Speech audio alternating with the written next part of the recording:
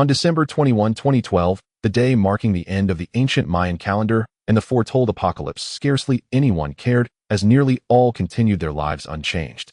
At 5:55 a.m. Beijing time in Shaanxi Zhigua, at a private coal mine, 15 laboring miners were diligently extracting coal. Unbeknownst to them, Pandora's box was about to be unleashed by their own hands. As a miner's pickaxe struck the mine wall, a crisp ding resonated, and a thin layer of coal crumbled to the ground, the tool landing upon a dull, yellowish mineral. "Come and see what is this," one miner inquired, while another replied, "It appears to be amber, yet its color is not as deep as expected." With intermittent crackling sounds, as the miners conversed in hushed tones, examining the fragmented mineral, fissures began to proliferate along its surface. Suddenly, a sharp cracking echoed as objects shattered, followed by a torrent of air bursting through the mine, anguished cries mingling with the thuds of falling debris, until within seconds the entire mine collapsed. It turned out that the mysterious mineral was not solid. Within it, an unknown gas had been compressed by mysterious means. The impact of the pickaxe had damaged its integrity, much like a pressure cooker releasing its valve, causing the gas to spew out with such force that it pierced the bodies of several miners like arrows.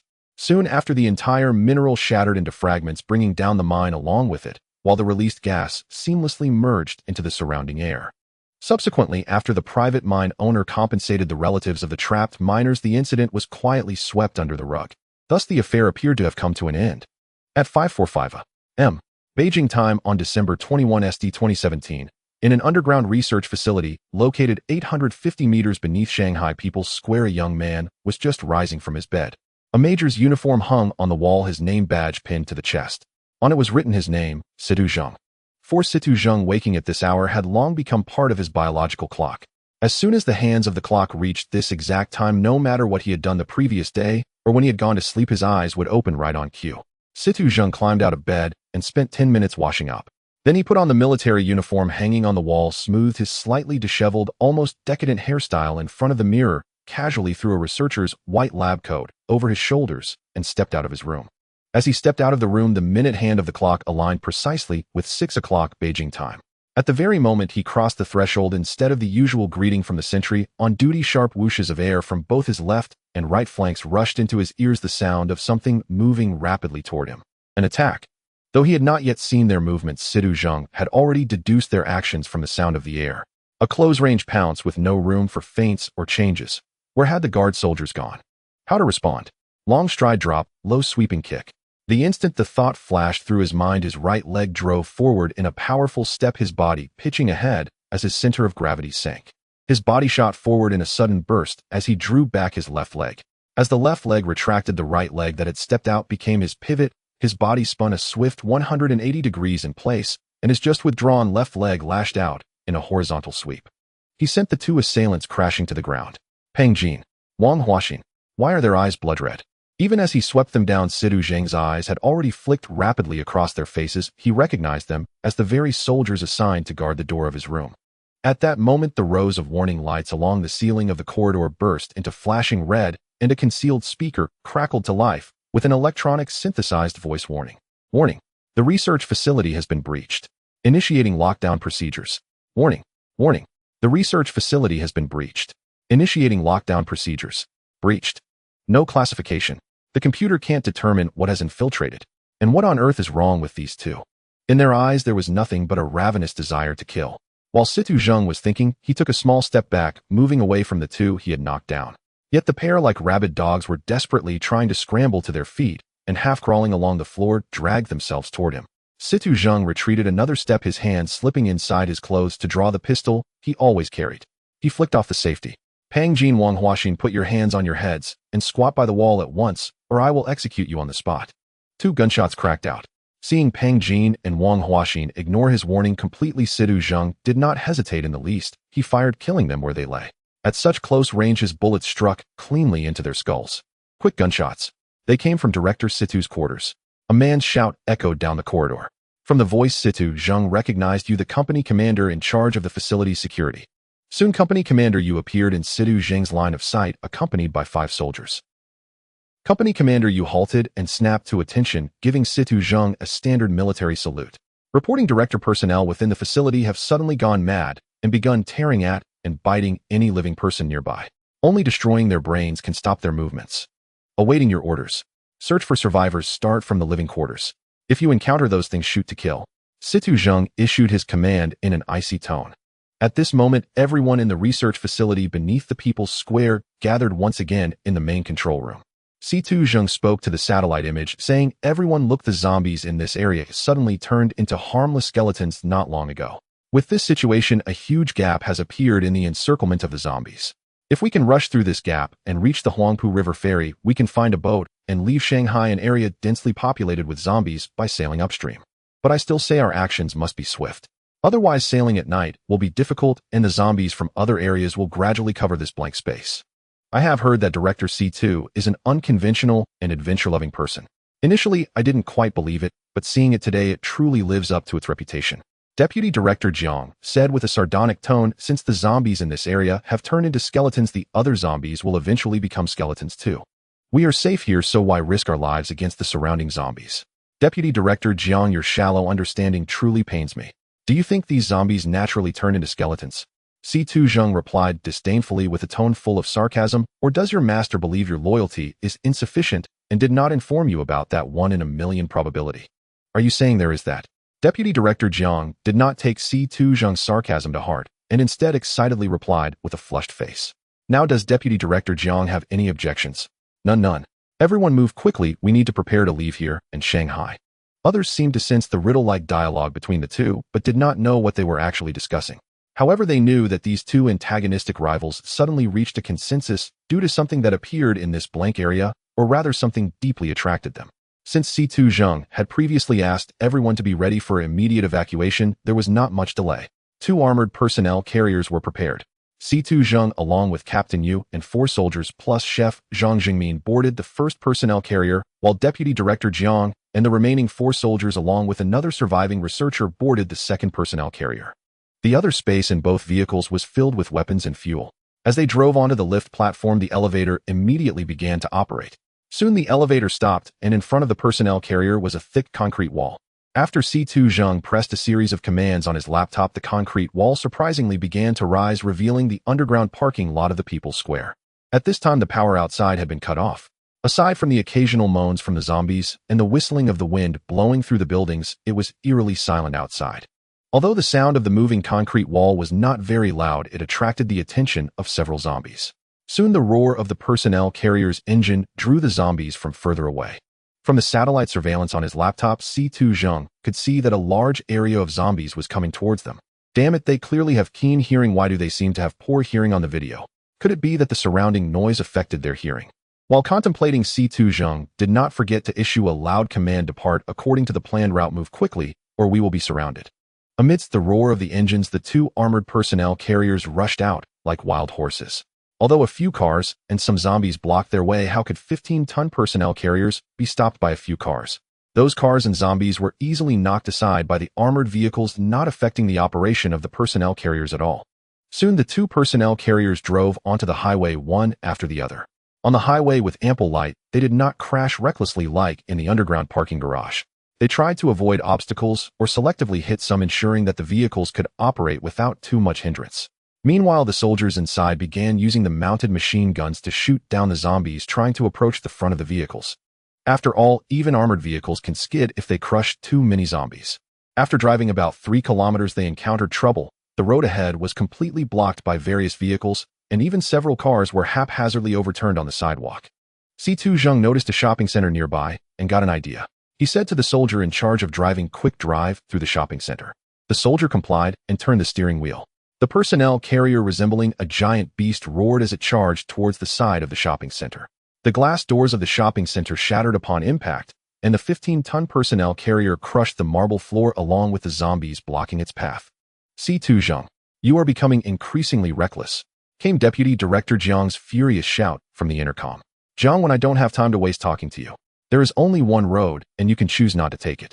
At this moment, C2 Zheng put away his amiable demeanor, carefully observing the satellite image on his laptop, contemplating a viable route, and replied without turning back. Sitting in the second personnel carrier, Jiang was momentarily stunned by this retort. In this brief time, the personnel carrier C2 Zheng was in had already crashed out from the other side of the shopping center, and Jiang realized he was about to lose them. He quickly shouted to the soldier, driving, "Hurry, catch up with them." In a frenzied rush under C2 Zheng's command, the personnel carrier even forcibly broke through two walls, crushing greenery and knocking down countless trees, yet it still had to come to a stop. The road was completely blocked by countless cars, leaving no space to squeeze through. The surrounding buildings were all tall concrete structures, and the personnel carrier was unlikely to crash through such walls. Fortunately, they were not far from the blank area of the zombies, and the originally dense zombies gradually dispersed as they found other spaces to move. Bring the weaponry and materials. We will go on foot, C2 Zheng decisively ordered. Upon hearing C2 Zheng's command, the people in the first vehicle immediately became busy quickly grabbing their gear to disembark. The people in the second vehicle turned their attention to Zheng 1, and this small team of 13 had subtly divided into two factions.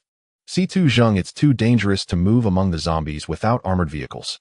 Then you stay in the vehicle and watch the zombies, C2 Zheng replied, putting down the intercom and turning to Captain Yu. Let's go. Damn, we are getting out of the vehicle too. The two groups disembarked one after the other. C2 Zheng seemed to have calculated that Jiang Wen would definitely follow, so he did not immediately leave with Captain Yu and the others. After Jiang Wen got out of the vehicle, he quickly joined C2 Zheng's group. Although their opinions were not unified, this was not the time for division. The 13 of them formed a small circle. Those without combat experience, including C2 Zheng, held handguns, while carrying important research materials and a large quantity of ammunition in the middle, with 5 soldiers leading the way in front and 2 on each side and behind.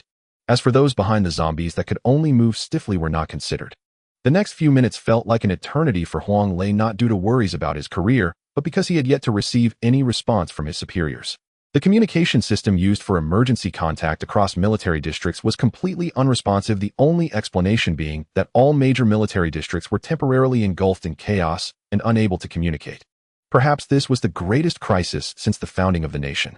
Just as he was pondering this, his specially made satellite phone suddenly connected, and a familiar yet authoritative voice came through. This is Ouyang Zhenghua. The situation is urgent. Colonel Huang Lei, immediately report your unit's combat losses. It's actually the chairman of the military commission, Ouyang Zhenghua. Huang Lei, who initially thought it was impressive to contact the military district commander, was startled, but he did not pause in his speech, quickly responding, report chairman, my unit has suffered 2/3 casualties, but the main command system remains unaffected, and there has been no loss of equipment. We still maintain half our combat power. I am now assigning you a special mission. Lead your troops to Shanghai immediately. Yes, I will ensure the mission is accomplished. At this moment, 9 soldiers were protecting a young man aged around 27 or 28 as they sprinted down a corridor 850 meters underground in Shanghai People's Square. Rows of warning lights above them flashed, emitting piercing red lights, while a mechanical electronic synthesized voice incessantly echoed in their ears, warning. Warning. The Research Institute has been breached. Initiate lockdown procedures. Warning. Warning. The Research Institute has been breached. Initiate lockdown procedures. Suddenly, a figure in a white lab coat emerged from around the corner, but the blood-red eyes he possessed sent chills down their spines. Without a moment's hesitation, the lead soldier raised his machine gun and fired a precise shot, instantly exploding the head of the researcher, who collapsed limply. 92. Despite appearing breathless, the young man, protected by the soldiers, still managed to spit out this number. Hearing this number, the surrounding soldiers felt a sharp pang in their hearts. The Underground Research Institute, which had originally housed 145 people, including 15 researchers, 30 other personnel, and 100 guard soldiers, had now lost another survivor. Despite this, their actions showed no signs of slowing down as they quickly entered one room after another. With several gunshots, the number became 126. The only consolation was that the team's numbers had increased to 13. Director Situ, the living quarters have been completely searched. All right, you all take 3 people to the control room, you take the others to the armory, and make sure to gather sufficient weapons. We need to leave Shanghai within 10 hours. Yes. After selecting 3 soldiers, he immediately led the remaining personnel down another corridor.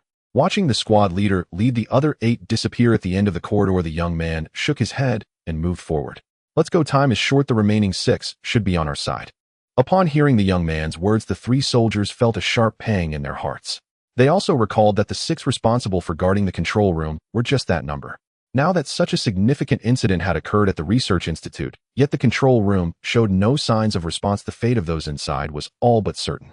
A group of 4 arrived at the control room door, and 2 soldiers took positions on either side, fingers poised on the triggers.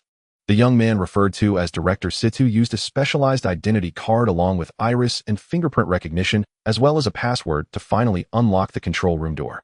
As the control room door slowly opened, one soldier quickly slipped inside, ready to shoot. However, the scene inside left them frozen in place.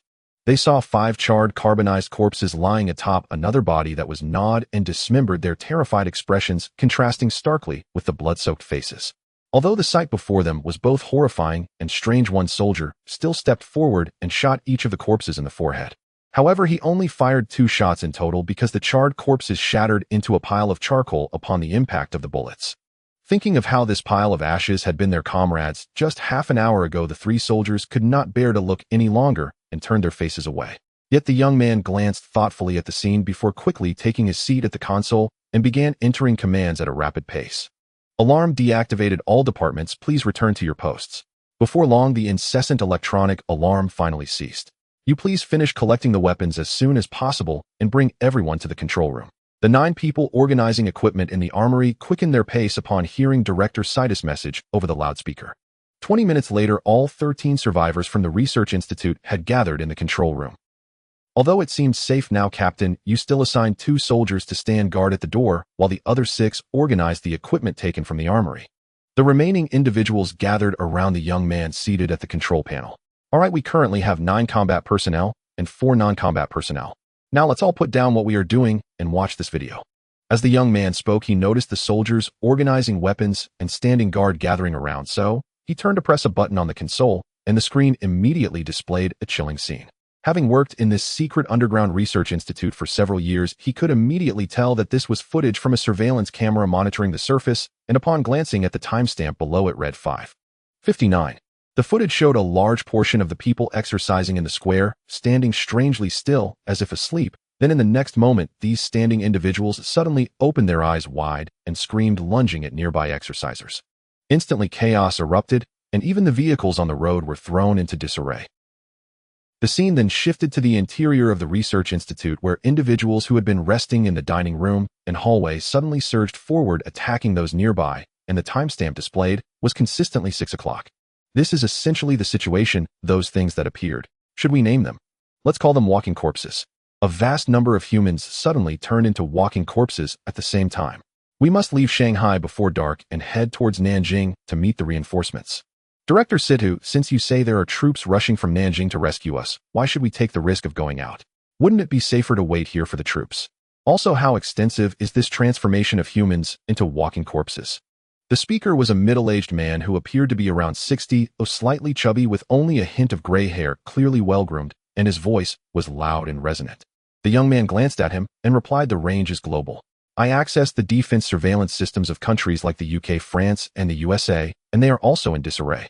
Moreover, the number of humans who have turned into walking corpses is estimated to account for about 90 of the global population, and those bitten by the walking corpses will also transform. Shanghai's resident population exceeds 20 million. I don't believe the troops can reach the city center to save us. As for why we need to leave before dark, the reason is simple. The power supply from the power plant will only last for a maximum of 2 hours without staff, meaning that once night falls we will lose all illumination. Even though the Underground Research Institute can operate without any external support for 3 months, what happens after 3 months? I do not want to suffocate down here. What about you, Deputy Director Jiang? The young man deliberately emphasized the word deputy. Situ Zheng, do not be too overbearing.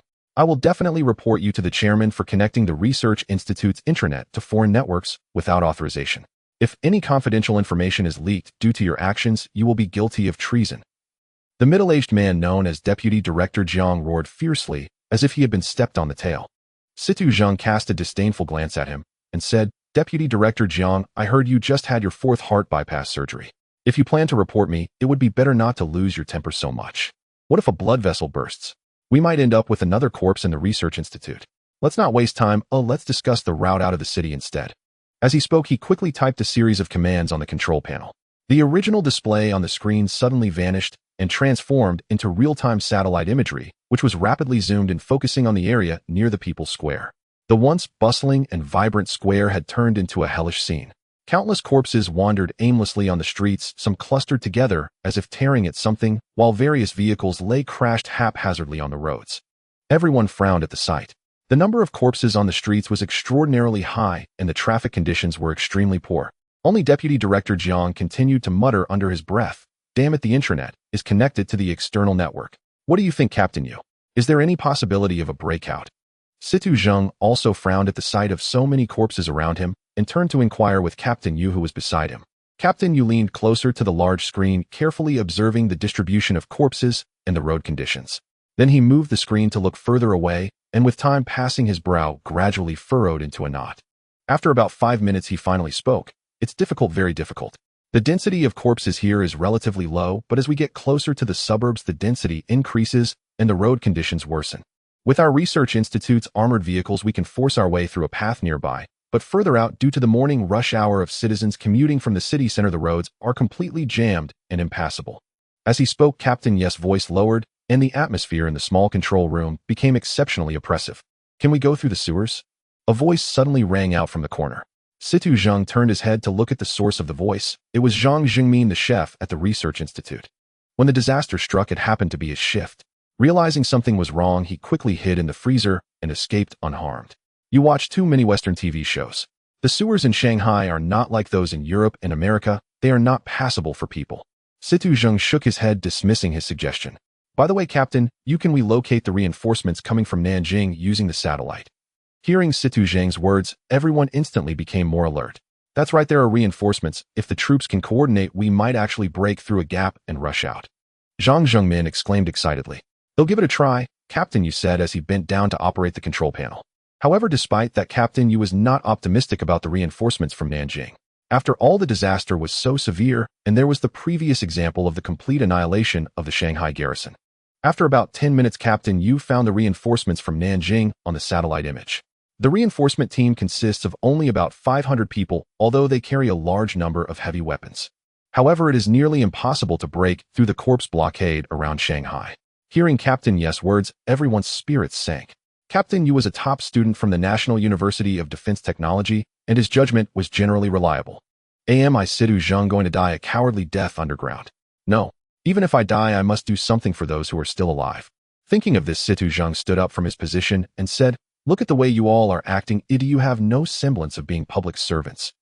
Don't you understand the importance of our research institute? Besides, if the resources within the institute are used sparingly, they could last for a year or a year and a half. By then, the country might have the capability to counterattack. The country will not abandon us. What we need to do now is to organize everything waiting for rescue and relocation. Everyone get moving. Gather the research materials, ammunition, and weapons, and prepare for immediate evacuation. After sending everyone away, Situ Zheng returned to the control panel and quickly began watching video recordings from various locations, noting down every detail he observed. He knew these might save his life in a critical moment, and even if he was destined to die in the research institute, he wanted to do something for those who were still alive. It seems the corpse's mobility is not high, perhaps due to their stiff joints. They can only walk. Their vision seems poor, and their hearing isn't great. Do they locate targets by smell? Why do they attack humans? Is it merely an instinct to feed? It seems that older or very young individuals are more likely to turn into corpses. Could it be due to their lower resistance? Only head injuries can be fatal. Or should I say only destroying the brain can be lethal. Even if the spine is broken, the head still retains vitality. What a terrifying vitality. Those killed by corpses also turn into corpses. Is it because they die and become corpses, or is it due to being injured by the corpses? And then, thinking of this, Situ Zheng turned his head to look at the corner of the control room at the corpse and the pile of ashes. At this moment, the image displayed on the screen was precisely that of the control room at the time. The 5 people in the control room suddenly turned into corpses and attacked the 6th person, and then these 6 left the monitoring range. What exactly happened among these 6? No, more accurately, what happened to the 6th person who did not turn into a corpse? Could it be that? If that's the case, it would be a great pity. What is this? As Situ Zheng pondered, an astonishing scene appeared on the satellite image. A large area of corpses had vanished. Everyone come to the control room. Situ Zheng couldn't help but feel excited. His keen instincts told him this might be his only chance for survival. In an orphanage near the Bund in Shanghai, a middle-aged woman, slightly plump and around 40 years old, cradled a little girl of about 6 in her arms. Although the girl had tears in her eyes, she whispered, "You don't be afraid. Everything will be all right." The little girl looked up at her with bright, shining eyes, raised her hand to gently wipe away the tears at the corners of her eyes, and said, "Aunt Lu, don't cry. You isn't afraid. Help will come soon." Aunt Lu could only muster a bitter smile. Yu's parents had abandoned her at the hospital, and according to the nurses, she was born in February, hence everyone at the orphanage called her Yu. Yu was quite an eccentric child in the orphanage. Despite this, everyone loved her. The reason for her eccentricity was that her intellect seemed far too mature for her age. While other children played and laughed, she would quietly read and write by herself, never causing trouble like other kids. Instead, she helped the caregivers with the younger children. This made everyone both pity and adore her. Just like now, the person who wanted to comfort her ended up being comforted by this little girl. Aunt Lou couldn't help but recall the recent nightmare-like scene. She had been busy in the kitchen with Ariue, who was helping her prepare breakfast, when suddenly screams of terror echoed from outside the door. Hearing the screams, she opened the door to look outside, only to see another caregiver from the orphanage being knocked to the ground by several children, who then pounced on her, biting and tearing at her, blood flying everywhere. In her panic, she accidentally bumped into a plate on the table, and the sound of it shattering on the floor caught the attention of those children. They looked up at her with their small blood-red eyes, and then got up to approach her. She felt a chill run through her body, completely devoid of strength. At that moment, Ariu pulled at her and said, "Aunt, run." Finally regaining her senses, she grabbed Ariu and hid in the storeroom, locking the door tightly behind them. As she thought of this, she couldn't help but glance at the little girl in her arms. They had been hiding here for some time. Due to the rush of entering and having taken off her watch while cooking, she had lost track of time. In such a situation, the concept of time had completely slipped away. Although the screams at the door had ceased quickly, the ensuing silence was unsettling. Just then, the fluorescent lights in the storeroom suddenly went out, plunging the space into darkness. Aunt Liu's hard-won calmness turned to anxiety. She held Ariu tighter with one arm, while with the other she groped in the dark for the switch. She pressed it, but there was no response. Aunt Lu became increasingly anxious, pressing the switch repeatedly with growing force until she was almost pounding on the wall and the switch. Suddenly, her other hand was grasped by a pair of soft little hands. "Aunt Lu, it's okay. It's just a power outage. It will be all right." Aunt Lu finally calmed down, gently cradling the child's face with her hand and saying, "I'm sorry." Aunt was too anxious. "You're right, we will be fine." Just then, loud banging noises echoed from outside the storeroom door. The sounds created by Aunt Liu's desperate pounding had attracted the attention of those ghouls who gathered at the door and began to crash against it.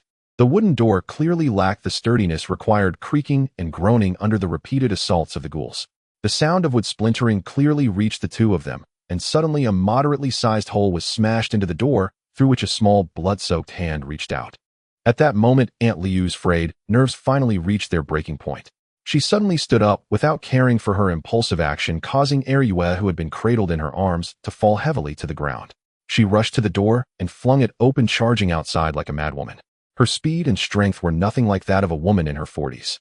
The ghouls at the door couldn't hold her back, but unfortunately the ghouls outside were not limited to those at the door. She hadn't run far before being surrounded by more ghouls and was brought down to the ground. As the ghouls began to gnaw at her, heart-wrenching screams erupted from her mouth until they gradually faded away. Ariu was suddenly jolted from being thrown hard to the ground, momentarily dazed. It wasn't until she heard Aunt Liu's scream that she came back to her senses. Clutching her sore shoulder, she remained silent, gently shifting her body in an attempt to hide in a darker corner. But contrary to her expectations, those ghouls seemed better suited to see in the dark. The ones that had failed to catch Aunt Lu now closed in on Ariu. The storeroom was small, and soon Ariu was pushed into a corner by those ghouls with no way to retreat behind her. At that moment, she finally showed a childish side, curling up in the corner, hugging her head tightly, and crying out loud, "No, don't. Stay away. Daddy. Mommy." Yet Ariu's cries could not halt the advance of the ghouls. Instead, they provoked them, drawing more ghouls towards her position. "No." Just as the nearest ghoul opened its bloodied maw to bite Ariu, without warning, all the ghouls around her stopped moving, their flesh and skin peeling away into dust, and the entire ghoul collapsed into a pile of bones. Silence enveloped the surroundings with not a sound to be heard. The anticipated pain from being bitten did not come. Ariu slowly opened her slightly swollen, tear-stained eyes, staring blankly at the scattered bones around her. What just happened? Although unable to comprehend what had transpired, Ariu quickly stood up, avoiding the bones scattered on the ground, and ran towards the exit. At that moment, all she wanted was to escape this terrifying place. She dashed out of the orphanage where she had lived for nearly 6 years, and onto the street, only to find the road was strewn with scattered bones and bloodstains, just like inside the orphanage. What on earth happened to this world? Surely not everyone has turned to skeletons. What should I do? There must be others, there must be. Although Ariu had been perceptive since childhood, she was still just a child under 6. Loneliness and fear began to sprout from the depths of her heart. She now just wanted to find more people to feel a little bit of safety. She ran into the opposite house, but all she found were scattered bones, not a single living person. After searching 2 houses, she finally gave up and crouched down in a corner of the street, quietly crying. At this moment, everyone in the research facility beneath the People's Square gathered once again in the main control room. C2 Zheng spoke to the satellite image, saying, "Everyone look, the zombies in this area suddenly turned into harmless skeletons not long ago. With this situation, a huge gap has appeared in the encirclement of the zombies. If we can rush through this gap and reach the Huangpu River ferry, we can find a boat and leave Shanghai, an area densely populated with zombies, by sailing upstream. But I still say our actions must be swift. Otherwise, sailing at night will be difficult and the zombies from other areas will gradually cover this blank space." I have heard that Director C2 is an unconventional and adventure-loving person. Initially, I didn't quite believe it, but seeing it today, it truly lives up to its reputation. Deputy Director Jiang said with a sardonic tone, "Since the zombies in this area have turned into skeletons, the other zombies will eventually become skeletons too. We are safe here, so why risk our lives against the surrounding zombies?" Deputy Director Jiang, your shallow understanding truly pains me. Do you think these zombies naturally turn into skeletons?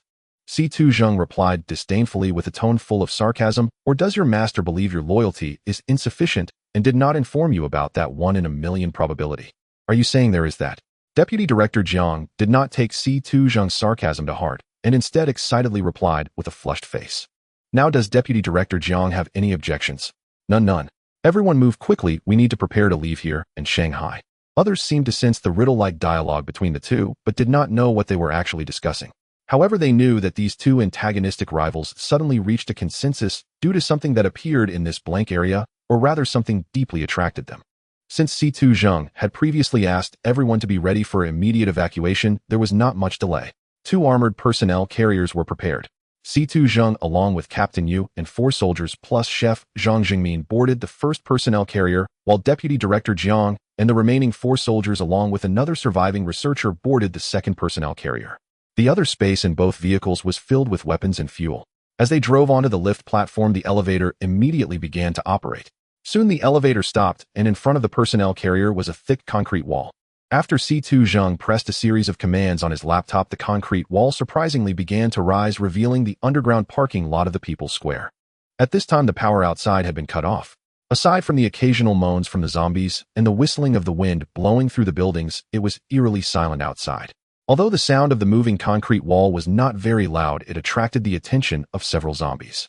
Soon the roar of the personnel carrier's engine drew the zombies from further away. From the satellite surveillance on his laptop, C2 Zheng could see that a large area of zombies was coming towards them. Damn it, they clearly have keen hearing. Why do they seem to have poor hearing on the video? Could it be that the surrounding noise affected their hearing? While contemplating, C2 Zheng did not forget to issue a loud command: "Depart according to the planned route, move quickly, or we will be surrounded."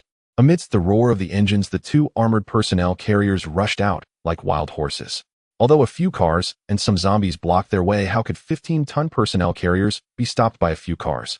Those cars and zombies were easily knocked aside by the armored vehicles, not affecting the operation of the personnel carriers at all. Soon the 2 personnel carriers drove onto the highway one after the other. On the highway with ample light, they did not crash recklessly like in the underground parking garage.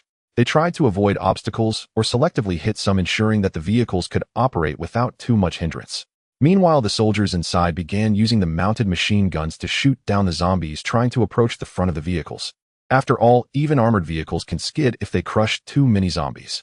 After driving about 3 kilometers, they encountered trouble. The road ahead was completely blocked by various vehicles, and even several cars were haphazardly overturned on the sidewalk. C2 Zheng noticed a shopping center nearby and got an idea. He said to the soldier in charge of driving, "Quick, drive through the shopping center." The soldier complied and turned the steering wheel. The personnel carrier, resembling a giant beast, roared as it charged towards the side of the shopping center. The glass doors of the shopping center shattered upon impact, and the 15-ton personnel carrier crushed the marble floor along with the zombies blocking its path. "C2 Zheng, you are becoming increasingly reckless," came Deputy Director Jiang's furious shout from the intercom. "Jiang, when I don't have time to waste talking to you. There is only one road, and you can choose not to take it." At this moment, C2 Zheng put away his amiable demeanor, carefully observing the satellite image on his laptop, contemplating a viable route, and replied without turning back. Sitting in the second personnel carrier, Jiang was momentarily stunned by this retort. In this brief time, the personnel carrier C2 Zheng was in had already crashed out from the other side of the shopping center, and Jiang realized he was about to lose them. He quickly shouted to the soldier driving, "Hurry, catch up with them." In a frenzied rush under C2 Zheng's command, the personnel carrier even forcibly broke through 2 walls, crushing greenery and knocking down countless trees, yet it still had to come to a stop. The road was completely blocked by countless cars, leaving no space to squeeze through. The surrounding buildings were all tall concrete structures, and the personnel carrier was unlikely to crash through such walls. Fortunately, they were not far from the blank area of the zombies, and the originally dense zombies gradually dispersed as they found other spaces to move. Bring the weaponry and materials. We will go on foot, C2 Zheng decisively ordered. Upon hearing C2 Zheng's command, the people in the first vehicle immediately became busy quickly grabbing their gear to disembark. The people in the second vehicle turned their attention to Zheng 1, and this small team of 13 had subtly divided into two factions. C2 Zheng, it's too dangerous to move among the zombies without armored vehicles. Then you stay in the vehicle and watch the zombies, C2 Zheng replied, putting down the intercom and turning to Captain Yu. Let's go. Damn, we are getting out of the vehicle too. The two groups disembarked one after the other. C2 Zheng seemed to have calculated that Jiang Wen would definitely follow, so he did not immediately leave with Captain Yu and the others. After Jiang Wen got out of the vehicle, he quickly joined C2 Zheng's group. Although their opinions were not unified, this was not the time for division. The 13 of them formed a small circle. Those without combat experience, including C2 Zheng, held handguns, while carrying important research materials and a large quantity of ammunition in the middle, with 5 soldiers leading the way in front and 2 on each side and behind. As for those behind, the zombies that could only move stiffly were not considered. Sun Yi was originally just an ordinary shuttle bus driver, having driven for over 30 years at his workplace. His career showed no signs of improvement. It was only 2 years ago, after his daughter married the company's president, that his position was upgraded from a shuttle bus driver to a company salesperson. Yesterday, his daughter brought her 2-year-old son back to visit, and he took a few days off from work to stay home and accompany his family. At 6 a.m., he was washing up in the bathroom when a sudden loud knocking at the door startled him. Before he could gather his thoughts, the bathroom door was burst open and his daughter and wife rushed in with red eyes. At that moment, his mind went blank. When he regained his composure, he found his daughter's wife was impaled with black spikes nailed to the wall. Just as he was still in shock, the screams from outside drew his attention. He peeked out the window and saw the streets filled with people fleeing and others attacking them, biting at them from all directions. Sun Yi swore he had never encountered such a situation in his 54 years of life. He felt as if he were dreaming. As he stumbled back in fear, his hand accidentally brushed against a black spike that was embedded in his daughter's abdomen, blood coating the spike. His daughter was covered in dozens of such spikes, and her blood-red eyes, coupled with the 2 spikes protruding from her head, presented an indescribably eerie and terrifying sight. Frightened, he stepped back, but soon turned around and grasped the spike tightly, pulling it out with force, causing blood to splatter all over him. A bloodthirsty glint flickered in his eyes as he pulled out several more spikes before stopping. In the midst of his frantic efforts, a small figure crawled in. It was his 2-year-old grandson. His grandson opened his mouth wide, letting out strange cries as he climbed desperately towards him. Hearing that sound and seeing his grandson's appearance left Sun Yi stunned, and a cruel smile unexpectedly crept across his lips. He raised his foot and stomped down hard on his grandson's head, continuing until the small body was crushed into a bloody pulp only. Then did he gasp for breath, finally stopping. Then he did something utterly unexpected. He walked into the bathroom, turned on the shower head, fully clothed, allowing the water to wash away the blood on him. Ha ha ha. This world is actually quite wonderful. Sun Yi suddenly burst into mad laughter while rinsing off in the shower. The water, tainted with traces of blood, flowed into the drain, while the blood-soaked bathroom floor, just a wall away, also slowly drained away. After about an hour, Sun Yi stepped out of his home, now dressed in a new set of clothes. He carried a large bundle on his back with several spikes protruding from it. Sun Yi had studied these spikes for quite a while, but could not determine their origin. The material was something he had never seen before. Pitch black, without any sheen, harder than steel, and despite using all his strength, he could not break it, yet it was as light as plastic. Most importantly, it was extremely sharp, easily piercing through cement walls with little effort. Ever since becoming a company salesperson, Sun Yi's work had been smooth sailing. After all, in this world where personal relationships overshadowed professional skills, being the father-in-law of the company president meant that all the staff would show him plenty of respect. He no longer had to struggle like he used to, spending most of his time sitting in the office, surfing the web, playing mahjong, and watching movies. It must be said that Sun Yi was quite lucky. As he stepped out into the corridor, he did not encounter any zombies. Clearly the people here were either at work or locked inside their homes. He then arrived at the elevator and pressed the down button, thinking to himself that it wasn't an earthquake or a fire, and climbing the stairs for several floors would be exhausting. With a ding, the elevator stopped and the doors slowly opened. Inside, a figure dressed as a janitor was repeatedly banging against the elevator walls, having smeared the once shiny interior with blood. As if hearing the elevator doors open, the zombie turned to look at Sun Yi, and then lunged at him, mouth open, ready to bite. Sun Yi gripped the spike tightly in his hands, and thrust it towards the zombie's head. With a soft thud, the spike pierced through the zombie's skull, and it instantly collapsed motionless. Sun-E triumphantly pulled out the spike, shaking off the blood and brain matter stuck to it, pressed the button for the first floor, and the elevator doors slowly closed before beginning to descend. When the elevator reached the 7th floor, it suddenly made a loud bang, shaking violently before coming to a halt. At the same time, the lights and exhaust fan inside the elevator stopped working. Sun-E, standing in the elevator, was thrown to the ground by the sudden stop and the inertia. As he clumsily got back up, he noticed that his newly changed clothes were now stained with blood again. Damn it, why did the power have to go out? Sun-E cursed while kicking the motionless zombie on the floor. When he tried to wipe his hands clean, he found they were also covered in blood, slippery and sticky, which felt unpleasant. He helplessly scrubbed his hands against his pants until they were finally clean. Given the situation, waiting for power to be restored or for someone to come to his rescue seemed unrealistic. Sun-E regretted why he had chosen the convenience of the elevator. Now trapped in the dark elevator, he had to find a way to save himself. He first pulled out a flashlight from his backpack, and the dim elevator finally lit up. Then he picked up the spike that had fallen to the ground and wedged it into the gap of the elevator door, prying it open with force. Surprisingly, it opened without much effort, but unfortunately the opening faced a wall. Left with no other choice, Sun-E turned his attention to the ceiling of the elevator. Years of hard work as a driver had kept his body relatively strong, and he was not overweight. Using the sharp spike in his hand, he stabbed and poked until he brought down the exhaust fan above him. Since the power was out, he was not afraid of electrocution. He grabbed the severed wires of the exhaust fan, and using the iron framework designed for support in the elevator, he finally climbed onto the top of the elevator. Shining the flashlight around, he easily spotted the outer elevator door. Although it was still a bit far, it was within reach. Not too bad of luck, Sun-E thought to himself. He then bit down on the flashlight and used the spike to pry open the outer elevator door. Hearing no movement or growling from zombies in the corridor, he observed the light in the hallway, first tossing his backpack up before using all his strength to climb out. However, this time he was not so lucky. As he finally managed to climb up and peek out of the elevator door to look around, a massive skull suddenly came into view. The pale gray skull with hollow black eyes was directly facing him. Startled, Sun-E lost his grip and fell down, letting out a painful yelp. After a while, he finally managed to climb back up. He angrily kicked the terrifying skull far away from him. He then discovered several more skeletons in the hallway. Confused, he walked down to the first floor, and the originally bustling street was now eerily silent, with the scattered zombies having all turned into skeletons lying on the ground. Damn, am I really the only one left alive in this world? Sun-E couldn't help but curse. Solitude seemed to be more terrifying than fear itself. With a burden on his back and a sharp spike in his right hand, Sun-E wandered aimlessly down the street. Usually he spent his time at work playing mahjong online, watching movies, and reading novels. He would watch the protagonists in disaster films emerge as the focal point due to their luck, which made him restless even though his colleagues treated him politely on the surface. The rumors behind his back, however, were inevitable.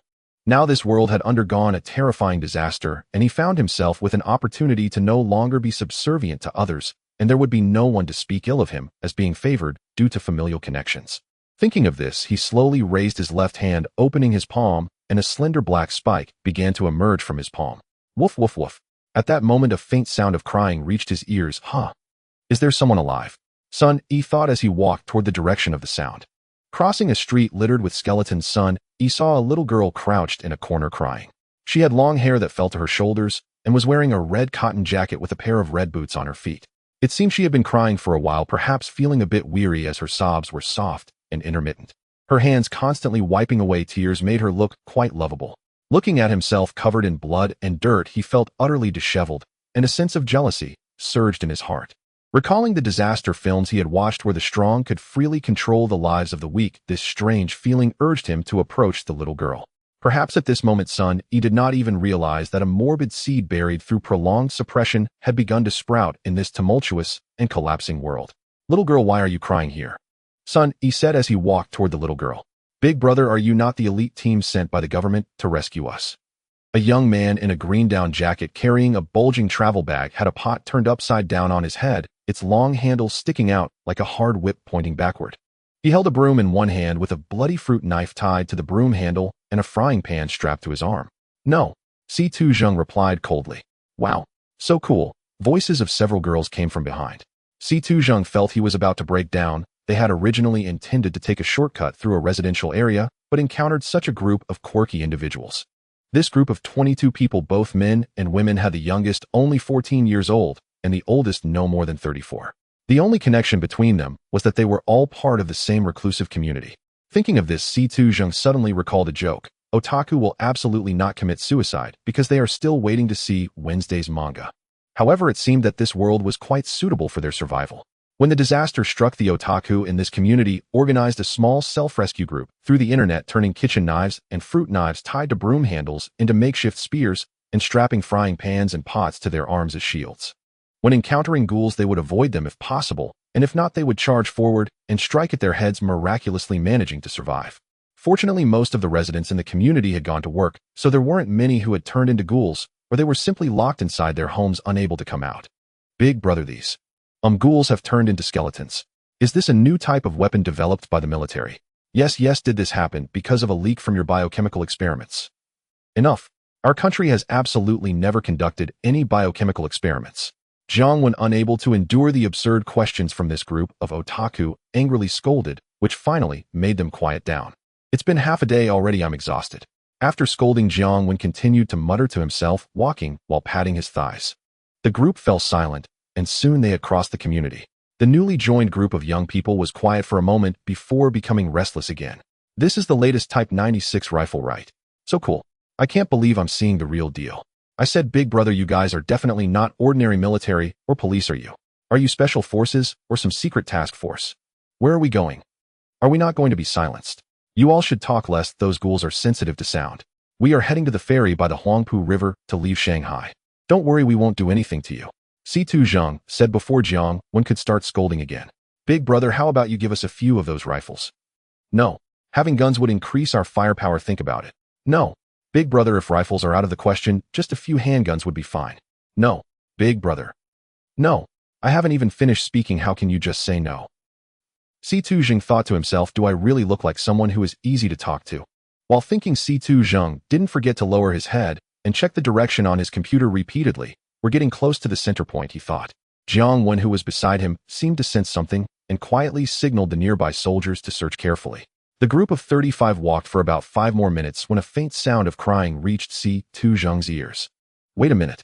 Hearing the crying, Si-Tu Zheng decisively called for a stop, and the others looked at him. You all listen, there's crying. Upon hearing this, the others immediately quieted down and perked up their ears to listen closely. Indeed, the sound is coming from that direction. Squad leader, you immediately deduced the source of the sound from the faint crying pointing to the right. Let's go check it out. With that, Si-Tu Zheng led the way toward the source of the sound. Yes, who knows, we might find other survivors. Originally feeling weak and tired, Jiang Wen suddenly regained his energy and jogged a few steps to catch up with Si-Tu Zheng, even surpassing him slightly. It should be just ahead. I hope it's not another false alarm. Those civilians are utterly useless, just a bunch of burdens, so I hope they don't drag us down. If we find that person, how should we win them over? Jiang Wen thought quickly as he walked, completely unaware that he had already moved to the front of the group. Perhaps at this moment he no longer cared about Si-Tu Zheng's identity. Turning the corner, Jiang Wen finally spotted his target from a distance, a middle-aged man wearing a dark green jacket stained with oil and blood, carrying a large burden with several black rods protruding from it and holding one in his hand. Yet he chose to ignore the little girl in the red cotton jacket who was sitting on the ground before him. With a look of delight, Jiang Wen dashed forward in quick strides. In February, she wept aloud, venting the pent-up emotions within her. This moment was the most indulgent she had ever experienced since she became aware of the world. In this bizarre, desolate realm, she shed all her disguises and burdens. Since she became aware, she felt different from other children. Gifted with precocious wisdom, her perceptiveness surpassed that of her peers. She could discern the duplicity in people's words and actions, while ordinary children would see only kindness in others, as she, however, understood the malice that lay beneath. She had never had the chance to experience the carefree joy of childhood. The pain she had endured since becoming aware was constant, yet she could not confide in anyone, making her inner torment all the more unbearable. Moreover, how many of the caretakers in the orphanage truly cared for these unfortunate children? Even at such a young age, she had to wrap and hide herself in layers. February did not know how long she had been crying, but she was exhausted and even felt a bit hungry. Her suppressed emotions had found some release, and thus her sobs gradually quieted. As she gradually stopped crying and once more concealed her fragile side, she heard a man's voice nearby. Little girl, what are you crying about here? She looked up in the direction of the voice and saw a middle-aged man of average build appearing to be in his 50s. His face looked rather gaunt with sunken cheeks and eyes, though his complexion was relatively healthy. He wore a dark green jacket stained with dark blood and grease, and his trousers were also smeared with dirt. A pair of leather shoes had lost all semblance of their original appearance. His left hand supported his chin, while his right casually held a black spike. On his back, he carried a large bundle from which several spikes protruded. His hair, though somewhat gray, was thick and appeared like a cap atop his head. Lowering his head, he revealed a friendly smile as he said, "Don't cry, uncle will take you to a safe place." If she were an ordinary child, she would have thought he was a friendly uncle. However, the unusually perceptive February sensed something different in his gaze, though she could not grasp what it meant, as she had never seen similar sentiments in the eyes of the adults at the orphanage. Affection, aversion, curiosity, and sympathy were all unlike this. Yet this peculiar feeling filled the sensitive February with intense revulsion and fear. She tried to appear natural and sought an opportunity to leave. But it seemed she had crouched for too long and her small legs had gone numb. When she attempted to move, her feet gave way and she fell back to the ground. Do not approach this person under any circumstances, February thought. However, the man before her was completely unaware that he had been labeled as dangerous, still smiling as he reached out his left hand, which had been propping up his chin. Perhaps he did not care about her opinion of him at all. Just then a sudden voice interrupted, "I didn't expect to encounter survivors here." February turned her head toward the source of the voice. She saw a man in his 60s, slightly plump, wearing a dark green military overcoat with a holster at his waist. His hands tightly gripped a briefcase, and the insignia on his shoulder displayed 2 stripes and a star indicating he was a civilian official. However, February could not discern the rank of the man. Out of the corner of her eye, she noticed the man who had given her a strong sense of danger visibly become respectful upon seeing the newcomer. Yet February's sense of crisis did not diminish, rather it intensified. The newcomer did not even acknowledge her existence. Although he was gradually approaching her, his gaze remained fixed on the man beside her, clearly valuing him greatly. "I am Jiang, when the honorary deputy director of the Shanghai branch of the Academy of Sciences, holding the rank of major in technical expertise. With the national upheaval coinciding with my business trip with colleagues, I have been searching for survivors while making my way to the outskirts of the city. I am Sun E, just an ordinary citizen. I am extremely grateful for Major Jiang's assistance during these troubled times, and if needed, I am willing to help in any way I can." Having driven for over 30 years and worked as a salesman for 2 years, Sun E was no fool. He readily grasped the implications of Jiang Wen's words and quickly agreed to accompany him. As for February, she had already been selectively ignored by the two. Just as they were conversing, Situ Zheng and others approached. Seeing the group of over 30 people, young and old, male and female soldiers and civilians, February felt somewhat reassured. Among them, besides Jiang Wen, there were 12 dressed in military uniforms. The others were likely the civilians Jiang Wen had referred to, dressed casually, yet armed with common household items. Each bore a bulging backpack. One person caught February's attention. He was the only one among them wearing clothing like Jiang Wen's. Furthermore, he stood in the center of the group, appearing more like the leader.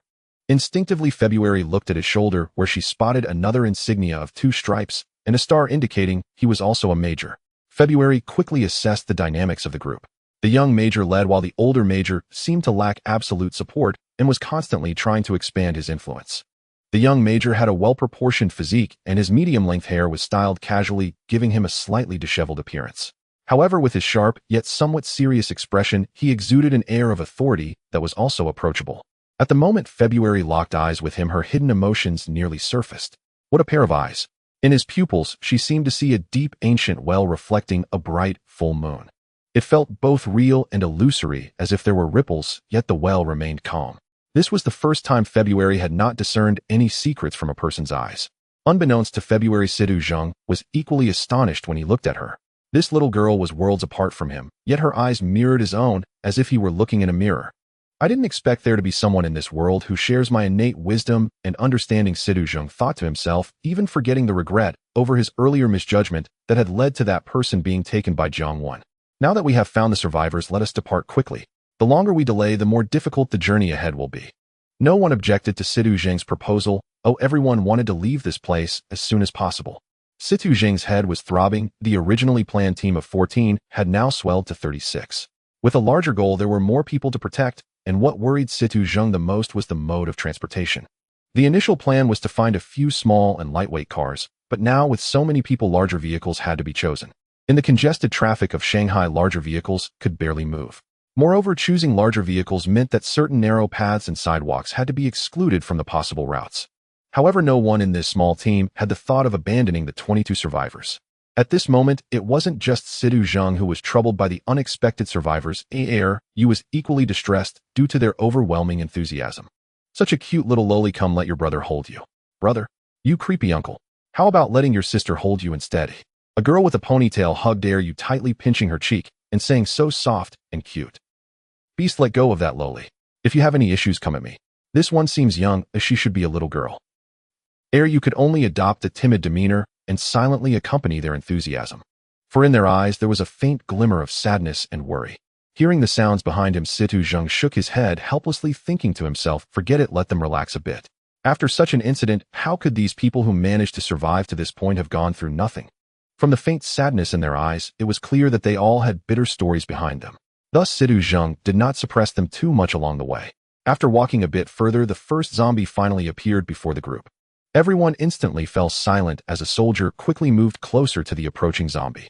He held a military dagger and easily sidled up to the zombie, stabbing through its temple into the brain, causing it to fall. On the way, Sidu Zheng had already informed them of the plan to minimize the use of firearms and rely on cold weapons. In the presence of numerous zombies, they would detour, while the fewer ones could be dealt with. From observation, it was clear that zombies did not communicate with each other. This method of advancement was far safer than driving. After all, the current road conditions in Shanghai were not suitable for driving. The two abandoned military armored vehicles served as the best cautionary tale. Little sister, no matter what you see, don't scream, all right? The ponytailed girl leaned close to Ryu's ear and whispered again, and be sure not to fall behind. Don't worry, sister, if you can't run, your brother will carry you. A tall youth with slightly dark skin said to Ryu. Thank you, big brother, and big sister. Ryu understands. Through previous interactions, aside from the soldier on guard, the others had introduced themselves. The girl with the ponytail was named Hu Meijuan, the tall one was Chen Chong, and the one with a pot on his head was Panny Mean. The youngest among them, apart from herself, was 14-year-old In Jinyu. Some others looked at her with visible disdain, so Ryu shrewdly kept her distance from them.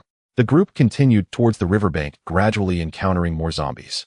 It must be said that those civilians were doing quite well. A few coordinated with one, attracting the zombies' attention, while the others rushed in to stab the zombies in the head. However, they were not merely killing zombies like the soldiers. They seemed to be venting their frustrations as the zombies that fell into their hands were left in tatters. Even the seemingly gentle Hu Meijuan coldly watched the actions of the boys, showing no signs of compassion in her eyes. It is worth noting that although Sidu Zheng and Jiang Wen did not allow civilians to possess firearms, they still distributed spare daggers and bayonets to several strong young men, and even Sun Yi contributed a few sharp spikes from his backpack. However, once they stepped out of the skeleton area, the zombies on the road began to become increasingly dense. Fortunately, Situ Zheng's laptop connected to a satellite, allowing them to avoid several waves of densely packed zombies through real-time monitoring. The group finally arrived safely at the Huangpu riverbank, where they could see the dock in the distance. Situ Zheng put away his laptop and said, the dock is about a kilometer ahead, but there are quite a few zombies in front. Everyone must remain quiet and use the vehicles parked by the roadside for cover to avoid drawing attention. In case of any emergencies, we will open fire to cover everyone and attract the zombies' attention. At that time, everyone should scatter and break through. Our goal is the nearest cruise ship, and even after boarding, we must not let our guard down, as there may also be zombies on the ship. The group nodded and began to act carefully, hiding behind parked cars as they moved past a few turning zombies. Zombies seemed to dislike water. There weren't many wandering zombies on the street near the riverbank. Occasionally, any zombies that approached Situ Zheng's group were easily eliminated. However, their good luck seemed to have run out. As they passed a large bus, a zombie suddenly poked its head out of the window and bit Chen Chong, who happened to walk by. Chen Chong's scream echoed far and wide, shattering the silence by the river, and the nearby wandering zombies instantly halted their movements, turning towards the direction of the scream. Damn it! Everyone couldn't help but curse in their hearts. Including the squad leader, 9 fully armed soldiers fired their machine guns, almost simultaneously clearing a path of life through the zombies that had not yet gathered. Run! At that moment, everyone no longer concealed their movements and rushed at full speed from behind the hiding vehicles towards the dock, several hundred meters away. Unfortunately, they had not run far when another person was knocked down by a zombie that suddenly pounced from a vehicle. Stay away from those cars. Be careful of zombies jumping out and hurting you, the squad leader shouted. Upon hearing his shout, everyone scrambled away from the nearby vehicles, as if avoiding snakes and scorpions, which only made the available running space even smaller. The soldiers' guns were like drops in the bucket against the continuously surging zombies from all directions. They could only shoot at the zombies directly in front of them, and worse, the accuracy of shooting while running declined, resulting in many zombies being shot down but not hitting their heads. The fallen zombies would then rise again and pounce on those running past. In the blink of an eye, 3 or 4 more people were knocked down by the zombies. It hurt so much. With a delicate cry, Zhang turned around to see that Yue, who had been following him, had been knocked to the ground by someone running up from behind. At the moment he turned to look, Jiang Wan and the others who had been running behind him had swiftly passed ahead. To make matters worse, Yue seemed to have twisted her ankle when she fell, making it difficult for her to get up. The team led by Captain Yu, clearing a path ahead, was too preoccupied with the gunfire to notice what was happening behind them. Grinding his teeth, Zhang tossed the computer he had been holding to the ground and quickly ran to Yue, lifting her into his arms before turning to dash towards the dock. What no one noticed was that as Zhang dropped the computer, he quickly pressed a hidden button on it, causing sparks and smoke to emerge as it hit the ground. In the blink of an eye, Zhang had created a gap of several meters between himself and the crowd, but worse still, many of the undead had squeezed through the openings. Adding to this, the undead that had previously fallen but not perished were now crawling towards Zhang, and the number of zombies before him suddenly exceeded 20. "Hold on tight to me," Zhang said to Yue in his arms. He suddenly shifted to cradle her with one arm, freeing his right hand to draw the handgun strapped to his waist, firing a few quick shots to take down several zombies at the riverbank as he sprinted towards it. As he neared the riverbank, his gun was out of bullets, but 2 zombies charged at them. Zhang smashed the jammed gun into one, causing it to stagger, then kicked the other zombie in the abdomen, knocking it to the ground. Finally reaching the riverbank, he propped himself up with his free right hand and leaped onto it, then began to run forward along the narrow path. At this moment, Captain Yu, hearing the gunfire from behind and sensing something was amiss, spotted Zhang leaping onto the riverbank. Zhang's situation was dire. While there were no zombies on the bank, their heads and arms could still reach his legs, and given the narrowness of the path, he couldn't run fast, especially while carrying a child. Without hesitation, Captain Yu signaled 2 soldiers to turn and shoot at the zombies near the riverbank, taking down numerous undead and drawing some of their attention, thereby significantly relieving the pressure on Zhang. However, with the support for Zhang, the firepower from the front was reduced by a third, allowing more zombies to slip past the fire and knock down several people. In a moment of desperation, Captain Yu disregarded everything else and hurled a grenade into the crowd of zombies. With a loud bang, a small area opened up in the front of the undead horde. Seeing that the captain had resorted to using a grenade without regard for the damage to the city's infrastructure, the other soldiers quickly followed suit and threw their grenades. In a series of explosions, the grenades cleared about a 15-meter safe zone. Many of the zombies near Zhang were also drawn towards the deafening blasts. Zhang, daring enough to take advantage of the distraction, jumped down from the riverbank, with Yue crouching low and sprinting swiftly along the bank, significantly increasing his speed. On the other side, under the dual cover of grenades and machine gun fire, the zombies couldn't stop the group's advance. However, the grenades carried by several soldiers were quickly depleted along the way, and soon Zhang had reunited with the others. Captain Yu cast a worried glance at Zhang, but seeing Yue in his arms, he said nothing more and signaled the soldiers to clear a path towards the nearest cruise ship. Since the disaster had struck early and this dock was the embarkation point for sightseeing cruises, there were not many zombies inside, mostly just staff members. Compared to the hordes outside, the resistance was much lighter, and soon the group boarded a sightseeing cruise ship named Pearl. Zhang Hongju and Lu Haibin stopped the zombies from boarding the ship. "The rest follow me to the cockpit." Captain Yu instructed the 2 soldiers to remain at the dock, while the others ran towards the cockpit. Zhang scanned the crowd and realized that the original group of 36 had now dwindled to just 24. 14-year-old Jinyu had been bitten on the arm by a zombie, and the dark, filthy blood had already stained his jacket red. Clearly, it wasn't only Zhang who noticed Jinyu's injury. A fellow survivor named Zhang Jianhua saw the wound on Jinyu's arm and instinctively backed away, loudly exclaiming, "Quick, be careful, this kid has been bitten by a zombie and will soon turn into one. Kill him, kill him." Upon hearing his shout, the already tense group instinctively distanced themselves from Jinyu, with several soldiers reflexively aiming their guns at him. Only one person stood in front of Jinyu, his face bearing a strong resemblance to him. It was his cousin Minjun. "Stop talking nonsense, this isn't a horror movie. Xiaoyu is just injured. Oh, once we bandage him, everything will be fine. Right, Xiaoyu?"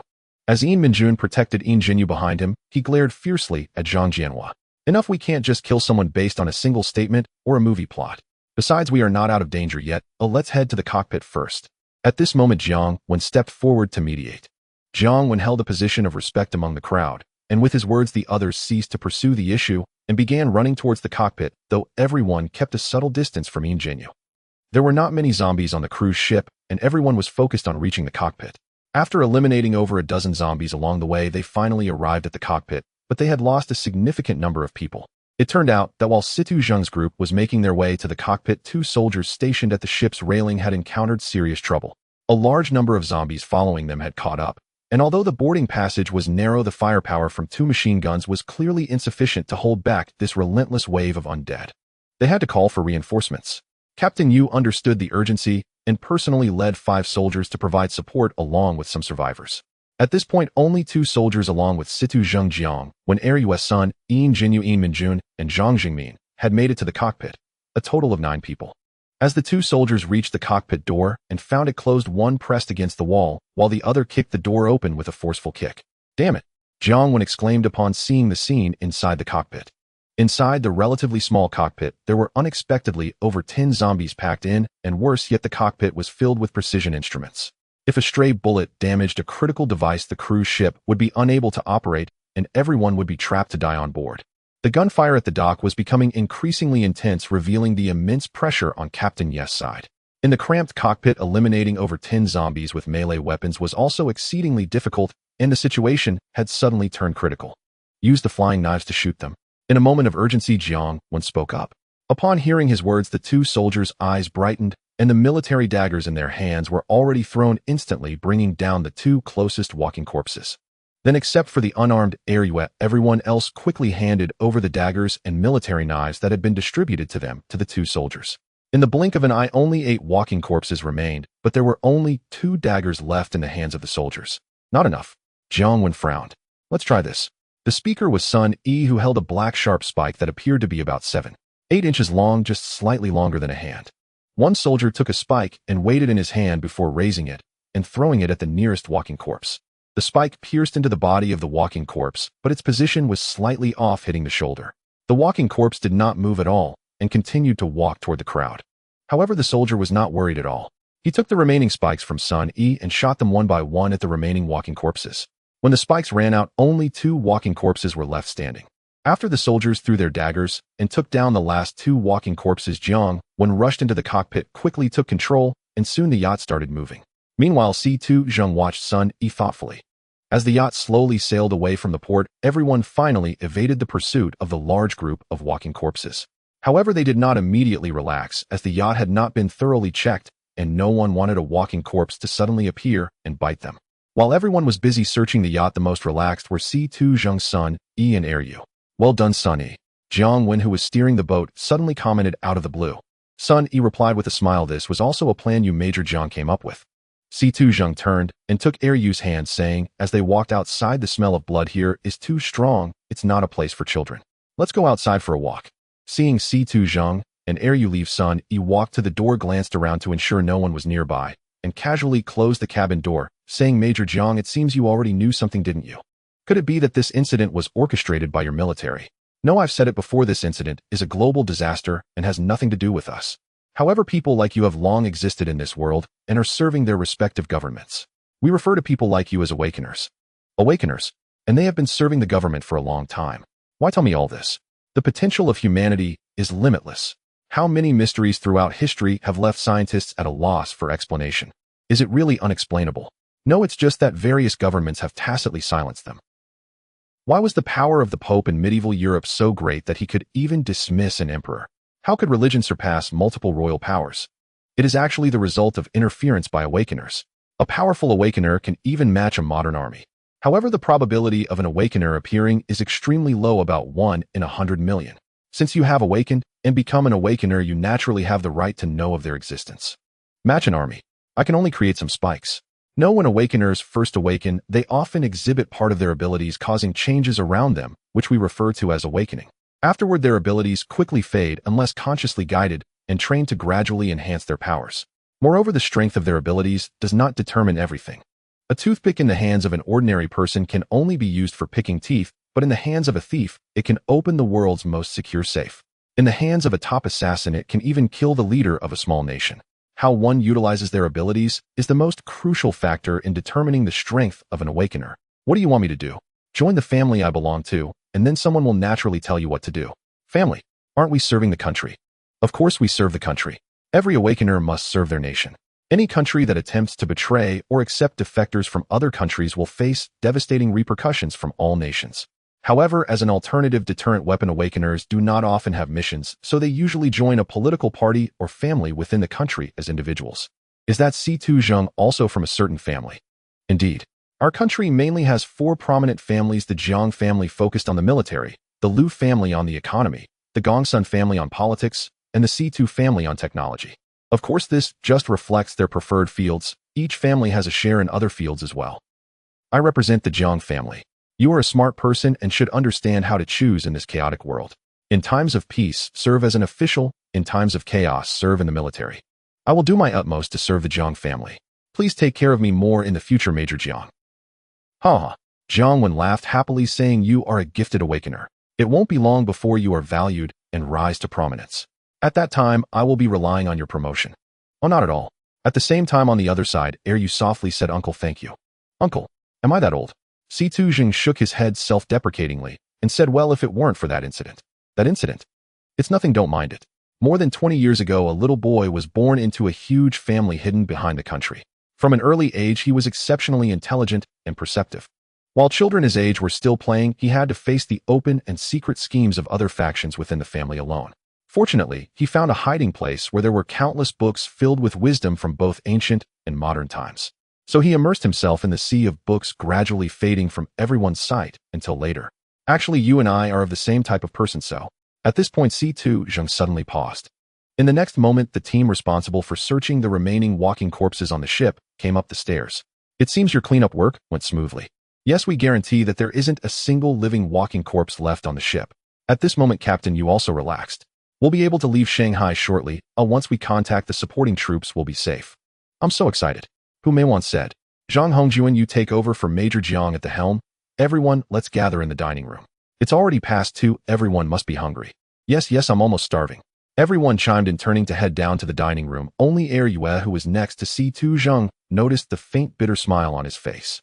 Everyone gathered in the dining hall having a bite to eat, their tense moods gradually easing. Thinking about the imminent reunion with the troops brought them considerable relief, and they began to chat casually, discussing their plans after joining the army. I'm afraid I have some bad news to share with you. We have temporarily lost contact with the reinforcements, C2 Zheng said slowly. What did you say? We can't reach the aiding troops. Has the mission declared a failure before it even begins? At this moment, Huang Lei was feeling extremely frustrated. After driving over 300 kilometers from Nanjing for more than 6 hours, they finally arrived in the suburbs of Shanghai, only to be told that the command center had lost contact with the mission objective, and now the entire army was required to rest in place. However, recalling the situation in Shanghai, Huang Lei couldn't help but feel a chill run down his spine. Leading a troop of 500 into a city teeming with over 20 million or even more walking corpses to rescue a few people. What are the station troops in Shanghai doing? They were completely wiped out without doing anything, said political commissar Liu Yifeng angrily. Old Liu, the central government has already stated that those who have turned into walking corpses are related to their physical condition and age. Shanghai is a city with a serious aging population. Naturally, more people turned into walking corpses, and considering Shanghai's significance, if it were to sneeze, the world's economy would catch a cold. Moreover, many countries have embassies and industries here. No nation dares to recklessly attack Shanghai, so the station troops naturally wouldn't be numerous, mainly focusing on internal responses to terrorist attacks. The combat effectiveness certainly cannot be compared to the main battle troops. If it weren't for our real combat training today, the losses would certainly be even greater. Thus, although the complete annihilation of the Shanghai garrison was unexpected, it was also within reason. But what do we do now? If the walking corpses in the city charge over our small number of people, won't be able to hold them off, Huang Lei said with concern. No matter what, since the order is to rest in place, we cannot move an inch. Even if the walking corpses charge out from the city, we must stick firmly here. Liu Yifeng took a puff from his cigarette, then threw the butt on the ground and stomped it out. Let the soldiers eat and rest in batches. Everyone is tired after the journey. Half an hour later, on this small hill, the temporary camp of the troops was arranged as tightly as a steel drum. The trenches and shelters were laid out in an orderly manner, and the machine guns and mortars were positioned like a textbook at various key points of the defense line. Commander, the sentry reports that there are about 100 walking corpses approaching our position, likely wandered out from the city. Please give instructions.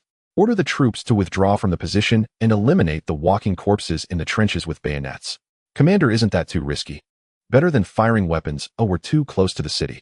If gunfire attracts the walking corpses from the city, the troops will be in even greater danger. But old Liu, have you noticed that these creatures seem to be a bit more agile than before? That shouldn't be the case, they died long ago. Have you ever seen a dead person that can walk and bite? I hope it's just my illusion. Soon the battle ended, but rather than a battle it felt more like a massacre. Over 100 walking corpses fell into the dug trenches, easily pierced through the skulls by the soldiers guarding the trench with bayonets. After this, the troops used this method to eliminate over 500 wandering corpses.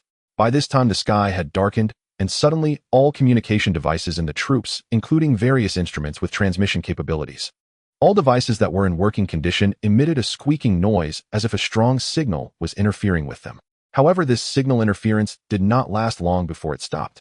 Then the voice of the chairman echoed from all devices.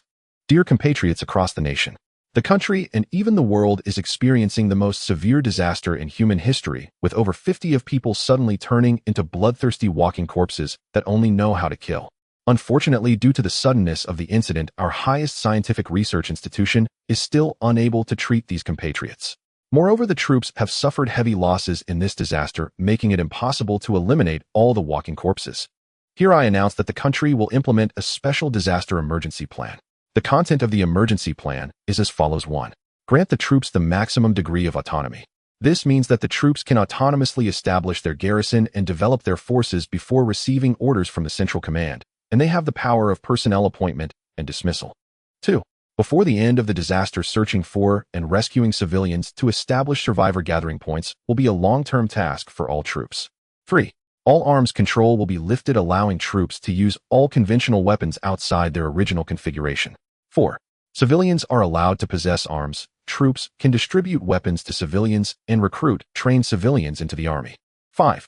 Call on civilians to help themselves and each other.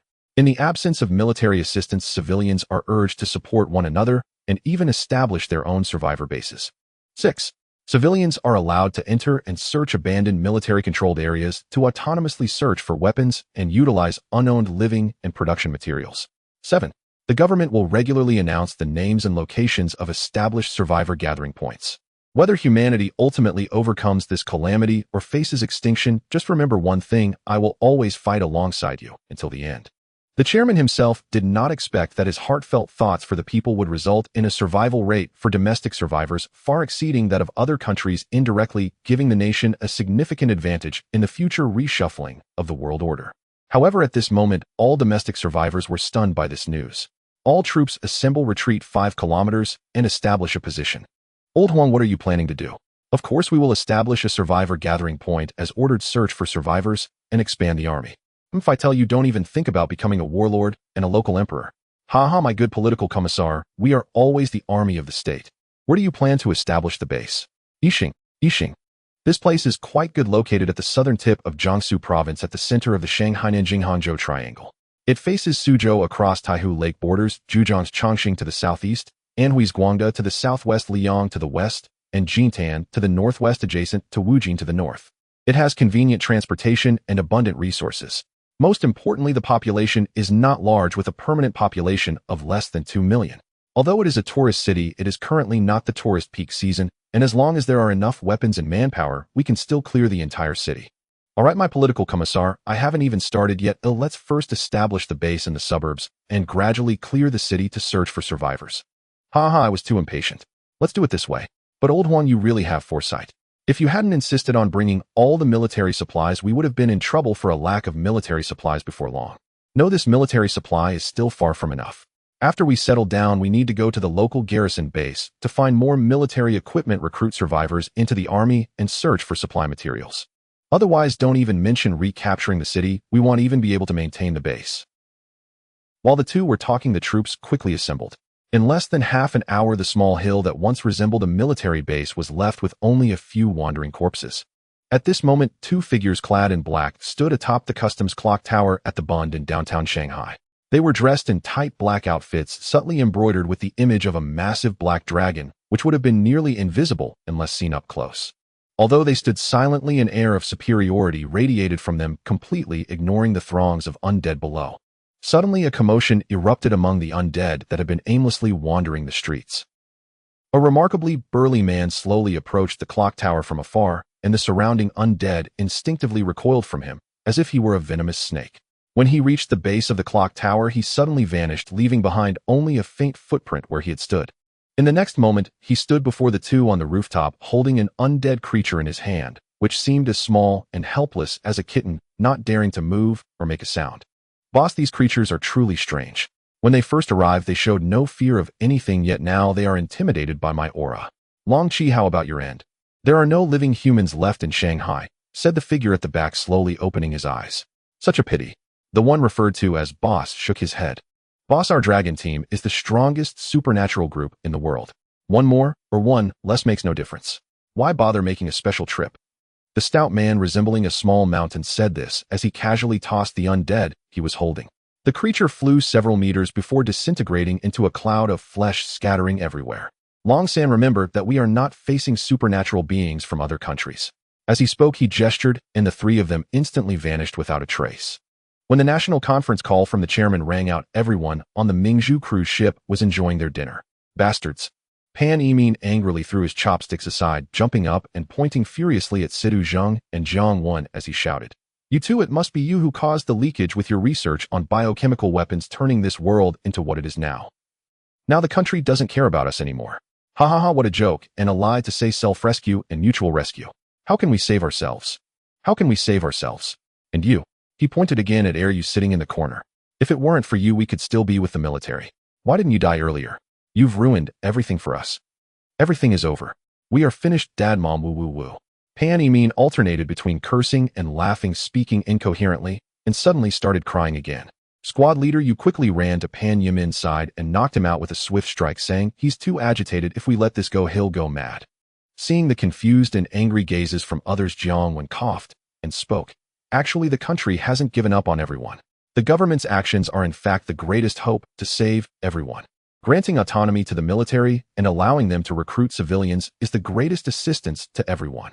"All right, no need to be so pedantic."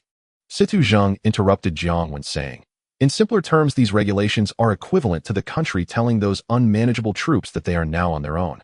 They can freely develop and carve out territories, but it won't be easy to seize land. They need people, guns, and food, which means they must find ways to rescue people from the undead, seize resources, and claim territory." Even Sidu Zheng, who usually appeared extremely cold, was somewhat agitated at this moment, his voice gradually rising. "And it's not about giving up." The chairman risked national turmoil and chaos just to save more people.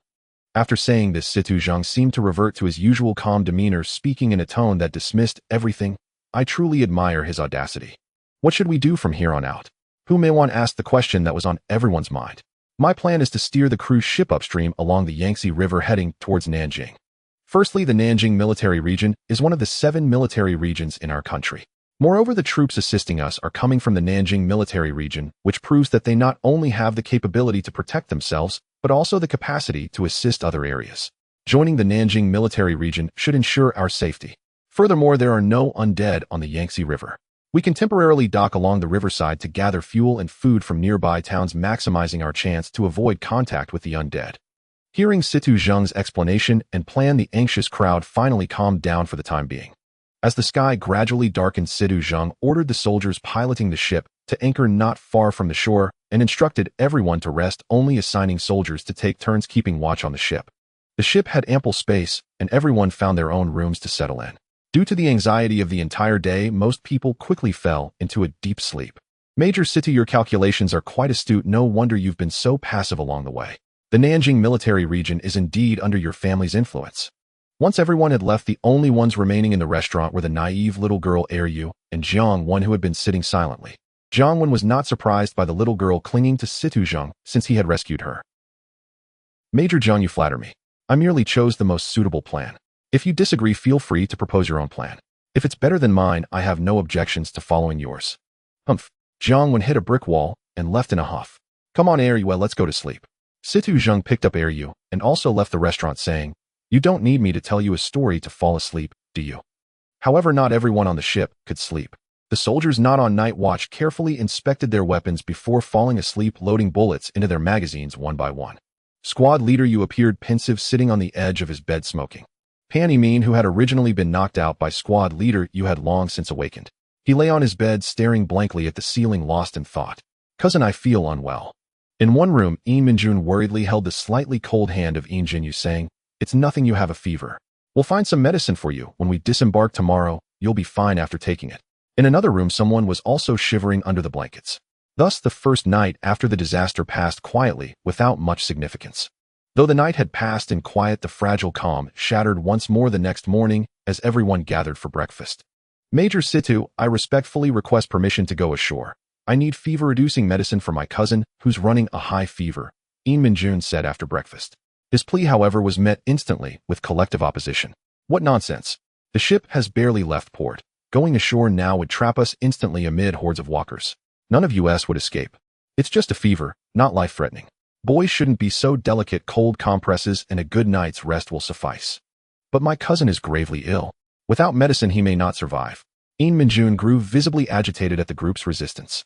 Regardless, let's first assess your cousin's condition before deciding anything further, Major Situ Zheng replied calmly, observing Min-jun's desperate expression. The cruise vessel was compact. Within minutes the group arrived outside Jinyu's cabin. Given its small size, only Min-jun, Major Situ Zheng, and Jiang Wen entered. Jinyu lay listlessly on the bed, swaddled beneath thick blankets. His face was deathly pale. Even his lips had lost all color. Dark circles shadowed his eyes, likely from severe sleep deprivation. Situ Zheng approached the bedside, pressed a palm to Jinyu's forehead, burning hot, then gently lifted his eyelids. His gaze was vacant, clouded with disorientation. Carefully cradling his head, Situ Zheng opened his mouth. A thick, greasy coating coated his tongue, and a foul, rancid odor emanated from deep within. As he lifted Jinyu, Situ Zheng also noted how unnervingly cold his body felt. He gently laid him back down, then signaled for everyone to step outside. Had Situ Zheng pulled back the blanket, he would have seen it. The arm Jinyu had concealed beneath it, the one bitten yesterday, though bandaged, faint streaks of blood still seeped through the gauze. Outside the cabin, all eyes turned silently to Situ Zheng, awaiting his verdict. Abruptly, a voice cut in. That boy was bitten by a walker yesterday. He will turn. We must kill him, or cast him adrift, before he slaughters us all. It was Zhang Jianhua, who'd foretold Jinyu's transformation the day before. Nonsense. My cousin is merely ill. He'll never become that thing. Major Situ, you're soldiers, aren't you? Yesterday, the chairman himself declared that the military must protect civilians. You cannot abandon him to die. Very well. We'll accelerate our course and push forward another half day. At dawn, soldiers will instruct you in basic firearm handling. After lunch, we'll dispatch a team ashore to search for medicine and fuel. Min-jun's impassioned words had already crystallized Situ Zheng's resolve. As a soldier, he could never stand idly by while a life hung in the balance. Sir, you can't gamble with dozens of lives. Yes, sir. Leaving the ship now is far too dangerous in this situation. The ship's fuel reserves will last 2 more days. Why not sail farther before launching the search? We cannot wait until the fuel runs dry. Moreover, we are one unit. No one will be left behind. Situ Zheng offered no reaction to the objections, only serene composure, speaking slowly and deliberately. And what if you were the one lying ill? Were you? Would you still speak so freely then? Min-jun, consumed by concern for his cousin, displayed startling clarity. With one sentence, he silenced every dissenting voice. Abandoning others meant surrendering your own right to be saved.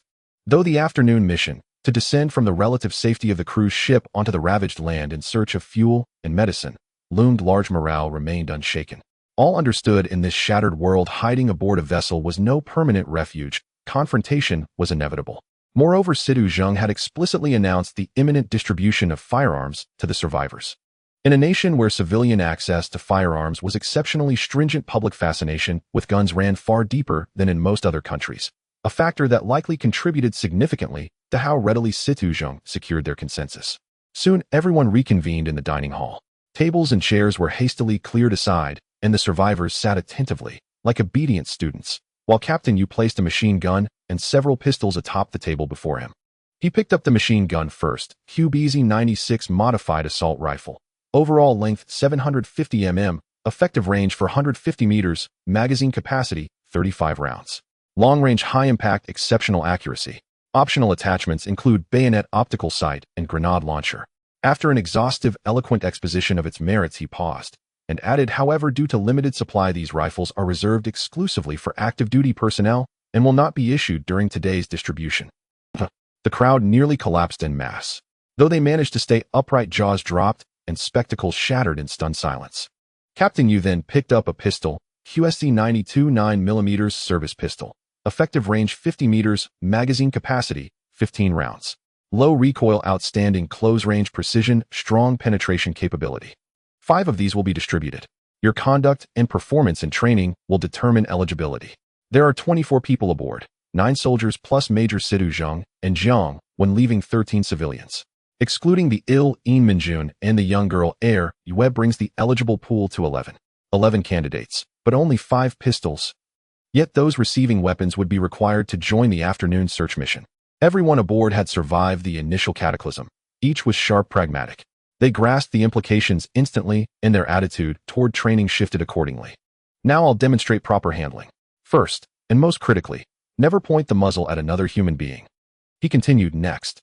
Also remember, and finally I reiterate, never aim the weapon at another human being. By the time Captain Yu concluded, it was nearly noon. Major Situ Zhang rose. You're all intelligent people. No need for redundant explanations. Those issued firearms will join this afternoon's search operation and be temporarily integrated into Captain Yu's unit as active duty personnel. Those not selected will join the reserve corps. When sufficient arms become available, they'll be formally commissioned, though of course no salaries will be provided. Situ Zhang allowed himself a rare dry smile. Before continuing, those unwilling to enlist will remain under military protection as civilians. Now please step forward if you wish to volunteer.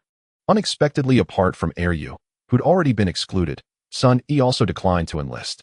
Everyone else volunteered. In this apocalyptic age, self-reliance outweighed dependence on others' protection. Very well, since you all wish to join the army, you must possess the awareness of a soldier. Every word and action of yours must adhere to the standards of a soldier, and everything must be obeyed without question. If you disobey, orders do not blame me for enforcing military law, Situ Zhang suddenly said in a fierce tone. If anyone regrets it, now is the time to withdraw. The 10 people who stepped forward fell silent for a moment, and no one expressed a desire to withdraw. Situ Zhang looked at them and said, "Good, you all passed the first test. You may now disperse for lunch." Soon after lunch, the company commander conducted a series of tests on the 10 individuals, ultimately assigning 5 handguns to Zhang Jianhua, Hu Junjiawu bin Gu Guozhong, and Zhao Yuanshan. Among the 5, only Zhao Yuanshan was originally a researcher in the institute and had some basic knowledge of firearms since he often mingled with the soldiers. The other 4 had no foundation at all. They were chosen simply because the company commander saw that they were attentive in their learning. Major Zhang won. After we disembark, take Zhang Hongju and Lu Haibin along with Hu Junjia and Wu Bin to protect the cruise ship, while I take the others ashore to search for fuel and medicine. Major Situ, I am a civilian, so I believe I should be exempt from the search mission, son, he suddenly said. I'm sorry, but to bring back enough supplies we need a qualified driver, so you are requisitioned for the time being. Alright, since Nantung is a large city with a high population, the sound of vehicles could easily attract the attention of the undead, so we will primarily travel on foot until we find sufficient supplies before returning by vehicle. Moreover, there is reliable intelligence indicating that the undead have good vision in dark places, so at night, we will seek shelter in buildings. The entire search process may last 2 to 3 days, so please be prepared. At 1:30 p.m., the cruise ship slowly docked at a stretch of open riverbank on the outskirts of Nantung City. From a distance, no traces of the undead were found, and the group finally stepped onto the riverbank. Our objective is to search for fuel and medicine. Additionally, the food on the ship is running low, so we need to replenish it, and when selecting food, we should try to choose items that can be stored long-term. If we encounter the undead, avoid them as much as possible and do not engage in unnecessary combat. Also, sounds can easily attract their attention, so unless necessary, do not fire guns and try to eliminate them using cold weapons. At this point, Situ Zhang turned to Zhang Zhengmin and said, Zhang Zhengmin, you don't look well. Why so pale? Perhaps you should rest on the ship. Major Situ, I'm fine, just a bit seasick. Walking on land will help, Zhang Zhengmin said, forcing a smile that looked worse than crying. Situ Zhang nodded and led the group onward. Soon the group left the riverside and headed towards the city of Nantung. Since this area was relatively remote, they encountered only a small number of undead, and they easily eliminated those zombies. The fear of the undead gradually diminished as they fell one after another under the group's blades. They began to discuss lightly as they walked. These undead are just numerous and look scary. There's nothing to be afraid of. Yes, they move slowly and are dull-witted. As long as we are careful not to get surrounded, they pose no threat. Exactly, once they disperse, we can regroup and easily eliminate them. It seems this disaster is about to pass. Look, we've already eliminated more than 10 undead in just half a day, ha. Situ Zhang, however, felt a sense of unease as he listened to their words.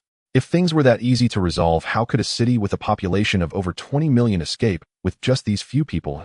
However, due to the complete collapse of the power system, the group had no knowledge of the surrounding terrain, so they had no choice but to take the cumbersome route along the road. After about 3 hours of walking, a small town appeared before them. From a distance, the scale of the town seemed small. Finally found a town. Looks like luck is on our side.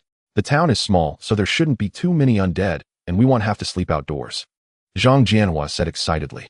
As the saying goes, the mountain is far away, but the horse runs to death. Although they could see the outline of the town from a distance, by the time they reached the outskirts, it was nearly 6 o'clock. Winter nights fall early, and with no electricity, the town was gradually engulfed in darkness. We can't delay any longer. We need to find a sturdy house nearby to stay in. Otherwise, it will be too late to see anything, Situ Zheng said. Quickly, they chose a target at the entrance of the town, a lumber mill.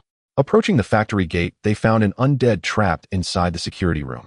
Opening the slightly rusty iron door, it emitted a creaking sound, prompting the undead in the security room to bang its head against the glass window. At the same time, nearby undead began to slowly approach the factory, and the undead wandering inside the factory emerged from every corner. They swiftly eliminated the undead in the security room and closed the door using the light from outside and the high exhaust windows inside to dispatch several undead that came out of the factory. Seeing that the undead at the entrance were still lingering outside, several soldiers moved forward with bayonets to eliminate the undead outside through the gaps in the iron door. While it is still not completely dark, search carefully here. We can't let any hidden undead emerge to harm us at night. The factory was not large, and the open factory area was divided into 4 zones filled with machines and materials. At the end was the factory's warehouse, along with a small lounge and restroom. Climbing the stairs to the second floor, the layout was similar to the first floor, except a larger room was converted into a dining hall and kitchen, while a smaller room was the manager's office. From the small window of the manager's office, they could easily see the entire situation of the factory below. Having eliminated the undead in the kitchen and the manager's office, it was already dark outside.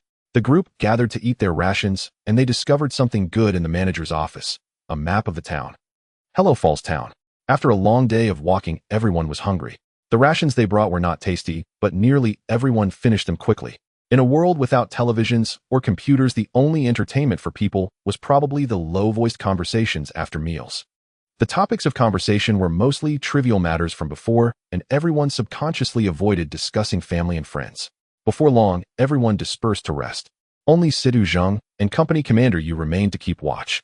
Company Commander Yu was an officer supported by the Situ family, but he did not feel close to Situ Zheng. Instead, he felt somewhat intimidated. He was too terrifying. People of the same generation privately referred to Situ Zheng with 4 words: as intelligent as a demon. It was unimaginable for one person to infer the approximate population of the town, the general distribution of the undead, and possible routes of advance and retreat based solely on a map of the town. Even more terrifying was that while doing this, he could maintain vigilance and even remind himself to hide in the pile of materials to evade the gaze of the undead lurking in the darkness.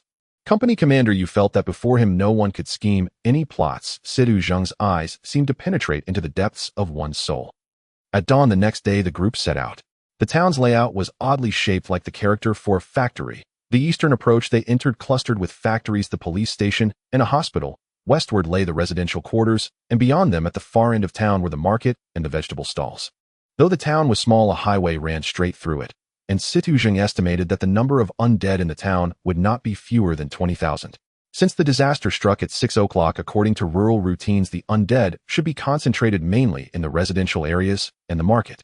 The only problem was that the town had just one second-tier hospital located at the junction between the residences and the industrial zone.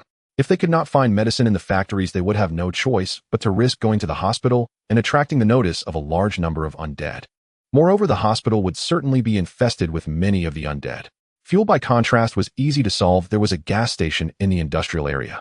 After outlining the situation, Situ Zheng began assigning tasks. The company commander, 2 soldiers, and Humajuan Zhang Jianhua and Zhang Zhengmin, 6 people in all, were tasked with searching for supplies centered on the lumber processing plant. Because it was winter and food spoiled slowly, many factories' canteens stored provisions. Those 6 would also be responsible for keeping the retreat routes clear. The rest of the team, led by Situ Zheng, would head to the gas station to secure fuel and search for medicine along the way. If none was found, they would drive straight to the hospital, retrieve the drugs, and withdraw immediately, but they must maintain absolute silence until then. One final point was directed at Minjun. Should anyone in the operation draw the attention of a large number of the undead, the mission would be aborted, and everyone would evacuate the town at maximum speed. With the plan set, the group split into 2 teams and began to carry out their respective tasks. Because towns generally begin work later, the industrial zone mainly held a few overnight workers. Walking along the streets, the occasional undead would spot them, emit stupid involuntary hisses, lift a foot, and lurch toward the group. only to collapse under a flurry of blades in front of them. "Be careful," Situ Zheng said suddenly. The group halted and turned to him. "These undead are not as easy as you imagine," he said. "It may not be obvious, but I can tell you their speed has increased. Since yesterday, I've been timing them.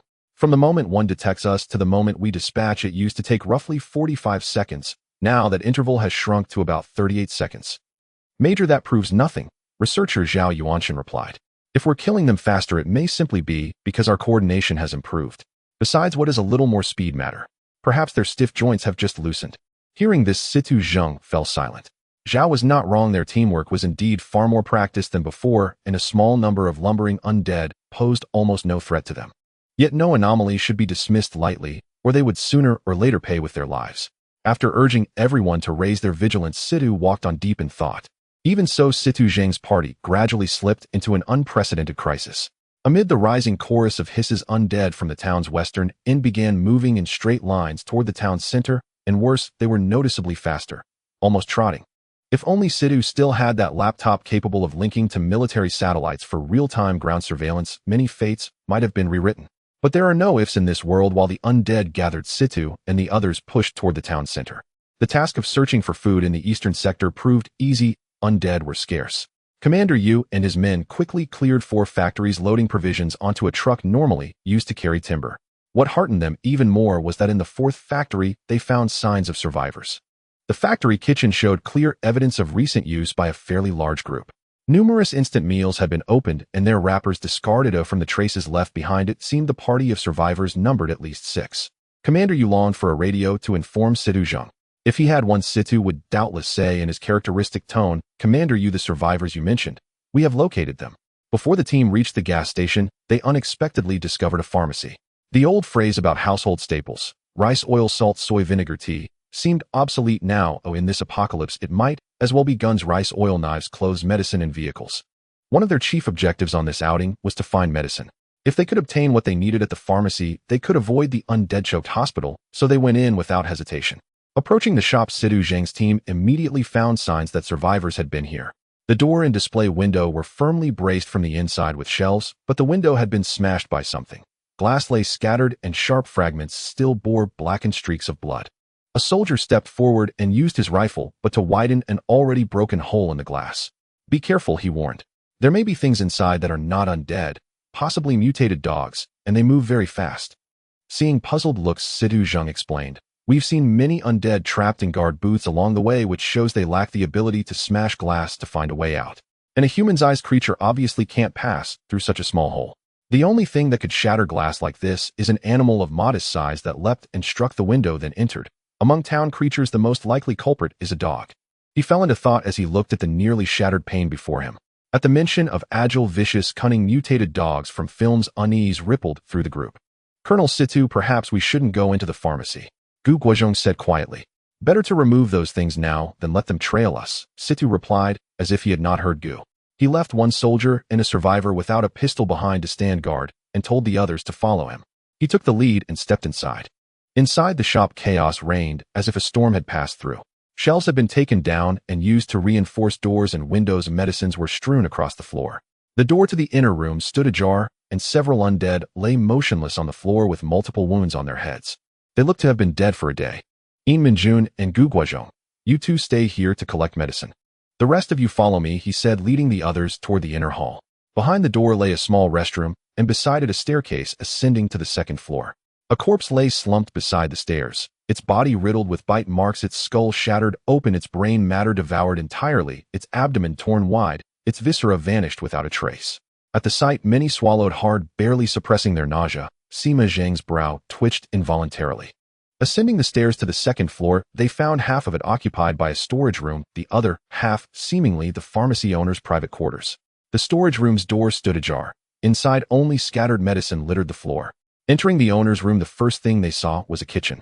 Several unopened instant meals still sat inside.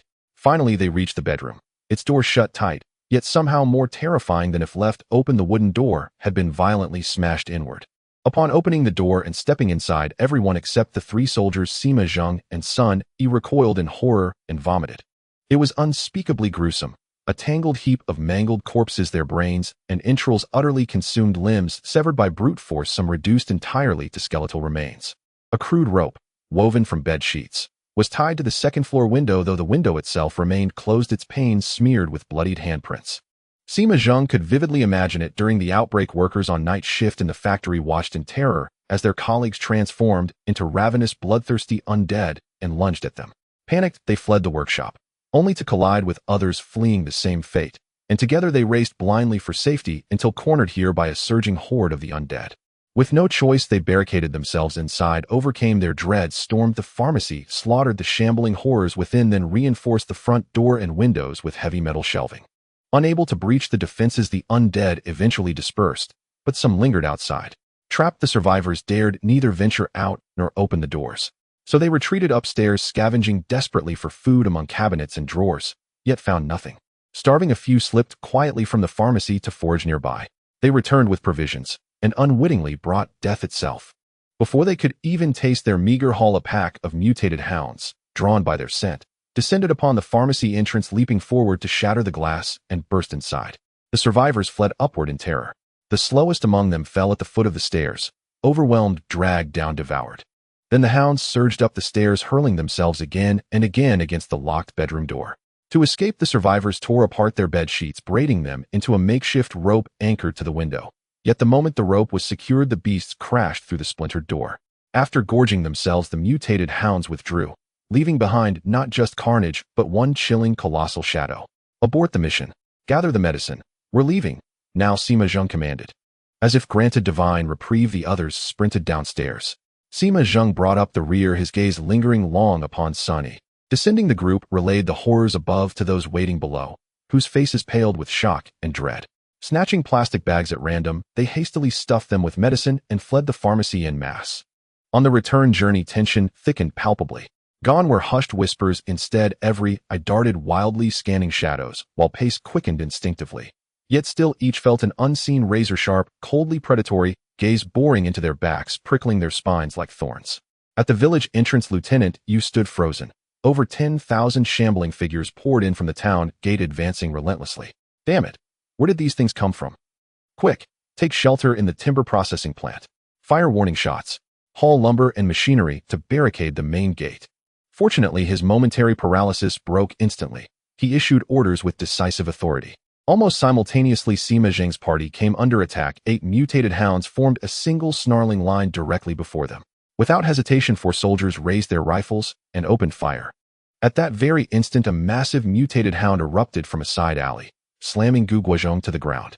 His dying scream pierced the air, merging with the crack of gunfire. These creatures retained ancestral hunting instincts. Most would confront prey, heed in halting their advance, while a select few struck silently from concealment, shattering cohesion and annihilating the herd. Yet they had foreseen the beginning, but not the end. Motionless, they became perfect targets, cut down in a single disciplined volley. Though the beast that lunged into the group severed Gu Guozhong's throat, Sima Zheng's bullet exploded its skull mid-leap. Gazing upon Gu Guozhong, neck torn, breath shallow and ragged, Sima Zheng raised his weapon and delivered a final merciful shot to the temple.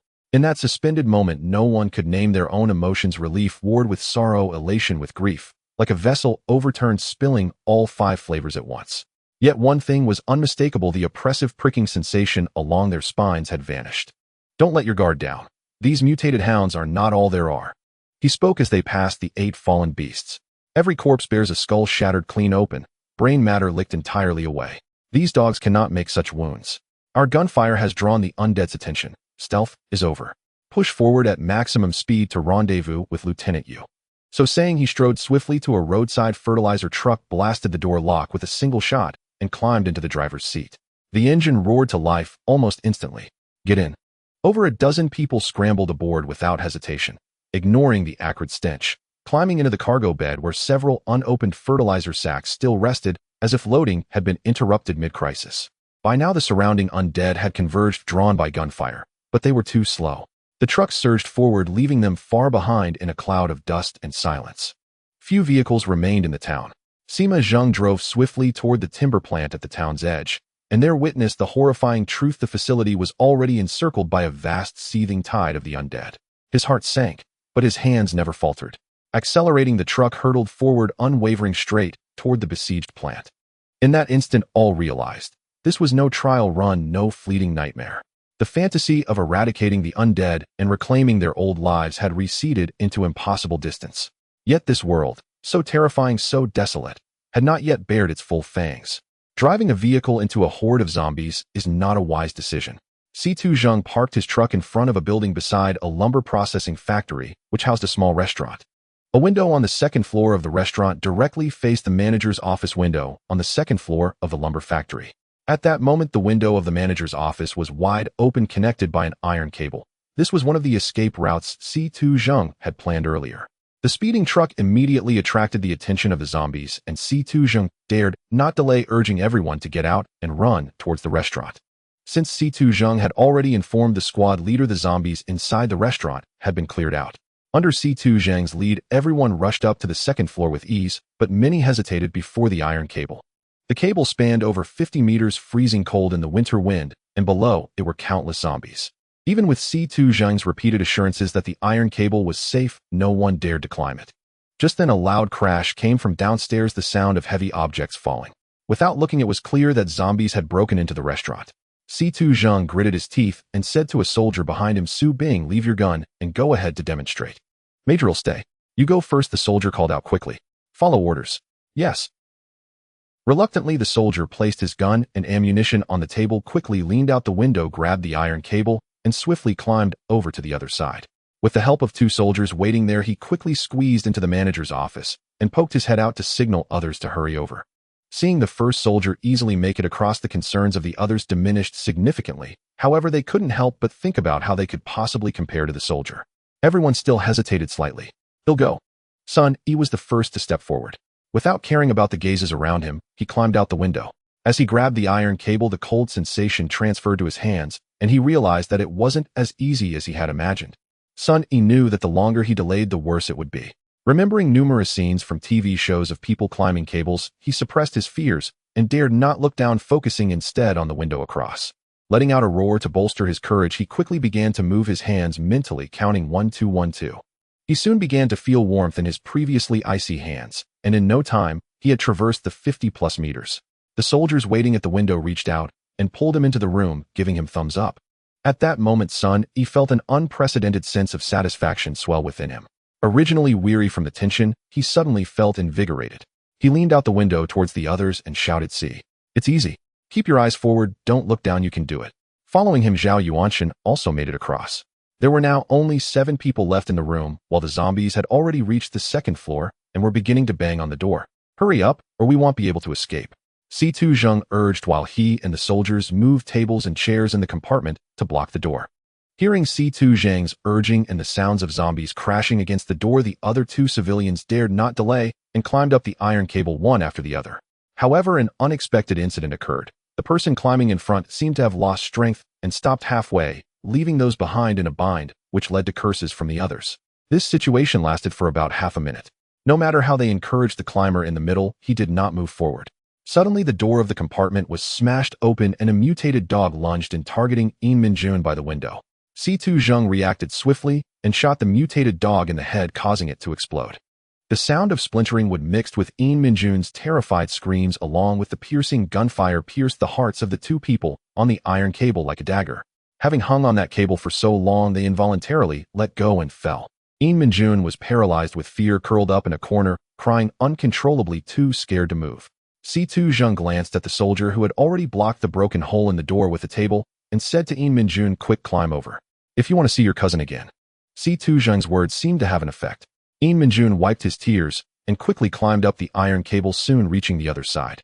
At this moment, the already damaged wooden door was completely ineffective and had been smashed open by numerous zombies. C2 Zheng raised Su Bing's gun and along with 3 other soldiers formed a crossfire to firmly suppress the zombies at the entrance. "You all go first, they'll cover you," C2 Zheng shouted. Immediately, 1 soldier climbed the iron cable while the other 2 remained still, continuing to fire bullets towards the door. "Are you going to disobey orders?" "Major, if you don't go, we won't leave." Upon seeing the determination in the soldier's eyes, C2 Zheng, not one to drag his feet, whispered, "Thank you." He then turned and climbed up the iron cable. As the saying goes, misfortunes never come alone. A soldier suddenly discovered he was out of ammunition, so the firepower suppressing the zombies was drastically reduced. As the zombies were about to surge in through the door, the soldier, without bullets, shouted Wang Xiaohua, "Hurry up!" and lunged towards the door, tackling the incoming zombies to the ground. Peng Ziwei, seeing his comrade was beyond saving Wang Xiaohua, let out a roar, tears brimming in his eyes, yet he dared not delay and quickly squeezed out the window to climb the iron cable. After Peng Ziwei also climbed through the window, everyone finally regrouped in the lumber processing factory. However, from the original 17 people in the morning, only 13 remained. "Major, you should have led the team to break through, not risk your life to get surrounded," said team leader Yu. "I will not abandon my teammates." Situ Zheng, now dropping his usual playful tone, spoke each word deliberately. "All right, Major, what shall we do now?" "Wait. This wave of zombies appeared too strangely, and we currently lack sufficient information. We can only formulate a corresponding plan once we obtain more information. Of course, it would be best if it all turned out to be a coincidence. According to the usual behavior of zombies, they will disperse after a while. At that time, we could easily escape. However, while I say this, I am very clear in my heart that things will not end so easily. Moreover, the appearance of the mutated dogs means that even if the zombies disperse, we won't be able to escape as easily as before. Mutated dogs are not something that can be dealt with by cold weapons. What is the connection behind the zombies' strange behavior and these mysterious creatures?" A small figure stood at the ship's railing on the Mingzhu cruise ship, her red clothing resembling a flag from a distance. The winter wind lifted her hair, and her chubby little face was flushed from the cold. The cruise ship seemed like a paradise. Occasionally wandering zombies headed toward it only to fall into the water and vanish without a trace. Since Situ Zheng had left with his group, Eryu had been standing here all day, gazing in the direction they had departed. Behind Eryu, Jiang when quietly watched the little girl from inside the cabin. Since she was rescued by Situ Zheng, she had shown extreme dependence on him. It was understandable, anyone would feel gratitude towards the person who risked their life to save them, especially a child as small as her. Thinking of this, Jiang Wen couldn't help but think of Situ Zheng, who usually appeared indifferent and unconcerned about everything, yet had acted in such a way. But it was also not surprising. If not for that incident, Situ Zheng's child would probably be around that age too. Moreover, the sick boy in the cabin would likely not survive much longer without medicine. According to Eryu, who brought him food, the child had refused to eat since last night. This morning, when Eryu cooked some porridge for him, he vomited it all out. In fact, Eryu was quite a well-behaved child. The image of her climbing up and down with a chair to cook for everyone was indeed very endearing. If it weren't for the apocalypse, such a sweet and lovely little girl would surely have been adopted by a suitable family and lived a happy life. However, thinking of how she caused them to lose contact with their rescue team, and how the powerful abilities they had painstakingly recruited were about to switch allegiance to Situ Zheng, made Jiang Wen feel a surge of resentment. However, there was nothing he could do to change Situ Zheng's plan. Among the 4 great families, how could the top of the 8 young masters, the demon young master, be merely a name? "Little sister, are you still waiting for Major Situ here?" "Don't worry, Major Situ and the others will be back soon," said the patrolling soldier Zhang Hongjuan as he leaned down to speak to Eryu. Eryu turned to look, her bright eyes sparkling as she smiled sweetly at Zhang Hongjun and said, "Yes, uncle, they will definitely be back soon. When they see us waiting for them, they will be very happy." "Indeed, but our little Eryu should go inside the cabin to wait." Zhang Hongjun affectionately patted Eryu's head as he spoke. Among all the people on the ship besides Situ Zheng, only these soldiers had no qualms about Eryu. Helping civilians, especially such a small child, was something they felt morally obligated to do, even at the cost of their own lives. "Then uncle, take care of yourself. You are everyone's guardian angel," Eryu obediently said as she turned and walked back into the cabin. "Guardian angel?" Zhang Hongjun shook his head self-mockingly and continued his patrol. After lunch, Eryu stood at the railing again. Zhang Hongjuan, who was on break, shook his head slightly, but did not stop her, muttering to himself, "This stubborn little girl."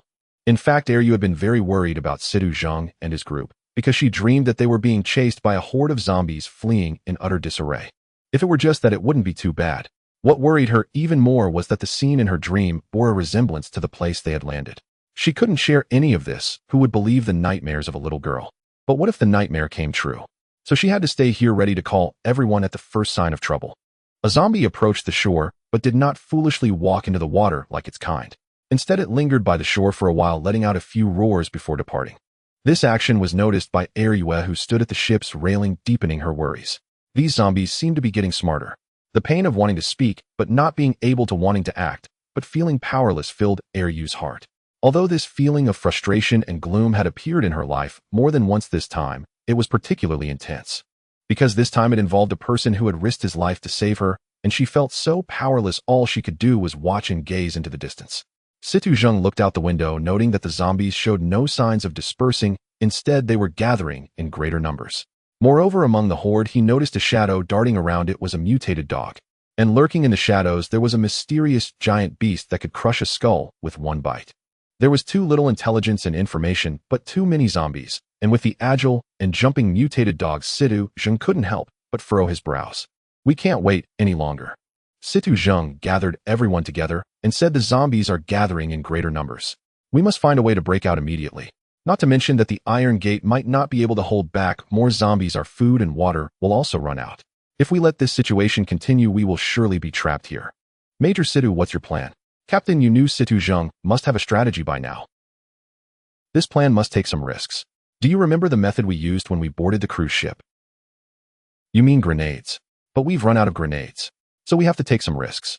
Captain, do you remember the truck I drove in this morning? That truck was loaded with fertilizer. What? That's great. With fertilizer and the sawdust from the processing plant, we can make homemade explosives. Captain, you stood up with shining eyes, rubbing his hands together. However, he felt a chill in his heart. Choosing the woodworking factory as the base, the truck he brought happened to be carrying fertilizer. Was this a coincidence?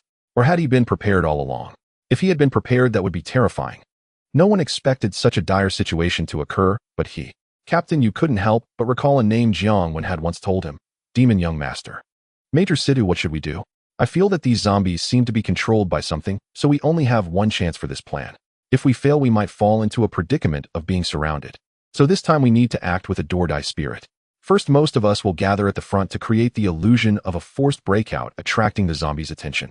Then another group will enter the restaurant from the iron cable, and after entering, cut the cable. Then we will exit the restaurant to approach the truck, bringing the truck to the window below. The person waiting will lower the basket from the window to hoist the fertilizer to the second floor. Everyone, including Captain Yu, was stunned by Situ Zheng's outrageous plan, a complete gamble with no way back. The people going out would sever their own return path, while simultaneously cutting off the exit for those inside. Yet this plan seemed to have a considerable chance of success. But who would take on the task? They'll go, Captain Yu said. Among all of us, my skills are the best. I am the only one fit for this mission. Seemingly already aware that Captain Yu would take up the task, Situ Zheng nodded and said, be careful. Remember, unless absolutely necessary, do not open fire. The success rate of the plan will drop by over 40 the moment a gun is fired, and your survival rate will plummet by 90. Rest assured, Major, you know my skills well enough. Captain Yu smiled as he spoke. With the sun still shining, the plan quickly unfolded. Situ Zheng directed everyone to move some of the timber blocking the iron door, while starting the trucks parked in the factory, creating the appearance of a forced breakout. He ordered the soldiers to shoot the zombies blocking the entrance. As expected, stimulated by the gunfire, Captain Yu, who was looking out from the second-floor window, noticed a significant decrease in the number of zombies that had surrounded the factory. Most began to slowly move toward the front door. Looking around and finding no zombies watching him, Captain Yu jumped from the window in a fish dive, grabbing the iron chain, hanging in midair, using the momentum to swing forward with both hands, moving at a speed that was astonishing. In less than 15 seconds, Captain Yu reached the opposite side, gripping the window ledge to lift himself up, and quickly rolled into the room. Inside the room was only half a zombie, the remains of Peng Ziwei, who had covered for his comrades with his life. His lower body had been bitten off, and with bloodied hands he struggled to hold up his head, which had been half-eaten, crawling toward Captain Yu with an empty chest cavity and a small piece of spine. Without hesitation, Captain Yu took out his dagger and stabbed it into the zombie's brain. Silently paying his respects to the corpse, he crouched down and quickly loosened the iron chain embedded in the wall. Once all the rings were released, the iron chain fell, knocking down a few zombies outside the manager's office window, but it did not attract the attention of the horde. However, Captain Yu in the opposite room dared not make any movements. A cold sweat dripped down his face, and he even hesitated to breathe deeply as a mutated dog appeared at the door, baring its teeth and glaring at him. Captain Yu slowly turned around with almost imperceptible movements, not daring to show any weakness nor allow a hint of fear to surface in his heart, for even the slightest lapse in composure would let the mutated dog pounce on him. Finally, Captain Yu turned completely around, facing the mutated dog, both staring at each other. At last, the mutated dog lost its patience and lunged at Captain Yu. In response, Captain Yu also lunged at the mutated dog, suddenly sidestepping midair, evading the dog's attack, while swiftly extending his dagger into the back of the dog's head. Though the dog was already dead when the dagger pierced its brain, the momentum of its body propelled it forward, pulling the dagger out. In midair, Captain Yu lost his balance, but still thrust the dagger towards the door. Another mutated dog happened to leap in through the door, and the dagger pierced through its mouth and into its brain. The unconscious body collided heavily with Captain Yu, covering him in blood.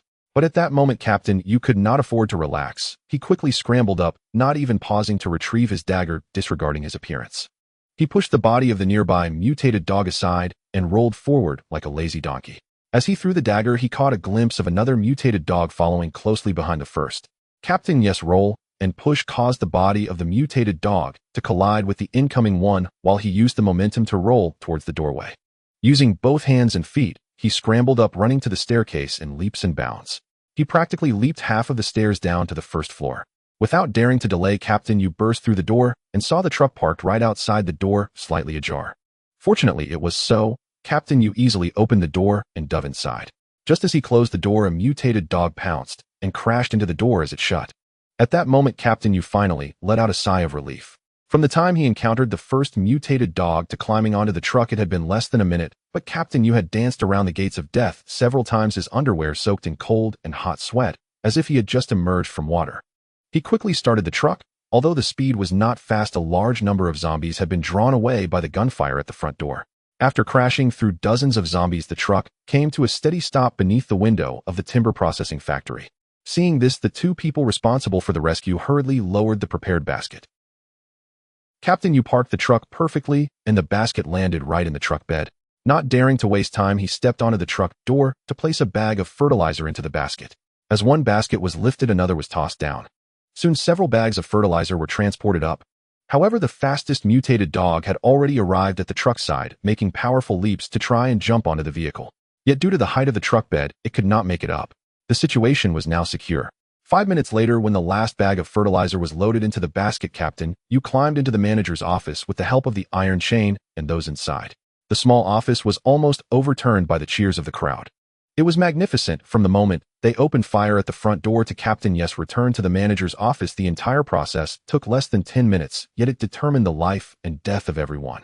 With these fertilizers and the readily available wood chips in the timber factory, it was set to create enough homemade explosives to open an escape route for everyone.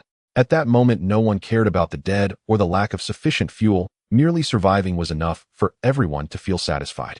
After a while of venting, Situ Zheng finally said, "All right, hurry up and make the explosives. Be careful not to blow yourselves up instead of the zombies. Professional soldiers will handle the operations, you others may only watch. Only those who have fully learned can assist. Additionally, divide into several small groups, and the explosives made cannot be stored together." Then he stepped forward, patted Captain Yes' shoulder, and said, "You've worked hard. It is not difficult to make explosives in the hands of professionals, or a whole night can yield a substantial amount. However, with the addition of making detonators and mixing iron pieces to create makeshift grenades, a single night seems rather insufficient." Moreover, the other walking corpses in the town were continuously closing in, and Situ Zheng knew he could not afford to wait any longer. After spending 2 hours on preparations, everyone boarded the truck. The driver was Soldier Wang Xiaohua, with Chef Zhang Zhengmin seated next to him in the passenger seat, as he had been assigned there due to feeling unwell. The others were seated in the cargo area. "Let's get started," Situ Zheng said to the squad leader. Due to the loss of power, the phones had long since lost signal, so several phones had been repurposed as remote detonators. With a loud boom, the back wall of the lumber factory collapsed, and the walking corpses, realizing their previous obstacle had vanished, rushed into the opening. The walking corpses from the other three sides also began to move towards the back wall. However, the corpses that poured in quickly discovered that they still faced a wall, as the warehouse door had been securely blocked. As the number of corpses at the front door began to decrease, the squad leader decisively activated the explosives again. The explosives placed under the iron door, due to their positioning, caused the door to tilt outward after the explosion, crushing the corpses that had been blocked outside, while the wooden materials used to reinforce the iron door formed a small slope. The truck had already been accelerating for quite some time. Seeing the iron door blown open, driver Wang Xiaohua slammed on the gas, causing the truck to surge up the slope. The entire vehicle momentarily soared through the air before crashing into the horde of corpses, and those caught under the wheels were instantly crushed with blood, causing the wheels to start slipping. At this moment, the people in the truck began throwing the makeshift grenades into the crowd of corpses, creating a clear area, and the somewhat slipping truck finally stabilized. As more and more makeshift grenades were thrown, the truck gradually broke through the encirclement of corpses. Then a massive explosion erupted behind them as the squad leader detonated the remaining explosives, causing the entire lumber factory to collapse, burying countless corpses that had rushed into the processing plant beneath the rubble. The sluggish corpses could not keep up with the truck. The corpses in front became increasingly sparse under the dual assault of grenades and gunfire, and the truck was about to break free from the encirclement. At this moment, the problem that worried Situzheng finally occurred. A mysterious colossal beast lurking in the shadows seemed unwilling to let its prey escape and finally appeared before them with the force of thunder. The event happened so quickly that a massive shadow suddenly burst forth from the horde of corpses on the left, violently crashing into the truck. Zhao Yuanxin, who was sitting in the truck and preparing to throw a grenade, stumbled and was knocked off the vehicle. He could only let out a scream before falling silent. At this point, everyone could finally see that the shadow was actually a dog, or rather a giant Tibetan Mastiff. Despite the mutated Mastiff being covered in blood scabs and swellings, the mane around its neck reminiscent of a lion's left no room for doubt. Known for its strength capable of battling bears, this Mastiff was undoubtedly a fierce beast among dogs, and this one was as large as a bull. It moved like the wind, and the speeding truck could barely shake it off. "Quick! Use grenades to stop it from getting closer." As Situzheng shouted, a grenade fell near the gigantic Mastiff. The Mastiff seemed to realize the danger of the object, leaping aside. While it knocked over several corpses, it also avoided the main explosion radius of the grenade. The shrapnel had no effect on its body, but did slow its speed. Most of the grenades were used to deter the Mastiff's pursuit, leaving fewer to clear a path for the truck. Fortunately, the Mastiff itself blocked many corpses.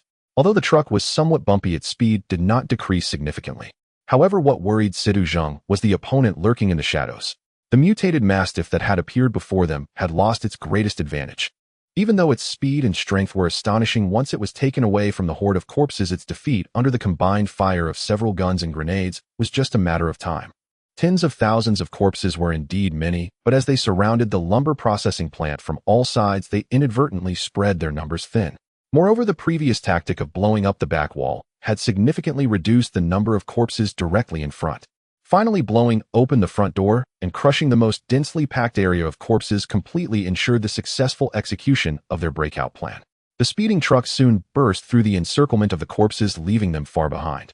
Soon only the mutated Mastiff was relentlessly pursuing the truck. However, after the initial ambush, everyone was prepared, and when the Mastiff was about to crash into the truck, they all braced themselves. Immediately after the impact, they picked up their guns and grenades to fire at the Mastiff. Due to the recoil, although each collision caused the truck to jolt violently, the Mastiff also suffered. Each impact momentarily interrupted its movements. Additionally, having left the horde of corpses, everyone no longer needed to worry about surrounding corpses, while the Mastiff simultaneously lost the cover of the corpses, improving their shooting and throwing accuracy. In this back-and-forth situation, although the Mastiff was extremely agile and quick, able to dodge most bullets and the shrapnel from grenade explosions, the bullets and shrapnel lodged in its body continued to accumulate. Soon the once menacing and terrifying Mastiff appeared as pathetic as a drowned rat. Even the mane around its neck, resembling a lion's, had been singed by the flames of the grenades, making it look like a hairless, mangy dog. As the mastermind behind the imminent danger was about to be brought down, the speed of the bullets and grenades aimed at the Mastiff increased significantly. With the intensified counterattack from the truck, the pursuing Mastiff could barely withstand the blows, suffering continuous injuries, yet its bloodthirsty and ferocious instincts would not allow it to retreat. The chase grew further away from the horde of corpses, and its body had sustained several large wounds from the grenades it failed to dodge in time. Unfortunately for such a mutated creature, these injuries inflicted no real damage. If it were a normal creature, even bleeding would have long led to its death. Yet this giant Mastiff not only did not die, but showed no signs of fatigue, relentlessly pursuing the truck. However, the situation soon changed when a grenade exploded right next to the Mastiff's hind leg. Although the mutated Mastiff could ignore biological laws, it could not disregard physical laws. The explosion shattered part of its hind leg, and the resulting shockwave caused it to lose balance and crash to the ground. Seeing this opportunity, everyone could not let it slip by. Bullets and grenades poured fiercely towards the Mastiff. After throwing a round of grenades before the others could throw a second round, their truck suddenly made a sharp turn, causing it to tip over due to inertia. Not good. Jump out of the truck. At the shout of Lieutenant Yu, several people in the truck bed leapt out almost simultaneously. Fortunately, the thick grass on both sides of the road cushioned their fall. Except for Zhang Jianhua, who was unfortunate enough to break his leg, the others rolled upon landing. Though covered in dirt, none suffered serious injuries. Unfortunately, many weapons were left in the truck, and at that moment an explosion erupted from the vehicle. "Get down." Upon hearing the explosion, Lieutenant Yu knew it was bad. It must have been a grenade that someone had dropped in the truck during the overturn. This was disastrous. The exploding grenade triggered the remaining grenades on the truck. The entire vehicle instantly transformed into a blazing fireball, with shrapnel flying in all directions. One unfortunate soldier had half of his head blown off by a flying piece of metal, and just as everyone was still in shock, a roar came from behind. They saw that the giant mastiff had somehow survived such a fierce assault. It had fallen to the right, so most of the attacks concentrated on its left side, leaving its left half of the face nearly obliterated, even its eye was destroyed. Its left legs were blown away, exposing chunks of flesh and bone. A massive wound was also visible on its left abdomen, with innards spilling out. Just as everyone was still in shock, someone shouted to run. Ryn-animation, along with the injured Zhang Jianhua, turned to flee into the distance. The giant mastiff pounced on the leg-injured Zhang Jianhua, biting through his skull and feasting on his brain. Lieutenant Yu led the soldiers to spread out faintly, surrounding the feasting mastiff. Then they all raised their guns and fired at the mastiff simultaneously. It seemed to have been prepared, darting away. Despite its severely injured left legs slowing it down, it still leaped out of the encirclement, chasing after the fleeing people. "Be careful. Come back," Lieutenant Yu shouted. The fleeing Ryn-animation turned back at the shout. The last thing he saw in his life was the ugly and terrifying face of the giant mastiff and its blood-soaked maw. Since the giant mastiff had burst out, Zhang finally relaxed. For him, losing control was his greatest fear. But he knew too little about the walking corpses that suddenly appeared in this world and the disaster they brought with too little information at hand. Thus, he made a mistake. The emergence of the mutated dog, the abnormal behavior of the walking corpses led his team into a predicament along with that mysterious beast. Zhang had immense confidence in his escape plan and Lieutenant Yu's skills, but if there was anything that could cause variables, it would be that mysterious beast. From the moment the giant mastiff appeared, Zhang quickly analyzed its speed and strength, even judging that the weapons he had on hand were sufficient to eliminate it based on the damage caused by bullets and grenades. As expected, shortly after the truck broke through the horde of corpses, the giant mastiff finally revealed its weakness, nearly dead. But then an accident occurred. The truck unexpectedly lost control and overturned at the most critical moment. At the instant the truck overturned, Zhang jumped out forcefully, shifting his center of gravity midair. As his feet landed, he lunged forward and rolled to dissipate the momentum. How could this be? Zhang was well aware of Wang Xiaohua's driving skills. How could the truck suddenly lose control in such an unobstructed situation? Zhang felt a chill in his heart. There was indeed an enemy plotting against him from the shadows, and at the moment he thought the situation was under control, it had instantly reversed. Who was so terrifying that they could manipulate him like this? How could they do all this? Who are they? It couldn't possibly be these zombies or the giant mastiff, who was behind the scenes helping these mutated creatures to plot against him, wanting to bring his team to their doom. Too many questions flooded his mind in an instant. "Get down," Lieutenant Yu shouted beside him, pushing him down to the ground. The explosives inside the truck were detonated. The massive explosion tore the truck bed into pieces, shrapnel and debris flying everywhere, while the truck's front was blasted away, landing far off. A soldier didn't even have time to scream before a piece of flying debris decapitated him. In an instant, only 7 out of the 10 people in the truck remained, hoping there would be enough ammunition to eliminate the giant mastiff. Just as this thought crossed his mind, the giant mastiff charged out. "Run!" Ryn-animation's voice suddenly reached his ears. This was bad. Turning back, he saw that the untrained civilians had indeed scattered in all directions, while Lieutenant Yu and the others had evidently not yet finished setting up their shooting positions. As expected, the injured Zhang Jianhua was the first to fall victim, and the giant mastiff seemed to understand psychological tactics, starting to eat in front of everyone. Unfortunately, it was facing professional soldiers. Lieutenant Yu and the others quickly positioned themselves and opened fire on the giant mastiff. The mastiff did not hesitate to escape the shooting zone and chased after the fleeing individuals. Damn, this beast wants to eliminate those who pose a lesser threat first. Moreover, its speed had only decreased by about 30, making it difficult to hit or dodge. Zhang's eyes scanned the soldiers. Their ammunition was insufficient. The magazines were unclear, but there were only 3 grenades. The mutated giant mastiff could only be killed by attacking its head. Its left side was severely injured, its vision impaired, and its left limbs greatly damaged. It would show weaknesses when turning, and bullets could not penetrate the bones due to muscle barriers. Only attacks from the left side could potentially cause fatal damage. What exactly happened in the driver's cabin? Currently, the chance of eliminating the giant mastiff was only 40, and it had to be without any external interference.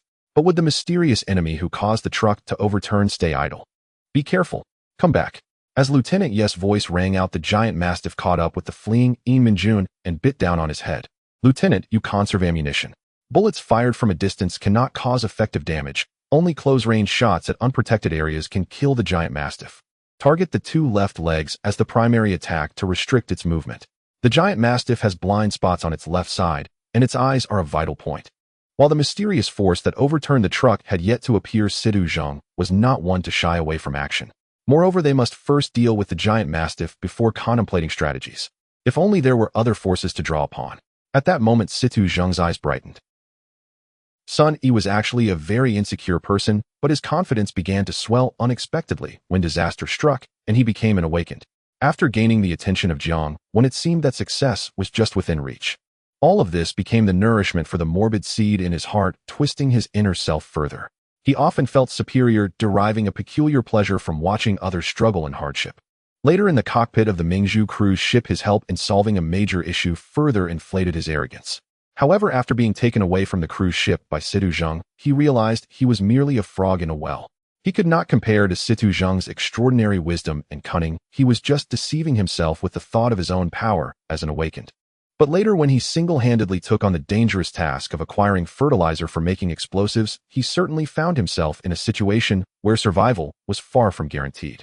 This combination of literary and martial prowess crushed his inflated sense of superiority as an awakened, forcing him to experience a sense of inferiority he hadn't felt since becoming an operative, making him realize that in the entire team, he seemed to be a disposable asset. Envy, jealousy, hatred. No matter what happened, he maintained an indifferent demeanor. Even as team members fell one by one, he merely watched silently from the sidelines. Mr. Sun, as an awakened, are you still planning to stay out of this? Or do you think you have the confidence to single-handedly defeat this giant hound with your still unrefined powers? Suddenly, Situ Zheng's cold voice pierced his ears. He knows about me. Sun Yi was taken aback, but quickly recalled that since Jiang Wen knew he was an awakened, there was no reason for Situ Zheng to be unaware. The fact that Situ Zheng showed no intention of recruiting him only fueled a surge of anger within Sun Yi. However, he also knew that this was not the time to lose his temper. Besides, Situ Zheng was right. He didn't even believe he could defeat the giant hound alone. What does the Major want me to do? Your ability should be to instantly launch a large number of spikes. I need you to assist the soldiers in killing the giant hound. When I shout kill, you should unleash your powers to attack the hound's head. Do not use those small gadgets in the cockpit. Remember, the opportunity is only once. If you fail, you will attract the hound's attention. What might happen then, I need not say. Upon hearing Situ Zheng's words, Sun Yi was shocked again. He had only brought out a single spike and had never used it in front of Situ Zheng. How did he know about his powers? This person was truly terrifying. It seemed he could not hide any secrets from him. Yet he could not refuse the task given to him by Situ Zheng. Killing the giant hound would expose his powers, but in this chaotic world, strength must be displayed to gain others' trust. Moreover, the credit for slaying the giant hound would undoubtedly elevate his prestige among the survivors to its peak. How could he resist such a tempting reward? Furthermore, he was in a life-or-death relationship with the giant hound. With that thought in mind, Sun Yi began to secretly gather his strength, planning to make a decisive strike. He dared not hold back at this moment. Thinking of Situ Zheng's terrifying plans, he realized that if he held back, that very reserve might become part of Situ Zheng's calculations. While accumulating his strength, Sun Yi closely watched the movements of the mutated giant hound, daring not to relax for even a moment as it concerned his life. During this time, the giant hound caught up with the fleeing Hu Meijuan, easily killed her, and after consuming her brain, it gradually approached the group that had formed a defensive circle. At this point, the only ones left alive were himself, Situ Zheng, Yu Lian, and 3 other soldiers. The soldiers seemed to have received Situ Zheng's commands, and their formation was gradually changing. The original arc-shaped formation was turning into a triangle with Yu Lian at the back and the 3 remaining soldiers protecting him. Meanwhile, Situ Zheng and he were isolated in a strange position on the right side. If Situ Zheng had not been standing beside him at that moment, Sun Yi would have thought he was being used as bait. The mutated giant hound gradually approached the group, seemingly aware that the sticks in their hands posed a threat. After observing their positions, it began to walk towards Sun Yi. Had it not been for Situ Zheng's calm demeanor beside him, he might have bolted. But thinking of the fate of the 3 who had fled earlier, it was better to stay put. Sun Yi quickly realized that under Situ Zheng's deliberate arrangement, the formation had become strange, forming a triangle between himself, the soldiers, and the mutated giant hound, which exposed its heavily injured left side to the gunfire of Yu Lian and the others. Sure enough, as the giant hound moved, the rifles in the hands of Yu Lian and the others immediately fired along with a thrown grenade. Boom! The giant hound's attack was abruptly interrupted as it glared angrily at Yu Lian and the others. As it leapt toward Yu Lian and the soldiers, Yu Lian and the soldiers executed a roll, narrowly escaping the descending giant hound. It seemed that due to becoming an awakened, his vision and hearing had become extremely sharp, allowing him to perceive clearly the events that unfolded in the blink of an eye. That wasn't all. He also noticed a smoking grenade quietly lying where Yu Lian had stood. Boom. The giant hound suffered another heavy blow and did not immediately attack, but stared fiercely at Yulian. At the same time, he realized that even though he and Situ Zheng had not moved, they had shifted to the left side of the giant hound because of its charge. Seeing the giant hound's left eye, which had already been blown to pieces. Looks like it's time to act. Soon the giant hound's bloodthirsty nature drove it to charge at Yulian and the others again, but due to recent events, it was now hesitant to leap forward recklessly. As the giant hound gradually drew closer, Sun, he felt his mind sharpened like never before at that moment. Kill. Sunny knew that rather than saying he had killed the giant hound, it was more accurate to say it had fallen victim to Situ Zheng's schemes. Throughout the entire process, he had revealed no hint of threat, allowing the giant hound to unwittingly walk into his line of sight, which led to a successful strike. Even the 3 people killed by the giant hound, while trying to escape, were part of his plan. Sun Yi thought perhaps that shout of run was uttered by Situ Zheng. Moreover, he must have a backup plan. Even if Sun Yi did not act according to his scheme, he would have a contingency to force Sun Yi into action or to eliminate the giant hound. Watching Situ Zheng walk towards the wrecked truck's driver's cabin, Sun Yi's eyes revealed a deep sense of apprehension. Situ Zheng indeed had a backup plan. Upon seeing Sun Yi decisively strike and the giant hound fall, he quietly tucked away the 2 grenades in his hand. The mysterious black hand hasn't appeared. Does he still have a backup, or does he lack the ability to interfere again?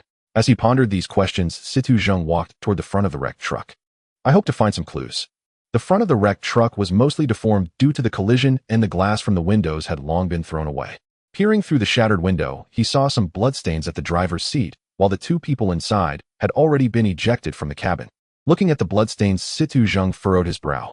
It was evident that the cause of the truck's overturning was the driver Wang Xiaohua being attacked. However, from the distribution of the bloodstains, the attack had come from Wang Zaihua's right side, and to his right should have been Zhang Zhengmin. What force managed to evade Zhang Zhengmin and, avoiding the gaze of everyone in the truck, attacked Wang Xiaohua? Unless it was Zhang Zhengmin who attacked Wang Xiaohua. But it made no sense for him to do so. It would only cost him his life without yielding any benefit. Could it be that the mysterious black hand behind the scenes possesses the ability to control human thoughts and actions? This could also explain why the zombies seemed to be controlled as they surrounded the lumber processing plant. Thinking of this, Situ Zheng couldn't help but feel a chill. If such a terrifying enemy was truly watching him from the shadows, it would be too dreadful. From then on, he would not only face zombies or mutated animals, but even his comrades might turn against him at any moment. Suddenly, a rustling sound came from the grass behind him. Situ Zheng turned to look and saw 2 zombies crawling toward him. These 2 zombies had shards of glass embedded in their faces. Despite having all 4 limbs, they struggled to crawl toward him. These 2 zombies were actually Wang Xiaohua and Zhang Zhengmin. How could they have turned into zombies? This thought flashed through Situ Zheng's mind as he decisively raised his handgun and shot them in the head. Having confirmed they posed no threat, Situ Zheng slowly approached, believing that he might find answers on them. Even corpses could speak. Situ Zheng squatted down to first examine Wang Zaihua's corpse. Due to the explosion, he had been thrown from the driver's cabin by the force of inertia, resulting in shards of glass embedded in his face. Most of his bones were broken, so even though the zombie had all 4 limbs, it could only crawl over. A very clear bite mark on his right neck confirmed Situ Zheng's judgment. Indeed, the attack came from the right, causing the truck to lose control and overturn. And the source of this bite mark? Situ Zheng turned his gaze to the corpse of Zhang Zhengmin beside him. It really was Zhang Zhengmin who attacked Wang Xiaohua. With this thought, Situ Zheng ceased further examination of Wang Zaihua's body and turned to inspect Zhang Zhengmin's corpse. At a glance, Zhang Zhengmin's body showed no signs of injury. If he was controlled, perhaps I could find clues to deal with this. Situ Zheng drew out a dagger and cut open Zhang Zhengmin's clothing. From the front, he appeared normal. Now to check the back. Flipping Zhang Zhengmin's body over, Situ Zheng quickly noticed what seemed to be a bite mark at his lower back, which had already begun to rot, indicating it was likely a wound from a few days ago. Seeing this wound, Situ Zheng realized his judgment was wrong. There was no mastermind capable of controlling human thoughts and actions. However, at that moment, he felt relieved and pleased about his misjudgment. The truth behind the truck's overturning finally surfaced. Zhang Zhengmin had been bitten by a zombie days ago, and he had concealed this fact. Although he had displayed some unnatural behavior along the way, he had found excuses to cover it up. Moreover, surviving in the apocalypse would indeed cause some issues, so no one paid much attention. It was only after the truck broke through that he mutated into a zombie and attacked Wang Xiaohua, who was focused on driving, causing the truck to lose control and overturn. At the same time, he thought of another person who had been bitten on the cruise ship, Ingenu. I hope that little guy is okay, Situ Zheng thought to himself. He was not worried about the others on the ship as the few remaining guards were armed and could handle a single zombie without issue. Having paid a bloody price, Situ Zheng gained an extremely important piece of information: a person bitten by a zombie would turn into a zombie in a few days. But the cost of obtaining this information was truly too great. At this point, the remaining people had already been drawn to the situation here. Yu Lianzhang said, "Major, we need to go. The zombies are coming." Upon hearing Yu Lianzhang's words, Situ Zheng stood up and looked back, discovering that the number of pursuing zombies was no longer as many as before, and they were no longer moving in unison. The zombies that were approaching his group continued to come this way, while those in the distance out of sight began to halt and wander aimlessly.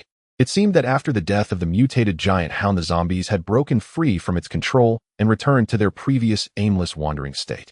However, this further confirmed that powerful mutated creatures had the ability to exert simple control over them. This was undoubtedly bad news for those in the apocalypse. "Let's set off. There's still quite a distance to the cruise ship. We must not let those tireless zombies catch up." After saying this, Situ Zheng turned and started on the path back to the cruise ship. Yu continued to stand at the ship's railing, gazing in the direction where Situ Zheng and his group had left, her worries intensifying. They had already exceeded the agreed time and had yet to return, and there had also been issues on the ship. In the morning, when the soldiers were delivering food to the feverish child, they discovered he had turned into a zombie. Although no casualties occurred, it put everyone on the ship on high alert. "It's the Major. The Major is back. Oh my God. There are zombies chasing them. Quick help." February's voice echoed from the ship's side as the soldier responsible for operating the vessel started the engine, slowly steering towards the shore. Situ Zheng suffered a crushing defeat.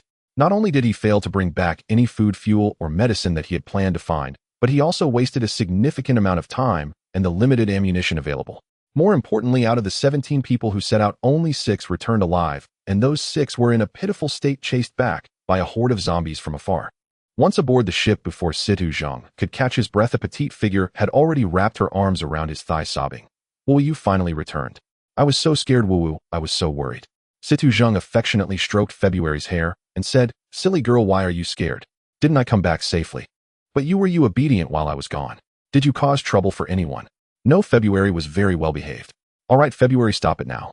Major Situ must be tired. Let them rest for a while," Jiang Wen said as he pulled February away from Situ Zheng's leg. Situ Zheng did not decline and walked alone towards the room. All right, team leader, you should also take a rest. The others can do their own things. There's nothing to see here." With just a few words, Jiang Wen managed to disperse the crowd gathered around. The ship gradually returned to silence, yet February felt an ominous sense of an impending storm in her heart. At night, in the cabin, the remaining 11 people sat around the dining table, intently listening as Situ Zheng recounted the experiences they had faced along the way, as well as some already confirmed deductions. Although Situ Zheng tried to explain the situation as simply as possible, it still took several hours. "In the end, we were pitifully chased back by a horde of zombies." After finishing this sentence, Situ Zheng fell silent, looking at Jiang Wen. "Major Situ, please don't blame yourself. We deeply mourn for those who perished. I believe everyone understands that if it were anyone else in the same situation, they definitely wouldn't have done as well as you did." Jiang Wen said slowly in a low voice. "What has happened can no longer be changed. The deceased are gone, but we who are alive must continue to plan for the future. What do you think, Major Situ? You are obviously asking me this as if you already have a plan, yet why ask me, the defeated general?" "Major Situ, you are being too humble. If it weren't for your insistence on looking for medicine for that child, you would have returned early, and perhaps such a tragedy would not have occurred. Your concern for your team members' lives and care for the masses is deeply admirable. However, while you were fighting bloodily against the zombies as your colleague, I naturally couldn't take advantage of your misfortune. After much contemplation, I have thought of a better solution. If you don't mind, I would be happy to share it with everyone." "Please, Major Jiang, go ahead. The idea of taking a cruise ship to the Nanjing military region is indeed clever. If Major Situ can bring back enough fuel this time, then going to Nanjing is certainly reasonable. However, we all know that the biggest difference between a cruise ship and a car is the type of fuel used. This was also one of the main objectives of our previous operation. But on water, if the ship runs out of fuel, it will be stuck, whereas on land, we can still look for other means of transportation. Moreover, fuel resupply and collection is quite simple. We just need to siphon fuel from other vehicles to store it for our long-term use. Therefore, my plan is to disembark as soon as possible, find cars, and collect fuel, then drive north directly to Beijing." Jiang Wen paused before continuing. "Everyone knows that disasters typically strike at 6 a.m. when most people are concentrated in cities while other areas have relatively fewer people. As long as we avoid approaching large cities and eliminate zombies along the way, searching for supplies from abandoned cars will be sufficient to support our journey. Furthermore, the Beijing side will definitely not stand idly by while zombies run rampant. They will arrange troops to sweep the surrounding zombies, meaning the closer we are to Beijing, the safer we will be. So why go to the survivor gathering point in the Nanjing military region, which may or may not exist? After all, we don't know where these gathering points are, but we do know that there are none on the Yangtze River. Moreover, forging paths through mountains and building bridges over water is a fine tradition of our army. Even if the main roads are blocked by vehicles, we can completely bypass them or find suitable paths to proceed. What do you think, Major Situ? Major Jiang's plan is indeed excellent, perfectly complementing the shortcomings of my own plan. We just need to continue sailing the cruise ship upstream along the Yangtze River. If we can find fuel along the way, that would be ideal. Even if we can't find any, we can abandon the ship and switch to land travel to Nanjing. All right, Major Situ, since you insist so firmly, we can only proceed to a democratic vote to decide our direction. No need to make it so complicated. I must go to Nanjing. Those who wish to go to Nanjing can follow me by boat. Those who don't want to go are free to leave. The crowd in the cabin gasped in surprise. It was clear to everyone that Situ Zheng and Jiang Wen were at odds. This time, Situ Zheng's team had suffered significant losses, and Jiang Wen sought the opportunity to seize power. Originally, it was expected that Situ Zheng might quarrel or compromise with Jiang Wen, but unexpectedly Situ Zheng's reaction was so intense, directly threatening to split, and he openly said such words in front of everyone, leaving no face for Jiang Wen. Situ Zheng's words left Jiang Wen momentarily speechless. He stared at Situ Zheng for quite some time without reacting. After a long while, he finally calmed down. Jiang Wen initially only wanted to adjust Situ Zheng's itinerary. As for the command, he had no intention of competing with Situ Zheng.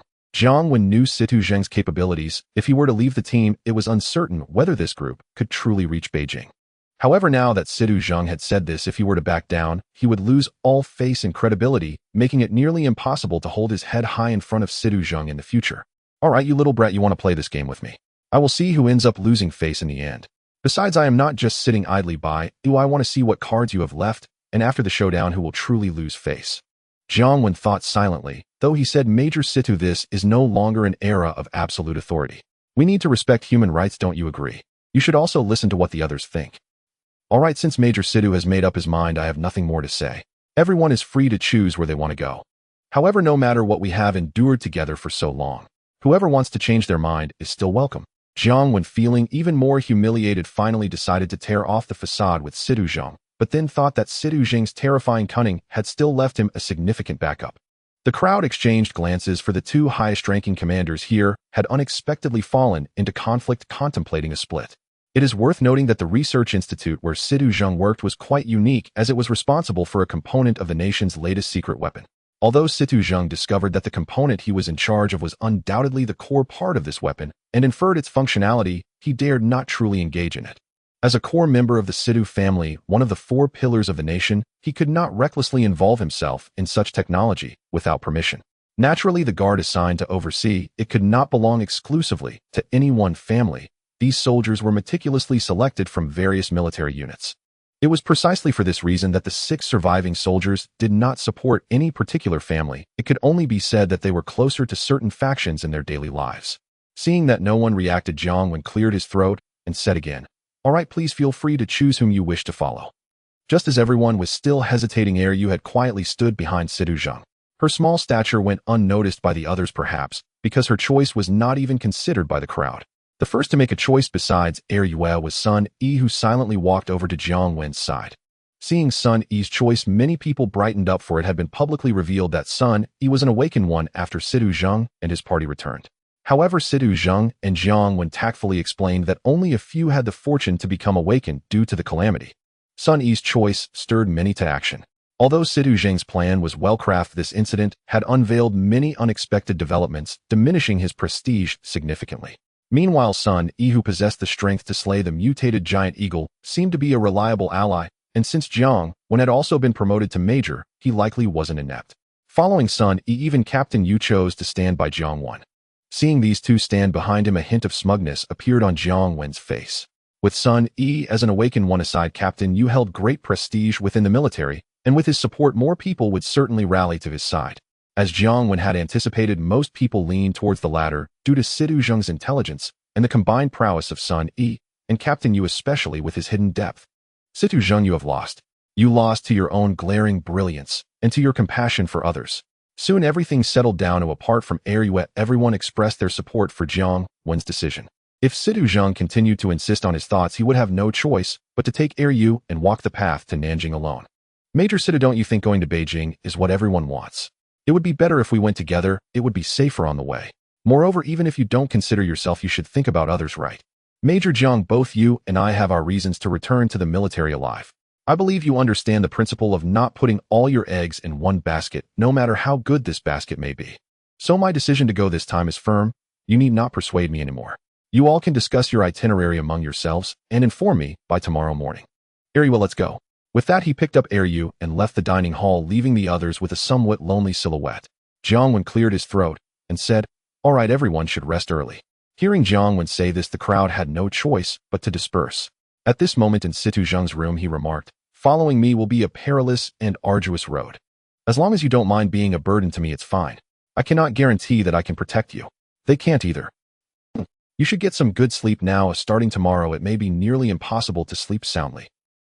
At this moment, if there were outsiders present, they would surely be astonished by the dialogue between the two, for Eryu's tone was hardly that of a child under 6. Instead, it resembled that of a colleague of Situ Zhang.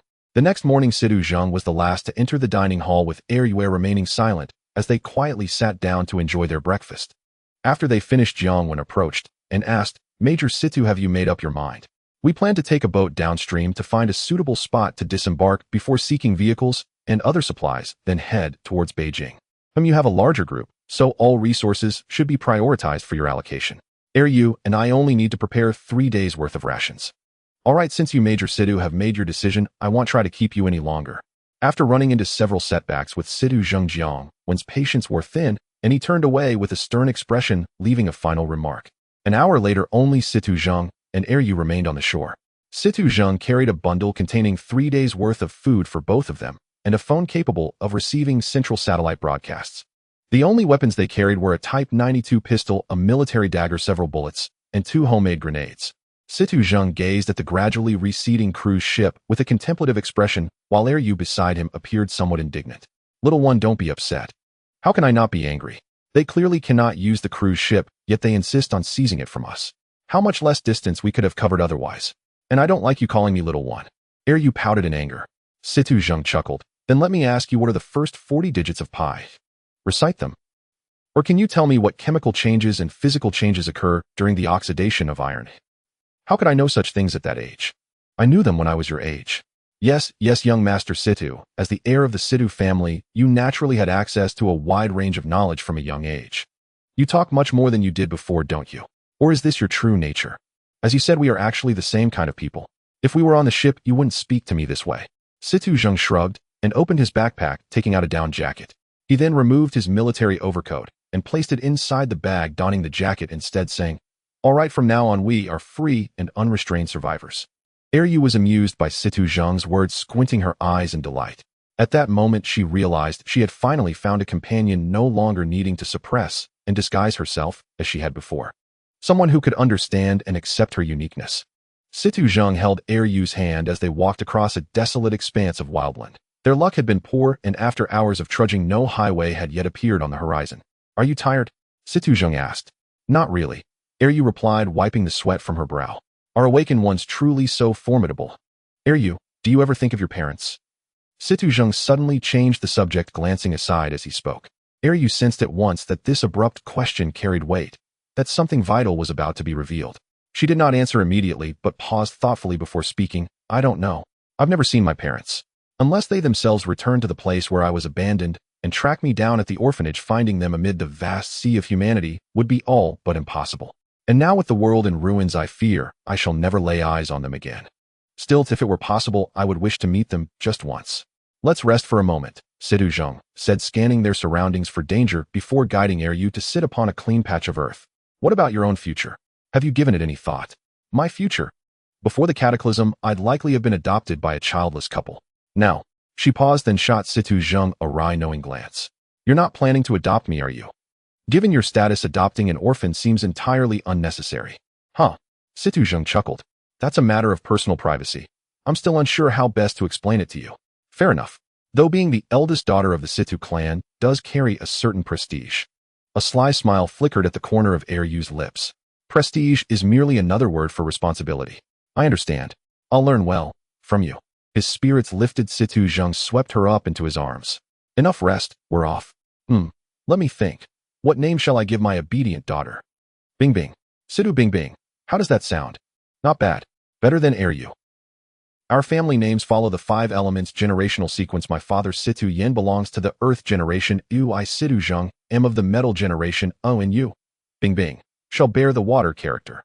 As he spoke, Situ Zheng began recounting the history and structure of his clan. Let's pause for a bite to eat before continuing. The Situ clan, one of the nation's 4 great families, is a colossal entity. Beyond its extensive network of affiliated branches in defense industries, advanced technology, politics, and military command, even among its own bloodline, Situ Zheng has numerous cousins, male and female alike. They walked for hours, she listening, he speaking, encountering only scattered shamblers along the way, none of which posed any real threat. The two evaded them with effortless grace. Actually, son, is an awakened one, but he isn't the one I'm seeking. Are awakened ones truly so numerous in this world? Before the cataclysm, they were exceedingly rare, 1 in 100 million. But now, I can say with certainty their numbers will surge beyond precedent. Jiang, though a member of the Jiang family, remains outside its inner circle, so while he knows awakened ones exist, he lacks deeper knowledge. I, however, have met true apex awakened ones. The Dragon Corps, our nation's 2nd greatest deterrent force, surpassed only by nuclear arms. The Dragon Corps. Yes, each is a paragon among awakened ones, peerless in both martial prowess and mental acuity. It was through several encounters with them that I learned secrets known only to awakened ones, and precisely because of that insight, I recognized instantly that Sun E was not the one who had drawn my attention. A faint self-satisfied smile crossed Situ Zheng's face. Rightfully so, for extracting classified intelligence from the Dragon Corps was no trivial feat. What secrets? Awakened ones fall into 2 broad categories: physical awakened and mental awakened. Physical awakened possess abilities centered on bodily enhancement or mutation, granting them exceptional individual strength and progressively increasing resilience. With each passing day, their physical constitution grows sturdier, their survival instincts sharper. This grants them formidable combat and endurance capabilities, even without activating their powers. Consequently, when their abilities do manifest, the resulting energy discharge remains tightly contained, rarely extending beyond their immediate vicinity. Mental awakened, by contrast, represent the pinnacle of awakened evolution. Their powers command fire, ice, sonic waves, devastating against both single foes and swarms alike. In defense, they may temporarily transfigure their bodies into pure energy, rendering themselves impervious to harm. Yet their weakness is equally profound. Without active power usage, they possess little advantage over ordinary humans, and even in energy form, they remain vulnerable to targeted countermeasures. I recall one case. An ice element mental awakened lured and trapped inside a steel furnace where she perished. So the one you seek is the mental awakened whose power triggered the mass transformation of shamblers into skeletal remains, not Sun E, the physical awakened. And the sudden emergence of 2 awakened ones led you to conclude that the cataclysm will catalyze an unprecedented proliferation of awakened ones. Close, but I detected 3, not 2. Thank you. Regardless, because of me you chose to abandon 1 awakened one. A daughter need never thank her father for such things. Still near the epicenter of that zone, I found only 2 survivors, Sun E and you. Yet I felt nothing extraordinary within myself. Even the finest gemstone must be cut and polished before it reveals its full radiance.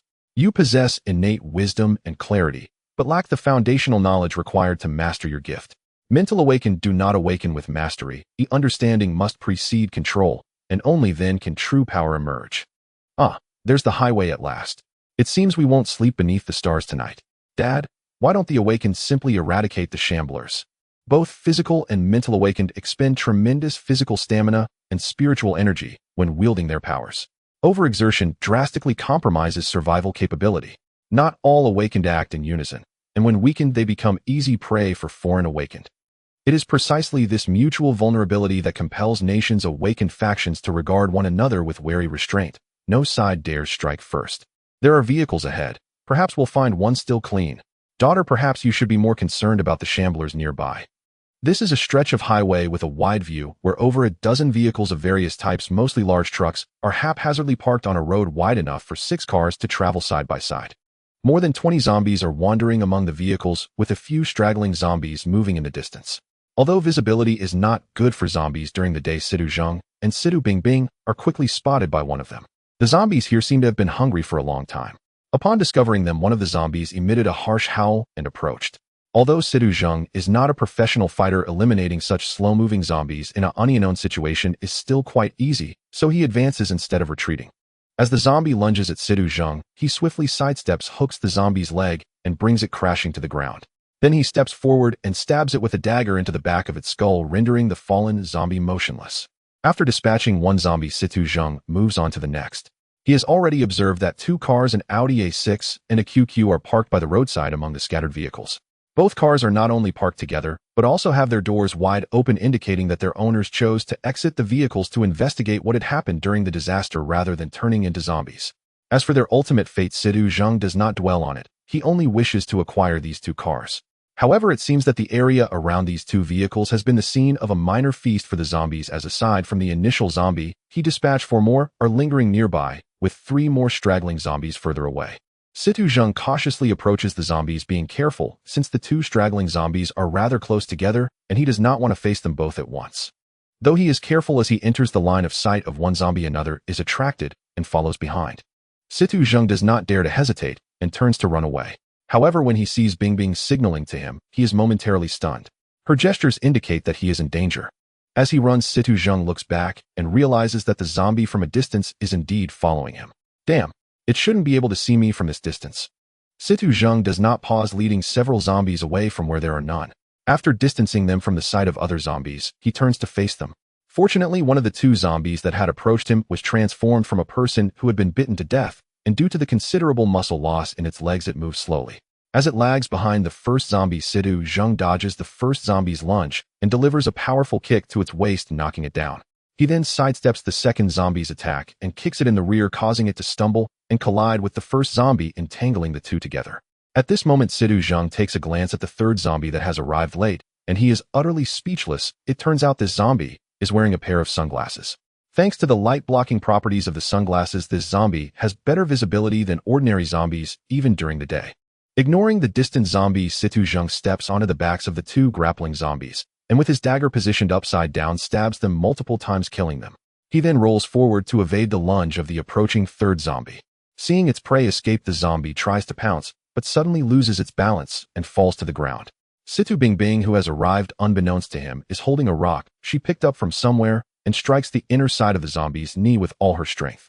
Although only by destroying the zombie's brain can it truly be killed, attacks on joints and other areas affecting balance can significantly disrupt its movements. Seeing the zombie lose its balance and fall, Situ Zheng naturally will not hold back and approaches to stab it. He wipes the blood-stained dagger on the zombie's clothes without raising his head and says to Bingbing, "You shouldn't have come here, I can handle them. The weather is nice today." Bingbing evasively responds. With 4 zombies remaining around the car, Situ Zheng simply walks over and draws them all in. The 4 zombies, attracted by the fresh meat, step forward towards Situ Zheng. He skillfully leads them away from the highway and into the wilderness, while Bingbing hides among the grass by the roadside. The 4 zombies focused on chasing Situ Zheng do not notice Bingbing beside them, and they continue to follow him further away. After a while, Situ Zheng changes direction and runs back. Although he looks a bit out of breath, he has successfully shaken off the 4 zombies. "Let's go check our haul," Situ Zheng says. "Dad, it seems those zombies are getting faster. Did you notice that too? Their muscles are deteriorating, making them less stiff than corpses. Who knows, they might start running one day. It's best if they never do, otherwise I'm doomed." Without the zombies obstructing us, the 2 quickly run to the 2 cars. Situ Zheng does not recklessly enter the vehicles to check them. They first hide behind the A6 sedan, and then Situ Zheng gently taps the glass with his dagger a few times. Hearing no response from inside, he moves to the car door, which was left ajar in the rush, and looks inside to find no zombies. Situ Zheng then moves forward to the QQ, following the same method of lightly tapping the car window with his dagger. Reacting to the noise, a grotesque female face suddenly presses against the window. Noticing that the back door is not locked, Situ Zheng moves to the other side and taps the window again, causing the female corpse in the back seat to turn and lunge at the left window. Returning to the right side, Situ Zheng decisively opens the car door. Upon hearing the sound and seeing the door that had trapped it now open, the female corpse lunges out. Due to the drop between the seat and the floor, the female corpse tumbles down to the ground and is revealed to be a 6 or 7-year-old little girl. Situ Zheng steps on her back and decisively stabs down with his dagger, liberating her from her tragic eternal life. Hearing the commotion ahead, Bingbing, who was assigned by Situ Zheng to observe the zombies behind, turns around to look in Situ Zheng's direction, but he covers her eyes with his hand. Don't look, there's nothing to see, just a zombie. He'll transfer the usable supplies from the QQ, and then we'll leave here immediately. In the QQ, Sidu Zheng discovers a good amount of food. It seems this vehicle was preparing to take his daughter on a picnic. The Audi A6, however, reveals nothing of value. After placing the food in the A6 and siphoning the gasoline from the QQ to fill the A6's tank, he stores the excess gasoline in the trunk. Situ Zheng then decisively starts the car and drives it away before the zombies attracted by the noise can surround them. In fact, the first encounter with mutated animals did not involve Situ Zheng and his group, but rather Huang Lei's team, who established a base in Yixing. The events trace back to 3 days ago. Huang Lei was examining a military map in the command vehicle when he suddenly spotted a small hill marked as 18 Li Slope. At that moment, a nerve in his mind was triggered. He quickly ordered the troops should halt their advance. Political Commissar Lu Yifeng asked, "What happened? Did you discover something?" 18 Li Slope is just a small hill with no strategic value. Huang Lei seemed to be in good spirits as he replied with a smile. "Normally I wouldn't pay attention to it, but today I'm troubled about how to increase military supplies. It turns out there is actually a small secret arms depot beneath 18 Li Slope." "What?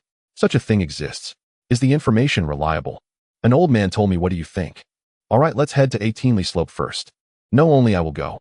You must follow the original plan to the military camp near Yixing.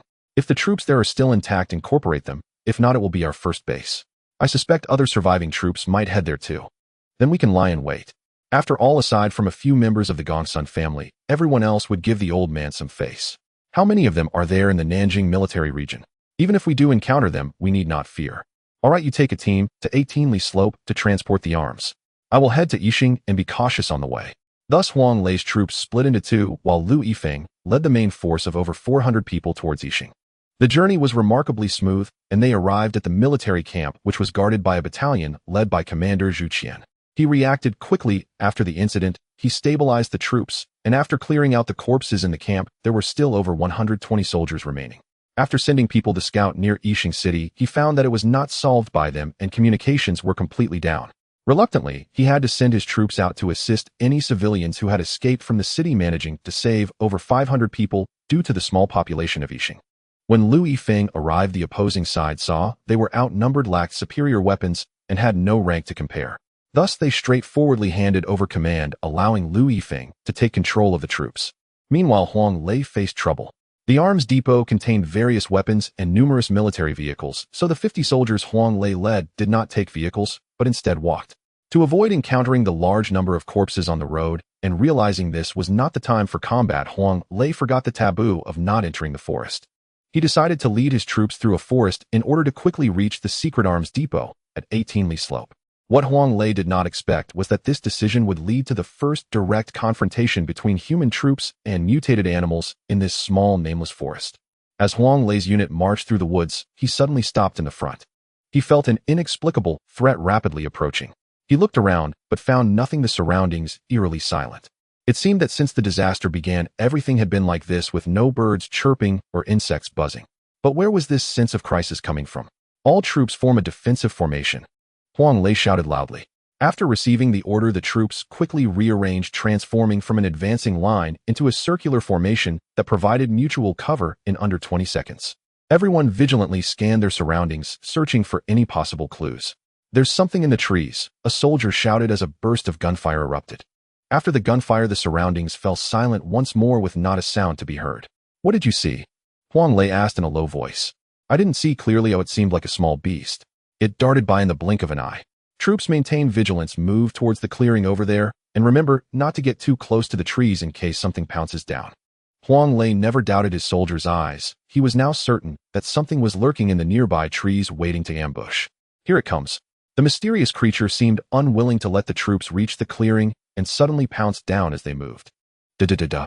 The crossfire from several machine guns easily shredded the body of the descending creature. Huang Lei took a look and saw that the creature was clearly a cat. Damn, how can a cat mutated into a corpse be so agile? It moves like the wind and can hide and ambush through the trees. It's like it's become a spirit. Huang Lei cursed inwardly. Just as he thought, suddenly more figures came leaping down from the branches from behind the trunks and pouncing towards the troops from all directions. Fortunately, those following Huang Lei were all elite soldiers, carefully selected, equipped with powerful firearms. 50 guns fired simultaneously, creating an impenetrable wall of fire, and the incoming mutated cats fell to the ground, hit by bullets. Although many bullets did not hit their heads due to the small size of the cats, the shockwaves from the bullets still tore their bodies and limbs apart. Even if they did not die, they could no longer pose a threat. Meow, a hoarse and mournful cat cry echoed as the remaining mutated cats that had not yet fled stopped and slowly disappeared behind the trees. Huang Lei looked in the direction of the sound with keen eyes and spotted a cat the size of a wolf dog, which vanished between the treetops in the blink of an eye. These mutated cats seemed to be commanded by that strange cat. It looks like we're in trouble. If we don't eliminate it, we'll likely be entangled by it indefinitely.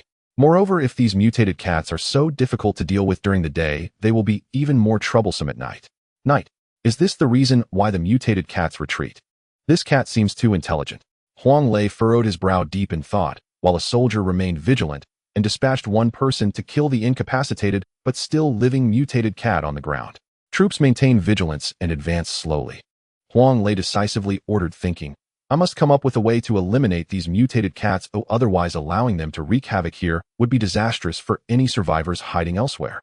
The troops slowly advanced, and seeing the number of corpses on the ground made Huang Lei think that the number of mutated cats must be significant. Otherwise, with such a small number, they wouldn't dare to attack the military. Just the deaths of a few wouldn't easily deter that strange cat. After moving forward for about several hundred meters, a scene of horrific bloodshed appeared before Huang Lei and his group. On a towering tree in the forest, dozens of human corpses were strung up on the branches, each one eviscerated, their skin flayed clean. Their eyes had been gouged out, and their brains seemed to have been hollowed from their sockets, which is why these corpses had not turned into zombies. The corpses were twisted in immense agony, as if they had been flayed alive, eviscerated, and had their eyes removed, tortured to death. Beneath the tree lay numerous white bones picked clean of flesh and sucked dry of marrow. Such a scene, akin to a hell on earth, sent shivers down the soldiers' spines, igniting a blaze of fury within their chests. Captain, several soldiers cried to Huang Lei with reddened eyes. I know, everyone, stay calm. These mutated cats are cunning and fear the strong. If we do not eliminate them, they will definitely cause great harm. Given the current situation, they would not dare confront us heathen. We must hold our position here until deep into the night to lure them out. At that time, the enemy will be hidden, and we will be in the light with life and death uncertain. Are the soldiers willing to fight? Huang Lei suppressed his anger and said, Captain, let's do it. We must leave no trace of this group of mutated cats. All right, now listen to my orders. Squad Leader, take a few men to clear all the low shrubs around us. Squad Leader 3, take people to trim the dense branches on the left and back. The other soldiers will stay with me to secure this area and protect those working. Time is short, let's get moving. Upon receiving the order, the soldiers quickly split up and began to work. A few soldiers were clearing the underbrush beneath the tree when suddenly 6 mutated cats pounced down from the tree towards them. Bang, bang, bang. The soldiers on guard fired their weapons, their guns belching flames of fury, shooting down several of the ambushing mutated cats. However, this was just the beginning. Soon more mutated cats began to ambush the soldiers conducting the clearing operations. Several soldiers were caught off guard and scratched by the mutated cats. These mutated cats had exceptionally sharp claws. A single scratch could tear off a long strip of flesh. Fortunately, most soldiers were wearing bulletproof vests, preventing any fatalities. With no other choice, Huang Lei had to recall some soldiers responsible for clearing the area to bolster their defenses, which finally staved off the mutated cat's ambush. However, the progress of clearing the surrounding obstacles inevitably slowed down. As dusk gradually settled in with visibility decreasing, Huang Lei decisively called back the soldiers working outside. Although they only managed to clear the back and left sides of obstacles, the over 50-person team took this tree, the center of the mutated cat's feeding frenzy, as their stronghold. Everyone knew a fierce battle awaited them that night, and time quickly passed in anticipation. The soldiers lit a bonfire, and by the firelight they caught sight of numerous shadows gathering in the depths of the forest. Bloodthirsty, cruel red eyes flickered among the treetops and the underbrush. The bright moonlight fell upon the earth, but was obscured by the dark forest, casting a faint moonlit veil over it. Under the glow of the fire, Huang Lei stood in the center of the formation, his gaze sweeping around, eyes sharp as an eagle. The pack of mutated cats was still waiting, gathering. They were amassing in greater numbers, waiting for the night to grow darker. No one made a sound. The only noise in the woods was the crackling of the burning firewood. The night deepened, the darkness thickened, as dense as water, as heavy as ink. The several bright bonfires seemed to be suppressed by the gloom. The mutated cats moved like phantoms in the night, making no sound whatsoever, akin to deadly arrows shooting from their hiding places into the crowd. The prepared soldiers were not to be outdone, holding their guns filled with righteous fury. The bullets they unleashed carried the grievances of the fallen. The powerful firepower of over 20 machine guns wove a dazzling web of flames, and those mutated cats caught in the net fell to the ground like moths drawn to a flame. As the first batch of soldiers changed their magazines, the second batch immediately stepped in, reweaving the flaming net for everyone with barely a second's gap. Meowed. A piercing cat cry rang out again, and the mutated cat's assault intensified from all directions, countless mutated cats from the branches and treetops lunging towards the soldiers. As the assault of the mutated cats quickened, the recently reloaded soldiers began tossing grenades into the dense area of mutated cats, the explosions and flames causing a temporary halt to their advance. The assault of the mutated cats came wave after wave, repeatedly thwarted before the woven web of fire created by the soldiers. Finally, the enormous mutated cat lurking behind the scenes could no longer hold back. Leading a group of mutated cats into the fray, the massive mutated cat moved with incredible speed, weaving through the interlaced web of fire under the cover of numerous mutated cats, nearly breaching the ranks multiple times. The other mutated cats, witnessing their leader's bravery, surged forward recklessly into the formation. Seeing the gigantic mutated cat charging in, Huang Lei decisively waved his hand, and the soldiers who had been prepared immediately raised their guns towards the sky. Whoosh, whoosh, whoosh. The sound of breaking air rang out as 3 flares shot into the sky, a glimmer of dawn breaking through the darkness.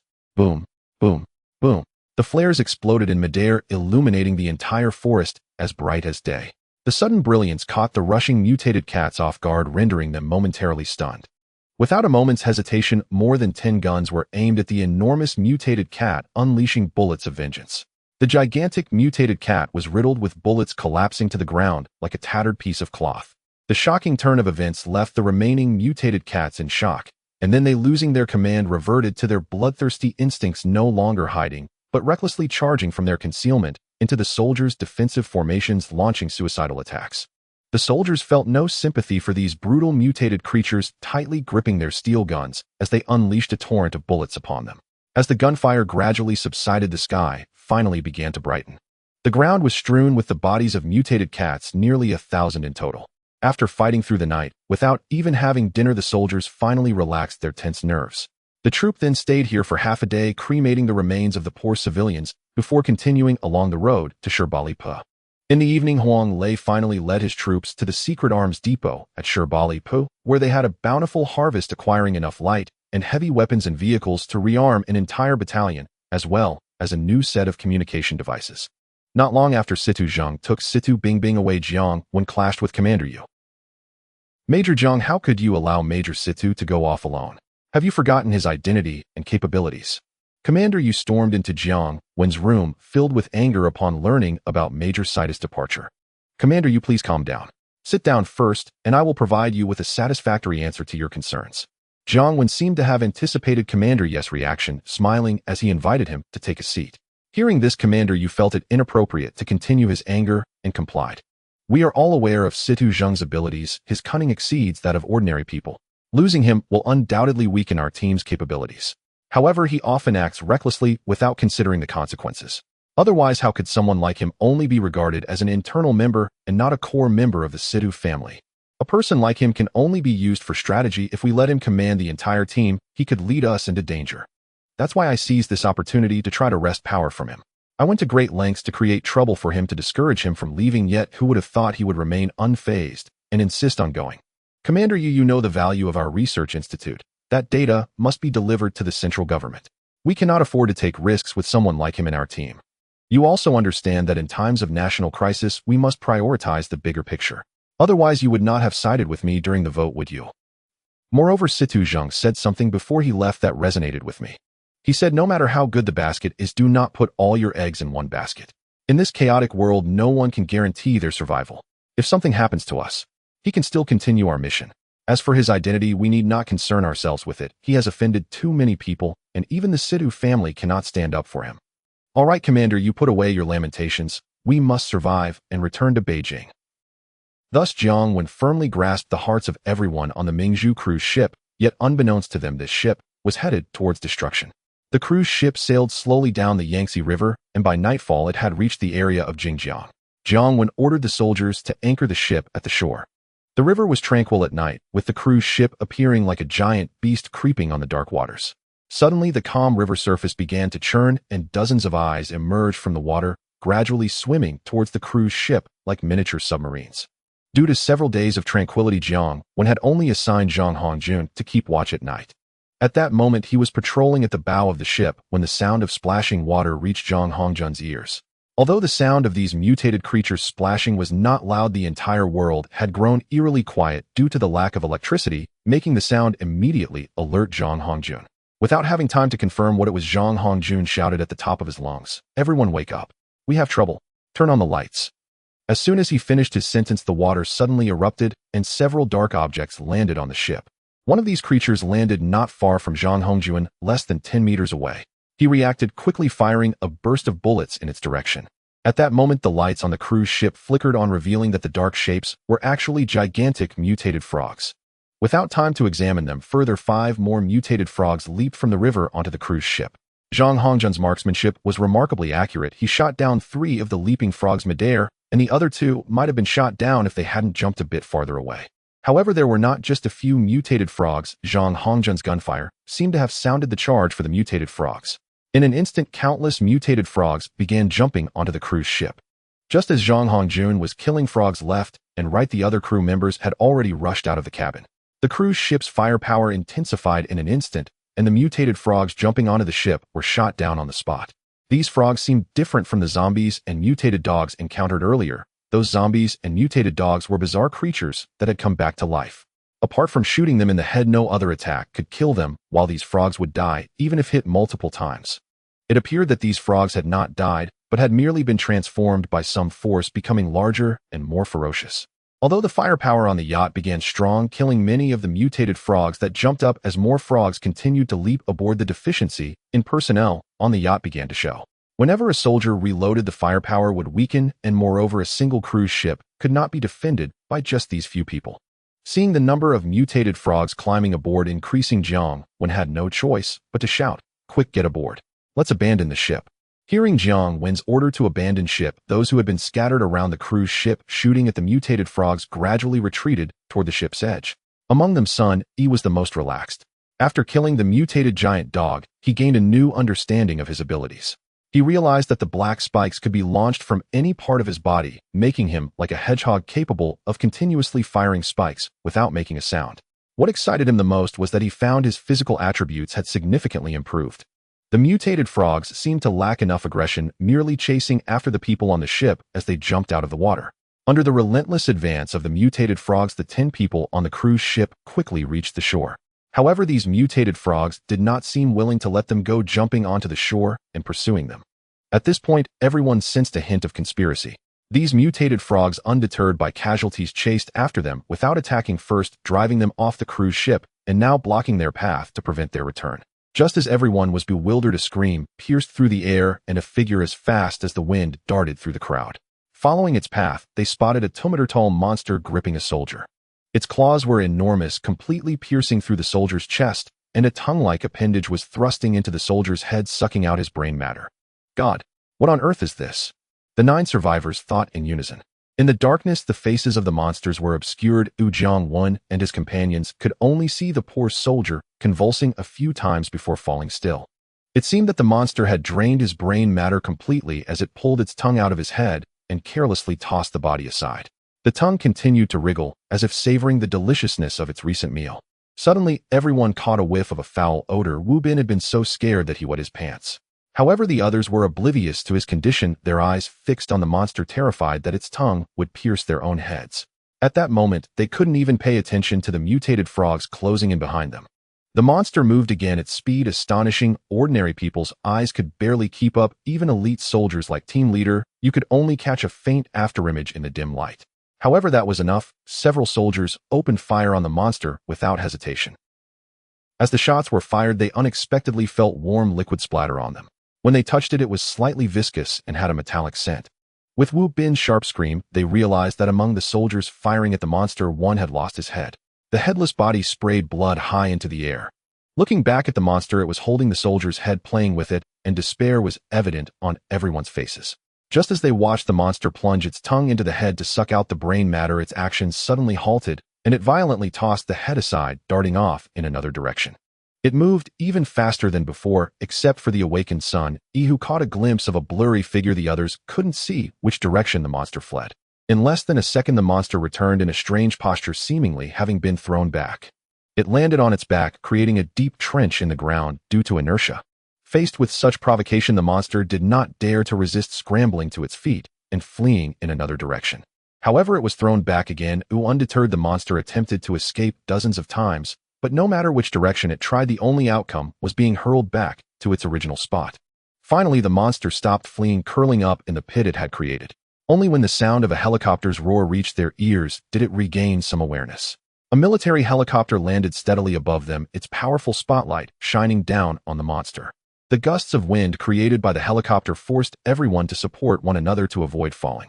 The previously advancing mutated frogs had vanished without a trace. Under the spotlight, only the 8 people supporting each other and the monster covered in mud and blood remained. It was then that they saw the monster in its entirety. Its faceless head with a long snake protruding from a dark hollow left a particularly deep impression on them. Suddenly, a man in a tight black suit appeared beside the monster, causing it to shrink even tighter. The helicopter lowered a massive iron cage, and the monster sprang into it, as if propelled by springs. Seeing that the mysterious man was ignoring them, Jiang, when infused with an unexpected courage, shouted, "Expert from the Dragon team, I am the deputy director of Lab 04. Take me with you." The man in black paused at Jiang Wen's shout and suddenly appeared in front of him. He was about 1.75 meters tall, seemingly around 32 years old, with a well-proportioned figure, wearing gold-rimmed glasses and having slightly curly hair styled like a volcano. He exuded an air of superiority, and standing before Jiang Wen, he made him feel as if Mount Tai was pressing down on him. Just as Jiang Wen felt his legs weakening and was about to kneel, that sensation suddenly vanished. "Where is Situ Zhang?" the mysterious man asked, gently adjusting his glasses with his index finger. Director Situ said that the research materials are crucial and feared they might be lost, so he decided to act separately. Jiang Wen hurriedly replied, fearing that if he delayed, the man would turn and leave without him. "All right, in that case, come with me," the mysterious man said after a moment's thought. "Also, the awakened one mentioned in the report is here too." Jiang Wen pointed towards Sun Yi. "Really?" The mysterious man turned to look at Sun Yi. As he glanced over, Sun Yi, who had been standing, suddenly knelt down. From Sun Yi's body, several black spikes shot out towards the mysterious man, but unfortunately, they were halted in midair before they could travel far. "No!" Jiang Wen shouted. Hearing Jiang Wen call his name, Sun Yi instinctively looked his way, and he saw the man turn to look at him. However, in that moment, the man seemed to transform into an imposing mountain, pressing down toward him, while he felt like a tiny insect beneath it, as if a single thought from the man could reduce him to dust. Unintentionally, his knees buckled, and he knelt on the ground. At that moment, it was the most humiliating experience of Sun Yi's life. Imagine a man in his 60s kneeling before a man in his 30s under everyone's gaze. This was not merely humiliation, it was disgrace.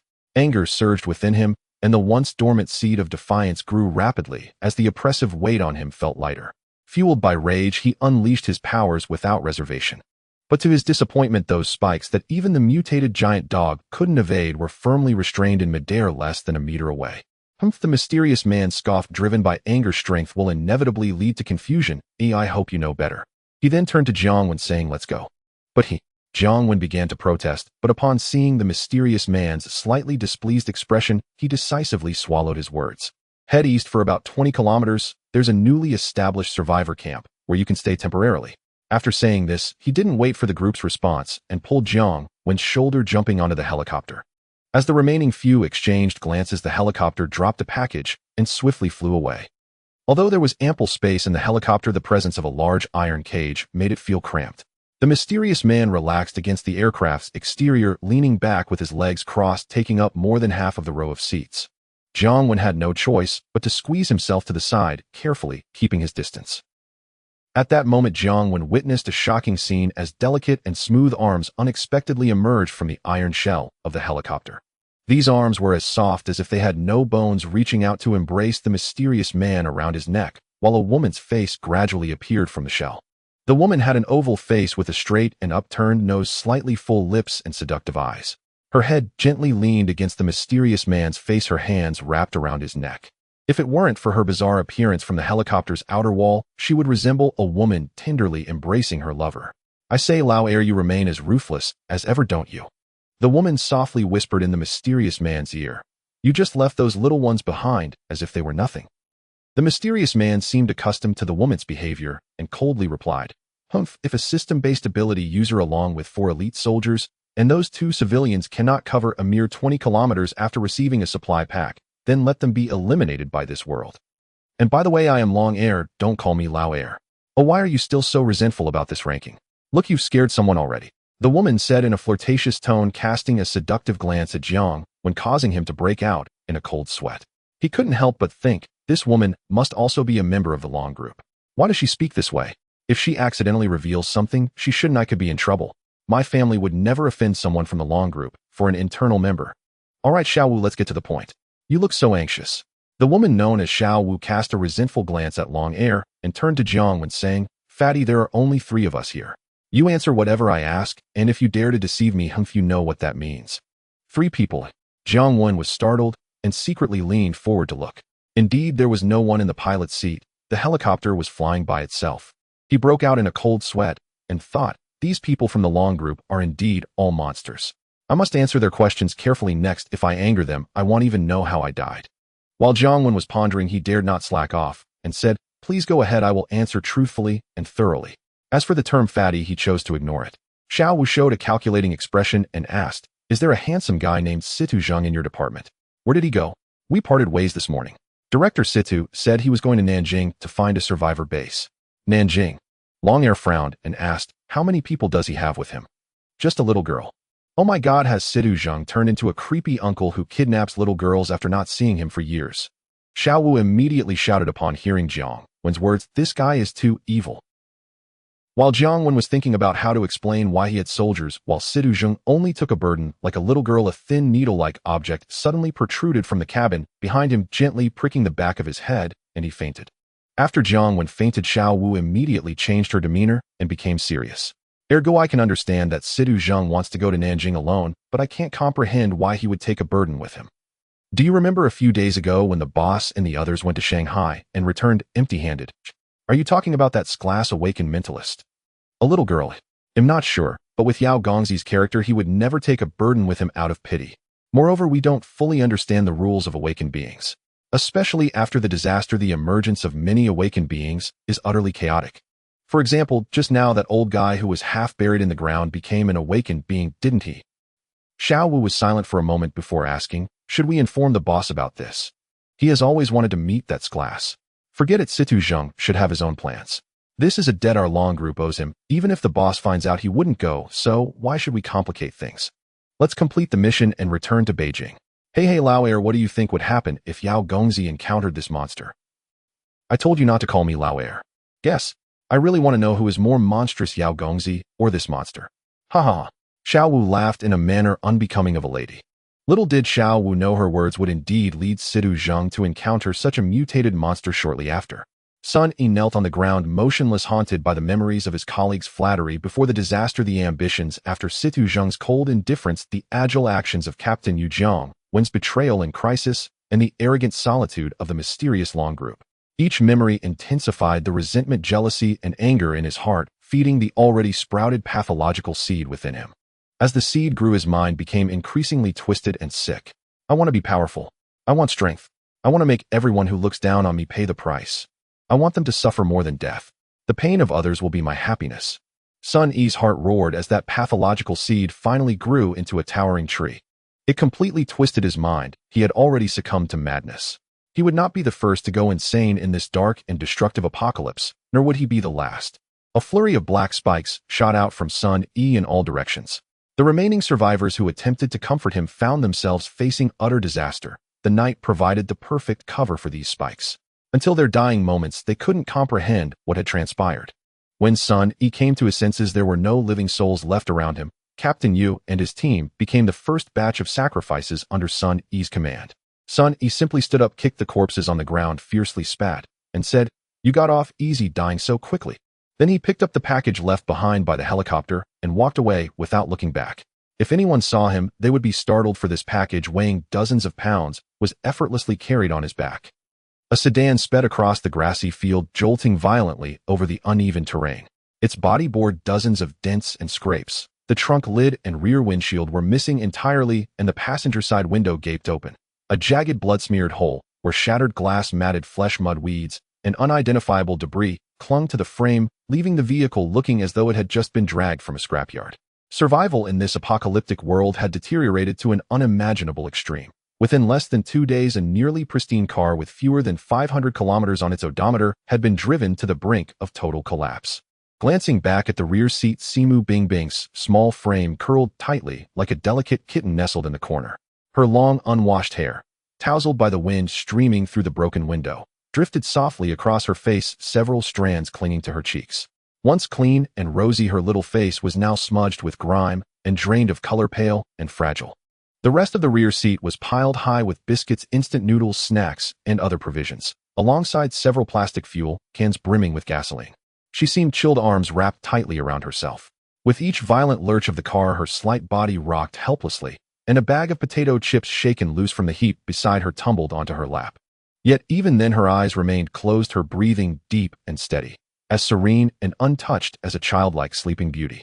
Gazing upon her tranquil slumber, Simu Zheng could not suppress the ache that still throbbed in his chest, the sharp, hollow agony of near loss, as if a slender blade pierced his heart, twist after slow twist.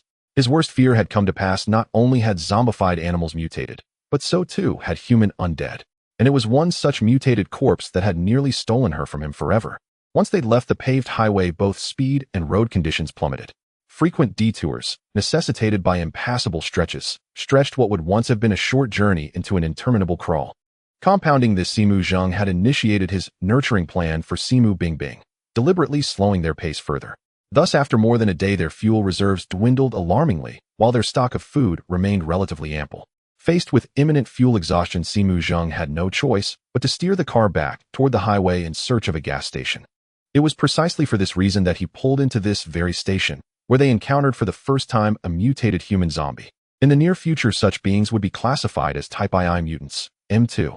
This was a Sinopec gas station. 6 vehicles stood motionless within its lot, but from afar Simu Zheng spotted no signs of undead movement. The entire station lay eerily still. Yet that stillness unsettled him deeply. Cars implied staff. The station and its attached convenience store should have housed personnel, yet not a single soul remained. Had every person here turned into a shambling corpse and wandered away? Simu Zheng refused to believe it. Yet along his entire route he had found neither fueled vehicles nor alternative sources of gasoline. With no other option, he guided the car into the station. As Simu Zheng brought the vehicle to a halt, instinct took over. He began scanning the station's perimeter with meticulous care. The cars parked inside weren't all there when the catastrophe struck, Simu Zheng observed aloud to Simu Bingbing, who had just stepped out of the vehicle. 2 of them arrived later, driven here by survivors just like us. He pointed to the tires of the 2 outermost cars. Look, the dust on the ground beneath them is thinner than elsewhere, meaning they've been here far less time than the others. Also observe the mud and grass clippings caked onto their wheels and fenders, then compare them to our own car. Aren't ours equally coated? Therefore, I'm certain their drivers were survivors like us. After securing vehicles, they too avoided the highways and drove instead across wild, untamed land.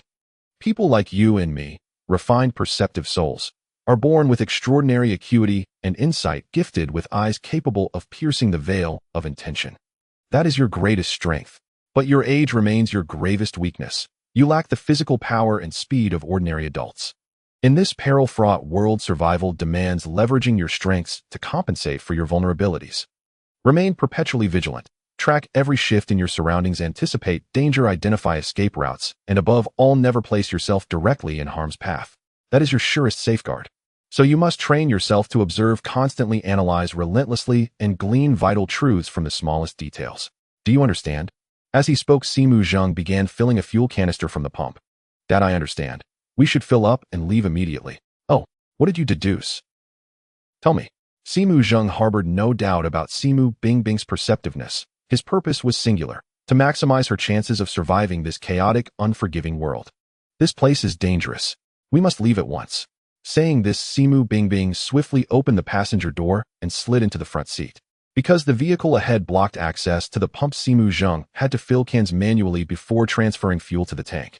Hearing her words, he continued pouring gasoline while asking, "Oh, how did you discern the danger?" As he said, those 2 cars were left behind by survivors.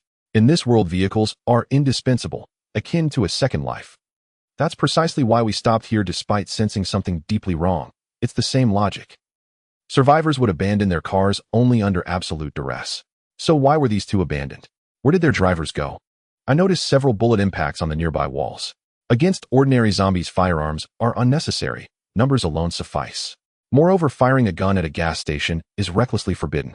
Those survivors must have faced something utterly terrifying. Something so horrifying that they broke every rule, opened fire right here, and fled without even reclaiming their vehicles. Good. Your observation was meticulous and your analysis sound. While they spoke, Situ Zheng had already filled the tank. We must leave this place at once. With that, he started the engine, engaged reverse, and the car slowly backed away.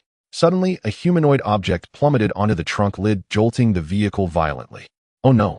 Situ Zheng reacted instantly, slamming the accelerator as the car shot backward. Almost together, the windows erupted into a clamor of shattering glass. A long crimson tongue, bristling with flesh-like barbs, tore through the rear windshield, pierced the passenger seat's back, and finally slammed into the front windshield, leaving a great hole before it stilled. Bing bing. Situ Zheng cried, eyes burning with fear. Situ Bing Bing had been seated in the front passenger seat. He dared not look to the side, terrified of the sight he might see, afraid of suffering the same hurt again, afraid of losing himself. He stomped the brake. The inertia sent the object on the trunk tumbling, but it did not fall away easily. The screech of metal being torn showed it still clung to the rear. Then Situ Zheng whipped the gearshift, and the Audi lunged forward like a runaway stallion toward the gas station where 6 cars were parked. At that moment, a pair of small, warm, resolute hands gently settled on his clenched hand on the shifter. That I'm okay. Feeling the warmth on the back of his hand, Situ Zheng yanked the wheel. The car's nose carved a strange arc away from the pumps. After colliding with several parked cars, there came the sound of metal falling, and in the rear view, he saw the trunk being dragged down by a red bipedal monster. The car had forced its way through the 6 vehicles. On the exit ramp, a small truck stood parked. As Situ Zheng's car prepared to swerve around it and escape, the red creature suddenly leapt onto the truck's roof. Resolute, Situ Zheng scooped Bing Bing from the passenger seat, yanked open the door, and jumped out. He rolled twice on the ground, holding Bing Bing to shed the momentum. From the corner of his eye, he saw the Audi slam into the truck's side, and having lost power come to rest, the truck with the creature on top toppled leftward from the slope's impact. Without delay, Situ Zheng ran into the convenience store with Bing Bing, his strides hurried and unsteady. Behind the counter, he anxiously held her, checking carefully for injuries. Are you all right? Any injuries? He asked, voice tight. That I'm fine. Luckily I'm small. The thing passed over my head. It just scared me badly. What was that thing? I don't know. It looks like a monster born of human mutation, blindingly fast, enormously strong. It can shoot a tongue like a projectile, its claws can rip metal, and it can cling to and run along walls.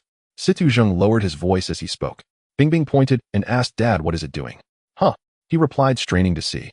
Following her finger, he saw the mutant circling the now dead car, occasionally climbing onto it and battering the bodywork. It seems to hunt by heat. Wait, it's very sensitive to sound as well. At that moment, a side mirror loosened by earlier impacts fell with a clang. The sound startled the creature off the hood. After scrutinizing the fallen mirror for a long beat, it turned and resumed its frantic hopping over the car. Situ Zheng thought it, through their brief safety in the store, was pure luck. The overturned truck had made a deafening noise that masked their footsteps, and the still warm engine had hidden their body heat. But once the engine cooled, in this powerless, heat-starved apocalypse, their body temperatures would shine out like beacons in the night. Perhaps when the engine's warmth dissipates, that will be the hour of their deaths. No, this cannot happen. Calm down, there must be a way, he told himself. Situ Zheng forced calm into his chest and scanned the surroundings with rapid, hungry eyes, refusing to miss the faintest clue. Perhaps salvation lay hidden among them. December's chill bled heat from the engine. Quickly, it was plainly visible that the mutant's bouncing on the hood was already beginning to slow. Temperature sound. Situ Zheng closed his eyes as every scrap of knowledge and the facts around him churned through his mind. Creating heat and noise can momentarily draw the mutant's attention, but it's cunning. It will not fall for the same trick repeatedly. It's too fast. There's no time to start the engine, and running on foot will only get us overtaken. The bullet marks at the station show firearms barely harm it. Grenades are folly. Its speed rivals that of the mutated mastiff. But if we want to live, it must die, he whispered. Bing Bing, it will be cold for a while. Bear with me, okay? Dad, let us face this together. Soon Situ Zheng had grabbed 2 carbon dioxide fire extinguishers from the shop and said, Bing Bing, close your eyes. Obediently, she shut her eyes as he sprayed the icy CO2 over them. The cold seemed to freeze her blood, yet her mind sharpened. She began to perceive the outline of Situ Zheng's covert plan. Indeed, a stealth plan. The mutant locates prey by heat and sound, and lowering their temperature with carbon dioxide can render them temporarily invisible. But that cannot be the entire scheme. Such concealment is fleeting. Extinguishers will run out, and the human body cannot endure prolonged cold. Situ Zheng must be engineering a chance to annihilate the mutant outright. Indeed, he was executing a plan to eliminate it in a single stroke. And that plan would likely blow up the entire gas station. Given Situ Zheng's nature, he would not risk them otherwise. At that realization, Bing Bing's mind cleared and his scheme unfolded before her. Lower their temperature to become invisible, create a delayed trigger bait to lure the mutant, then detonate the station, thus eradicating the creature. Situ Zheng was a man of decisive action, never hesitant, never wasteful of time, and also a natural risk-taker, unafraid to stake everything on a single throw. In truth, his knowledge of the mutated creature was fragmentary at best, bordering on non-existent. Yet he had neither the luxury of time nor the opportunity to gather more. Thus he devised an ostensibly insane covert plan. One misstep, and there would be no grave left to bury them. After temporarily lowering his own and Bing Bing's body temperature with a carbon dioxide fire extinguisher, he swiftly affixed a hand grenade to a precisely weighted object and suspended it above a stack of mosquito-repellent sprays inside the supermarket, then took Bing Bing's hand and stepped out of the store, one careful footfall after another. He knew that carrying her would raise their combined body heat enough to jeopardize the entire invisibility scheme. So stealing his heart, he forced the shivering girl, her lips already bluish with cold, to walk unaided. By then the car engine's residual heat had fully dissipated. The mutated creature paused, sniffing the air, searching intently. And indeed, Situ Zheng's concealment strategy had succeeded. It failed to detect either Situ Zheng or Situ Bing Bing. After fruitless minutes of probing, it vaulted onto the gas station's canopy, allowing the two at last to exhale in quiet relief. Though numb with cold, they clenched their jaws and forced themselves forward, not rushing but advancing with deliberate slowness until they reached the fuel pumps. Each seized one pump and simultaneously activated them. Gasoline gushed forth instantly. Meanwhile, the grenade, suspended by its weighted tether, was slowly descending, its pin gradually drawing taut. Just as they prepared to flee, a blood-red figure dropped between them, facing Bing Bing back, turned to Zheng. The sound of the fuel pumps igniting had roused it. It recognized that mechanical hum with unnerving familiarity and sensitivity. This creature had lain in wait here for 3 human groups. Of the first 2, it had cracked open their skulls and devoured their brains, leaving their hollowed corpses strewn across the gas station's roof. It sensed the 3rd group still lingered nearby and waited, patient and ravenous, for their emergence and the feast to follow. Towering nearly 2 meters tall, the creature bore no trace of decay. Its skin had sloughed away entirely, revealing sleek, corded musculature thrumming with latent power, far from the flaccid rod of reanimated corpses. A translucent keratinous layer sheathed its flesh, through which pulsing crimson light shimmered faintly, tracing the flow of blood beneath. Its upper arms were grotesquely thick, nearly as massive as its legs, and each limb ended in 5 razor-sharp claws. Its head defied anatomy: no eyes, no nose, no mouth. Only a smooth obsidian-black aperture. From its center protruded a long crimson tongue, dripping viscous, translucent mucus, rendering its visage eerily reminiscent of an egg pierced by a writhing maggot. Now confusion flickered within it the moment it heard the fuel pumps engage. It had lunged down from its rooftop perch, yet found nothing. Situ Zheng's concealment had indeed worked. The creature looked straight through Bing Bing, blind to her presence, yet its primal instincts screamed that prey stood before it. It lifted a leg and advanced 1 step closer to Bing Bing, her small face contorted into a silent plea.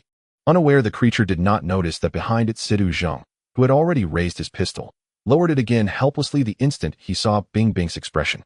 Firing a gunshot amid pools of gasoline would guarantee mutual annihilation, a fate Bing Bing could never accept. Now standing directly before her, the creature let its tongue dangle inches from her face. Barbed spines lined its surface, but now lay flattened inert. Hollow and tubular, the tongue was surely its instrument for siphoning the marrow from living skulls. Bing Bing dared not look further. She shut her eyes and stood motionless, frozen like a statue carved from ice.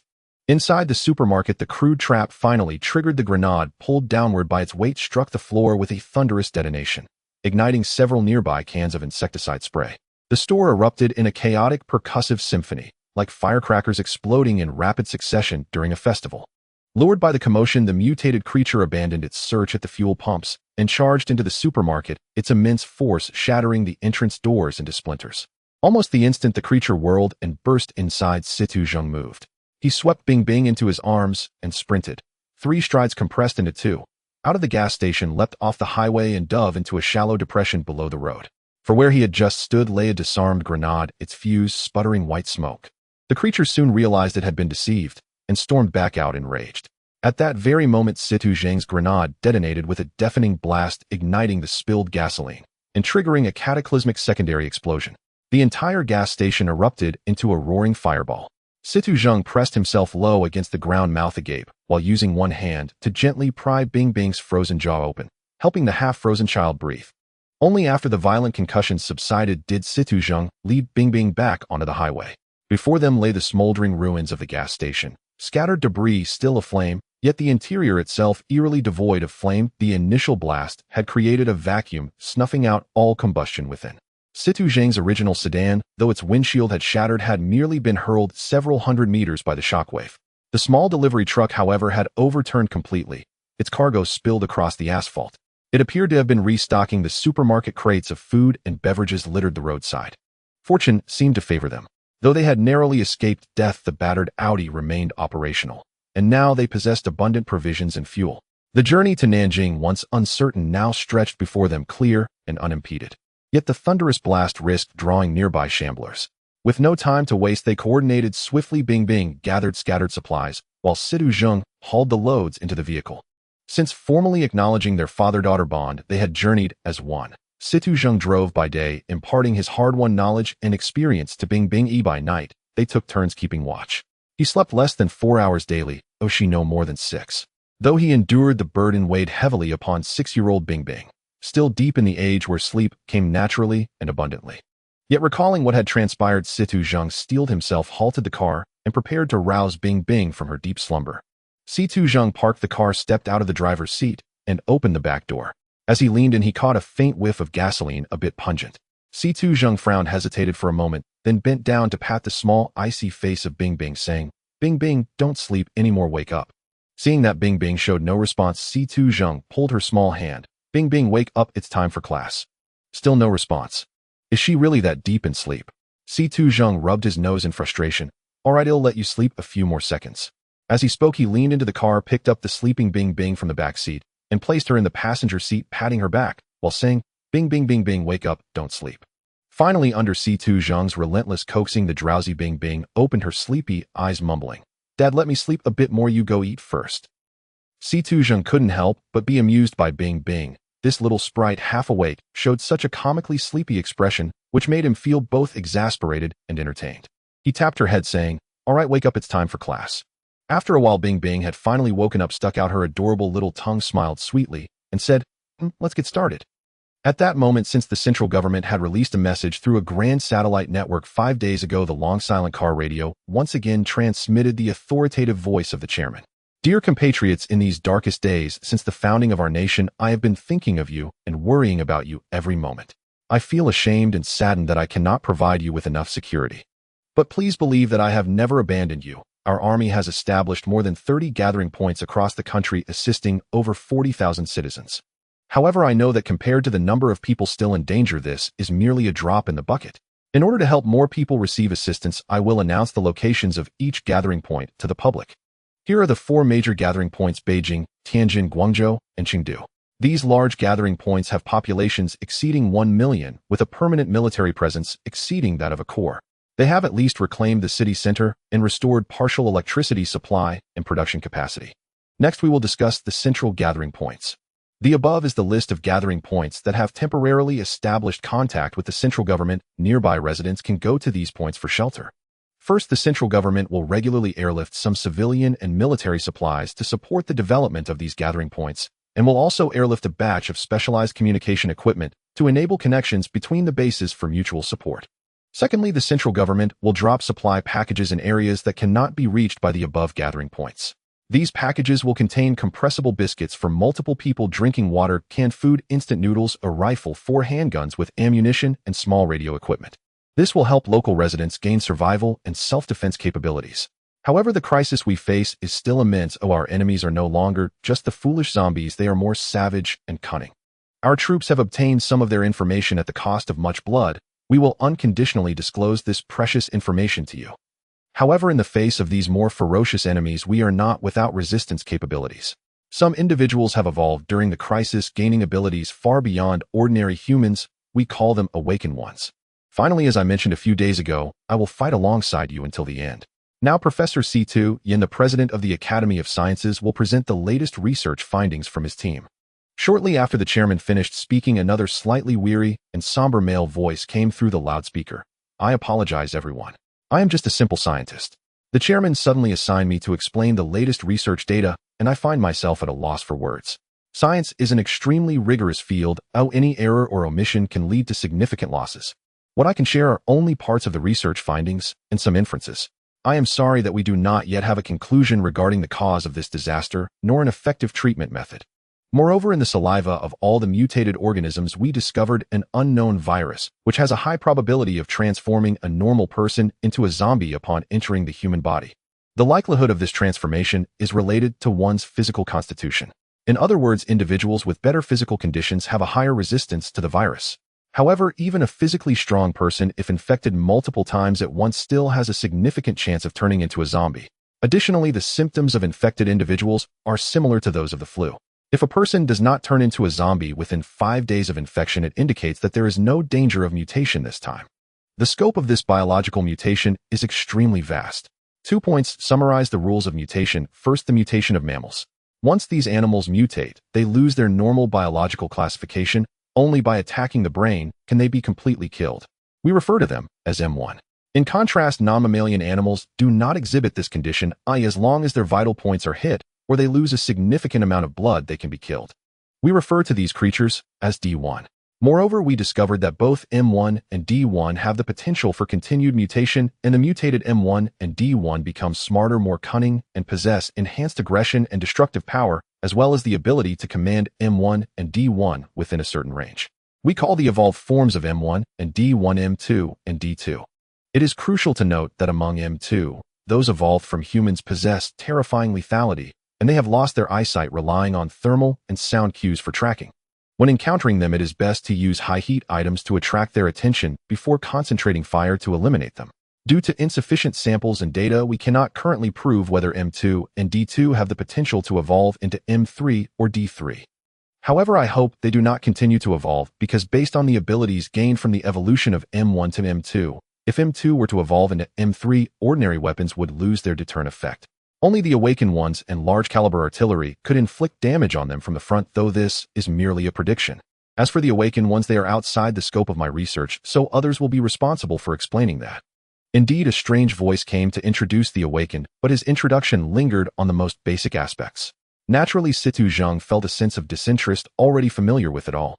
What a clever tactic to distribute communication devices and supplies to each survivor gathering point. This way, each point can directly receive commands from the central command, almost echoing the recent broadcast. The troops can autonomously establish bases and develop forces without awaiting orders from the central command, and have the authority over personnel appointments and dismissals. This was largely denied and was distributed alongside the supplies, leaving no option for rejection. Thus, the possibility of warlords emerging within the nation was significantly reduced, allowing the country to recover from chaos earlier and gain an advantage in the future. Unfortunately, current intelligence from abroad is unattainable. It seems we encountered M2 before the old man is surprisingly knowledgeable about M2, almost as if he has a sample. It seems the Dragon team has indeed been busy recently. It's truly disheartening how people can make you feel inferior. I almost lost my life. There are no survivor gathering points near Nanjing. Is it still overrun with corpses? This is troublesome. It seems we'll need to plan carefully. Dad, where are we headed next? Nanjing. Oh, Dad, is that Grandpa? Yes. You two don't get along. Why? It's an adult matter. Kids shouldn't concern themselves with it. All right, it's time for your lesson. Today we'll discuss the applications of magnetism. Let's conclude here for today. Reflect on it. Perhaps you'll find some inspiration. I understand. Hey, Dad, are you changing cars? Situ Bingbing looked out the window and suddenly noticed that Situ Zheng had his eyes on a nearby road. The engine of this car has some strange noises that must have been damaged by M2. I certainly don't want to break down halfway. This time Situ Zheng was lucky. He spotted a black Lamborghini Batmobile from a distance by the roadside. The car's door was wide open, and it seemed no one was inside. Situ Zheng parked his Audi A6 behind the Lamborghini and got out to check. The door was indeed open, and it was empty inside with the key still inserted. Situ Zheng glanced at the fuel gauge. The tank was empty, and a thin layer of dust covered the seats, indicating the owner had long abandoned the vehicle. What luck, it's just for me. Situ Zheng whistled proudly to himself, then returned to his car's back seat to retrieve a can of gasoline to refuel the sports car. At that moment, 4 cars approached, and a man in the lead car leaned out of the window shouting, "Need any help?" "Thanks, but no need," Situ Zheng replied, not wanting to complicate things. However, the 4 cars still parked nearby. The man who initiated the conversation got out of his car, and a total of 7 men emerged from the 3 vehicles behind. Yet Situ Zheng keenly noticed there were still a few people in the car. The ones who got out later stood far off, showing no intention of approaching. Only the first person to exit casually walked towards Situ Zheng while saying, "Hello, friend. I'm Wei Shuwen. Though my name implies scholarship, I was merely an unnoticed piano player in a bar before. We originally escaped from Nanjing and have been wandering nearby during the day to find food and avoiding corpses at night. We just heard on the radio that there's a survivor gathering point in Yixing, so we plan to go there together. How about you? Want to join us? It would be good to have someone to look out for each other." Situ Zheng squinted at the gradually approaching Wei Shuwen. He appeared to be in his early 30s, a man exuding a scholarly demeanor. He wore a gray suit, his beard neatly shaved with a slender and elongated face. His hair was long and tied back in a small ponytail, and his fingers were long and distinctly knuckled. His eyes shone brightly, without flickering, yet they betrayed a hint of confusion. "Can you really decide for this group? After all, more people means more food consumption." "Of course I can. Brother Wei is an awakened, everyone follows him. Moreover, at this time, how could we survive without helping each other? To be honest, my life was saved by Brother Wei. If everyone saves a bit of food, it should be manageable. Besides, we can find food on the way." The speaker was a chubby man. Due to the distance, Situ Zheng couldn't clearly see his face, but the tone of his speech was filled with admiration. "Thank you for your kindness, but I have other matters to attend to and won't travel with you." Situ Zheng shook his head and replied, "However, if you could provide me with some information about Nanjing, that would truly help me." "You're heading to Nanjing." Wei Shuwen's expression suddenly turned tense and fearful upon hearing Situ Zheng's words. "Brother, please listen to me. Come with us to Yixing. Going to Nanjing is absolutely a dead end. Could it be that there are many M2 in Nanjing?" Situ Zheng instantly deduced that there must be something terrifying there for an awakened person to show such panic. "Yes, at least 4 remain. Did you kill one?" "Yes, if I hadn't suddenly awakened and killed one, the other 4 might have killed us all."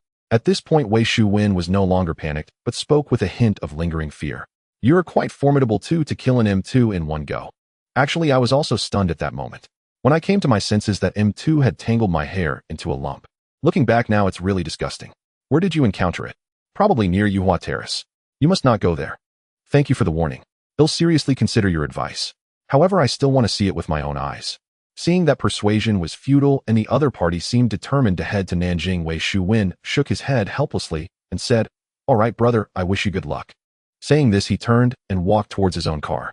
As the others saw that Wei Shuwen's persuasion was ineffective and returned, they began to hiss and make remarks as they got into the car with the wind, carrying faint words like, "Idiot, tired of living, seeking death." Situ Zheng stood in place until he saw their convoy leave before continuing with his tasks. At that moment, as Wei Shuwen drove away, he realized he had divulged all his information without even asking for the other person's name. He thought to himself, this person is not simple. No wonder he dares to venture alone into a place infested with him too. "Dad, why don't we share some of our food with them? Once inside the underground research facility, there should be ample reserves, shouldn't there?" Besides, Wei Shuwen isn't a bad person. As the convoy departed, Situ Bingbing, having remained hidden inside the vehicle, stepped down and spoke. Upon hearing his daughter's words, Situ Zheng paused mid-motion, then abruptly set aside what he held and rushed to the vehicle to lift her into his arms. "My dear, though you possess the rare ability to perceive others' true intentions, remember this: the human heart is ever shifting. Given sufficient profit, many will betray their very nature. Therefore, always keep something in reserve for yourself. Never reveal all your secrets to another. Do you understand?" Situ Bingbing obediently nodded. "Dad, are you worried they'll covet our food and turn violent?" "Precisely. You must engrave this truth deeply: the world we inhabit is no longer the one we knew. Though it remains relatively stable now, as time passes and survival grows increasingly arduous, many minds will warp and fracture. Never expose anything that might provoke envy, especially when you stand at a disadvantage. This is the ancient wisdom: an ordinary man bears no guilt, yet possession of jade invites calamity." "I understand. Good girl. Still, I'm genuinely curious. How did you deduce I was heading to Nanjing specifically to locate an underground research facility?" Situ Zheng gently stroked his daughter's head as he spoke. I'm not only certain you brought me here to reach that underground facility, but I also know it lies in a relatively secure location on Nanjing's outskirts." Situ Bingbing tilted her small chin upward, eyes gleaming with quiet pride as she gazed at her father. "Well done. Continue." From your conversation with Lieutenant Jiang aboard the cruise ship, I learned both of you carried highly classified data. Information so critical it demanded transmission via an absolutely secure channel directly to a designated individual or department. Correct. The Shanghai Underground Research Facility's computers were connected to the external network, rendering them no longer inviolably secure. I could not risk transmitting such vital data through them. Situ Zheng nodded in affirmation. Indeed, this was one reason you insisted on separating from Lieutenant Jiang, but not the most decisive one. Even after learning via broadcast that no survivor enclaves existed here, you still chose to come. Hence, something about this place must have drawn you irresistibly. As director of the Shanghai Underground Research Facility, you would naturally know the precise locations and operational status of other such facilities, making another research site the most logical attraction. Moreover, such facilities house vast archives and specialized equipment. You've always said you'd impart your life's knowledge to me, but much of what you know cannot be mastered through speech alone. Thus, the probability that our ultimate destination is a fully equipped research facility becomes exceedingly high. Exactly. Not only do I know the exact coordinates of the Shanghai facility, I know the precise locations of all 21 national underground research facilities. Our final destination is indeed an underground facility buried beneath the Zhonghua Mountain Mausoleum on Nanjing's outskirts. A facility both comprehensive and remarkably far more expansive than its Shanghai counterpart. It even encompasses disciplines beyond conventional scope. Truth be told, I never imagined this facility had been abandoned. Also, though you occasionally embrace calculated risks, you would never deliberately trap yourself in absolute peril, as you refuse to remain within the Central City Research Facility in Shanghai. Nanjing has not been reclaimed by military forces, meaning the city center teams with reanimated corpses. Even if entry were possible, which is doubtful, the outcome would mirror Shanghai's inevitable compromise and collapse. Therefore, this facility must lie on the periphery, accessible and defensible with straightforward ingress and egress. Furthermore, the sports car you selected offers limited cargo space and high fuel consumption, but excels in speed and off-road resilience. That choice strongly implies the facility lies neither far from here nor along conventional roadways. Finally, selecting such a vehicle necessitated abandoning part of our food and fuel.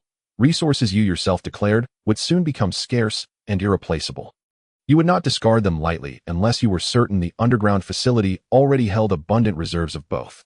Dad, was my reasoning correct? Huh. Excellent. Truly exceptional. Your deductive and analytical prowess is now fully mature. In fact, you may surpass me sooner than I anticipated. Situ Zheng beamed with genuine pride and spared no praise for his daughter. Then his tone softened, tinged with quiet melancholy. Pity, though. If M3, or even M4, and M5 variants truly evolve, conventional computation will prove utterly futile. Perhaps in the end, only awakened ones will determine humanity's fate. Dad, moping doesn't suit you. Maybe someday you'll command an entire battalion of awakened ones against hordes of M3S and M4S. No, let us hope such variants never emerge. With that, Situ Zheng set Bingbing down and resumed refueling the sports car while she helped load lighter supplies into its cramped interior. Before long, the vehicle's modest cabin brimmed with provisions. Glancing at the remaining supplies still piled atop the Audi A6, Situ Zheng remarked, "A shame. We missed the chance to leave those extras for the others. Come Bingbing, let's go." M2 class entities are confirmed within Nanjing's city limits, meaning any survivors sheltering indoors have almost certainly perished. Judging by the direction those people came from, they likely encountered an M2 last night, near Yuwatai. Once startled, such M2s either rally surrounding reanimated corpses for protection or summon them for vengeance. Thus, corpse density elsewhere should decline, creating a narrow window of opportunity. Yet if no survivors remain in the city, M2s will expand their hunting radius. Prolonged presence near Nanjing's outskirts would drastically increase danger. So, choose the lesser of two evils. At that thought, Situ Zheng glanced toward his daughter peacefully asleep beside him. Consider this merely the overture to the final gambit. In that instant, he felt himself slipping further into the skin of a gambler, betting on countless variables. Though his odds seemed overwhelmingly in his favor, it remained undeniably a gamble. Resolving his course, he gently roused Situ Bingbing. Bingbing, no more sleep. We press forward, straight into the facility. Oh, but didn't we agree earlier to formulate a plan first? We did. But Nanjing now hosts 4 M2s. If they disperse, or drift near the facility's entrance, our chances of entering will vanish. Better to strike now while they remain concentrated near Yuwatai. The impact of the second broadcast was not limited to Situ Zheng and his group. Even Huang Lei's unit stationed far away in Yixing was urgently mobilized due to this announcement. With weapons and ammunition obtained from the secret arms depot, at Shur Bali Slope, along with the recruitment of 2 small units, Huang Lei's formal military force had reached 150 men, effectively filling up the original regiment, once more making him a legitimate commander. Subsequently, he arranged for his troops to launch operations to eliminate the walking dead in nearby villages and towns, saving many civilians, while also gathering substantial supplies, gradually establishing a sizable survivor settlement based at the military camp in each one. This base was evaluated by the central authorities as a medium-sized gathering point. At this moment, Huang Lei was seated in the command center facing a massive sand table that marked the key high grounds and buildings around Yixing County. On the wall behind him hung a map of the entire country. Frowning, he held several small blue flags in one hand, unsure of how to proceed, as the sand table was densely populated with red flags. In his other hand, he held a cigarette that had burned for quite some time, with ash almost ready to fall. At that moment, the door was pushed open and a slightly shorter man dressed in a major's uniform with pronounced eyebrows and big eyes walked in. It was none other than Political Commissar Liu Yifeng. Upon entering, he stated, "Old Huang, what do you need me for? I'm currently arranging for the soldiers to build temporary shelters for the civilians."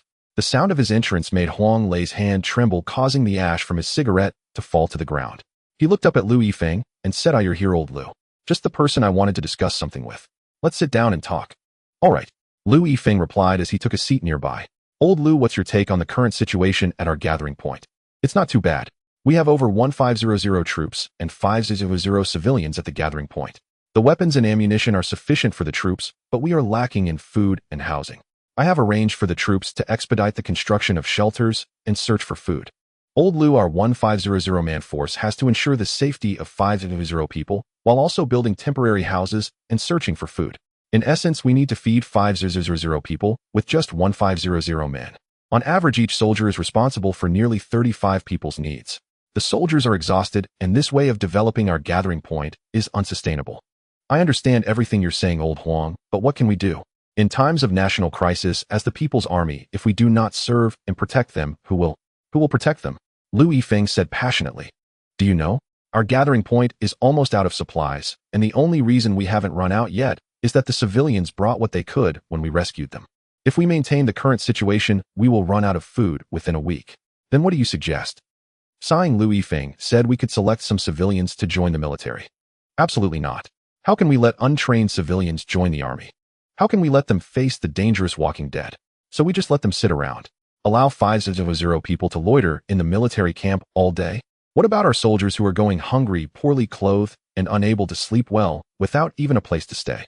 What will happen to the entire gathering point if the army collapses? I'm not suggesting they do nothing in the camp all day. They should work in the city.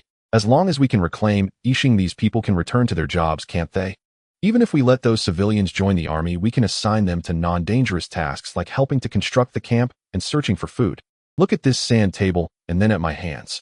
As Huang Lei spread his right hand open to display the blue flags, he said angrily, "Look at this. These are our forces. And look at the distribution of the walking dead at the edge of Yixing, as reported by our scouts.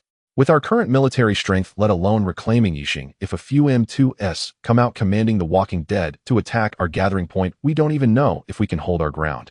Every step we take and every decision we make affects the lives of over 500 military personnel and civilians. We cannot rely solely on idealistic perfection to guide our actions. All right, Old Huang, I won't interfere with this matter, but we absolutely cannot let those civilians take on dangerous tasks. I'll go check on the construction progress of the soldiers' temporary shelters." Liu Yifeng said helplessly and then walked out somewhat dejected. Just as Liu Yifeng was about to leave, a soldier rushed in swiftly. He reached the doorway, saw Liu Yifeng was present, and immediately saluted Commander Political Commissar. This soldier was assigned to Huang Lei personally with the sole task of swiftly reporting any intelligence from the scouts stationed around Yixing. His appearance indicated he had important news, and Huang Lei returned the salute, asking, "What's the situation? Is there any movement from the walking dead in Yixing?" "Report to Commander. According to reports from observation points 7, 9, 11, 0, and 15, there is a trend of large gatherings and movements of the walking dead in Yixing. Mark it on the sand table." Huang Lei frowned. "Understood." The soldier strode to the sand table, quickly pulled out over 10 flags from the sand table, and inserted them in different places. "What is this?"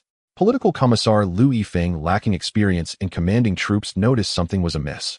At this moment, a third of the originally scattered red flags had been divided into 5 large and small clusters. According to the broadcast, there are at least 5 M2s inside Yixing, and they have also taken control of some M1s, forming their own sphere of influence. Huang Lei quickly analyzed the current situation in Yixing, saying, so our opponents have transformed from 1.8 million disorganized M1s into 5 M2s, each controlling 100 M1s. Before he could finish, another soldier rushed in, exclaiming, Commander, there's trouble. What's going on? Don't panic, take your time to explain. A political commissar. The rushing soldier quickly straightened up and saluted Lu Yifeng. Is there any movement from the walking dead in Yixing? Quickly mark it on the sand table. Yes. The soldier acted promptly, walking briskly to the sand table. Upon seeing the markings, he pointed to the two areas with separated flags and said, this area and this area are both moving towards the city outskirts. Yes. The two soldiers saluted and turned to leave. Old Lu, the thing I've been worried about has finally happened. Our gathering point is too close to Yixing, and now M2 has appeared within Yixing, controlling a large number of M1 that are likely to attack our gathering point. When the time comes, we will be facing a full 2000 M1. We must mobilize all the survivors. You must not stop me with the excuse of keeping civilians out of danger. If we mishandle this, our entire gathering point will be lost. I understand, but old Huang, let me make it clear, this is the only time I will allow this. Got it, you old stubborn man. I'll leave the mobilization to you. Huang Lei gave a light punch on Lu Yifeng's shoulder and said, he good. Soon the troops had gathered, but Huang Lei and Lu Yifeng did not disturb the civilians in the gathering point. After all, for now, this disappearance was still just Huang Lei's speculation. The zombies had left the city, but their target might not necessarily be them. They needed to wait for further reports from the reconnaissance soldiers to determine the exact target of the zombies. However, soon what Huang Lei feared most truly happened. The leader of the surveillance reconnaissance team ran over and saluted, saying, report, Commander. About 200 zombies are heading towards our gathering point from the Yixing direction and are expected to arrive here in 5 hours. Understood, continue monitoring. Yes. The reconnaissance team leader took his orders and left immediately. Captain of the 1st Battalion, mobilize everyone in the gathering point. Captain of the 2nd Battalion and Captain of the 3rd Battalion, take out all the stored weapons and ammunition and prepare for battle. It must be said that humanity's potential in the face of life and death is immense. In less than half an hour, more than 500 civilians, except for a few elderly and weak individuals, had gathered together, nearly 400 men and women. After experiencing the initial despair and darkness of the disaster, most of the survivors had imprinted a mark of what could be called strength deep within their souls. Although they all knew that a large number of zombies would attack this gathering point, there was not too much panic. However, they could not maintain the quiet and orderly lines like the soldiers. Although only a few people nearby were whispering, the low conversations of tens of thousands made the whole scene appear extremely noisy. At this moment, political commissar Lu Yifeng stepped forward with a loudspeaker and said, folks, please be quiet. Lu Yifeng had a great reputation in the gathering point. He was friendly and very concerned about the livelihoods of the people, earning him an excellent reputation among them. So when they heard his shout, everyone fell silent. Folks, since the disaster began, we have endured many separations and hardships, and now we can finally gather here to live a few days of stable life. But those zombies that took away our loved ones and invaded our homes are not letting us go. Now they are gathering an astonishing number to advance on us. Can we remain indifferent to protect our newly built home and our deceased relatives? No, we must take revenge. Kill those damn things. Let's fight them. The gathered civilians shouted in unison. All right, everyone, listen to me first. After Lu Yifeng waited for everyone to quiet down, he continued, I understand your feelings, but as soldiers, we have the responsibility and obligation to protect you. Just not long ago, our commander Huang took the main force to actively intercept the approaching zombie forces. The soldiers are fighting bravely for us. Shouldn't we also do our best to provide a stable rear for them so they can fight without worries? Commissar Lu is right. Tell us what to do. Rest assured, just say the word and we'll follow. Thank you for everyone's support and help. I sincerely thank you on behalf of all the officers and soldiers. Please listen and do not panic. Follow the arrangements of Captain Lu Shichuan of the 1st Battalion. At this moment, Huang Lei was leading his 2 battalions to confront the 200 zombies coming from Yixing. After several encounters with the zombies, Huang Lei had also learned some patterns. The zombies' reckless and fearless nature combined with their astonishing numbers had caused Huang Lei's troops to suffer setbacks in the previous encounters. Although the zombies were hindered by their speed and had not caused much damage to his troops, they themselves suffered considerable losses. Huang Lei had to admit that in his encounters with the zombies from Yixing, he had always ended up retreating.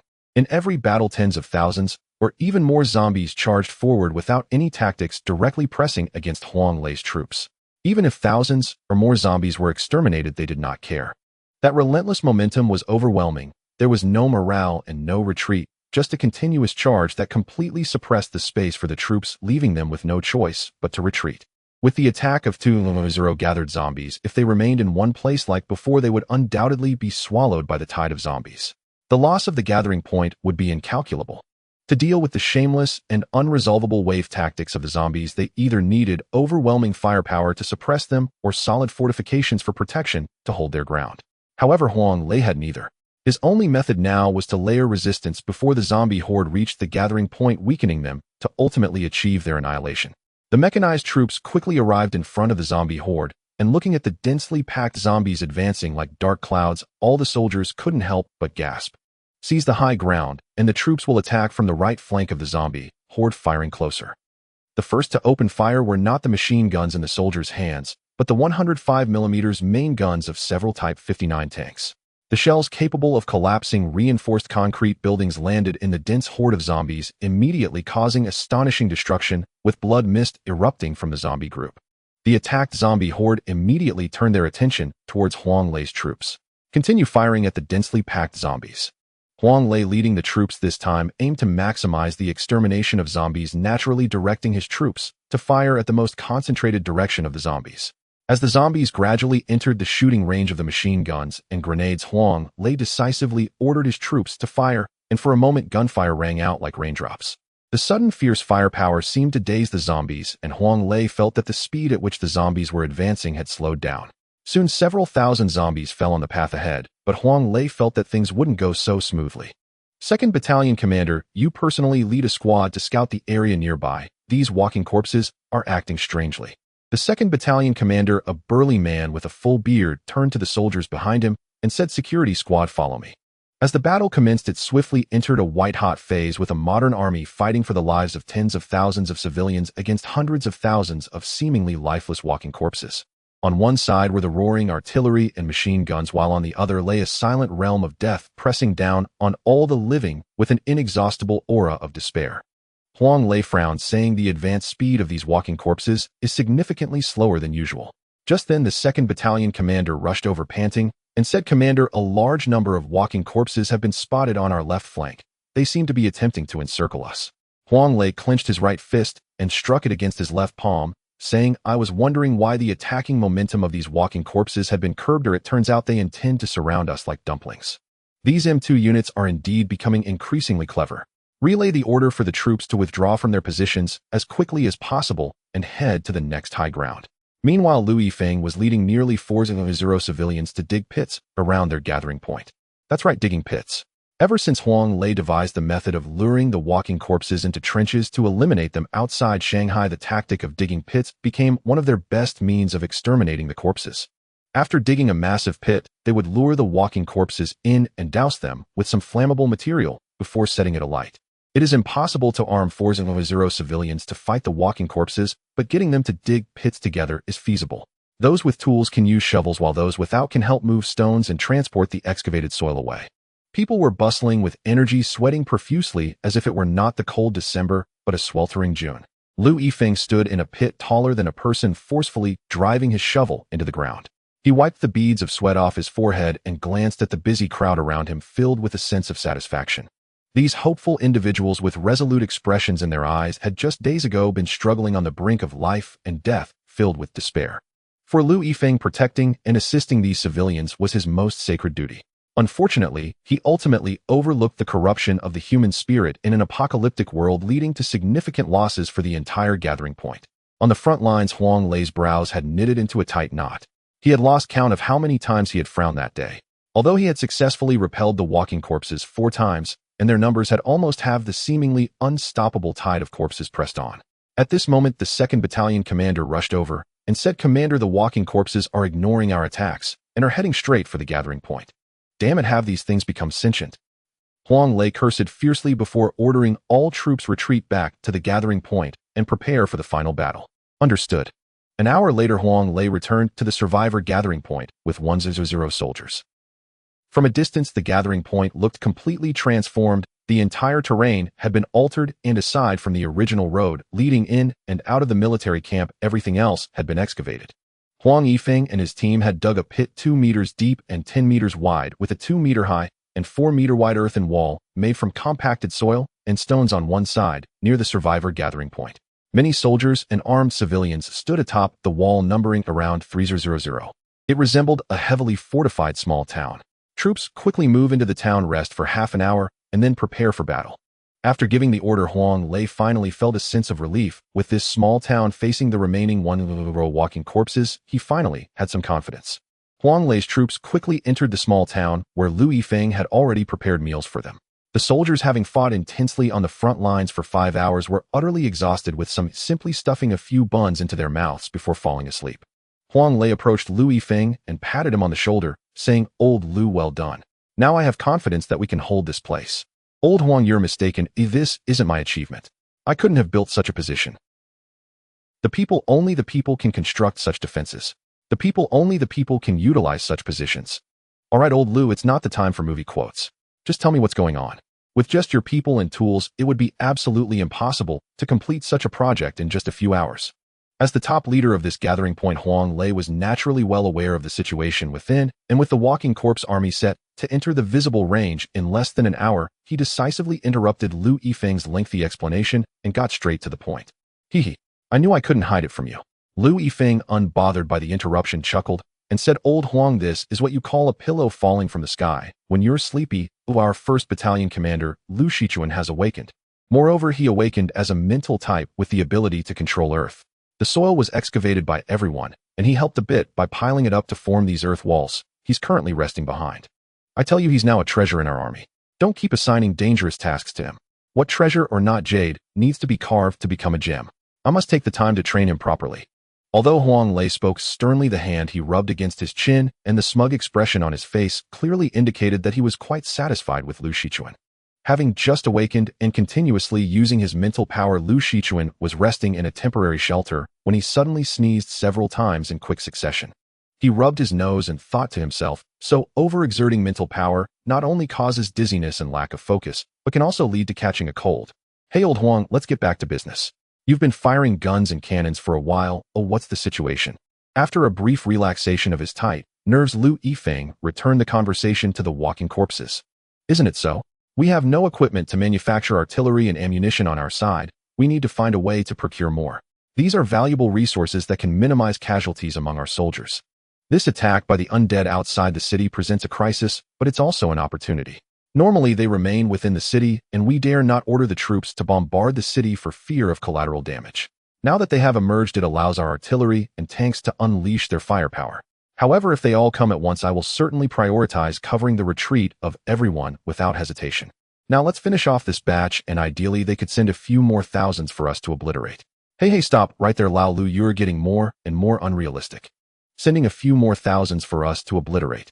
If we run out of shells, I can't help the artillery with bayonets. Moreover, whether we can hold this city is still questionable. Lao Lu, when I entered, I noticed that you left that road open for troop movements, which is indeed convenient, but it also provides an attack point for the undead. I've had a few encounters with them, and once a breach is left open, sealing it becomes difficult. I think we should block that road and fortify this side as well.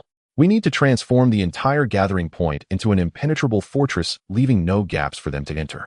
Lu Yifeng thought for a moment and said, "I agree. After all, the road can be rebuilt later. If we let the undead in, it would be disastrous." I was too hesitant before, not wanting to part with these jars and containers. As for Lu Shichuan, let him rest for now. If the undead pose a threat to the earthen walls, we can call him to help reinforce them. Also tell the soldiers to prepare the flamethrowers and incendiary bombs, as they will come in handy if the undead fill the trench. Additionally, if the assault drags on, the M2 hidden among the undead will definitely show up to launch a main attack. We should arrange a few snipers at high points to execute a decapitation strike against the undead. Don't place too many civilians on the earthen walls. Having too many people can backfire.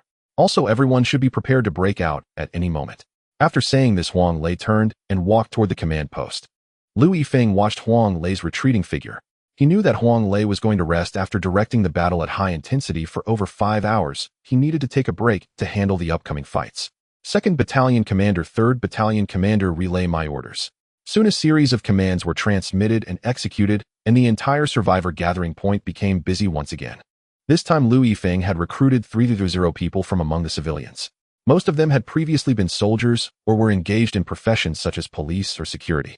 Liu Yifeng arranged them alongside the soldiers on the earthen walls accompanied by one ordinary civilian. The mass attack by the undead placed considerable pressure on Liu Yifeng. He originally thought that protecting the civilians would suffice, however this situation made him realize that when the military fails to protect them, civilians indeed need a certain level of self-defense capability. Moreover, many of these civilians viewed the war as a mere numerical game. A strange atmosphere was emerging among the survivor gathering point. Most civilians believed that 1-0 soldiers could eliminate 1-0 undead, and with 5-0 people in the gathering point, they could easily wipe out the remaining 1-0 undead. For such naive sentiments, many soldiers, including Liu Yifeng, could only respond with a wry smile. One cannot imagine the feeling when countless grotesque undead unburdened by death or fear surge towards you. That feeling of utter insignificance is not something that can be overcome in a single day. Soon the undead horde gradually came into view, initially just a dark spot on the horizon, but the spots multiplied, growing larger and closer. When the undead horde approached like a dark cloud, an emotion that could only be described as panicked fear surged within the survivor gathering point. Fellow villagers, rest assured that our troops can protect you and hold the gathering point. Please return to your temporary shelters and do not interfere with the troops. Thank you. Liu Yifeng shouted loudly through a megaphone, striving to maintain order and stability among the gathered people. Unbeknownst to Wen, Huang Lei was already standing atop the earthen wall, appearing invigorated and hardly resembling a commander who had directed battle for over 5 hours. Fire! With Huang Lei's command, the artillery that had long been set up erupted in a synchronized roar. With the heavy artillery's impact, a mist of blood erupted among the undead, and various scattered body parts were hurled into the air like raindrops. Good. Following this was the cheer of the newly recruited soldiers on the earthen wall. Their voices suggested that victory was within reach, but Huang Lei knew that the battle had only just begun. He had experienced such a beginning multiple times within a few hours, and indeed the artillery fire could not halt the advance of the undead. The undead paid no heed to the massive explosions that shattered their companions into pieces, nor did they care for those who were knocked down by the shockwave falling beneath their feet, trampling over them as they advanced. Hearing the cheers around him only made Huang Lei feel regret. Having lost support from electricity and satellites, the modern forces that could have employed long-range precision strikes could only wait for these undead to emerge from their hiding places in the city to attack within the limited visual range. The technology of the troops had regressed by more than a century. Soon the undead horde advanced through the artillery fire and entered the range of the machine guns. Knowing the attacking nature of the undead, Huang Lei dared not conserve bullets and ordered the soldiers to fire as soon as they entered range. In an instant, the machine guns placed on the earthen wall wove a net of fire, and the undead rushing into this fire net fell like cut wheat. However, there were still too many undead, and unless shots hit their heads, even if a few bullets struck them, the undead could still advance. Thus, the interwoven net of fire could not stop their charge. Fortunately, the trench that had been dug earlier proved effective. As the undead entered, they fell into it like dumplings, with the trench seeming to open its mouth to swallow all the undead attempting to cross it. Although the trench temporarily hindered the advance of the undead horde, it was not a true chasm, and after the relentless undead horde paid the price of tens of thousands of their kind, it was ultimately filled. The undead horde, stepping on the bodies of their companions that filled the trench, arrived at the base of the earthen wall, using their hands and mouths to gnaw at the wall. The earthen wall, 2 meters high and 4 meters wide, could not be easily shaken by the scratching and biting of these undead. The soldiers stood on the vertical wall and shot downward, and soon all the undead close to the wall fell under their fire. To prevent the undead from using the bodies as a foothold to climb the wall, Huang Lei specifically instructed the soldiers not to attack the few rows of undead tightly pressed against the wall. The battle seemed to have reached a stalemate, and over time the scales of victory began to tilt in favor of humanity. Under the overwhelming firepower, the number of ghouls rapidly decreased, and the pile of corpses even blocked the advance of the ghouls from behind. Finally, under the prolonged disadvantage of the ghoul attacks, the M2 hidden among the horde sprang into action. An M2, taking advantage of the ghoul crowd for cover, approached the earthen wall and easily climbed up using its strong limbs. The speed of the M2 was astonishing. Before the people on the wall could react, it unleashed its brutal assault. Its powerful limbs could tear through iron, and the fragile human body seemed like a thin sheet of paper before it. Even soldiers in bulletproof vests were easily ripped in half. Amidst the chaos on the earthen wall, another M2 appeared. This one had evolved from a canine, and its massive body slammed against the wall, shaking it violently. With just a few hits, cracks started to form on the wall. The commotion caused by the two M2s was quickly noticed by Huang Lei, who decisively ordered flame throwers target M2 fire. The sniper aimed at the head, preparing to shoot. Several soldiers carrying flame-throwers rapidly approached the M2 on the wall under the cover of other soldiers. Jets of intense flames sprayed toward the M2, causing it to falter as it was extremely sensitive to temperature. The snipers who had been waiting for this opportunity while struggling with the M2's swift movements among the crowd seized the moment, aimed and fired. Nearly 10 sniper rifles fired almost simultaneously, and the soldiers with sniper rifles could clearly see the M2's grotesque head explode into a cloud of blood mist resembling a smashed watermelon.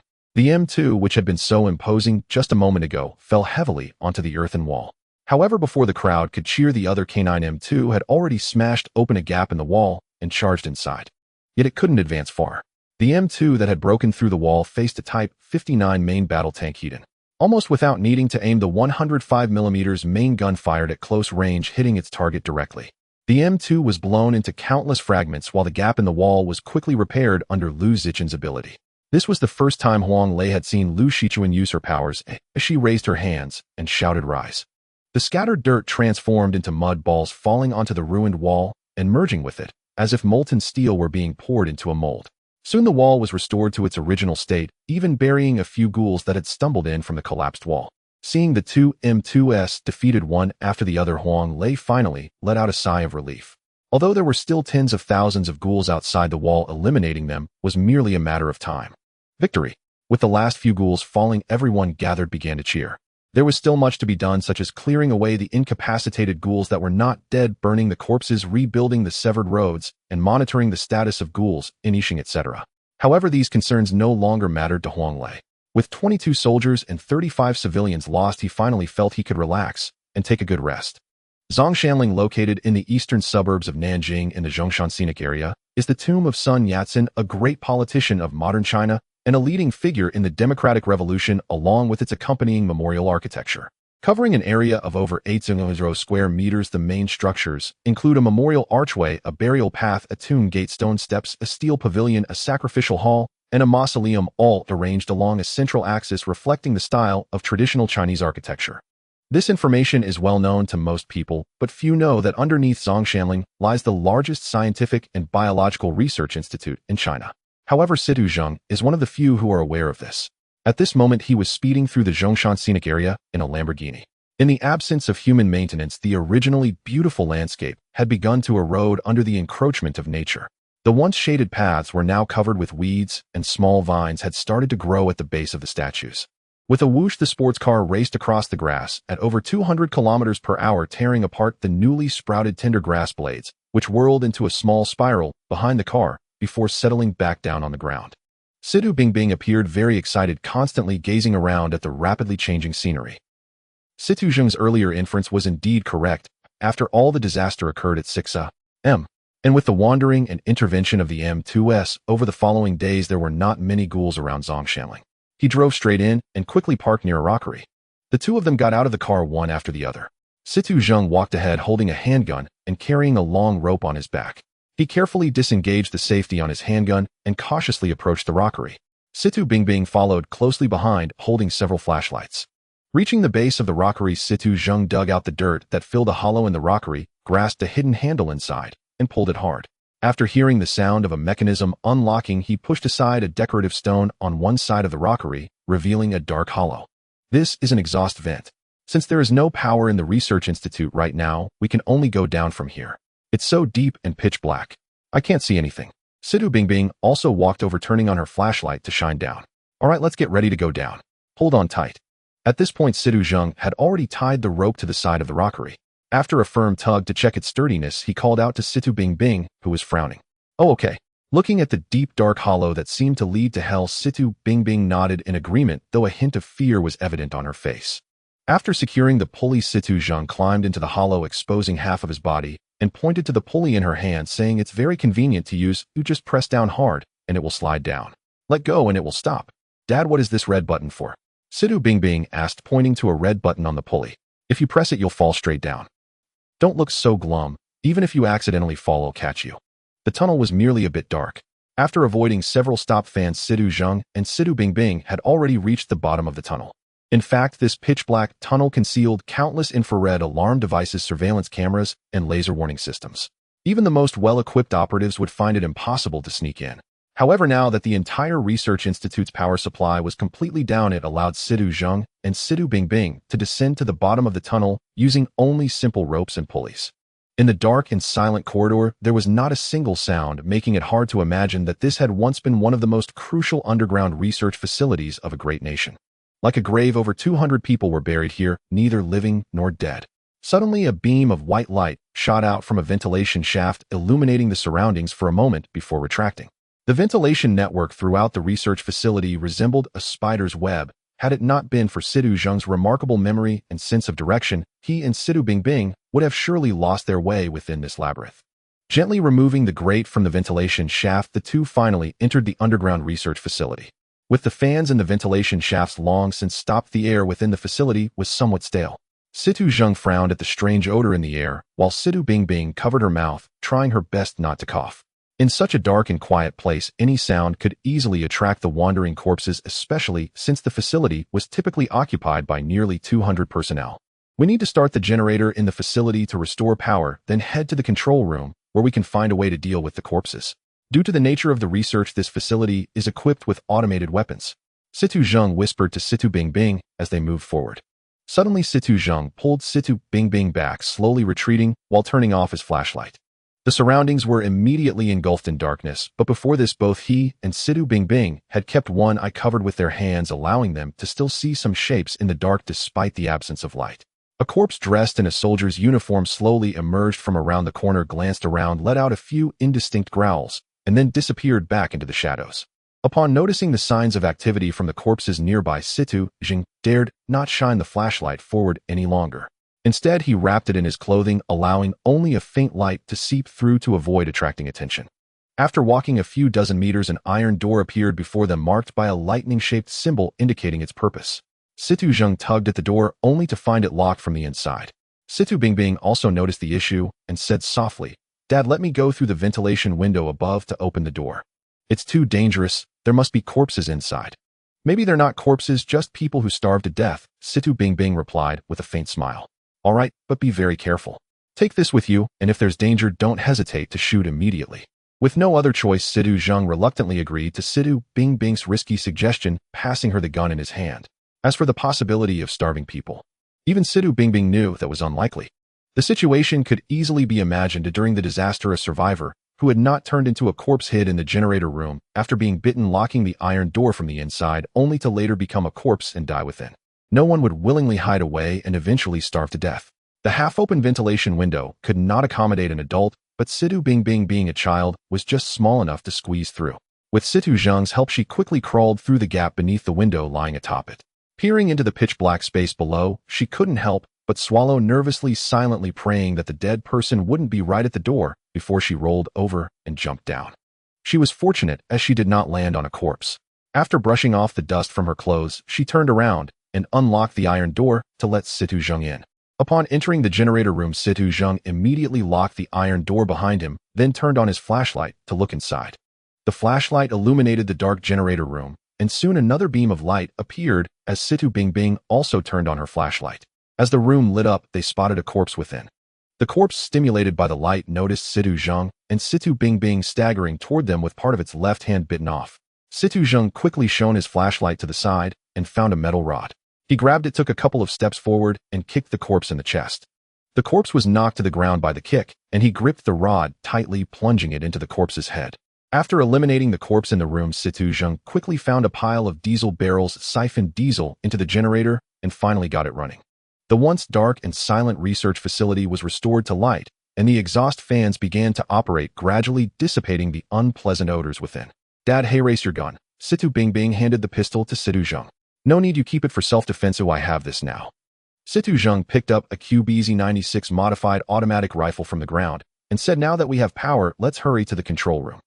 As he spoke, he peered out through the crack of the door, not seeing any corpses outside before opening the door and stepping out first. With light and sound, the gunfire would not attract distant corpses anymore. With his courage bolstered, Situ Zheng shot down any corpses he encountered with precise bursts. After all, the soldiers had plenty of ammunition, and eliminating the corpses was not difficult without them gathering in numbers. After eliminating over 10 corpses along the way, Situ Zheng and Situ Bingbing finally reached the entrance of the control room. They passed through identity card, iris recognition, fingerprint recognition, and password verification before Situ Zheng opened the large door to the control room. The large door to the control room slowly opened, revealing a female corpse dressed in a researcher's distinctive white lab coat with a ponytail. She bore a bite on her shoulder, and the blood that had flowed out had turned dark and black, creating a shocking contrast against the white coat. She wore black-rimmed glasses, and her face bore a few faint freckles. She appeared to be around 25 or 26 years old. While not exceptionally beautiful, she was quite lovely. However, her blood-red eyes and pale face marred her beauty. Seeing this corpse, Situ Zheng was momentarily stunned, the gun in his hand failing to fire immediately. However, his moment of hesitation did not affect the corpse, which was approaching him with its mouth open. Just as it seemed ready to bite him, a gunshot rang out, and the corpse collapsed to the ground. But it was not Situ Zheng who fired. Beside him, smoke was rising from the barrel of the pistol in Situ Bingbing's hand. "Thank you." Situ Zheng swiftly operated the console, stepping over the fallen corpse. Soon a small cylindrical object rose from the console, accompanied by a mechanical female voice. Entering highest authority activation mode, please insert the master control key. Situ Zheng carefully pulled out a necklace from his neck, which was simple, consisting of a black string hanging a jade drop-shaped pendant. After placing the pendant into the rising cylinder on the console, the pendant got stuck inside, followed by a green light scanning it several times before the mechanical voice announced, "Verification successful. Welcome, Director Situ Zheng. Activate defense systems, eliminate designated targets."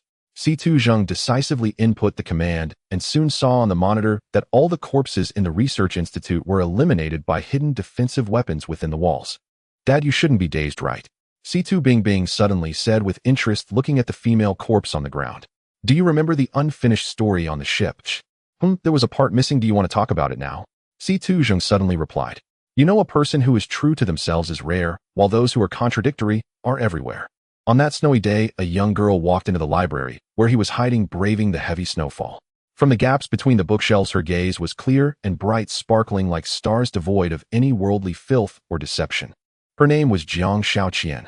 Situ Bingbing noticed the name Jiang Shaoqian on the badge on the chest of the female corpse. Then the child hiding in the library became the director of this research institute, while Jiang Shaoqian was the deputy director. The Jiang family and the Situ family were a good match, but unfortunately some events occurred.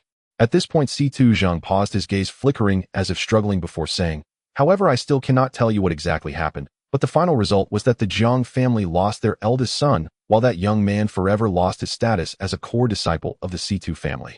Subsequently, he requested a transfer to a secret research institute in Shanghai." Just then the electronic voice sounded again. "Director Situ, there are several messages from the deputy director for you. Would you like to play them?" Situ Zheng thought for a moment and chose to play them. A graceful female voice came from the speaker, but it sounded tired and sorrowful. "Zheng, I don't understand why you did this. Is it really worth it to step over my brother's corpse to achieve the empty fame of being the best among the 8 young masters? Are you really that kind of person? You didn't even leave me a single explanation before leaving this place. But I didn't have the courage to confront you. Perhaps one day in the future you will hear these words, but by then I will surely be gone." Her voice trailed off, filled with confusion and misunderstanding, sorrow and sadness, like the lament of a cuckoo. Situ Zheng listened expressionlessly to the first message, sighed softly, and chose the next message. "Zheng, I didn't expect they would come looking for me. Those lofty, heavenly favored people actually came to find me, and they spoke to me calmly." This time it was still the same female voice, but she sounded very happy and fulfilled. "I finally learned the truth. My brother. Forget it, I won't mention him anymore. Zheng, I will go find grandfather. We will definitely be together." Situ Zheng shook his head and chose the next message again. The outcome of Jiang Shaoqian and himself was already evident. Sure enough, the female voice in the third message was filled with disappointment. "Zheng, I don't understand. Is this what power and fame are? Clearly it's not your fault. You should be the hero, yet you have to bear such a crime and pay such a heavy price. How great it would be if we were just ordinary people. Silly girl, many things have no ifs or choices." Situ Zheng muttered to himself, as if answering Jiang Shaoqian's message. "Zheng, I wanted to sneak over to find you, but I was blocked by grandfather's people. I didn't expect grandfather to send someone to secretly monitor me. But don't worry, I will find another opportunity to see you. Zheng, how are you? I miss you so much. Are you thinking of me? Zheng, I can only numb myself with work now. Please forgive my incompetence." At this moment, Situ Bingbing looked at the timestamps of these messages, all dated between 2010 and 2011. "Zheng, it won't be long until the last day of 2012. Did you know? The Research Institute received a marvelous meteorite, which contains substances similar to biological genes, causing a stir worldwide. Unfortunately, you lost your status as a core disciple, otherwise you would definitely have been involved in researching this meteorite. But this meteorite isn't everything. Several major countries took a piece back for research. If you were here, you would surely have fought for an even greater share for us. Don't worry, I will record my research findings and show them to you in the future. You will definitely like them. Zheng, there's a major discovery. What a marvelous meteorite. When I virtualized the genetic map of the meteorite on the computer, biological entities appeared. You wouldn't believe what those beings are. I'll tell you, I virtualized a Pishio, a Yazia dragon, and a phoenix.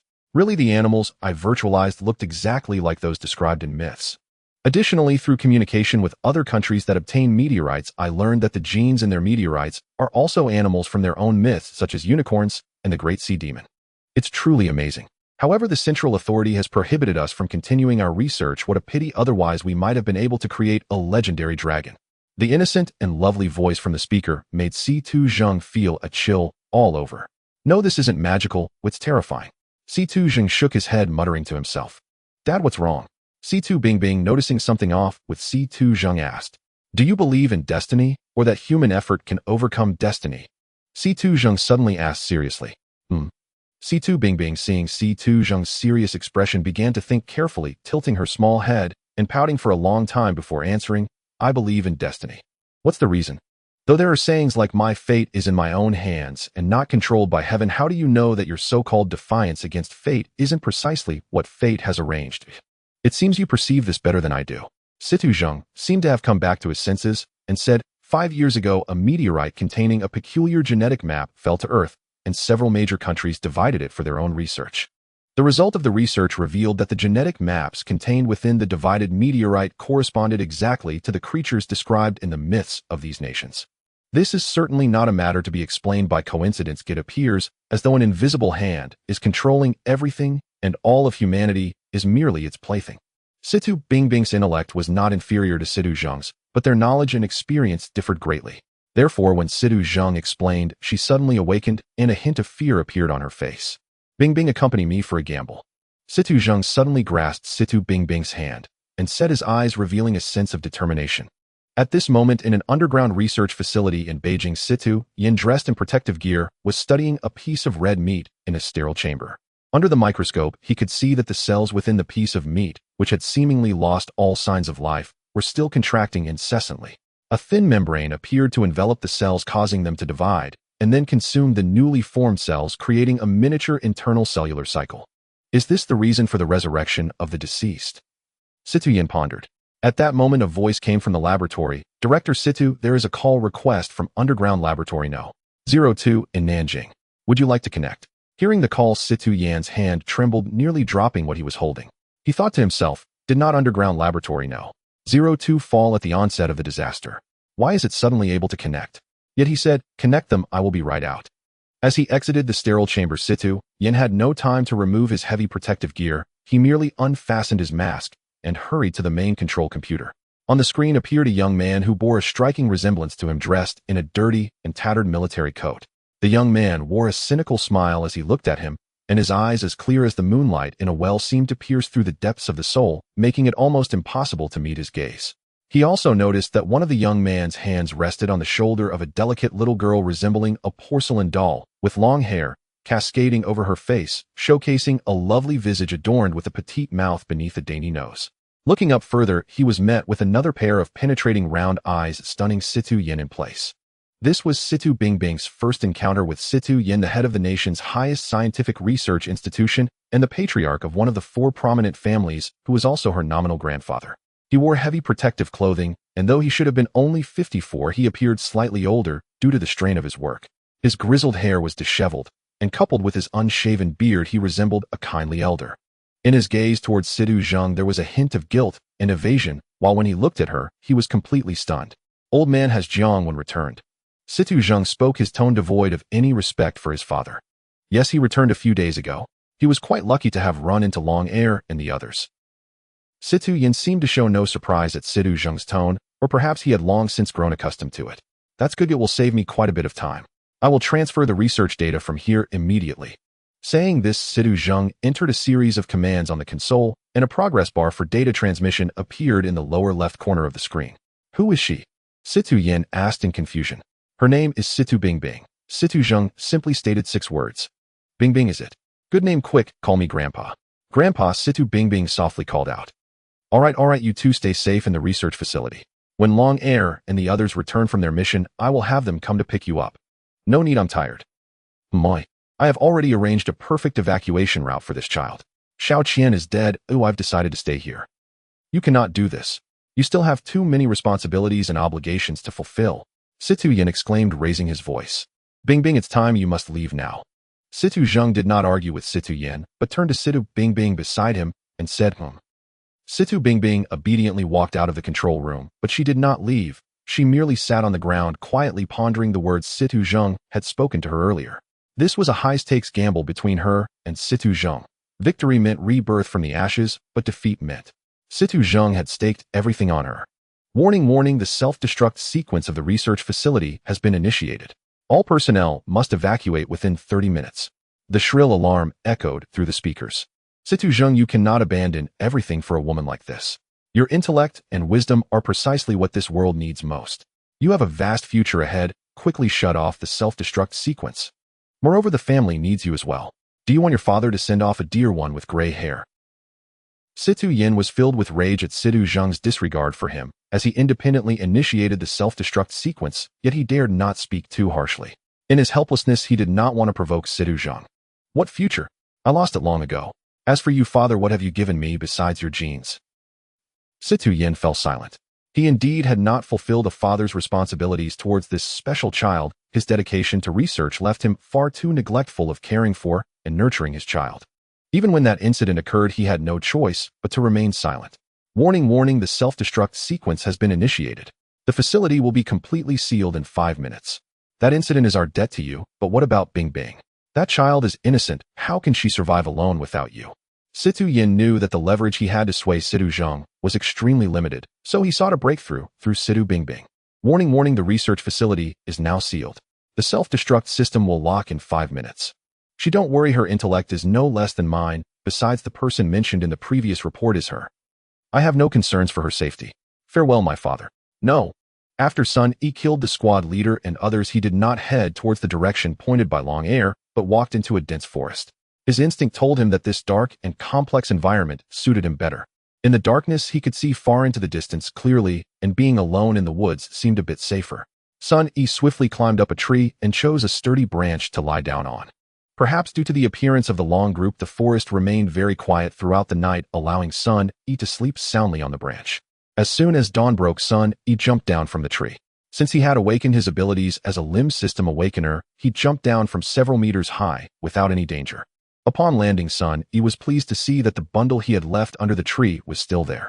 He grabbed it and took out a pack of compressed biscuits, eating as he walked. For him now, it didn't matter where he went, he just wanted to become stronger. The zombies that had been scared away by Long Air yesterday had returned. As Sun Yi was finishing his biscuits, several zombies approached him. However, these creatures posed no threat to Sun Yi. With a thought, several black spikes shot from his shoulder, piercing through the heads of those zombies. Since entering the demonic state, Sun Yi found his abilities becoming increasingly adept. Small spikes could be shot from any part of his body with just a thought, and their precision was remarkably high. However, larger spikes still required concentration to shoot from his hands. At the same time, he noticed that his vision had changed. It had become extremely sharp. Not only could he see even the tiniest details clearly from afar, but things that previously seemed fast also appeared slower in his eyes. His hearing had also become much sharper, as even the faintest sound seemed to reach his ears. At that moment, he suddenly heard the rustling of leaves and looked up into the treetops. Although there seemed to be nothing on the branches, his keen eyes spotted a pair of blood-red eyes among the leaves. Damn, there are zombies in the trees too. Where should I sleep from now on? Sun Yi's first thought was, it seems I need to find a few people to help me keep watch. Lost in his thoughts, he paid no mind to the zombie in the treetops watching him. Suddenly, the zombie lunged at Sun Yi from above. With a loud thud, the zombie fell limp to the ground, a black spike embedded in its head. Sun Yi looked down to see it was a cat that had mutated into a zombie. After kicking it, Sun Yi continued walking without caring that several shadows were chasing after him. Soon the sound of heavy objects hitting the ground filled the air, and more cat corpses lay scattered around. Just small fry, Sun Yi cursed as he continued to stroll leisurely forward. Only through battle can one grow stronger. These small fries should not bother me. Sun Yi's heart roared. Suddenly, he stopped licking his lips with an eager expression, his eyes revealing a bloodthirsty and cruel glint. He spotted a giant cat as large as a wolf dog in the thicket staring at him with its blood-red eyes. After a moment of standoff, M2 couldn't hold back and charged, unable to bear being looked at like prey. Meow. A screech rang out, sounding the battle horn. Dozens of mutated cats lunged at Sun E from the treetops and bushes. Humph. Sun E snorted lightly. His abilities were least afraid of attacks coming from all directions. He stood still like a fortress covered in gun barrels as the attacking mutated cats were shot down by spikes in midair. Seeing the first wave of attacks easily neutralized, M2 temporarily ceased its assault, arranging numerous mutated cats to circle around, attempting to confuse Sun E's vision. Sun E stood still, contemplating the battle that had just occurred. Although he had easily dealt with the mutated cats that had charged him, he realized a flaw: his accuracy was not high. Many mutated cats required dozens of spikes to hit their heads. If this continued, it would exhaust his stamina too much, making prolonged battles unfavorable. Just as he thought this, another wave of mutated cats attacked. A large number of mutated cats charged directly at Sun E from the front. Seeing a dark mass of mutated cats approaching, Sun E cursed and turned to run, releasing spikes to prevent them from getting closer. However, how could a human outrun the agile mutated cats? Soon he was caught up by several mutated cats. Ignoring the dense spikes shooting from Sun E, they lunged at him, determined to claw him even if it cost them their lives. Before long, Sun E's body was marked with scratches. Damn. Damn. Sun E cursed as he ran with all his might, but the mutated cats clung to him like leeches, refusing to let go. At this rate, I'm going to be killed by these mutated cats. How arrogant. However, with each use of his abilities, his understanding deepened. He discovered that the spikes he shot out were actually a form of keratinized hair, similar to how porcupines shoot their sharp quills at enemies. At that moment, a group of mutated cats appeared before Sun E. It turned out that M2, who was directing from behind, had stealthily divided some of them to intercept him as he tried to escape. Seeing himself surrounded, Sun E made up his mind to stop running and quickly pushed his abilities to the limit. Oh! He shouted loudly, dozens of long spikes protruding from his body. These spikes did not shoot out, but grew on him instead. Several mutated cats that lunged at him carelessly crashed into them and were impaled. Seeing that this method worked, Sun E became invigorated with spikes continuously sprouting from him, arming himself like a porcupine. The mutated cats surrounding him felt as if they were tigers trying to bite a porcupine, unable to find a way to attack. Seeing that the mutated cats had no way to deal with him, Sun E became pleased, continuously shooting small spikes at the encircling mutated cats, quickly killing many. Meow. A strange cry from M2 in the shadows made the surrounding mutated cats slowly retreat. As the mutated cats disappeared into the forest, Sun E let out a long sigh of relief. Withdrawing his powers, the spikes disappeared from his body. At this moment, his clothes were torn with numerous holes, some places scratched open by cat claws, his garments shredded into strips, and his body bore many blood marks, making him look disheveled like a beggar. Sun E realized the vastness of the mutant creatures surrounding him. The strength of one person was still too feeble. To become powerful, it was not enough for him to grow stronger. He needed to cultivate his own force. He picked up the rescue pack he had previously discarded, retrieving the handgun inside and tucking it into his waist. A chilly wind blew, making Sun E shiver. How come there are only a few cotton clothes in the pack? He muttered to himself, feeling helpless as he donned ragged clothes that resembled a beggar's and hurriedly walked out of the woods. He dared not linger there any longer. The woods were not very large. After walking for most of the day, Sun E finally emerged from the trees and spotted what seemed to be a small village nearby. He felt a surge of joy. A few zombies would surely not be his opponents. Perhaps he could find some clothes and even a vehicle for transportation. Upon entering the village, he did not see any wandering zombies. Looks like I can save myself some trouble. With that thought, he stepped into a nearby house, only to be greeted by the dark muzzle of a gun, followed by a voice dripping with menace. Oh dear, I didn't expect a pathetic beggar to dare come into our village to steal. You really don't take us seriously, do you? You've got some strength, beggar. Put down what you have on your back and let my brothers have a look. A young man with dyed red hair and a large metal hoop in his left ear, clearly a little gangster, held a handgun directly aimed at Sun E's forehead. He also noticed about 7 or 8 other people in the room holding iron rods and kitchen knives. However, they were all lazily sitting or squatting, either perched on chairs or leaning back with their legs on the table, laughing and watching him. Sun E had not yet taken a good look at the people's faces when the little gangster, losing patience, shoved the gun closer to Sun E's forehead and said, "Pathetic beggar, do you hear me? Put down your pack." With a loud thud, he casually dropped the pack on the ground. Seeing this, the little gangster burst into laughter, extending a hand to pat his own face, and said, "Ha ha ha, this beggar is quite obedient. Stick with the big brother, and he'll make sure you enjoy the good life." Oops oops. As Sun E saw the little gangster let his guard down, he decisively struck, grabbing the gun-wielding hand with his left hand. Not to mention that as an awakened individual with enhanced abilities, his strength far exceeded that of an ordinary person. At the same time, several sharp spikes shot out from his palm, piercing the little gangster's hand as he forcefully twisted the little gangster's arm into a pretzel shape. "Brothers, grab your weapons. Get him!" cried the little gangster in agony. Seeing the commotion, the other little gangsters quickly stood up, weapons in hand, rushing to save their comrade. "I dare anyone to move, son," he said as he drew out the handgun from his waist, pointing it at the little gangsters rushing toward him. They immediately recoiled in fear. "Big brother, calm down, calm down. It's all a misunderstanding." Upon seeing Sun E holding a gun and knowing their only armed leader had been incapacitated, the little gangsters hastily tried to smooth things over. "There's no misunderstanding. From now on you will follow me. Remember to call me brother Sun from now on, son," he said, releasing the blood-soaked left hand and letting the little gangster, who had fainted from pain, fall to the ground. "Huh." The little gangsters exchanged bewildered glances upon hearing Sun E's words. "What? You don't want to?" Sun E said coldly. The intense killing intent emanating from Sun E made the little gangsters tremble with fear, and they hurriedly expressed their loyalty. "We will definitely follow Big Brother from now on." Sun E nodded in satisfaction, pulling up the little gangster who had fainted on the ground. Then in front of everyone he extended a long spike from his palm and impaled it into the little gangster's shoulder, pinning him to the wall. "Ow!" The sharp pain jolted the little gangster awake from his stupor, letting out a terrifying scream. "Could we have some debts to settle?" Sun E with his bloodied left hand patted the little gangster's pale, twisted face from blood loss and pain, speaking ominously. Big brother, I was blind and did not recognize your greatness. Please let me go and ill-treat this as a fart." Sun E had no intention of letting the little gangster who had offended him off the hook. He drove another spike into the other arm, nailing him to the wall. Then he turned to the others and said, "Since you all said you want to follow me, you must listen to me. Each of you needs to cut a piece of flesh from him. Consider it your token of loyalty. Big brother, please no. You will die a terrible death." Sun E abruptly drove a spike through the little gangster's face, lodging it in his mouth, rendering him speechless. Witnessing Sun E's cruel actions, all the little gangsters trembled uncontrollably. "What? Do you want to end up like him?" Sun E coldly regarded them.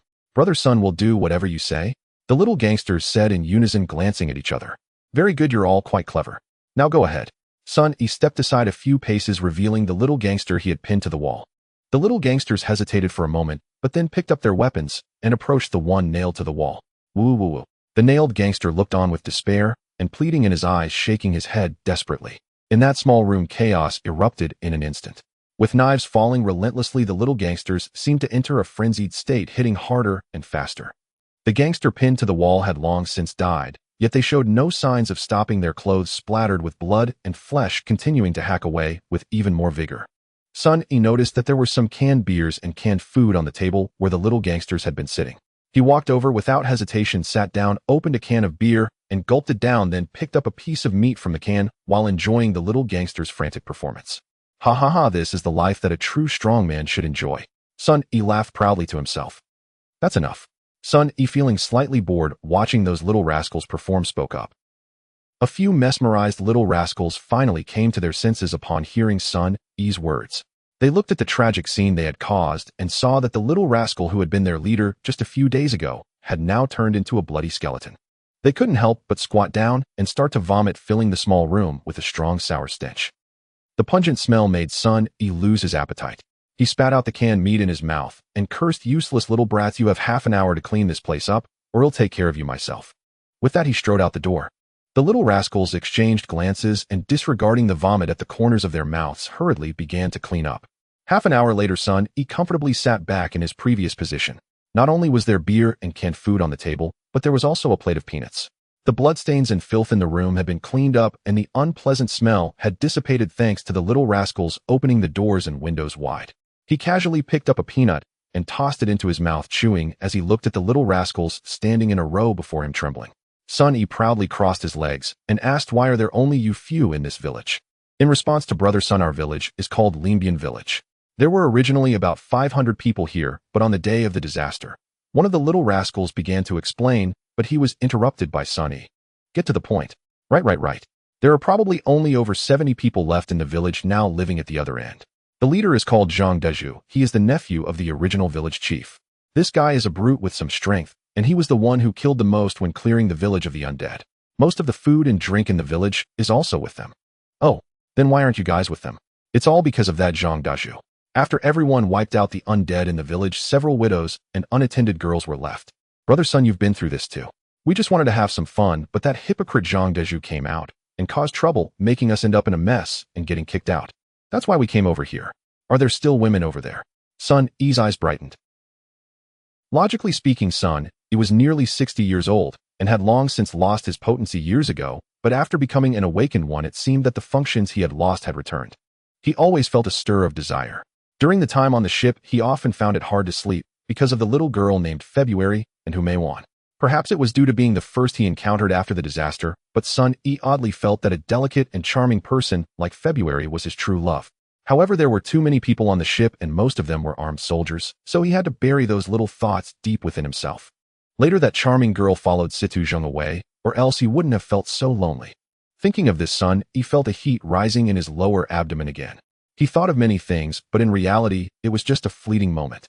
His words and actions caught the attention of the little rascals. Those who were out in the world had a keen sense of observation, didn't they? One of them quickly said, yes, a few of them have some charm. Although there are a lot of them, they are just a bunch of poor fools who can only use brute force and have no guns. With Brother Sun's super abilities, it will definitely be a piece of cake. Although the central government had not yet announced the existence of awakened beings who in this era had not seen some movies or TV shows about ability users, the little rascals concluded that Sun Yi must be one of them since he could conjure sharp spikes out of thin air. After all, they already had man-eating undead, so the appearance of a few more ability users was nothing to be alarmed about. This was also one of the reasons why they quickly followed Sun Yi with such loyalty. Indeed, Brother Sun, as long as we take care of the leader Zhang Deju, the rest will be like a pile of mud, easily molded as we wish. The little rascals seemed to despise Zhang Deju deeply, their expressions showing a desire to see him dead, constantly provoking Sun Yi with their words. There's no rush now, let's visit Zhang Deju tonight. Sun Yi was not blind to the little rascals' instigating words, but he knew that in order to control the remaining villagers, a demonstration was indeed necessary.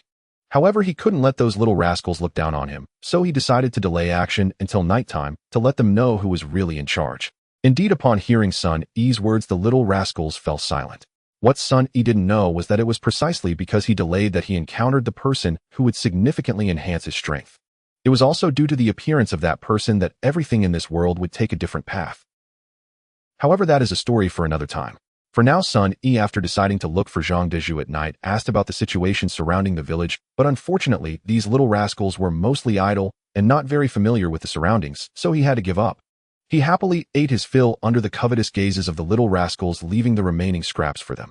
At night, Sun Yi strolled leisurely with the little rascals to the other end of the village. Due to the lack of electricity and people's discovery that the undead could see better at night than during the day, there wasn't a soul in the village. Everyone had hidden away in their homes. They were either sleeping or doing things that didn't require lights. The little rascals were quite familiar with matters in the village and led Sun Yi swiftly to Zhang Dazu's house. Is this it? Exactly, this son of a gun Zhang Deju lives here. Seeing the door tightly shut, Sun Yi couldn't be bothered to be verbose. Given his strength, why would he fear a few ordinary people? So he directly lifted his foot and kicked hard at the closed door. With a loud bang, the empowered Sun Yi easily kicked the door open. He then led the little rascals inside. The room was dark, but Zhang Deju was not asleep. He was sitting in a chair and quickly stood up, shouting, "Who is it?" Sun Yi had no concern for Zhang Deju at all. To him, he was already as good as dead. Sun Yi's keen eyes caught sight of a figure quickly hiding in the dark corner of the room as he kicked the door open. If it weren't for his eyes having become so distinct, he might not have noticed that there was indeed another person in the house. "What do you want?" Zhang Deju was a rough man, tall and strong with dark skin and muscles that clearly indicated great strength. He had been bold since childhood, fully aware that the newcomer meant no good, yet unwilling to show weakness. He glared with his large copper bell-like eyes and demanded an answer. As previously noted, Sun Yi was actually a very insecure person. Therefore, after gaining power, he despised anyone acting arrogantly in front of him. He preferred everyone to bow and scrape before him, relishing in turning others into his playthings. Thus Zhang Dazu's utterance of "I already touched Sun Yi's taboo." Sun Yi had no intention of leaving Zhang Deju alive, and thus he didn't hold back. He flicked his right hand, sending two sharp spikes flying towards Zhang Deju. The spikes were swift and accurate, piercing into Zhang Dazu's shoulder. The impact lifted his body, pinning him against the wall.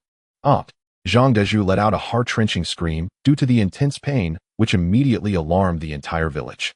Not only was Zhang Deju respected among the villagers, but in such a critical moment, anyone hearing such a horrifying scream would instinctively rush to investigate. Although there were no electric lights, the villagers hurriedly grabbed flashlights or torches and headed towards Zhang Daz's house. However, Sun Yi ignored the gathering villagers and turned towards the shadowy figure he had seen earlier. The room was small, and in just a few steps Sun Yi reached the corner where the person was hiding. The man could no longer conceal himself and attempted to flee with hands and feet, only to be grabbed by Sun Yi by the throat and lifted up. The man was wearing a tattered, dirty jacket about 40 years old, standing roughly 1.8 meters tall with a skinny build. His long face sported a patchy beard that hadn't been shaved in a while, and his buzz cut made his head resemble a football.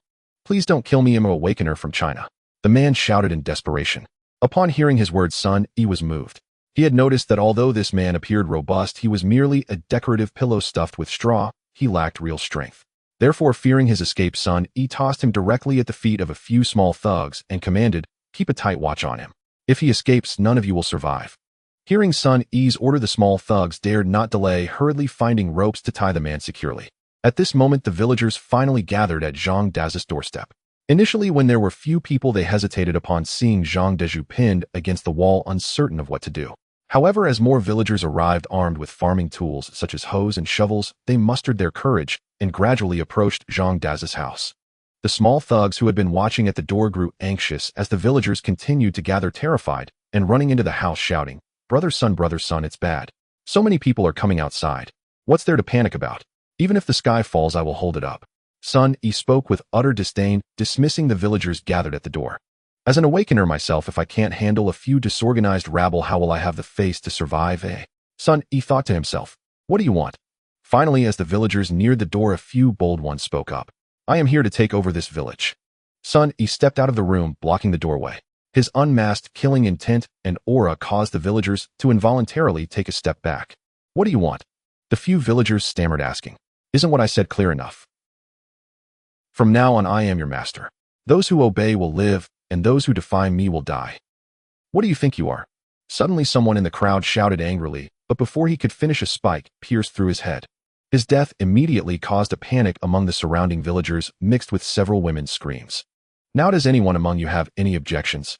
Step forward and let me see." Killing someone seemed as trivial as crushing an ant to Sun Yi as he coldly surveyed the panicking villagers. The villagers gazed at the corpse before them and the merciless demon, falling silent in fear. Naturally, no one dared to joke with their own lives, standing there with heads down, maintaining silence, terrified of attracting the attention of this killer and losing their lives for no reason. Is everyone silent?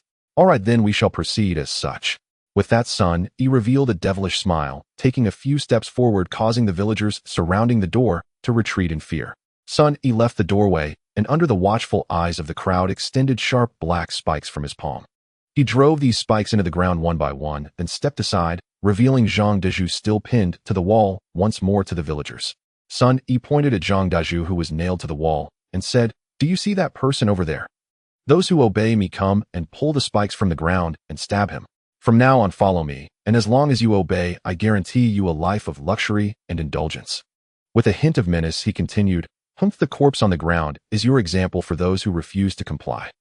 Seeing no reaction from the villagers, Sun Yi intensified his threat, casually shooting a spike that killed an elderly man in his 70s on the spot.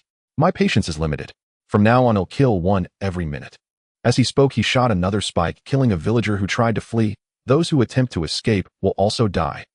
The villagers were momentarily at a loss for what to do, standing frozen in place. However, time was not on their side, and Sun Yi would not wait. Soon a minute passed, and another villager fell under Sun Yi's spike. The death of this person finally broke the villagers' last moral barrier. In the choice between life and death, under the pressure of time, a few bold villagers reluctantly stepped forward, pulling the spikes Sun Yi had driven into the ground, approaching Zhang Deju. "I'm still a good man after 20 years. This was Zhang Daz's last words, marking Sun Yi's complete control over this small village. Although he had taken control of the village, Sun Yi did not immediately indulge in his spoils, nor concern himself with how the village would be tormented by a few small ruffians. Instead, he rushed to find the mysterious person he had encountered at Zhang Daz's house. Sun Yi had asked those small ruffians, and they all claimed to have never seen this person. Yet he appeared to be an ordinary individual, but Sun Yi's intuition told him that this person was not simple. Sun Yi sat high on his chair, looking down at the bound mysterious person who lay on the ground like a dog. Coldly he said, "Speak, who are you, and what are you doing here?" "Please spare me, my lord. I am just a worker named Lei Guang from a paper factory. After the disaster struck, I ended up here without a place to stay, so I was living at Zhang Daz's house. I have no connection to him, my lord. Lei Guang crawled up and knelt on the ground, banging his head like a pestle, while crying, as if he bore endless grievances. Sun Yi suddenly lunged in front of Lei Guang, grabbing his collar and lifting him from the ground. Looking down at his face, he angrily said, "Are you testing my patience or insulting my intelligence? If your intention is to provoke me, let me tell you, you have succeeded. But believe me, you do not want to see me angry. You will regret it deeply." Sun Yi's words sent a chill down Lei Guang's spine. Seeing the bloodthirsty glint in Sun Yi's eyes, Lei Guang firmly believed that if his next words did not satisfy him, he would not hesitate to kill him. Lei Guang knew well that what he had said was indeed true. He had worked at that paper factory for over 10 years. However, he also had another identity and past that he could not easily disclose. After swallowing hard, he weighed the preservation of his secret against the value of his life. In the end, he chose to protect his precious life, but he still did not want too many people to know his secret, so he subtly shifted his gaze towards the small ruffians standing nearby. Seeing the look of fear on Lei Guang's face, Sun Yi was very satisfied with his expression. Moreover, the feeling of controlling someone else's life and death was utterly captivating. However, now was not the time to be captivated by this feeling. He needed to extract this person's secret. Noticing Lei Guang gulp heavily and shift his gaze to the small ruffian standing aside Sun, he realized that the person in his grasp had decided to confess his secret. "You all can leave." Once the small ruffians had exited, Sun Yi smiled at Lei Guang and said, "All right, now you can speak. Lei Guang is just a pseudonym. My real name is Untitled Chapter." With a loud slap, Sun Yi struck Lei Guang's face, causing a trickle of blood to flow from the corner of his mouth. "Do you think you can fool me? Are there people from Ko country who look that tall?" The murderous intent in his eyes was unmistakable. "Please, my lord, let me finish speaking before you strike or kill me." "Speak, Sun Yi," replied, his murderous intent slightly abating upon hearing Lei Guang's plea. "My father is Utian D. King, a ninja from the Iga clan. My mother is Wang Mei, a Z country national. She originally came to Ko country to seek fortune, but was deceived by a snakehead and sold to the peripheral organization of the Iga clan, where she was later given as a reward to my father. I may look a bit taller because I have some Z country genes." As Lei Guang spoke, he cast a glance at Sun Yi, who had returned to his seat, and seeing his expression normal, he continued. "Then I was born. Due to my father's influence, I also joined the Iga clan to undergo ninja training. From there, I learned some information about awakeners. After completing my training, I executed various tasks in the country. When I was 30 during a mission, I failed due to cowardice, which was supposed to result in my execution. Thankfully, my father had some feelings for me. In the end, I was stripped of my ninja skills and exiled. As a cripple, I wandered to Z country and worked at a paper factory for 10 years. Until this disaster struck, I fled here. It seems you little scoundrel are of no use." Sun Yi said coldly as he stood up. "My lord, although my ninja skills have been stripped, I can teach you all that I know. With your powers combined with my ninja skills, you will surely be greatly enhanced. Our Ko country's divine ninja is also an awakener. This coward has already admitted to being a mixed breed. He doesn't seem to be lying to me. But I like this. Such people are easiest to control. Moreover, he is powerless, posing no threat. If I can learn ninja skills from him, it would indeed be quite useful. I'll keep him." After a moment of thought, Sun Yi made a decision. "All right, your life is temporarily in my hands. If you dare to be lazy or deceive me, I will make you wish you were dead. Should I call you Taiyang Chuan or Lei Guang? My lord, you can call me whatever you like."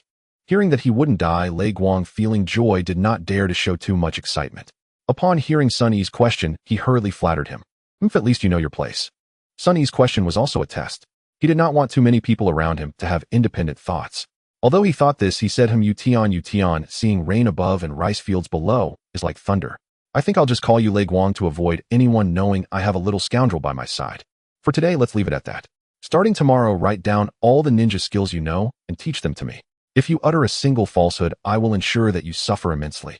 Yes, I will give my all until death." Although bound, Lei Guang kept nodding and bowing. Sun Yi called out, "Sunga, do you have any instructions?" Hearing Sun Yi's call, the small ruffians guarding the door hurried in and asked, "Take him downstairs to change clothes and eat something. He will be one of us from now on." Yes. The small ruffians smiled obsequiously as they helped Lei Guang up and swiftly untied his ropes. Once everyone had left the room, Sun Yi casually reclined in his chair, one hand pressed against his forehead, a smug smile on his face. He seemed to envision a future where he learned ninja skills combined with his powers dominating the entire Earth. At an altitude of 120 meters, a Y-20 large transport aircraft soared through the endless azure sky. Over the past 5 days, this transport plane had airdropped a substantial amount of supplies to 5 registered survivor gathering points and delivered materials to several designated drop zones. However, its mission at this moment was not merely to transport supplies. Within the cabin, a large number of soldiers and researchers were gradually approaching their destination, the Jiuquan satellite base. Indeed, their target was the Jiuquan Satellite Launch Center located in the Aegina Banner of Inner Mongolia. It serves as one of Z country's launch trial bases for scientific satellites, technical experiment satellites, and launch vehicles, being the earliest and largest comprehensive missile and satellite launch center in Z country, as well as the only manned spacecraft launch site currently in use. Unfortunately, this vital base had fallen on the very day the disaster occurred, leading to the loss of control over numerous satellites and rendering communication with foreign satellites paralyzed.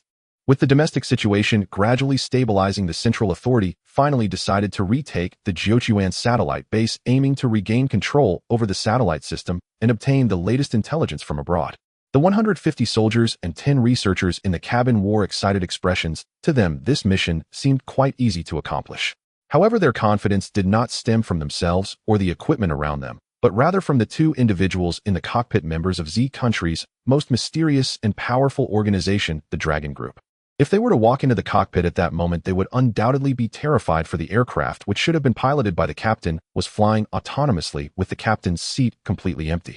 The man in the co-pilot's seat had a rather avant-garde hairstyle, with his curly hair styled like a volcano, paired with a gray suit and gold-rimmed glasses that gave him an air of scholarly charm. Who else could he be but Long Air? At that moment, he had kicked back with his legs crossed on the control panel, soundly asleep. Strangely, a mass of metal emerged from beside his seat, gradually morphing into a humanoid figure, albeit only the upper half resembling a half-formed statue. In the blink of an eye, this metallic figure transformed into an enchanting beauty, sporting a ponytail and clad in a tight-fitting red suit that accentuated her alluring curves. She extended a delicate hand to stroke the face of the sleeping man, leaning slightly to press her face against his while playfully tugging at a small lock of her hair to tease him.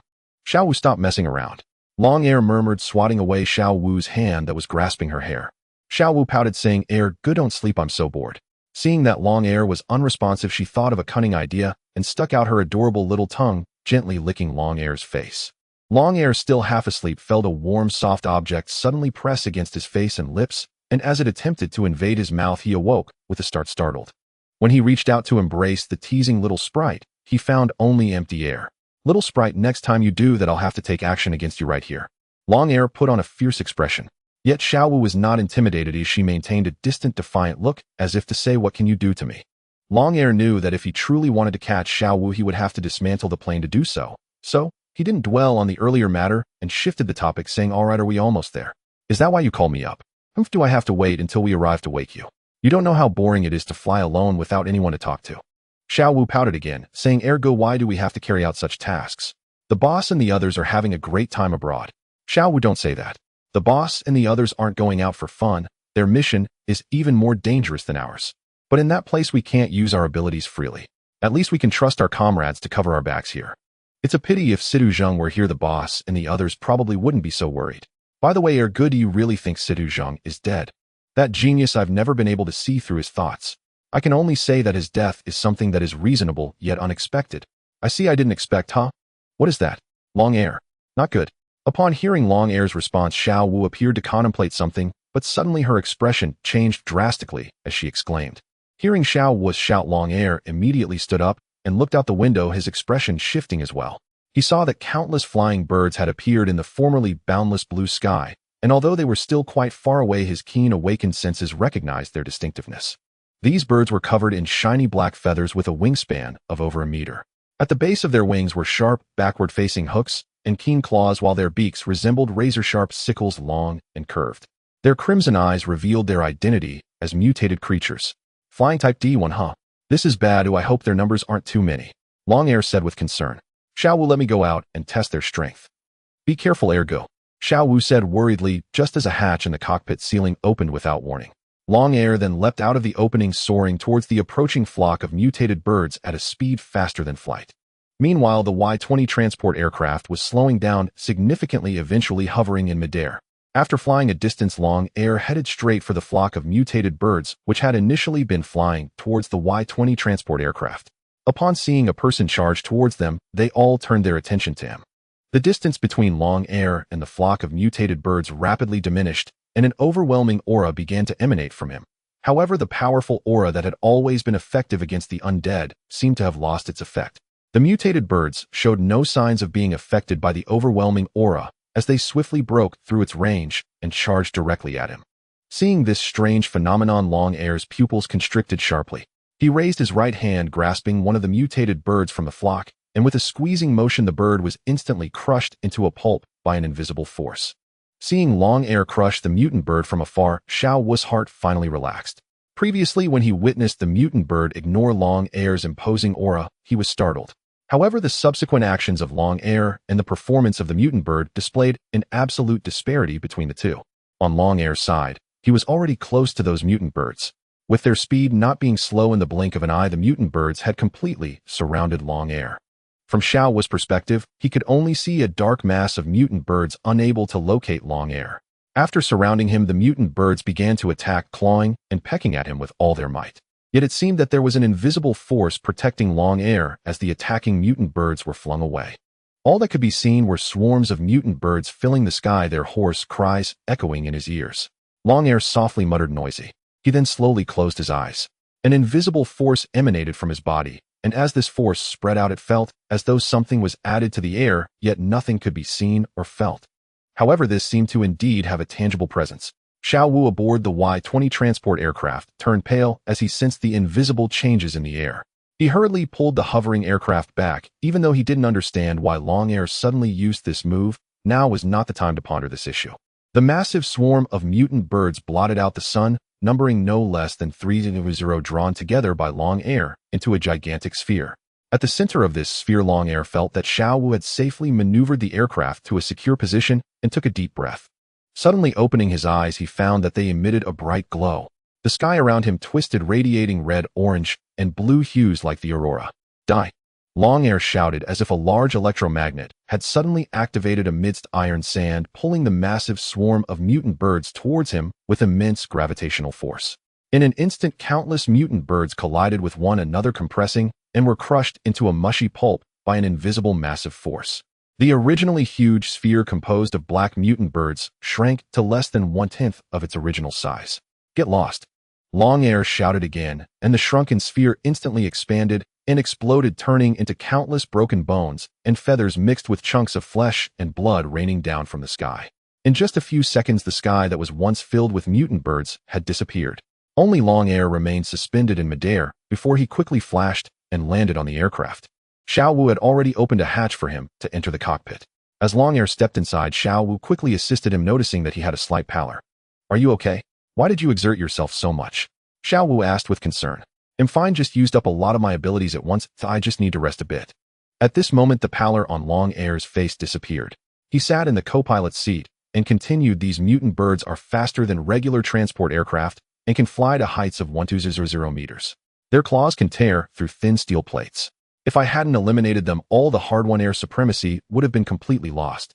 At that time, the various gathering points that had just stabilized would face severe survival difficulties without supplies from the Central Command, not to mention that those with ulterior motives would start to stir again. Exactly. It's because the Central Command currently controls the Air Force and has the advantages of supplies and support that they can suppress those people. If we lose air supremacy, someone will definitely come up with other ideas. Listening to Long-Air, Xiao Wu immediately understood his reasoning. But are these really all the mutant birds? There can't be many left, right? Long-Air, who had changed to a lying position, gave Xiao Wu a glance and said, I can only do my best, the rest is up to fate. If there are really more, there's nothing I can do. But Xiao Wu, after I've worked so hard for half a day, can't you say something more auspicious? You rest, they'll keep flying the plane. Xiao Wu stuck out her cute little tongue and said, then seamlessly blended into the cockpit floor. However, it must be said that Xiao Wu's jinxing had once again succeeded. In the following weeks, this type of mutant bird appeared frequently around the globe, completely forcing humanity's air force back to the ground. Only powerful awakeners like Long-Air's group dared to fly at high altitudes, while others, including those not very strong, would be besieged and killed by countless mutant birds if they flew too high, making the sky a complete no-fly zone for humanity. At this moment, the soldiers and researchers inside the cabin were completely unaware of what was happening outside and were still discussing how to act once the plane landed. They had no idea they had walked through the gates of death, because even a few dozen mutant birds could easily destroy the transport aircraft, leaving them with no place to be buried. The subsequent journey went relatively smoothly. As they approached the Jiuquan Satellite Launch Center, Long-Air first left the aircraft to clear some debris on the runway before instructing Xiao Wu to land the plane. Whoosh! The massive Y-20 transport aircraft landed on the spacious tarmac with a loud roar. As the rear hatch opened, the soldiers and researchers who had long been prepared jumped off the plane one after the other, then lined up on the left side of the aircraft, waiting for further orders from the members of the Long Group. They were also filled with anticipation to see the true forms of the Long Group members. After all, they knew their captain would be two awakeners from the Long Group, but until now they had not been able to see these mysterious and powerful Long Group warriors. Click! The cockpit door opened, and several researchers couldn't help but look towards the doorway. They had imagined countless times what the Long Group members would look like. Were they muscular iron men? Or strange-looking people with long limbs? Or valiant and formidable warriors? What would they be wearing? Mysterious combat suits, or wrapped in steel armor like futuristic warriors? At this moment, their feelings were akin to waiting for the last digit to be revealed after having already won the first 5 lottery numbers. Including the soldiers, everyone's gaze was fixed on the cockpit door, where a red figure jumped directly from the cockpit door to the ground, instantly drawing everyone's attention downwards. The red figure turned out to be a woman about 1.7 meters tall, clad in a red bodysuit that perfectly outlined her curves, accentuating her flawless-shaped silhouette. The red high heels and black stockings she wore made several researchers gulp in awe. Her long black hair was tied into a beautiful ponytail. She slowly turned to face everyone, her oval face, paired with slightly thick lips, and a smile that seemed both charming and seductive, adding to her allure. Heavens, she is simply a goddess among mortals. Almost everyone looking at Xiao Wu thought this in their hearts. However, upon realizing that this woman was a member of the legendary Dragon Team, one of the strongest awakener organizations worldwide, they instinctively lowered their heads, fearful of offending her, only daring to sneak glances with their peripheral vision. "Xiao Wu, you love to make a scene," came a gentle reprimand that drew everyone's attention. At this moment, they noticed a man in his 30s dressed in a gray suit and wearing gold-rimmed glasses standing before them with an air of scholarly demeanor. He raised a hand slightly and said, "Comrades, there's no need to be nervous. We Awakeners are also part of humanity. We merely possess abilities that ordinary people do not. There are many Awakeners appearing in the world now, and perhaps in the near future new Awakeners will emerge among you as well. So don't feel any psychological burden. We have just taken a few steps ahead of you." With Long Air's friendly demeanor and approachable speech, the soldiers and researchers quickly shed much of their unfamiliar fear of his identity as a Dragon Team member. "I am ranked 2nd in the Dragon Team, and you can call me Long Air. She ranks 5th, and you can call her Long Wu. Although the recovery of the Jiuquan satellite base is under our responsibility, we will need your full cooperation to clear the base and restore the satellite system's operation. If you have any questions about the task, feel free to ask now." Hearing Long Air say this, everyone noticed something was amiss. It was too quiet around them. As the largest satellite base in Country Z, the Jiuquan satellite base was vast and housed many personnel. After the disaster struck, there would surely be a large number of ghouls around, yet now there were no ghouls in sight, not even a significant piece of debris. "Commander, I have a question." A soldier raised his hand and asked. "Please speak." Long Air gestured lightly for him to continue. "Commander, a powerful awakener like you could easily clear this area. Why do we soldiers still need to recover the base internally?" The question was posed by a slightly shorter soldier with dark skin who appeared quite robust. "You asked a great question. What is your name?" Long Air smiled at the questioning soldier. "Lieutenant Li Zhixing, at your service." Li Zhixing replied, standing tall, as he saluted Long Air with a standard military gesture. "My ability is to control gravity, while Long Wu's ability is to manipulate metal. Under normal circumstances, our powers can easily eliminate those ghouls. However, inside the Jiuquan satellite base, there are numerous delicate instruments and equipment. Our abilities could easily damage these precise devices if used recklessly. Therefore, our powers will be greatly limited once we enter, which is why we need your cooperation to clear the ghouls inside the Jiuquan satellite base. Moreover, we cannot stay here for long. After reclaiming the base, the defense and subsequent maintenance will also require your efforts. Do you understand now?" Long Air initially spoke simply, but his last sentence was suddenly articulated with great emphasis. "Understood." All the soldiers responded loudly. "Let's move." Long Air waved his hand, leading the team toward the entrance. As they approached the main entrance, they found the doors tightly shut, with even the alloy gate used for isolation lowered. Clearly, the staff inside the Jiuquan satellite base chose to seal the base to prevent the terrifying ghouls from spreading when the base was about to be overrun. Unfortunately, their efforts and sacrifices were in vain, as this was a global disaster. Opening such an alloy door which could withstand even armor-piercing rounds was beyond human capability.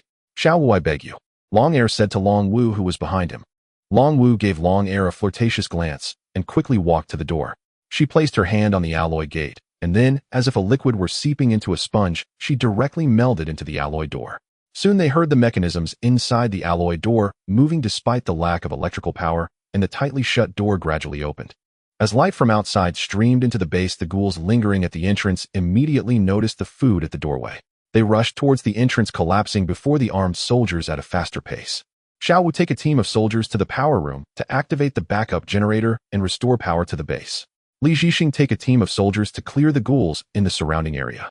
The rest will come with me to the central control center.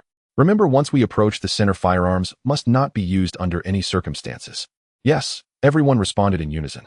The team quickly split into 3 groups and entered the Jiuquan satellite base. As they advanced, the light streaming through the entrance made it difficult to see the surroundings. The soldiers put on their night vision goggles, revealing the previously dark and invisible corridor in sharp clarity. However, the eerie green glow seen through the goggles was somewhat disorienting in such a terrifying environment. As they delved deeper, the 3 teams quickly separated, heading toward their respective destinations, while the ghouls along the way were utterly exposed under the assistance of night vision goggles. The ordinary M1, having lost the element of surprise it had during the initial disaster, now exposed its fatal weakness in the presence of well-equipped and prepared soldiers falling prey to a single shot from a safe distance. Among them, Long Wu's team advanced the fastest. She was heading towards an area with fewer personnel, and the metal isolation doors along the way became meaningless against her abilities, allowing her to cover half the distance in no time. Li Zhixing had the largest number of personnel under his command. Since he was responsible for clearing the ghouls on the outskirts, he divided his soldiers into 3 groups after parting ways with Long Air and Long Wu to enhance the efficiency of the clearance. Conversely, Long Air's team moved the slowest. Upon nearing the core area, they were blocked by metal isolation doors. Although Long Air's abilities could easily destroy these doors, doing so was obviously illogical. Therefore, Long Air temporarily instructed his team to stand by and wait for Long Wu to restore the base's power before using the privileged code to open these isolation doors. As Li Zhixing cleared the base of the walking corpses, they remained unaware that 2 dangerous assassins had already set their sights on them. One of the M2s, hiding in the shadows, had been lurking at the entrance of the living area. When it spotted Li Zhixing and his team, it did not attack immediately, but stealthily followed behind them. Only after seeing their group split into 3 did it quietly tail one of the teams. Like a ghost in the night, another M2 roamed between the walls and the ceiling. The night vision goggles granted humans the ability to see in the dark, yet greatly limited their field of vision. The soldiers remained oblivious to the fact that death had raised its scythe above their heads. The first casualty was a soldier at the back. From the darkness, a powerful claw suddenly reached down from the ceiling and snatched him away with blinding speed, leaving him no chance to utter a sound. The soldiers in front were oblivious to the absence of one of their own. Moments later, a corpse drained of its brain was discarded in the corridor, and the M2 targeted another soldier. Using the same method, but this time a slip occurred. The night vision goggles worn by the soldier fell to the ground. When he was captured, the sound immediately drawing the attention of the soldiers. All they found was the night vision goggles on the ground, and upon counting they realized 2 soldiers were missing. The commanding soldier immediately ordered a search, and they soon discovered a soldier's lifeless body in the corridor. As this group of soldiers searched for the assailant in confusion, they were unaware that the M2 had swiftly dashed off in another direction. At this moment, another M2 also sprang into action, silently trailing behind that group of soldiers. When they turned a corner, it suddenly shot its tongue forward, piercing the head of the soldier in front. However, its ambush could not last long, as the squad quickly received a warning over the radio from the previously attacked unit. An unidentified creature has attacked 2 members of the team, likely an M2. The squad leader, a decisive individual, immediately noticed one less person in the group and commanded, "Use the glow sticks." Hearing the command, the soldiers quickly took out their glow sticks, snapped them, and threw them into the distance, illuminating the surroundings with their bright light. The hidden M2 was immediately spotted by the soldiers. Since the glow sticks did not emit much heat, the M2 remained unaware that it had been discovered. Only when the soldiers raised their guns and began firing wildly did it come to its senses, fleeing back along the path it had come from, wounded by gunfire. Just as the captain was about to command the soldiers to pursue, they heard a soldier's anguished scream from behind. Unbeknownst to them, the first M2 had circled around to the front of their group, its long tongue piercing a soldier's heart and sending him flying. Damn it! The soldiers turned to fire at the other M2, while simultaneously informing their teammates that there were 2 M2s. At that moment, the previously panicked M2 returned, and the squad found itself trapped, attacked from both the front and back. To make matters worse, the M1 that had been hiding in the building emerged at this time, desperately intercepting reinforcements from the other two squads, clearly intent on eliminating this squad first. As the saying goes, when it rains it pours. The soldier who had been killed by the M2 earlier slowly rose from the ground, and the surrounding soldiers, busy firing at the approaching M1 and the two M2s, who failed to notice that their comrade had become their enemy. After rising, the soldier's corpse lunged at a nearby soldier, causing the already precarious defense circle to collapse entirely. Taking advantage of the chaos, the two M2s seized the opportunity to launch a surprise attack, killing several more soldiers. Just as they attempted to expand their victory, a cold male voice told their death knell. Die, vile creatures. The two M2s, lunging towards the nearby soldiers, were suddenly repelled at greater speed, crashing into the walls while the heads of the surrounding corpses exploded. In the glow of the glow sticks, the soldiers saw that Long Air, who had originally been with another group, had now arrived on their side. He hovered in midair, crushing a corpse's head with his hand, as if it were being pressed by a hydraulic machine. The two M2s were like toys in his hands. As they tried to flee, he pointed at them, causing them to rebound back to their original positions at even greater speeds. One M2, after being thrown several times, lay on the ground, shooting its long tongue at Long Air. Long Air, hearing the sound of the tongue slicing through the air, raised his hand in a defensive gesture. The long tongue seemed to hit an invisible wall, bouncing back and piercing its own head, creating a large hole. Long Air's swift execution of the M2 stunned the soldiers. The seemingly scholarly Long Air turned out to be so formidable. The terrifying M2 was like a helpless infant in his hands. In the eerie green glow, Long Air appeared as a messenger from hell, bringing those creatures that should have existed in hell back to their rightful place. What are you standing there for? Shoot! Seeing several soldiers staring blankly at him, Long Air shouted while crushing a few M1 heads.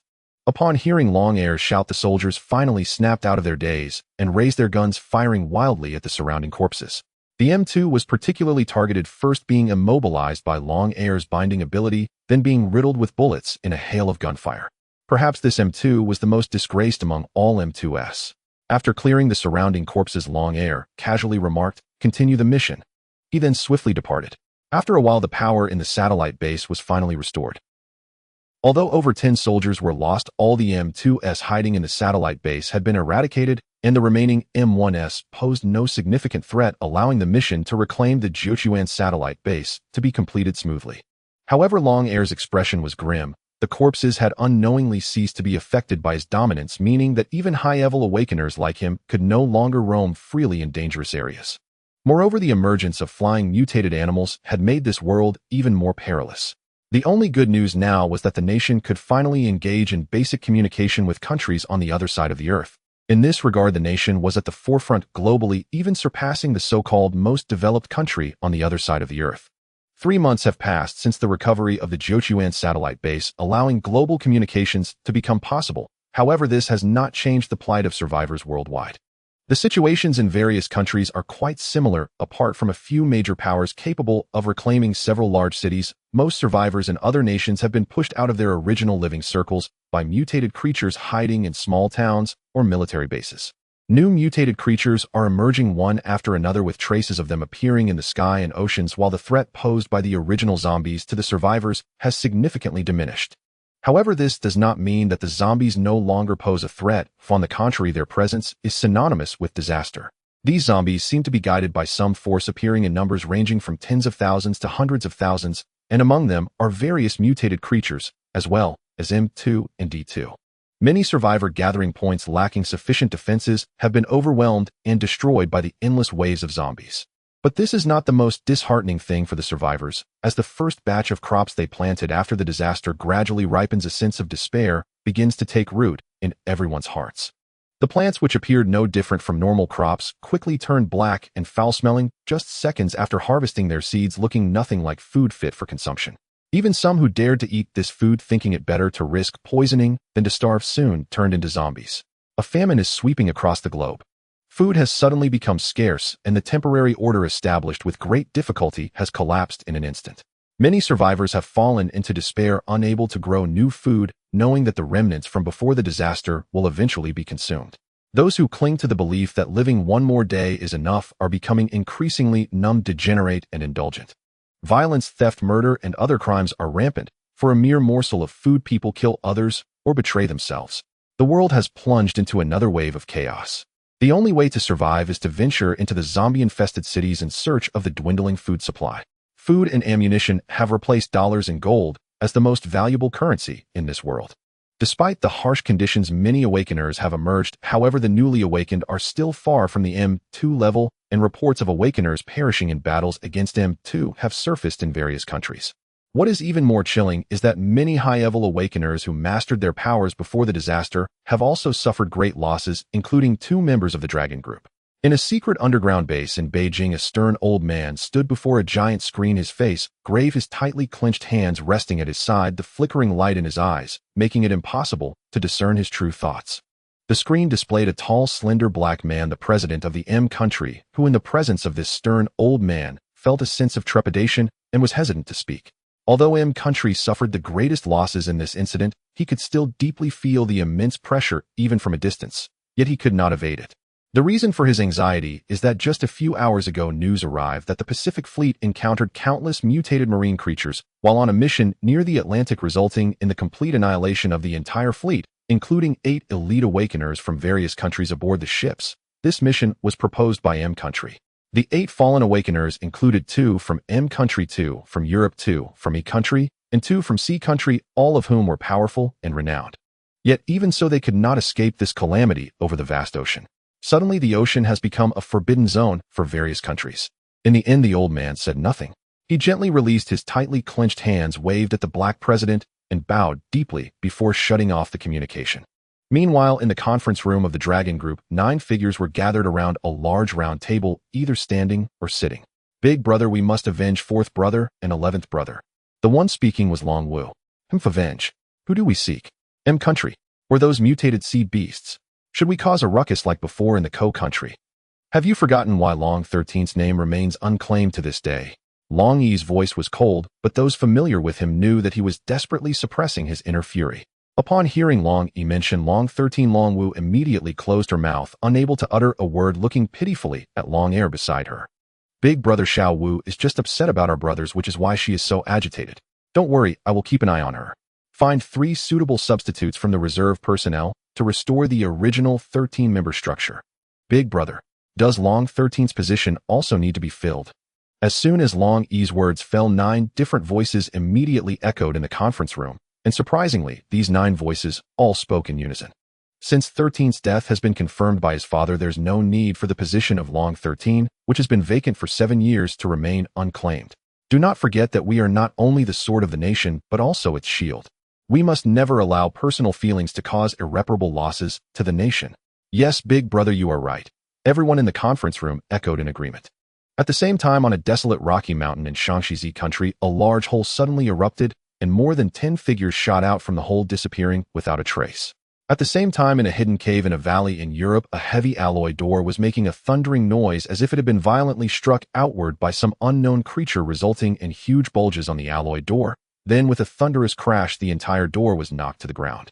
A strange creature with the body of a lion and claws and the head and wings of an eagle flew up into the sky, resembling the griffin from European mythology. Following its departure, a chimera, a giant lizard, a massive rooster-like creature, a bipedal goat, a bipedal cow, and many other bizarre beings followed suit, ultimately causing the entire cave to collapse. A gigantic black dragon soared into the sky from the collapsed cave. Moreover, the emergence of mythical creatures is not limited to Europe. In the secret bases of E country and M country, various forms of mythical beings are also appearing. These countries that obtained mysterious meteorites did not cease their research after discovering the secrets of the meteorites, but continued on. Now, after more than 3 months, the heavily sealed secret research facilities have finally been breached by these artificially created mythical creatures. The demons have been unleashed, and those countries are about to reap the bitter fruits of their own actions. On a huge computer screen on the left side is a 3-dimensional virtual image of a rice plant, and on the right side is a strange genetic diagram where red dots appear one by one under the control of a mouse, and then the entire genetic diagram abruptly collapses into numerous red, green, and blue dots. Damn it! A hand slammed heavily against the control panel. Looking up from the hand, the owner of this hand turned out to be Sidu Zheng, who was supposed to have perished in the self-destruction of the Nanjing Underground Research Institute 3 months ago. At this moment, Sidu Zheng's hair was disheveled, his eyes were shadowed with dark circles, and it appeared he hadn't shaved in a long time, giving him a very unkempt appearance. He let out a long breath, twisted his slightly stiff neck, and leaned back. The reclining chair immediately tilted backward, transforming into a lounge chair. As Situ Zheng lay down, his head was positioned directly facing the ceiling, where a noticeable note was affixed boldly stating the words "Time is running out." Situ Zheng sighed again, straightened up, and moved his chair to the right side to another computer. This computer displayed a double helix structure of DNA on one side and a virtual green male human figure on the other. Anyone who saw this image would certainly think it was the human genome, but in front of a professional scientist, he would immediately spot the anomaly, for that double helix DNA structure actually composed 24 pairs of chromosomes. Then Situ Zheng began to operate quickly at the control panel, and the images on the screen changed rapidly. The virtual human figure kept altering with height, weight, and gender continuously shifting. Although the DNA sequence also changed slightly without exception, it was still 24 pairs of chromosomes. It wasn't until the virtual blue male figure appeared that it finally halted, while the DNA sequence on the other side displayed 23 pairs of chromosomes. In the lower right corner of this image, a small line reads "Storage time, December 1, 2012. After that, all the data showed 23 pairs of chromosomes. Then he pressed a few more keys, and all the data quickly restored, with those originally displaying 24 pairs of chromosomes, now showing 23 pairs of chromosomes. Why is this happening? Situ Zheng muttered in confusion. He knew that the samples sent to this research institute were completely normal before the disaster occurred, but when he re-examined these samples, the ones that originally had 23 pairs of chromosomes bizarrely displayed 24 pairs. This strange phenomenon persisted until the samples sent in on January 1, 2013. Samples from before and after the disaster were identical. First, the tests at that time could not have been wrong, and his own tests could not be wrong either. The only explanation is that these samples changed after the disaster occurred. Moreover, the dividing line of the changed genetic samples is between the ones sent on December 1, 2012 and those sent on January 1, 2013. In other words, something must have happened between December 2012 and January 2013 that caused all the genetic samples sent to change. Or on a larger scale, something must have occurred that altered all human genetic samples, and this change could likely be the culprit behind this disaster. At that moment, a piece of information he had previously overlooked leapt into his mind: December 21, 2012, the end date of the ancient Mayan calendar, also the legendary doomsday, and the day of humanity's end. Although it seems a bit incredible, if I incorporated it appears I might be able to sort out some clues. Moreover, that meteorite also appeared around this time. Situ Zheng muttered to himself. Suppose that on December 21, 2012, a mysterious force intervened in the development of humanity. Strictly speaking, humans are a species with 23 pairs of chromosomes, and this mysterious force's intervention caused all humans to possess 24 pairs of chromosomes from that day onward. In other words, from a scientific perspective, humanity has already gone extinct once. But this chromosomal change is hidden, and it is concealed very well. Even in these 5 years, no one has noticed this until the disaster broke out over 3 months ago, and this long-hidden gene finally appeared. What is its purpose for appearing? Thinking of the mysterious force that deployed the meteorite, Situ Zheng felt a chill again.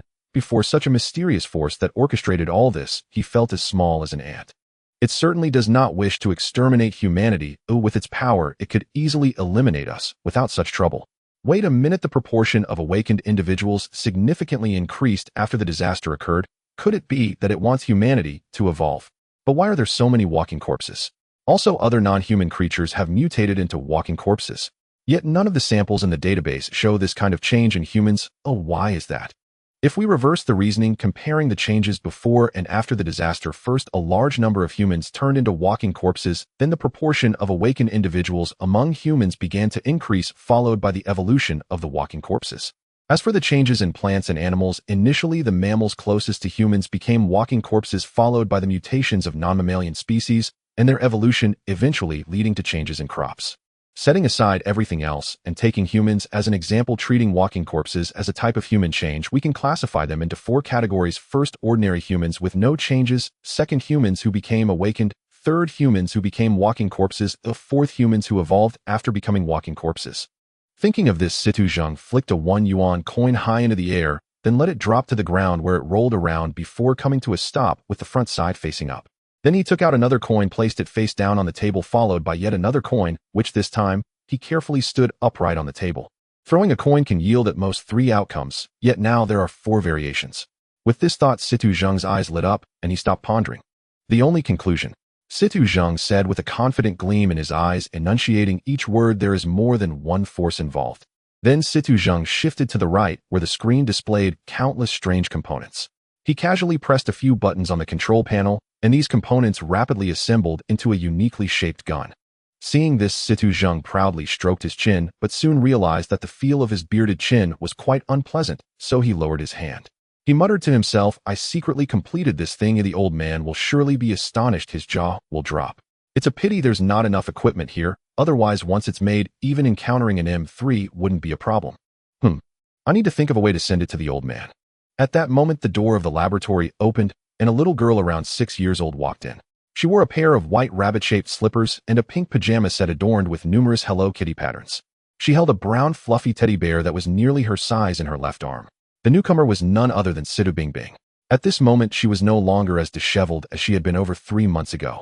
Aside from being slightly slender, her long black hair shimmered with a radiant luster, and her complexion appeared rosy, making her look like a little beauty. The only flaw was that her eye sockets were a bit red and faint tear marks on her face indicated that she had likely cried not long ago. Hearing the sound of the laboratory door opening, Situ Zheng turned to look. After staring blankly at Situ Bingbing's appearance for a moment, he asked with concern, "Bingbing, what's wrong? Are you feeling unwell? Is it a side effect from the ability you used 3 months ago?" Hearing Situ Zheng mention the events from 3 months ago, Situ Bingbing couldn't help but recall that grand gamble she had with him back then. "Bingbing, it's time. You should go." Situ Zheng's voice pierced her ears. After saying this, she turned and walked out of the control room, but she didn't go anywhere in this gamble. There was nowhere for her to go. After walking out the door, she simply sat quietly at the entrance. Warning, warning, the self-destruction protocol of the Research Institute has been initiated. All personnel must evacuate within half an hour. The harsh alarm blared through the speakers. The alarm did not elicit any reaction from her. Her mind was occupied solely with Situ Zheng's plan from not long ago. "Bingbing, gamble with me." Situ Zheng suddenly grabbed her hand, his eyes filled with determination. "What's your plan? You seem lacking in confidence." Although she sensed something different from before, she still asked this question. During the time she spent with Situ Zheng, although his plans were fraught with risks, she could always feel his immense confidence. But this time, despite the determination in Situ Zheng's eyes, she could clearly sense his current lack of confidence. "I know I can't hide this from you. When formulating the plan, considering the variables and probabilities usually yields over an 80% success rate. However, this time the probability and variables are too nebulous and the success rate is only about 30. Is it related to my ability?" "Exactly. I can confirm that you were the psychic awakened being in Shanghai at that time, but your ability hasn't manifested since the awakening. Based on my understanding of awakened beings, there are 2 possibilities. First, your ability is too common, so no one senses it, similar to how people don't feel the air around them. Second, it relates to our personalities, as many awakened beings encounter significant danger during their first awakening, only awakening at the brink of life and death. However, when we are together, it is almost impossible for us to fall into such a life or death situation." Situ Zheng spoke slowly, as if every word was carefully considered. "Are you trying to create a desperate situation to force out my ability? Aren't you afraid that even in a desperate situation, I still won't be able to utilize my powers? Moreover, even if you did force out my abilities, it might not change the desperate situation you created. It's also possible that this ability, even if it manifests, can only protect myself. No, your understanding is still too limited, which leads you to underestimate your own abilities. Although I still cannot ascertain what your ability is based on its first awakening and its range of influence, I can confirm that your power level is extraordinarily high, at least reaching Shrank, and there are only 2 people with Shrank abilities in the whole world. Moreover, your ability has a characteristic that I call a strong self-selective denial of danger. A strong self-selective denial of danger. Don't forget how complex the environment was around you before your awakening. There were ordinary people, zombies, various buildings, food, and so on. However, after your awakening, all the zombies around you were eliminated while everything else remained unharmed. This means your ability automatically chose to eliminate the zombies that posed a threat to you, while preserving everything else that was safe. Of course, there are other possibilities such as deliberate targeting, but such situations are rare during the first awakening. And I also need an opportunity to make my identity vanish, allowing me to do things that I cannot do with my current identity. 7 years ago, I had to carry out a plan out of necessity, which made me shine like a beacon internationally, putting me in a passive position. I need to hide in the shadows to possibly turn my passivity into initiative. Because I know that the mastermind behind it at that time has not been completely severed, they could strike again at any moment. So you need a highly reputable witness, which is why we are here. This place allows us to contact the higher-ups of the country so they can witness your disappearance. However, if there is even a hint of suspicion about your disappearance, the country might send people from the Dragon team to investigate. It is hard for ordinary people to hide from those extraordinary beings, And even if we leave, they will uncover traces, so you need my ability to ensure the destruction of this research institute while denying its destruction. That's right. I'm placing all my hopes on you. If we win, we will be reborn from the ashes. If we lose, we return to nothingness. Of course, the final decision is in your hands. If you are unwilling to take the risk, I will set up a riddle here and take you away to hide elsewhere. But the effectiveness of that approach is nowhere near as good as this gamble. Essentially, I am a scientist, and my research requires equipment. There are only a few secret research institutes in the country, and once the dragon team makes a move, it won't take long for them to find me. Then let us gamble our lives as father and daughter. Bing, bing, bing, bing, what's wrong with you? Why are you suddenly lost in thought? If you're not feeling well, please tell me. Her reverie was interrupted by Sidu Zheng. At this moment, Sidu Bingbing, who was in a daze, realized that Sidu Zheng, who had originally been sitting in a chair, had come to her side, squatting in front of her with his hands resting on her shoulders, his concern evident on his face. Breaking into a sweet smile, Sidu Bingbing said, "Dad, I'm fine. I just suddenly wanted to hear you talk about 3 months ago and remembered our grand gamble. Well, I didn't expect you to perform so excellently, far exceeding my expectations. I increasingly feel that I've truly struck gold." Hearing Situ Zheng speak of her like that, Situ Bingbing couldn't help but reveal a proud smile. Seeing that Situ Bingbing was fine, Situ Zheng then asked, "Bingbing, why are you here instead of sleeping? Just now your eyes looked red. Did you cry? Tell me what happened." Situ Bingbing, after all, was still childlike in nature. Her emotions changed rapidly. Upon hearing Situ Zheng ask why she cried, her expression shifted dramatically, and in a state of panic she said, "Dad, I just had a nightmare." "What did you see?" Situ Zheng also became anxious. Although it was common for children to have nightmares, Situ Bingbing was an exception because of her abilities. "I dreamt of the country being destroyed and our family perishing. Beijing falling, Grandpa, and the members of the dragon group all dying." Situ Zheng was greatly alarmed. "What else did you see?" "It was very vague, but I only remember countless corpses with sharp blades rushing towards Beijing City, and then I saw those wearing dragon group combat uniforms one by one falling dead, and then Grandpa and the others all died." At this point, Situ Bingbing's eyes reddened again, as if she was about to cry. "All right, don't cry, it's okay, it's just a nightmare," Situ Zheng said tenderly, hugging Situ Bingbing's little head. However, Situ Zheng's efforts were in vain. His actions instead caused Situ Bingbing to completely release the pent-up feelings and cry loudly. Faced with Situ Bingbing's outburst, Situ Zheng had no choice but to hold her tightly. After a while of crying, Situ Bingbing finally stopped. "Do you feel better now, eh? Good, you should know that if we do nothing, nightmares will indeed become reality." Although it was still too early in the plan, time waits for no one. "If I let you go alone to the surface, now do you have confidence?" I understand." After crying, Situ Bingbing gradually calmed down from her fear upon recalling such a terrifying scene. She thought carefully and said, "If I move alone on the surface, it shouldn't be a problem, right? Didn't I go out a few times this month and bring back a lot of supplies?" "All right, then it's night now, you should rest a bit more. We'll set off at dawn." After Situ Bingbing agreed, she walked out. After seeing Situ Bingbing leave, Situ Zheng sat back down in front of the control panel. A whole night quickly passed.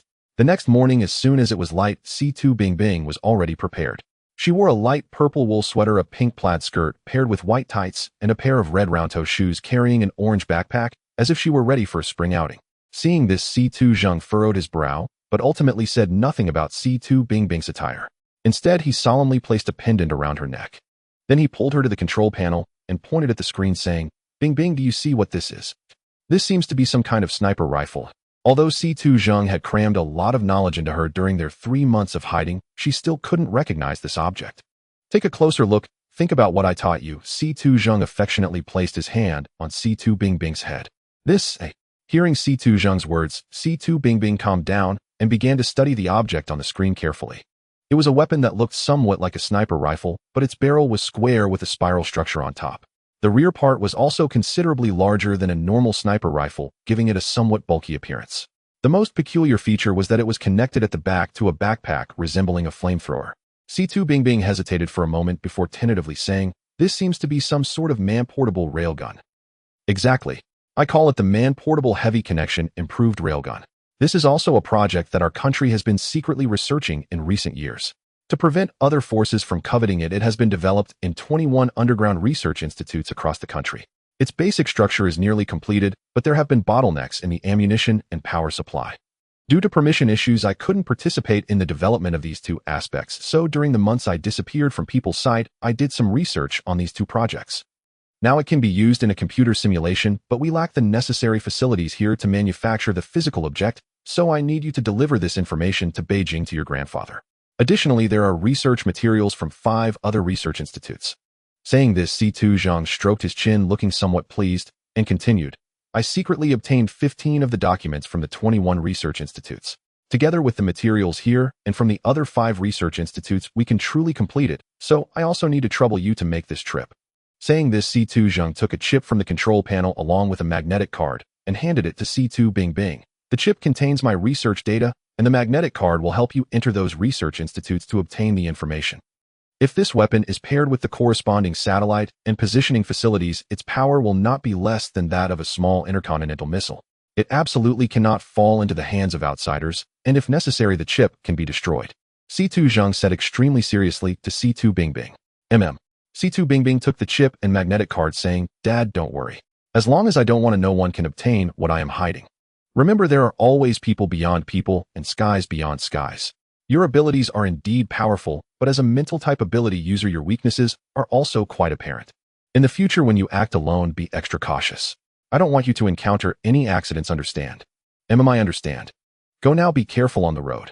Watching Situ Bingbing standing at the door smiling as she said goodbye, a strange emotion suddenly arose in Situ Zhang's heart, a feeling that he would never meet her again. Yet in the end, he still did not call out to Situ Bingbing as she left. Forget it. Although it's a bit hasty to let you face the outside world alone, now staying by my side is not beneficial for your growth. You are increasingly showing childlike temper and becoming more dependent on me. Your round wisdom is being unconsciously worn away by me. Perhaps leaving to explore on your own will be more beneficial for you. It may be cruel, but in this world I hope you can be as cautious and reserved as when we first met. Situ Zhang clenched his fists, resting his elbows on his knees with his head slightly lowered onto his fists, murmuring to himself. Suddenly a familiar yet strange face appeared in his mind. Perhaps this is also the reason he abandoned me. Stepping out from the secret exit of the underground laboratory, Situ Bingbing lazily stretched and inhaled the fresh air. With the outbreak of disaster and the cessation of human activities, the Earth gradually began to reclaim the world polluted by humanity. The sky became bluer, the water greener, and the familiar yet repulsive strange smell in the air gradually disappeared. The traces of human existence were slowly being erased, with some sculptures and benches covered in vines and weeds amidst which buds of flowers were beginning to bloom. So beautiful. Situ Bingbing was momentarily lost in thought by the scenery before her. Although she had ventured into Nanjing a few times 2 months ago to search for enough supplies for the laboratory, those actions had been hurried and lacked any deep impact, especially as it was still winter at the time. Now in the midst of spring and March, the vibrant renewal of life made it impossible for her not to be enchanted. This beautiful and boundless spring scenery also led one to ponder whether this sudden disaster was a form of retaliation from the Earth against humanity's greed. Regaining her senses, Situ Bingbing took the pendant that Situ Zhang had hung around her neck and carefully examined it in her palm. The pendant was not large, resembling a 1-cent coin made from a silver-glossed alloy with the front depicting a dragon's head carved in relief. The dragon's head had its mouth wide open as if to swallow the heavens and devour the earth, its eyes glaring, whiskers flowing, and horns standing tall, looking vividly lifelike, surrounded by several clouds engraved around it. The back was blank, but upon closer inspection one could faintly see traces of wear, indicating that something had been ground off mechanically. Dad gave this to me without telling me its purpose, but hanging it around my neck evidently shows it is some sort of identification only recognizable by certain individuals. And he hoped it would be found. With this thought, Situ Bingbing put the pendant back around her neck. Dad said the detailed design components missing for the railgun are located in the underground laboratories of Nanchang, Chengdu, Yinchuan, Urumqi, and Guiyang. With this in mind, she took out a map from her bag, and after carefully confirming the locations of several cities, decided to head to the laboratory in Nanchang first for the materials.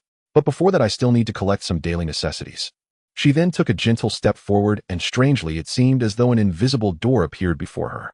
As she stepped through it, she vanished from her spot and reappeared on a street several kilometers away in downtown Nanjing.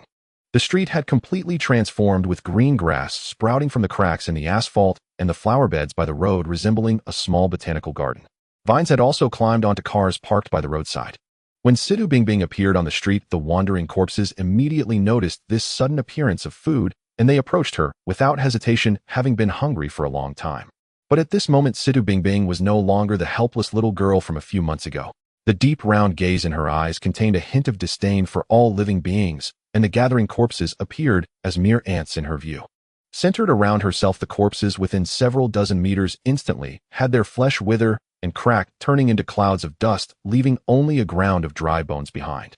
After surveying her surroundings and finding no corpses in sight, Situ Bingbing turned and walked into a nearby multifunctional shopping building. The first floor housed shops selling digital products like mobile phones and cameras, which had lost their value in this apocalyptic world. However, due to her youthful nature, Situ Bingbing still selected a cute little phone to hang on her backpack before taking the now inactive escalator down to the first basement level. The first basement level was a food street, but after more than 3 months the food left out had rotted and spoiled. Even the refrigerator in the kitchen had not preserved any food due to power outages. Fortunately, Situ Bingbing's goal was not those foods, as she rummaged through the kitchen for various seasonings, as well as flour and rice. Situ Bingbing's method of collecting these items was quite peculiar. Whenever she set her sights on something, it would vanish right in place. However, if one observed closely, they would find that she would first approach the items until she was less than half a meter away. It must be mentioned that Situ Bingbing's ability was actually a composite ability of time and space. As long as it was an inanimate object within 1 meter of her that was stationary, she could store it within a storage space of approximately 100 square meters. It was precisely because of this space that she was able to prepare a large amount of supplies for Situ Zheng in the underground laboratory. After collecting enough food, she rushed up to the second floor, which sold women's clothing. After casually selecting a few beautiful outfits and shoes, she headed to the third floor, which was the men's clothing section. After loading up on many clothes there, she found a spot to sit down and rest. Situ Bingbing's ability was very powerful. However, as a composite ability, it consumed her mental energy much more than a single ability would. Having loaded many items into her storage space, and having eliminated several waves of corpses, nearly 1/3 of her mental energy was already depleted. As a solitary mental type awakener, excessive consumption of mental energy could be very dangerous. Fortunately, due to her composite ability, her mental energy recovery rate was relatively fast. After resting for about an hour, she proceeded to the fourth floor. The fourth floor was where Situ Bingbing spent the most time. It was the food section. There she collected a large amount of candies, chocolates, cookies, and drinks, and even took away many cosmetics and other daily necessities from the large supermarket on the fourth floor. As for the fifth floor, which housed children's clothing, and the sixth floor, which sold appliances, she bypassed them and directly left through the space door. A few kilometers after passing through the space door, Situ Bingbing found herself on the roof of a 5-story residential building. Looking down from the high building, she unexpectedly spotted several familiar faces. A military jeep and a truck were parked in front of a supermarket, with several soldiers in military uniforms vigilantly observing their surroundings, while others continuously entered and exited the supermarket loading supplies onto the truck. This group was none other than Wei Shuwen and his companions, whom she and Situ Zheng had encountered on their way to Nanjing. Though they were wearing military uniforms now, who else could the leader be but Wei Shuwen? After 3 months, his hair had grown longer, his skin darker than when they last met, and it had dragged down to the ground. Somehow he had acquired a scar on his cheek that looked somewhat terrifying, but Situ Bingbing recognized him at a glance. The other few were also those who had been with him at that time, except for the fat one who was missing from the group. It was unknown whether he had met with misfortune or had not followed them. Remember those who initially went to the Yixing gathering point? It seems they had a smooth journey. Now they have even been recruited into the army, but anyone would seize the opportunity to recruit an awakened individual from the system. Situ Bingbing looked at the busy people below and thought to herself she had no intention of meeting them at this moment. First, they should be from the Yixing gathering point, heading in completely the opposite direction. If they were to meet and then part ways, it would be troublesome. Furthermore, she planned to act alone and had no intention of seeking companions. However, they actually ran from Yixing to the outskirts of Nanjing in search of supplies. It seems that resources are truly hard to find now, and it will only get more difficult as time goes on. Moreover, the situation in Yixing may not be very good either.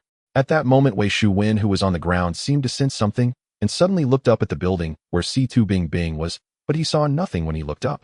On the roof, there was only an M2 cut neatly in half, and Situ Bingbing had already left. "What's wrong, Wei Go?" A person next to him asked curiously when they saw Wei Shuwen suddenly looking up with a contemplative expression. "It's nothing. I might have been mistaken." Just a moment ago, Wei Shuwen felt an extremely dangerous sensation, but that feeling vanished immediately. When he looked up again, he found nothing. To avoid any unnecessary complications, he decided not to pursue the matter further. Once again stepping through the spatial gate, Situ Bingbing arrived on the highway. The road was now almost devoid of wandering corpses, with various plants growing in the cracks of the asphalt. The traces of human existence were gradually being erased by nature. Perhaps soon this road will no longer exist. With the absence of human activity, the dust on the ground had also significantly decreased. She casually found a relatively clean spot and sat down quietly to recover her depleted mental energy. C2 Bingbing's time and space abilities were powerful and convenient, with much potential yet to be discovered, but correspondingly, there were many limitations stemming from her own insufficient abilities. Perhaps things will improve in the future, but for now she felt powerless. For example, this very convenient spatial gate can only reach a maximum of 10 kilometers away for now, but in general C2 Bingbing would not do that, as it would consume all of her mental energy.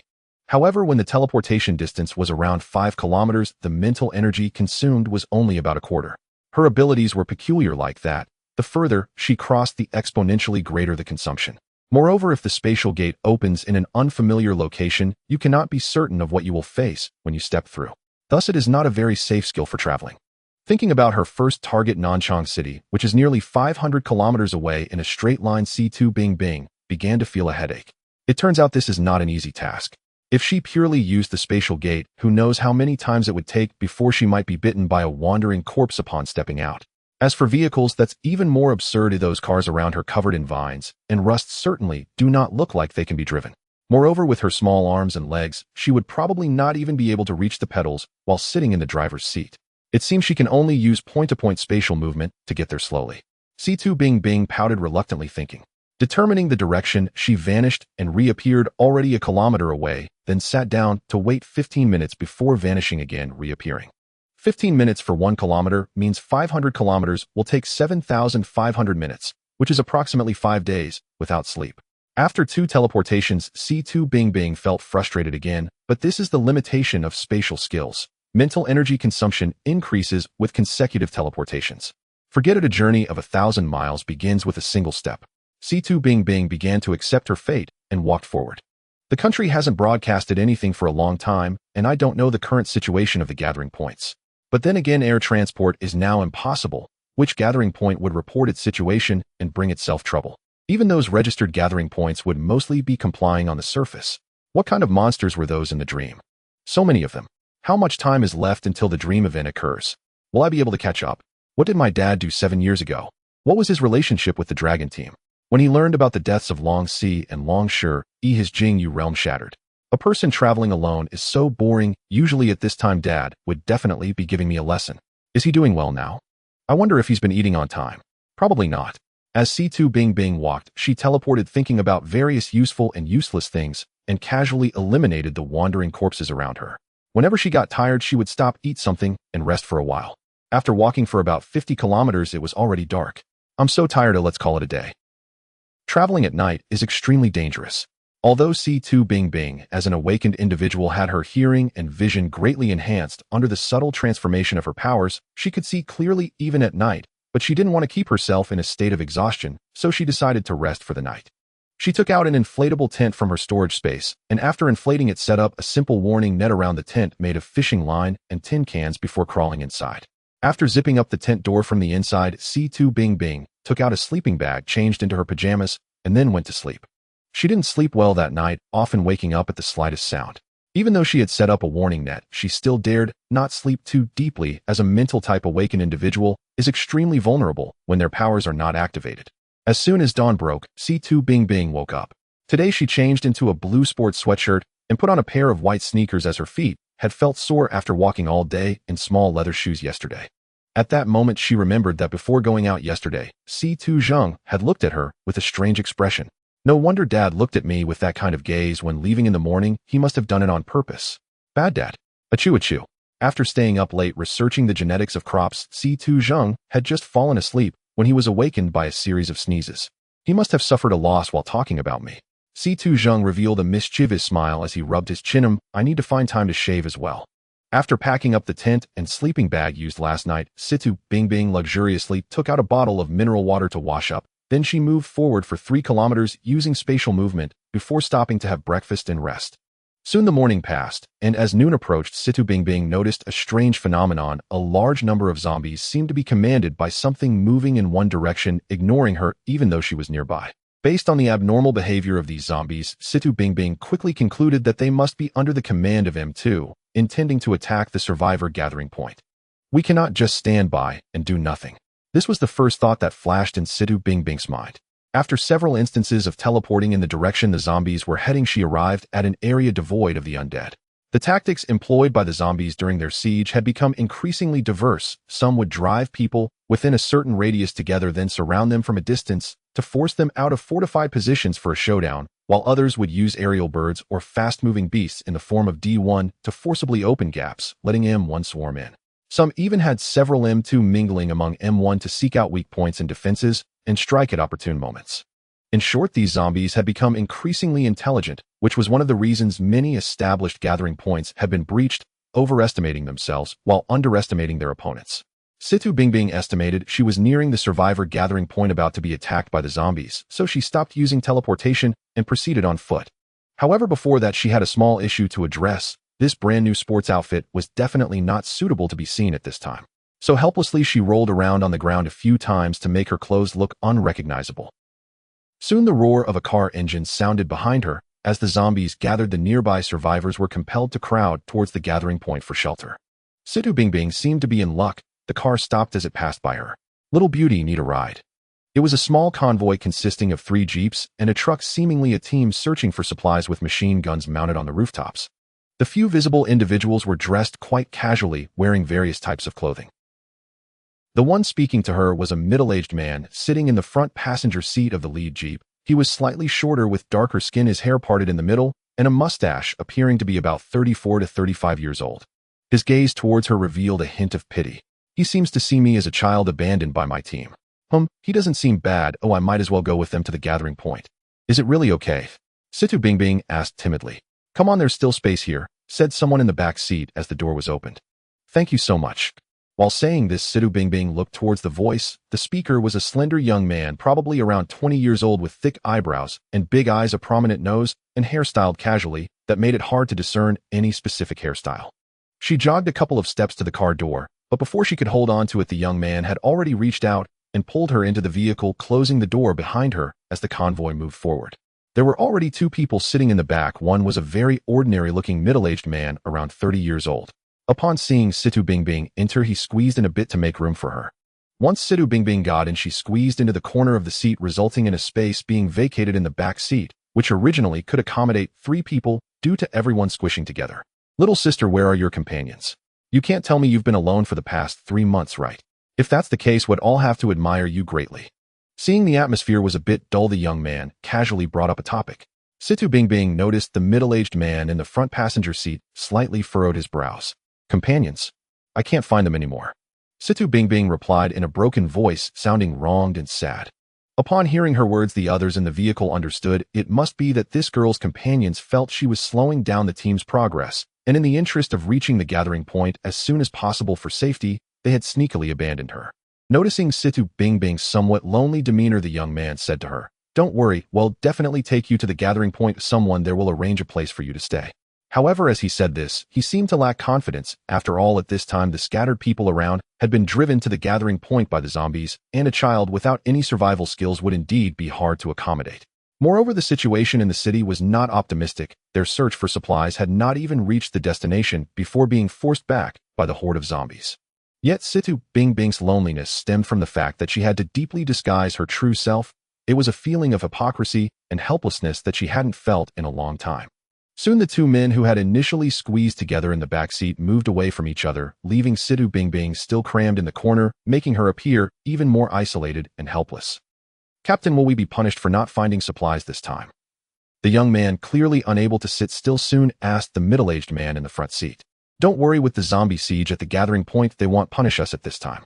Instead of worrying about that, you should think about what to do when the zombies attack. The man simply replied and fell silent. It seems this survivor gathering point was not established by the military, otherwise they wouldn't have failed to provide even a single military uniform for those seeking supplies, and the notion of punishment for teams that couldn't find supplies is clearly not the military style. Moreover, it was concerning that the leader of the gathering point did not seem to be a kind person. I hope we don't encounter any trouble later. Additionally, they haven't introduced themselves or inquired about my situation, or I seem to be just a stray cat picked up on the road. Soon a small earthen city gradually came into view for Situ Bingbing. The city walls were about 3 meters high, and based on the length of the walls, it could accommodate around 300 to 500 people.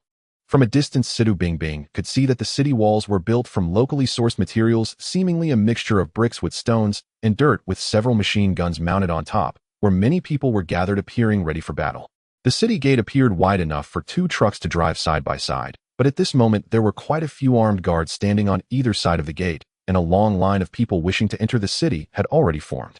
The convoy that Situ Bingbing was in was originally part of the forces gathered at this point, so they faced little questioning when entering the city gates, and the captain appeared to hold some authority.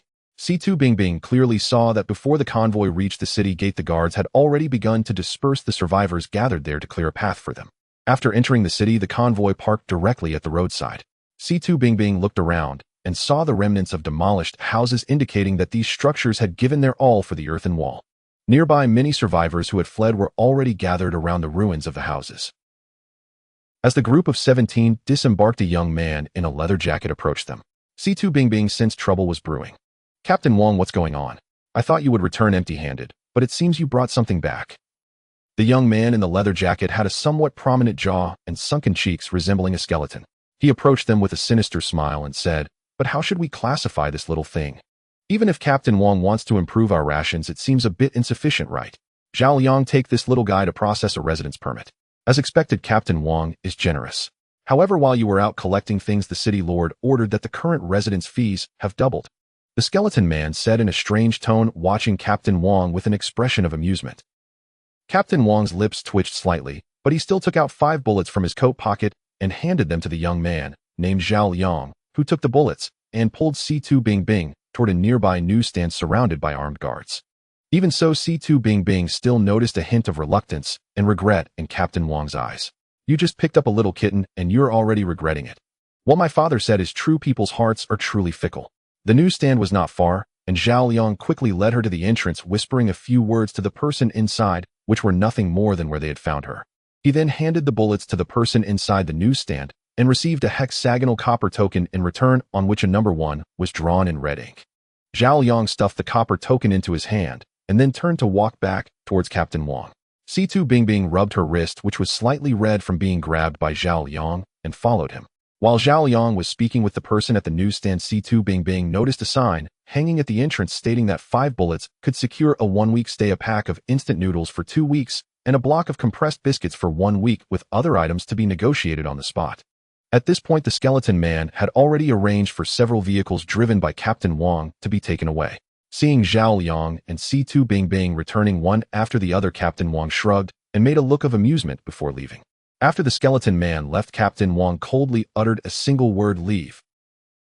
The group of 16 walked ahead without a glance at Situ Bingbing, who promptly followed. They walked approximately 500 meters in this eerie atmosphere. Zhao Liang suddenly turned to Situ Bingbing and said with some irritation, "All right, now that we are in the city, you can rest easy and stay here. We still have a mission and you don't need to follow us anymore." This road was crowded, and upon hearing Zhao Liang's words and seeing this strange group, those around could roughly guess what had happened, as they had seen similar scenes multiple times over the past months, some even having experienced it themselves. It seems that watching a commotion is human nature, and even in this apocalyptic world, many people pause to observe the unfolding situation, with all eyes focused on Situ Bingbing. Although they already knew that the poor little girl would be driven away, she stood there crying. Then she would helplessly search for the next person who could take her in, or simply perish in some corner. But as an awakened one, how could Situ Bingbing easily allow others to guess the entirety of her story?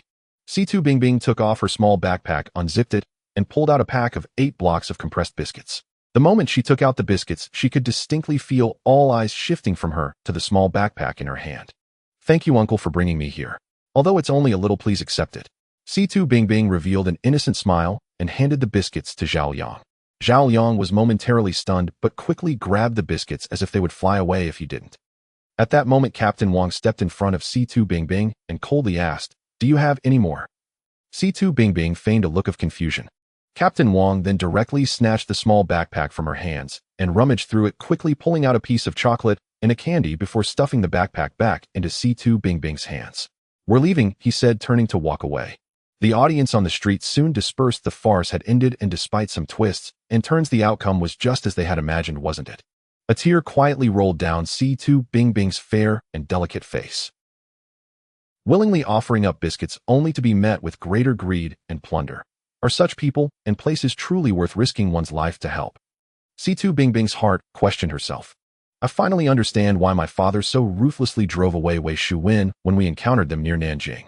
If a large amount of supplies had been discovered by them at that time, both I and C2 Zheng might have faced a threat from an awakened one along with more than a dozen armed civilians. But Captain Wang's actions protected himself. Without his intervention, I certainly wouldn't be standing here safely with my small backpack. At the very least, I wouldn't have been able to keep it. Was he trying to help me? Or was it pure greed? Or was he giving me a real lesson in survival in this apocalypse? C2 Bingbing gently wiped away the tears from the corners of her eyes and stepped into an empty alley. This copper token could only allow her to remain in this small city. All the necessities for survival, housing, food, would require a price to obtain, and that price might be blood, sweat, purity, dignity, or even life. Stepping out of the alley and onto the street once more, C2 Bingbing's confusion had vanished. She was not here to save someone or to help anyone, but simply to do what she needed to do. She arrived again at the city gate where the bustling crowd made it the perfect place to gather the information she needed. Suddenly a commotion drew her attention. Several guards were dragging a middle-aged woman toward the city gate. The woman was crying desperately, pleading for mercy, while a young boy around 18 or 19 with a severed arm was frantically bowing to the guards and the woman, but the guards remained unmoved, ruthlessly driving the woman out of the Earth City. It seemed these two had some notoriety within the Earth City. After analyzing the gossip from the onlookers, C2 Bingbing finally understood the whole story. They were a mother and son. When they first arrived, the son had joined a search team to provide for his mother, going out to gather supplies and feeding her by taking food from the corpses while living inside the city. However, during one mission, he was bitten on his right hand by several corpses and had to amputate his arm to save his life. It must be noted that although humanity has developed some immunity to the virus carried by the corpses, those who were only bitten could generally survive. However, being bitten multiple times would inevitably turn one into a corpse. Yet if the bitten area is severed immediately after the bite, one could escape death, which resulted in fewer people turning into corpses. Unfortunately, many others became disabled as a consequence. After losing his arm, the boy was expelled from the search team, and with no income, the mother and son faced being driven out of the Earth City to starve in the wilderness. In desperation, the mother had to resort to selling her body to barely survive with her son in the city, and suddenly the city lord raised the living fees by double. This meant that the pair, already living in cramped conditions, could only scrape together one person's living fee, resulting in the soldiers expelling the mother for not paying. The corpses are about to attack the city. Those outside are doomed. What a pity that it will be hard to find such cheap living arrangements in the future. Truly thoughtless. If you die, you leave a disabled son in the city, just letting him wait for death. Surviving is the most important. Keeping such a disabled person is just wasting food and resources. Hearing the whispers of those around her reveling in misfortune, C2 Bingbing quietly left the crowd and followed the one-armed boy. The boy's home was not far from the city gate, a room in a building that had been mostly torn down. He walked in lost in thought, leaving the door wide open. However, it seemed there was no need to close it. Looking in from the doorway, C2 Bingbing saw that there was nothing inside except for a straw mat. As she gently stepped to the doorway, C2 Bingbing sensed a strange odor wafting from within. It was a scent she had never encountered before, yet instinctively made her feel uncomfortable. Recalling the words of the people in town, she seemed to have an epiphany, her face slightly flushed. Out of politeness, C2 Bingbing did not step inside, but gently knocked on the door. "Get lost, you horny dogs. There's nothing left here," the boy shouted angrily without lifting his head. C2 Bingbing, who was inexplicably scolded, felt no anger. Instead, sympathy showed on her face. With a crisp sound, a hexagonal copper token was tossed in front of the boy, a particularly glaring red character drawn on it.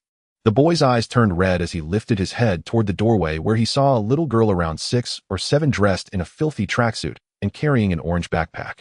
Her fair complexion, paired with long black hair cascading down her shoulders, made her seem like a fairy descended from the heavens. As the boy, who had been squatting on the ground, suddenly stared at her with blood-red eyes, C2 Bingbing felt no panic. Her abilities had long been awakened. Seeing the boy's gaze gradually soften, C2 Bingbing spoke.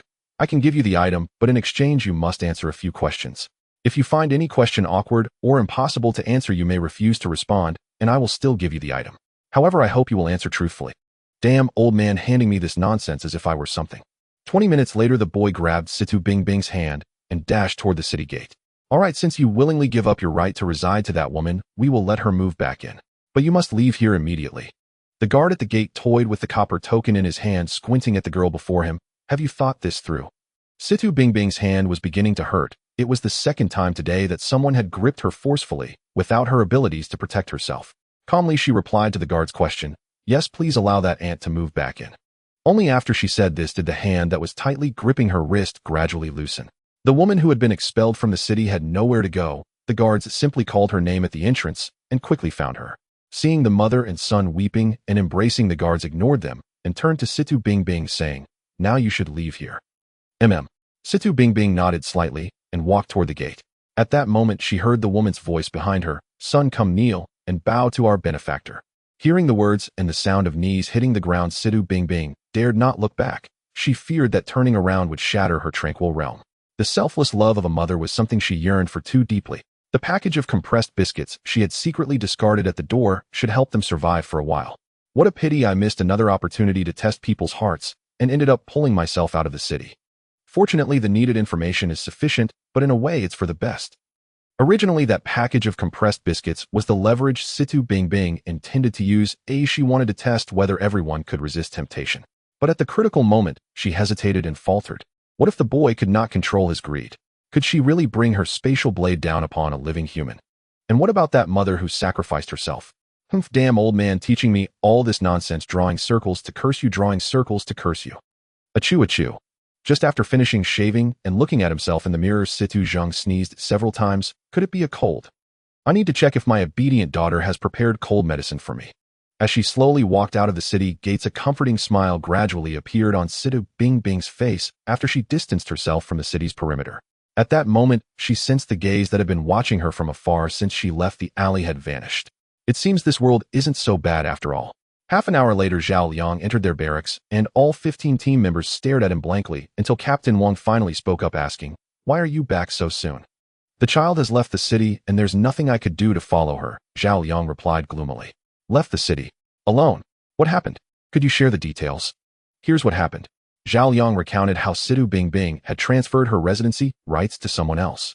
Since he had only followed her from a distance, he was unaware of the conversation she had with the one-armed youth, and simply assumed that Situ Bingbing was hesitating internally about whether to take that step which delayed her.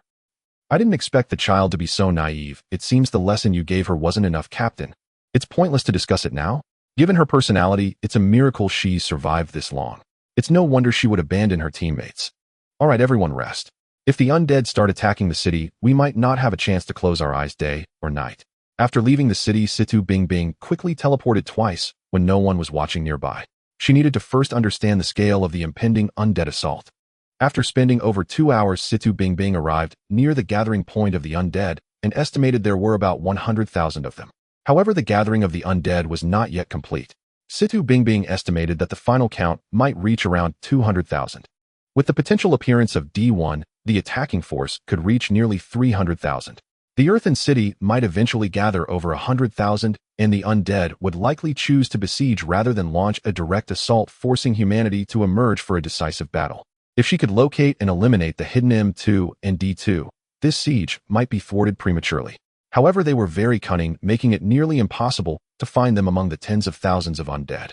"Since I'm here, I might as well leave you all a little memento before I go." Situ Bingbing teleported to hover above the horde of undead, and she saw a glimmer in her eyes. Instantly, the flesh and blood of the hundreds of undead within a radius of several dozen meters of her dissolved into ashes, leaving only bones scattered on the ground. She then teleported twice more and vanished from the undead's line of sight. After landing, Situ Bingbing breathed heavily. What seemed a simple gesture earlier was a perfect combination of time manipulation and spatial abilities. Theoretically, Situ Bingbing's time ability could alter the time position and flow of all things, even reverting the entire universe to its initial void. However, this was merely theoretical. In reality, altering the position and flow of time faced significant limitations. Firstly, no one's mental energy could support time changes across the entire universe, necessitating the involvement of spatial abilities to isolate a specific area from the universe, allowing time manipulation within that isolated space. This way, time could change in a certain area without affecting other regions. Moreover, whether accelerating the flow of time or reversing it, the further one moved from the current time point, the more difficult it became. It was akin to a spring. You could stretch or compress it, but the further you went in either direction, the harder it became. Additionally, when you compress a spring, the moment you release it, the spring will rebound, exerting a certain effect on the body known as time backlash. Fortunately, accelerating the flow of time does not experience the backlash of time. The reason those undead turned to bones was entirely due to Situ Bing abruptly increasing their time flow rate by dozens of times, causing their cellular energy demands to surge dramatically, leading to a collapse of the cells due to the overwhelming demand and unchanged supply. It was like gently sipping liquid from a sealed jar where the jar would remain unaffected, but if you suddenly drained all the water and sucked hard, the jar would deform. Situ Bing referred to this ability as the temporal spatial domain. The only regret she had was that the temporal spatial domain could not be applied to herself, thus thwarting her wish to grow taller. However, after inquiring with Situ Zheng, she learned that all mental-type awakeners' domain abilities are ineffective on themselves, which brought her some psychological balance. Thinking back, it made sense. If her domain could affect herself, wouldn't she also perish as the undead turned to ashes within that domain? As she slowly walked towards the earthen city, Situ Bing observed that more and more people were being driven out. Most of them were elderly or physically impaired. All of them sat outside the city with faces full of despair. When the undead would attack, those behind the city walls might have a slim chance of survival, but for those outside, it was certain death. Situ Bing only watched them from a distance without approaching, as she couldn't guarantee whether some of these people might act out of desperation. In this apocalyptic world, without power, survival was impossible. Although she felt pity for those people, Situ Bing did not offer any resources from her storage space to help them. While those supplies seemed sufficient for her alone, they would be merely a drop in the bucket for the nearly 10,000 gathered outside the city. Looking at the earthen city before her, Situ Bing decided to take the risk of approaching the city lord Guo Wanchuan for a discussion. Previously, from her conversation with the one-armed youth, she had learned that this earthen city was called Wanquan City, and the city lord Guo Wanchuan was a mental-type awakener with the ability to manipulate metal. This was also why Wanquan City used such hexagonal copper tokens as proof of residence. As for whether his subordinates had other awakeners, that was beyond the knowledge of that youth. Approaching one or several unknown mental state awakeners was a rather dangerous endeavor. Furthermore, if Guo Wanquan were truly a benevolent person, this city would not be in its current state.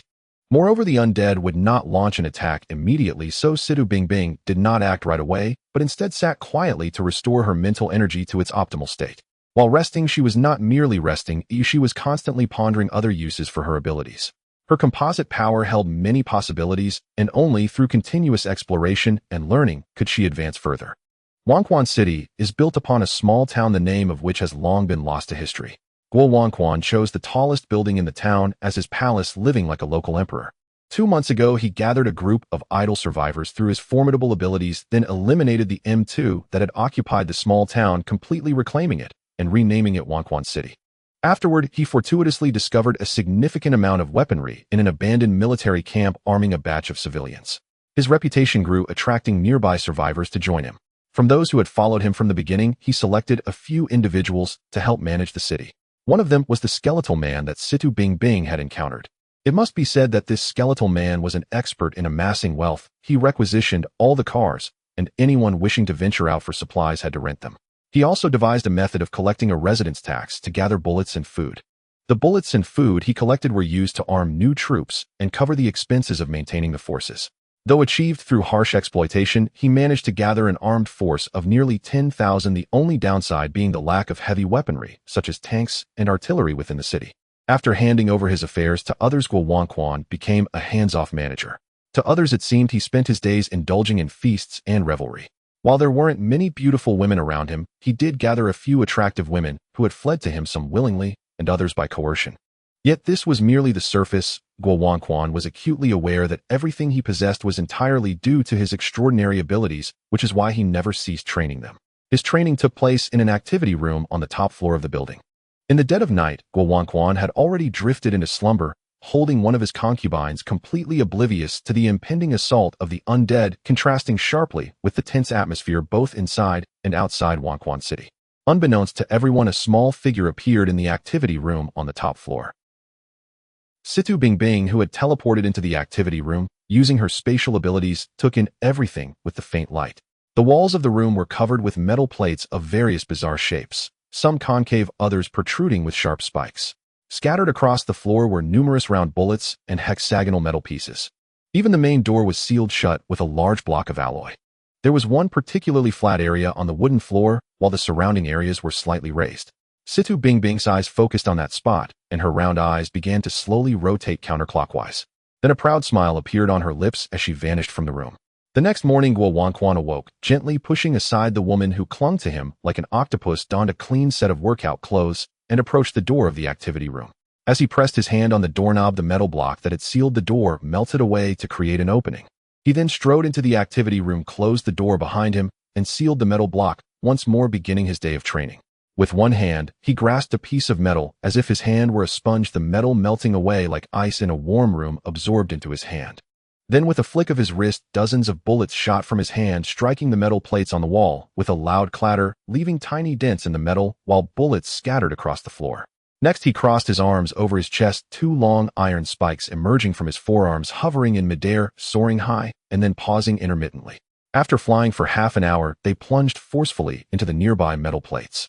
He then moved to the center of the activity room and sat cross-legged right on that notably flat area that Situ Bingbing had observed the night before. As he remained still, beads of sweat began to roll down around him. In just 2 short hours of activity, he had already expended about 70 of his mental energy. Guo Wanquan needed to rest to recover. However, he had barely sat down when a sense of crisis washed over him. Before he could react, a sharp object was already pressed against his neck. "Don't move." A voice clearly disguised and sounding somewhat aged reached his ears. "Who are you? What do you want?" In a state of disarray after having his mental energy nearly drained, Guo Wanquan could not help but feel anxious, asking with a hint of nervousness. "Let all those driven out of the city in to avoid the undead assault." "That's impossible. If the undead don't attack immediately, the city will be paralyzed within 3 days with everyone crammed inside. I will ensure that the undead attack the city quickly. I hope you will be on the battlefield as soon as they do." "Who exactly are you? What is your purpose?" "I'm merely passing through, not wanting to see innocent people die." "What if I refuse?" "Unless your head is harder than that, I would prefer you not to refuse my request." Guo Wanquan swallowed hard and said, "All right, I agree, but if the undead do not attack within 2 days, I will still drive them out." As soon as he finished speaking, he felt the sense of crisis lift, and he quickly turned around only to find that there was nothing behind him. At that moment, Guo Wanquan realized that his clothing was drenched in cold sweat. Panting heavily, he took a while to calm the turmoil within him, channeling his abilities to open the door and step outside. At that time, Situ Bingbing had already reached the city gate, sitting casually in an uninhabited area, closing her eyes to reflect on her recent actions. From the words of the one-armed youth, she learned that the Lord's mansion prepared several sets of workout clothes daily, and the Lord rarely ventured outside, leading her to deduce that Guo Wanquan must often practice the use of his mental energy within the mansion, quickly determining the room he used for training. At night, after entering through her spatial abilities, she found the spot where Guo Wanquan was accustomed to resting, then used her time abilities to ascertain his approximate timing, setting up a spatial marker. Indeed, she easily subdued Guo Wanquan, who had expended a significant amount of mental energy, with a single strike, using her spatial blade to coerce him into compliance, while slightly altering her voice to prevent Guo Wanquan from discovering her presence too soon. However, Situ Bingbing did not intend to conceal herself for long, as she would certainly be in plain sight when the undead attacked the city. Being overly dramatic now would only detract from her image. The only concern of Situ Bingbing was whether the pressure exerted on Guo Wanquan would be too great, potentially causing him to rebound. Although she had clearly told him that she was merely passing through and had no intention of contesting power. "But still, I cannot be careless," Situ Bingbing silently reminded herself. At that moment, a commotion was heard at the door as a large group of armed guards, along with 2 soldiers struggling to carry a large basket of hexagonal temporary residence copper tokens, approached, led by the skeletal man. "Everyone listen, the city lord has generously allowed you to temporarily reside in the city during the siege of the undead. However, this is limited to 3 days. If the undead have not attacked after 3 days, you must pay the residence fee to enter. Now everyone is to line up in order to receive their identity tokens. Anyone who dares to make noise or disrupt the order will be killed on the spot." As he spoke, the guards behind him synchronously pulled back their gun bolts, and the previously noisy crowd fell silent. Situ Bingbing, observing the skeletal man's actions, couldn't help but regard him with a higher esteem. He mastered the essence of using strict laws in chaotic times exceptionally well, and under his implementation of both grace and severity, the grievances of those previously driven from the city had lessened considerably. They all lined up to enter the city, but it would still take some time for the tens of thousands at the entrance to get inside. Situ Bingbing decided to confront the gathering undead first. Who knows how long they would take to attack if left unchecked. After several instances of teleportation, Situ Bingbing was now very close to the horde of undead. Observing the densely packed undead, she quietly concealed herself until her spiritual energy was fully restored, then decisively teleported above the horde. Immediately the realm of time and space was opened, and in the blink of an eye the dozens of meters of undead below turned to ash, leaving only a ground covered in bones. However, this time she did not leave. Instead, she remained in place, quietly waiting for the undead to gather beneath her feet before sending them back to the cycle of reincarnation. After repeating this 5 times within a short half hour, at least 400 undead had been eliminated. It seemed as though the undead had received some sort of warning, for they no longer approached Situ Bingbing, who was floating in midair. Situ Bingbing understood that this was certainly the doing of the nearby M2, but she did not search for M2's abilities amidst the sea of corpses. Feeling that her spiritual energy had already depleted by a third, she decisively teleported away. Upon teleporting back to a blind spot beneath the city wall, Situ Bingbing noticed that there were not many people queuing to enter the city anymore, so she leisurely walked toward the city gate. When it was her turn to collect her residence token, there were almost no one around. The skeletal man seemed to have issued residence tokens for a good part of the day. While in line, Situ Bingbing clearly saw him frequently tapping his left hand against his legs and waist. Little one, you're quite lucky, aren't you? In a world where kindness was almost unseen, the act of the Captain Wong picking up this little girl and gifting her residence rights to an unrelated person was nearly unheard of. Thus it became a topic of conversation among those who were still somewhat kind-hearted, and the skeletal man had vaguely heard of it.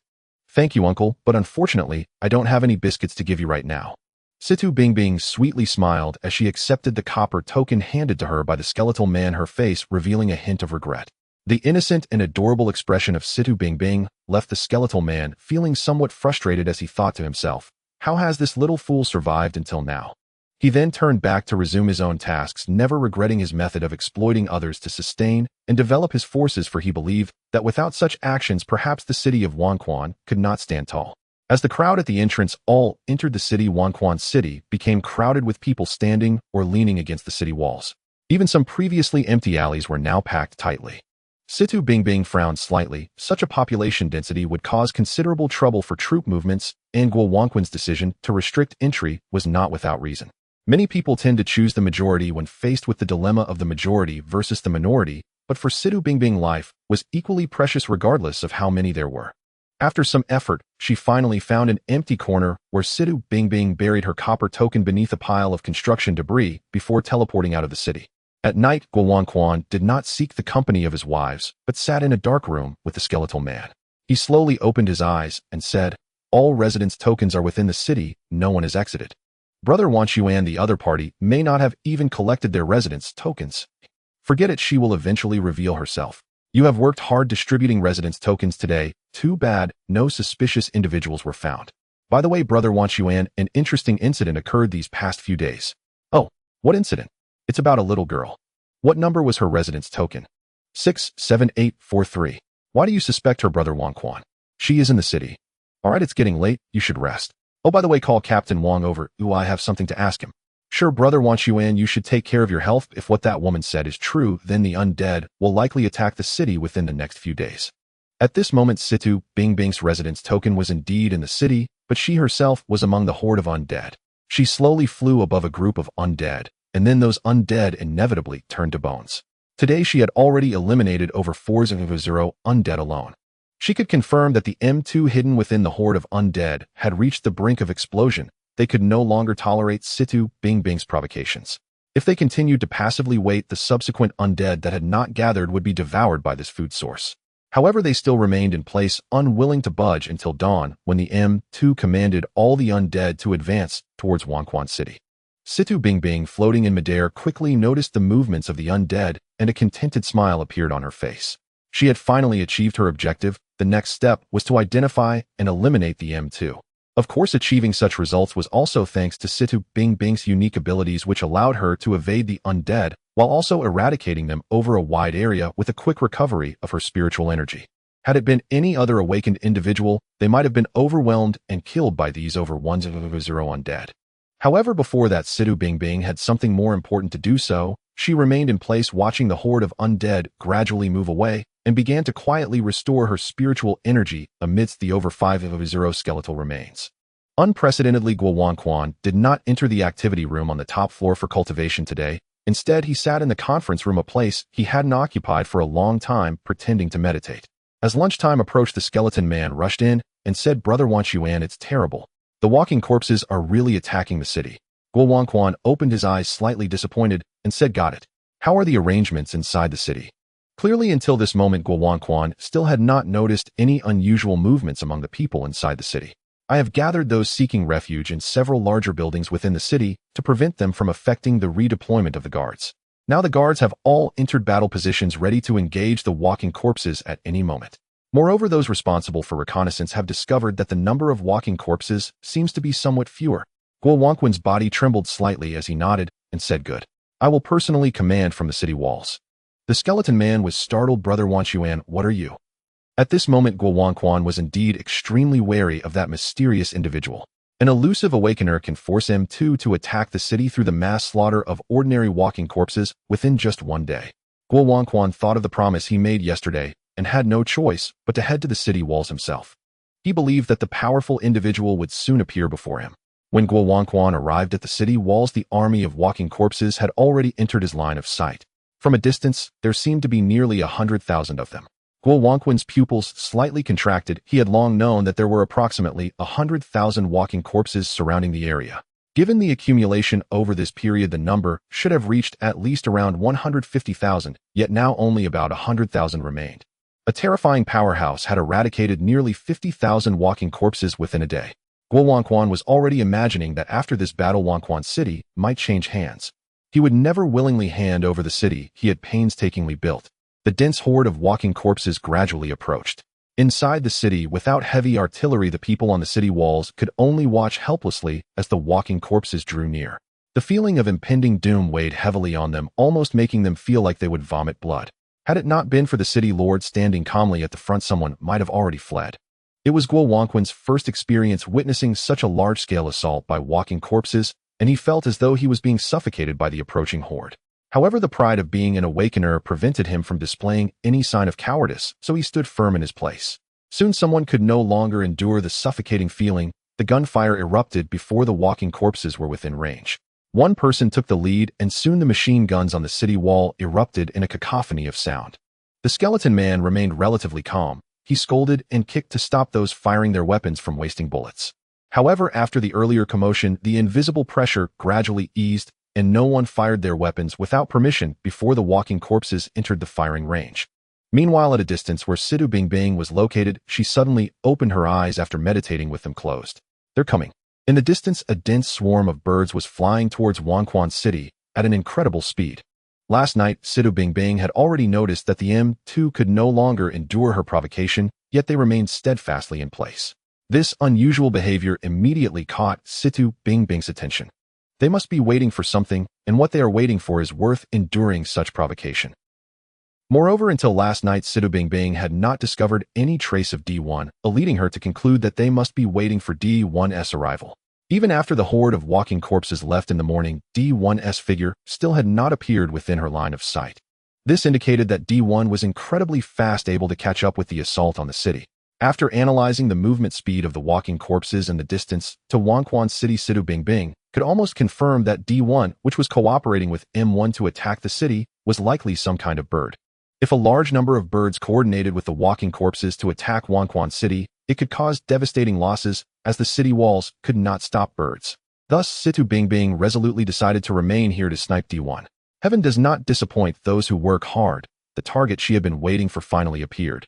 Although still far away, Situ Bingbing could already see that this batch of D1 should be a mutated variety of sparrow, quite small, about the size of an adult's palm, with brown feathers and a beak that, while not long, was very sharp. This type of D1 was most feared by the defenders of the city. They were fast and small targets. Without sufficient flamethrowers, it would be impossible to inflict enough damage on such a flock.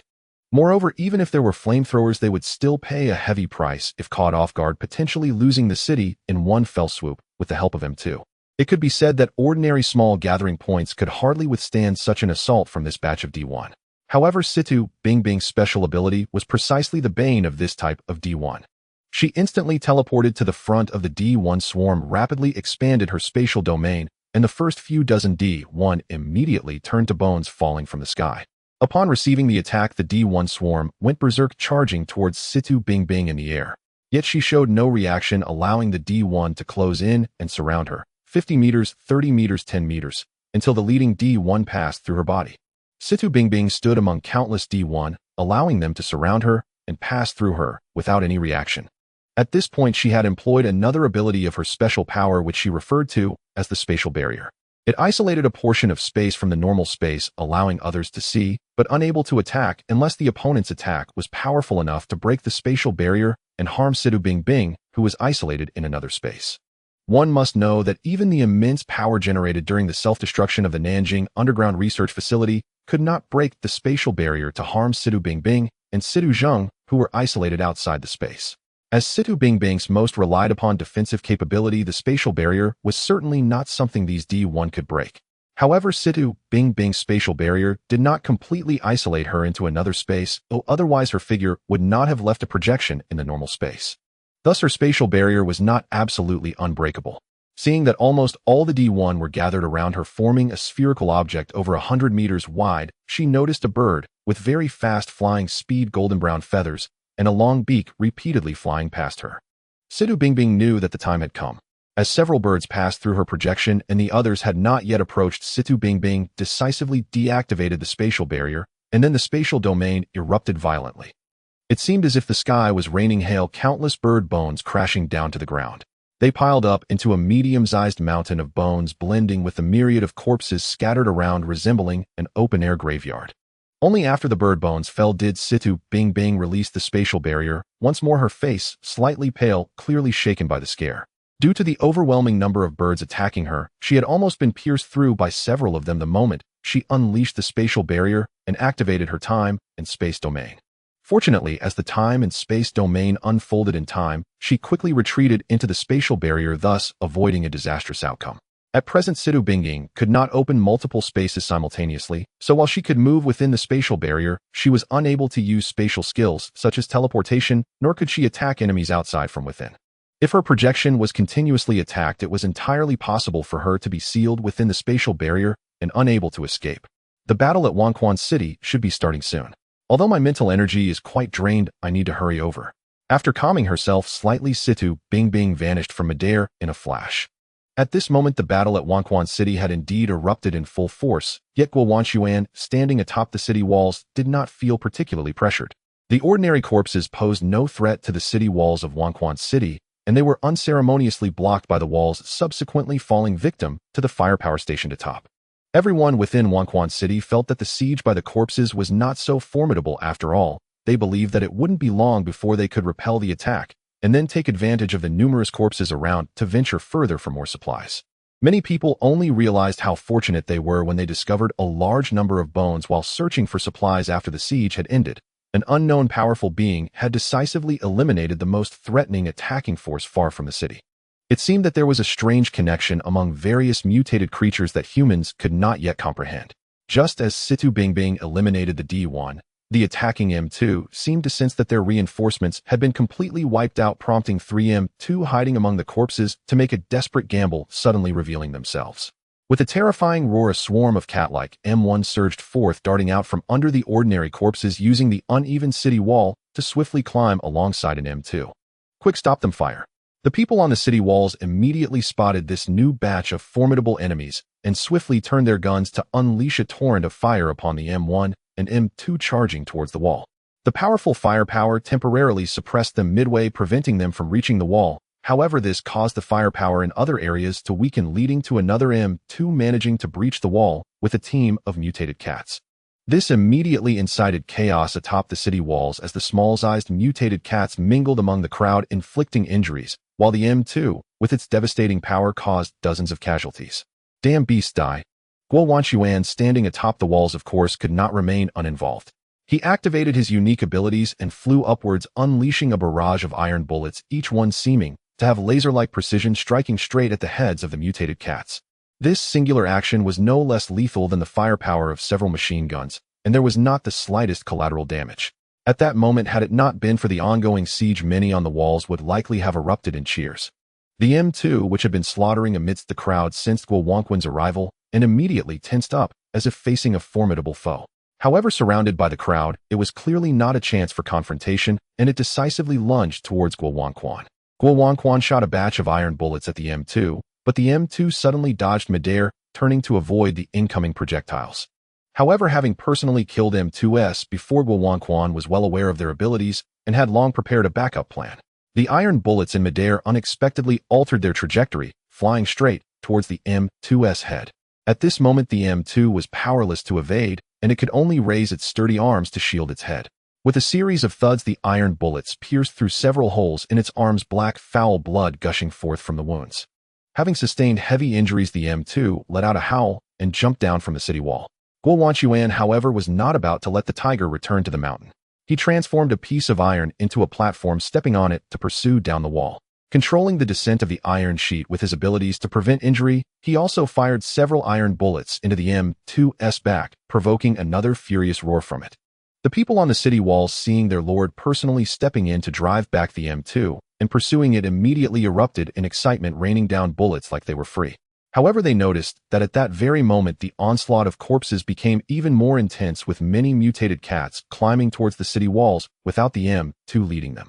Guo focused on pursuing the M2, inflicted severe injuries upon it, and the surrounding corpses were unable to stop him, further boosting his momentum, leading him quickly to a dead corner beneath the city wall. Feeling a twinge of unease, Guo hurriedly concentrated his abilities to make the iron sheet beneath him rise rapidly.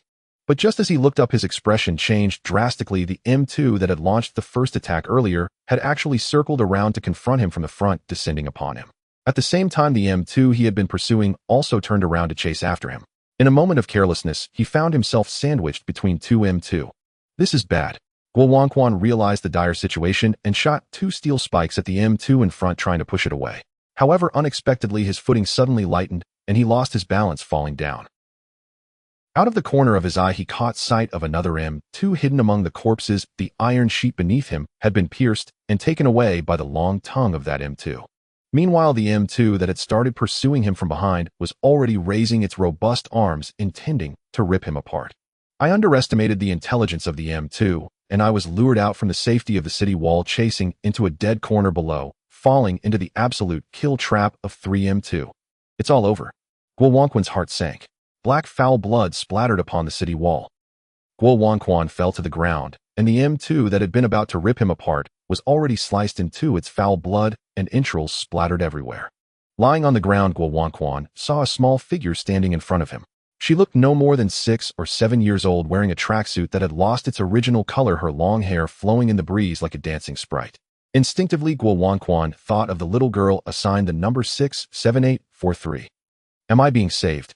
Is this little girl truly the powerful and mysterious awakened one? It makes sense. If she weren't such a formidable awakened one, how could she have survived until now with her temperament? Just as Guo was lost in thought on the ground, a sweet child's voice entered his ears. Are you okay? I'm sorry for being late. I dealt with a batch of D1s earlier. C2 Bingbing's words pulled Guo back from his chaotic thoughts. He looked at the small figure blocking him, and a glint of ferocity slowly emerged in his eyes. I'm fine, thank you. Be careful. An M2 is coming down from above. Guo shouted, quickly condensing a steel spike in his hand. Hearing Guo words, C2 Bingbing quickly looked up and indeed saw an M2 diving towards her from above. With few zombies nearby, she decisively faced the approaching M2 without using her spatial domain. As the formless spatial blade sliced through, the diving M2 was torn into pieces midair. Almost simultaneously, the steel spike in Guo hand was also launched, but his target was not the M2, it was C2 Bingbing's back. The sharp steel spike penetrated C2 Bingbing's body without any hindrance, but this was merely her projection in normal space. The moment she sensed danger, C2 Bingbing had already hidden within the spatial barrier, thus avoiding this heart-piercing calamity. However, she could not escape the pain it inflicted. The person who had just saved her life moments ago was now ruthlessly attempting to take her life in this place teeming with zombies and surrounded by M2s. C2 Bingbing's heart, as exquisite as a colorful crystal, shattered into countless pieces. Seeing his steel spike penetrate the girl's body without drawing a single drop of blood, Guo felt a sense of foreboding and immediately focused intently on the girl before him, wary of her potential counterattack. However, he did not witness C2 Bingbing's counterattack. Instead, he saw the girl slowly turning around, her beautiful face filled with disappointment and confusion, yet devoid of any intent to kill or anger. Suddenly, Guo felt a rush of wind behind his ears and hurriedly turned around, only to find the remaining M2 had stealthily approached and launched a surprise attack from behind. Just as Guo intended to conjure an iron plate to block the M2's assault, the flesh and blood of the M2 withered and crumbled into a pile of bones falling straight to the ground. Guo turned back to look in the direction where C2 Bingbing had been, but there was no trace of her petite figure in midair, only heaps of bones left behind. With the death of the 3M2s, the zombie army began to descend into chaos. Guo dared not linger beneath the city and used his abilities to create a piece of iron to fly up to the city walls. He appeared before everyone with the demeanor of a victor, shouting loudly, "All M2s have been slain by me." Guards seized the opportunity to eliminate all surrounding zombies. "Oh, the Lord of the City is mighty. The Lord of the City is invincible. Victory is assured." Hearing Guo Wanquan's declaration, everyone became excited. The crisis in Wanquan City was over, and they had now entered the stage of cleaning up the battlefield. It wasn't until the day after the zombie siege that Guo Wanquan learned from the skeletal man that the search team had discovered over 50,000 zombie skeletons and more than 100,000 bird skeletons at the original gathering point of the zombies, leaving him stunned for quite a while.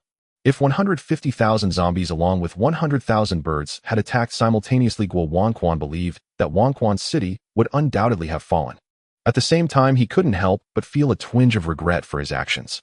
His daily ability training was interrupted for several weeks because of this. In his shock, Guo Wanquan also gained some understanding of the scale and situation of the zombie siege, which is why Wanquan City managed to survive in the future during several zombie sieges. On the other side, after C2 Bingbing eliminated the last M2 with her spatial domain, she immediately stepped into the spatial gate and reappeared at the original gathering point of the zombies. Amidst the sea of corpses, she did not pause for a moment and stepped into the spatial gate once again. After 2 consecutive jumps, C2 Bingbing finally stopped in a vast open field.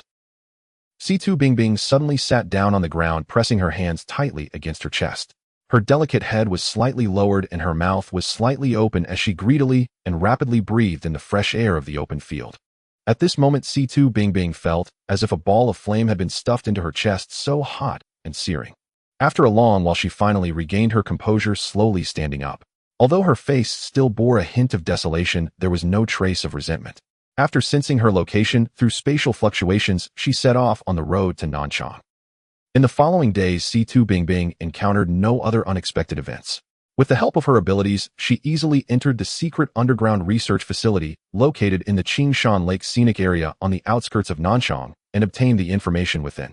Since she arrived in the evening, C2 Bingbing stayed at the research facility for the night. After taking a nice hot shower, she enjoyed a good night's sleep on a Simmons bed, not waking up until close to noon the next day. Walking alone on the road to Guiyang, C2 Bingbing suddenly thought of a strange question. Why hasn't the central government recovered the underground research facility in Chengdu, which has a large survivor gathering point?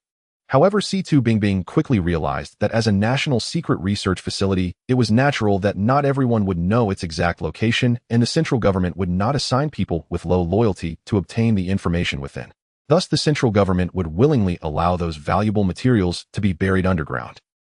At this point, it had been 7 days since C2 Bingbing left Nanchang, meaning she had been traversing the wilderness and the ruins of the city alone for nearly 10 days, without any contact with anyone. The only sights she witnessed were the devastation and the zombies. Huff huff. C2 Bingbing took deep breaths. Seeing the shadow of a gas station not far away, she finally decided to take a rest. The relentless journey over the past few days had left her quite haggard, with faint bloodshot appearing in her eyes, and even her spirit often felt a bit dazed. However, thanks to this, she had managed to reach the borders of Guizhou within these 7 days. This was a method she had discovered to enhance her mental strength after helping Wanquan City out of danger, which was to keep her mental energy in a state of exhaustion at all times. It can be said that C2 Bingbing's discovery of this method was also thanks to Guo Wanquan's assistance. It is known that C2 Bingbing usually takes great care to manage her mental energy consumption, but during the final rescue of Wanquan City, she first eliminated the D1 group from a distance, and then hurriedly used her spatial abilities to reach Wanquan City. At that time, although the number of wandering corpses around was not high, using the spacetime domain did not yield good results, and her mental energy was already more than half depleted. Therefore, when she appeared, she did not immediately unleash a large-scale spacetime domain, but chose to attack M2 using the less energy-consuming spatial blade. However, Guo Wanquan's ambush completely disrupted C2 Bingbing's plans. In her sorrow, she opted for the fastest spacetime domain. After the rescue, she immediately used her spatial abilities to flee from the place that saddened her and traveled a considerable distance. This series of events left C2 Bingbing's mental energy completely drained. After this, she did not wait for her mental energy to fully recover, but pushed on as soon as it restored to one-third, only pausing for a proper rest after arriving at the underground secret research facility in Guiyang. Upon awakening, she was astonished to find that her mental energy had miraculously increased. Recalling Guo Wangquan's training methods for his abilities, Situ Bingbing quickly grasped the reason for her situation. However, she also understood that this rapid enhancement of mental energy was a double-edged sword. Of falling into an ambush by wandering corpses when her mental energy was depleted would be extremely dangerous. Yet the undeniable fact remained that her insufficient mental energy severely limited Situ Bingbing's spatial abilities. Should she steadily and slowly improve herself or rapidly enhance herself amidst crises? Seemingly inheriting Situ Zheng's love for adventure, Situ Bingbing resolutely chose the latter. Moreover, she could clearly sense Situ Zheng's good intentions in allowing her to venture out alone. Gathering her spirit at the gas station, she directly unleashed her space domain to clear the nearby wandering corpses. She then set up 2 layers of barbed wire and tin-can warning nets around the gas station. After placing another layer of warning net at the entrance of the supermarket's warehouse, Situ Bingbing retrieved her sleeping bag from her storage space, crawled in, and began to rest while recovering her mental energy. Night fell silent as water, devoid of even the sound of insects in this apocalyptic world, as if all the insects had perished in the disaster. In the dark night, only a waning moon and countless stars continued to emit their light. At that moment, the sound of headlights and the roar of car engines shattered the tranquility of the night as a car sped down the road, faintly submerged in vegetation. The vehicle rushed past the first layer of warning net set by Situ Bingbing, the rolling wheels snapping the thin wire, and the discarded cans hanging from the wire clattered before being drowned out by the roar of the car's engine. Suddenly, Situ Bingbing opened her eyes wide in her sleep. Dressed in her clothes, she quickly crawled out of her sleeping bag and stored it away in her storage space. Hearing the sound of the car's engine, Situ Bingbing quickly confirmed that the newcomers at the gas station were not wandering corpses, but humans. She swiftly retrieved some biscuits and drinks from her storage space and placed them on a shelf in the corner of the warehouse. At this moment, the car had already stopped at the gas station. Situ Bingbing saw 5 individuals, 2 men and 3 women, getting out of the vehicle through a narrow gap she had intentionally cut with her spatial blade. The first man to get out of the car didn't even notice the second layer of warning net set by Situ Bingbing and walked right past it, resulting in him almost falling after getting tangled in the wire. Damn it, he cursed, kicking the can that tripped him. Zhang Xingchuan, we need to be careful, there might be someone inside. The second man to get out of the car said as he drew a handgun from his waist and disengaged the safety. Ji, since there might be someone inside, maybe we shouldn't go in. Or what if we encounter bad people? A girl with long hair who had just gotten out of the back seat grabbed the handgun-wielding man's hand and said, "Let's go in and take a look. There shouldn't be too many people out here in the wilderness. Those things might have been left behind by previous survivors. Moreover, our fuel is running low and we have no food left. We must find some supplies, otherwise we won't be able to stay in the city even if we get in." The man with the gun shook his head, firmly squeezing the girl's hand to reassure her. He then took the lead and walked towards the supermarket. The other 4 followed closely behind him, armed with flashlights. Seeing them approach the supermarket, Situ Bingbing quietly hid in a ventilation duct in the warehouse. The ventilation duct was rather small, but fortunately she was not very tall, so hiding inside was not too arduous, though it was certainly not comfortable. However, she decided to observe these individuals for a while. If possible, she wanted to catch a ride, so she had to endure a bit for now. The supermarket was not large to begin with, and the supplies had long been taken by previous survivors. The group of 5 quickly found the warehouse. This type of supermarket warehouse was also not very big, and the pile of biscuits and drinks left by Situ Bingbing, though tucked away in the corner, was quickly discovered. "Look, there's food here." With the aid of the lights, Situ Bingbing saw a short-haired girl excitedly waving her flashlight, calling out to her companions. "Great. This is enough for us to eat for several meals." This time, it was a man approximately 1.78 meters tall who was the same man that had tripped over her warning net, named Zhang Xingchuan, who spoke. "We should fill up the car and leave this place. There must be someone here, or else there wouldn't be food piled up like this. Moreover, I saw a warning net deliberately placed at the entrance of the warehouse. If someone comes back, we might run into trouble," spoke the girl who had initially been urging everyone not to linger. "Even if there is trouble, we can deal with it later. I haven't eaten for 2 meals, and if you don't eat, I will eat first." After saying that, Zhang Xingchuan opened a packet of biscuits and stuffed some into his mouth. After a few bites, he opened a bottle of drink and started gulping it down. Seeing him eat so heartily, the others couldn't help but be tempted. Finally, the man holding the gun, named Ji, he said, "It's late, let's rest here. Generally, people don't venture out at night. Those here must have left due to some incident. Since everyone is hungry, let's eat something first." Tomorrow morning, we'll fill up the car and leave. Hearing this, the others finally stopped holding back and eagerly grabbed biscuits and drinks to devour. The only one who remained still was the short-haired girl who hadn't spoken a single word and had kept hidden behind the others. After the 5 people had eaten, they seemed to believe that the vigilance net set by Situ Bingbing would allow them to relax, and each found a place to sleep. They seemed very tired and soon fell asleep, not long after lying down. Their slumber did not mean that Situ Bingbing was asleep. At this moment, she began to analyze the personalities of these individuals. This group seemed to be led by a man named Ji, but another man named Zheng Xingchuan did not submit to him. If it weren't for the gun in Ji's hand, he might have already usurped power. The long-haired woman and Ji were likely in a romantic relationship. Her personality was rather gentle, and if she wanted to join this team, she could be a good breakthrough point.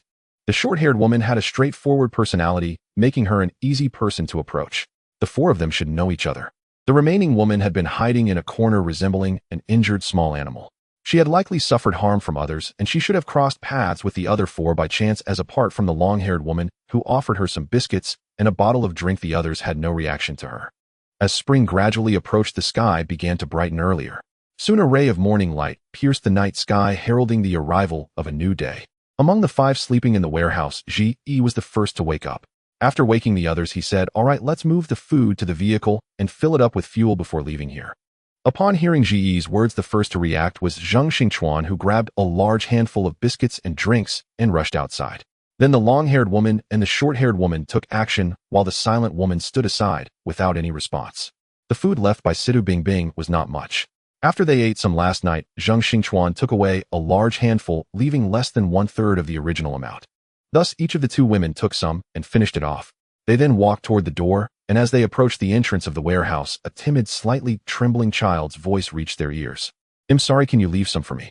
Who else could be speaking but Situ Bingbing? Upon hearing the voice, the 4 people in the warehouse became tense. Ji pulled out his gun without even turning off the safety and shouted, "Who is it? I'm coming out. Please don't shoot." Situ Bingbing quickly said as she crawled out from the hidden ventilation duct. When they saw that it was a dirty little girl, they relaxed. Ji also lowered the gun and asked, "Are you living here alone?" "Yes," Situ Bingbing timidly nodded and said, "The people who came took away everything here, but refused to take me with them." "What should we do?"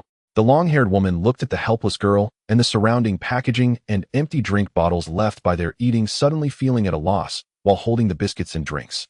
Ji also frowned. Their group of adults came here to take away the food that was the lifeline for this little girl. Was this not simply pushing others toward death? Thinking about how they had fled here with their original group of over 10 people now reduced to just 5, he couldn't help but feel how difficult it was to survive in this apocalyptic world. As he contemplated their situation, he steeled himself to turn and leave. At that moment, the long-haired woman seemed to see through his thoughts, suddenly reaching out to grab his arm and gently shaking her head. Under the gaze and silent plea of his lover, Ji ultimately chose to compromise. "Little sister, we need to take these items with us, but if you are willing, we can take you to the nearest survivor gathering point. Okay, there are sometimes monsters that run in here. I didn't want to stay here any longer." In the apocalypse, staying outdoors is always dangerous, as no one can predict whether a mutated animal will pass by at any moment. Thus, after filling the car with gas, they quickly set off with Situ Bingbing. Among the 5, Zheng Xingchuan drove the car. Ji sat in the passenger seat, while the other 3 women squeezed into the back seat. Situ Bingbing was held on the lap of the long-haired woman. Seeing another person in the car, Zheng Xingchuan felt a bit displeased, but since Ji had said they would only take the little girl to the nearest survivor gathering point, he said nothing further. After all, their destination was also a large survivor gathering point in Chengdu, which was only a few days' journey away.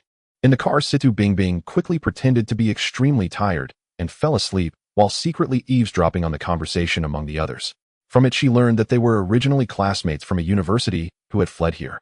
She also learned a few of their names. The long-haired woman was named Dai Xiujing, and the short-haired woman was called Wang Lily. Besides that, she did not gain any useful information. Situ Bingbing began to reflect on her experiences during this time. First, regarding the upper limit of her mental strength. After a week of training, her mental strength had improved significantly, enhancing the endurance of her abilities. Secondly, concerning her own behavior, Situ Bingbing felt a sense of confusion. Her ability to perceive people's hearts and see through their true intentions made her fundamentally disdain such people. However, due to her age and abilities, ever since she became aware of her surroundings, she had to disguise herself as someone who was not true to her feelings. Is this the nature of humanity? Situ Bingbing asked herself, now that I clearly have the ability to protect my own safety, why do I still have to repeatedly disguise myself and compromise in order to get close to others. Is this way better for self-protection? Or has the habit formed in the past subconsciously influenced me? What should I really do? Situ Bingbing's heart was in turmoil as she continuously questioned herself, and thus she spent a day and a daze. After leaving Situ Zheng, she had to find her own path, establishing her own sense of right and wrong and her own sense of good and evil. Let's camp here for tonight. If we get up early tomorrow and travel for another couple of days, we can reach the survivor gathering point in Chengdu. As the sky began to darken, Ji chose a relatively open area to stop and called everyone to get out and rest. There was a tent in the trunk of the car, and after setting it up, they had a little bit of biscuits and water. The 3 women and Situ Bingbing entered the tent to rest while the 2 men took turns keeping watch outside. Notably, the warning nets set by Situ Bingbing were also collected and placed around the campsite. After seeing that the 3 people in the tent had fallen asleep, Situ Bingbing stealthily teleported away from the tent. At this moment, their location was actually situated between Guiyang and Chengdu, even closer to Guiyang, so Situ Bingbing decided to take advantage of the night to visit the underground research facility in Guiyang to retrieve the data there. Situ Bingbing's spatial gate is a method of long-distance movement, but its unstable landing points make it inconvenient to use without detailed coordinates. Situ Bingbing has been trying to improve it and has now achieved some results.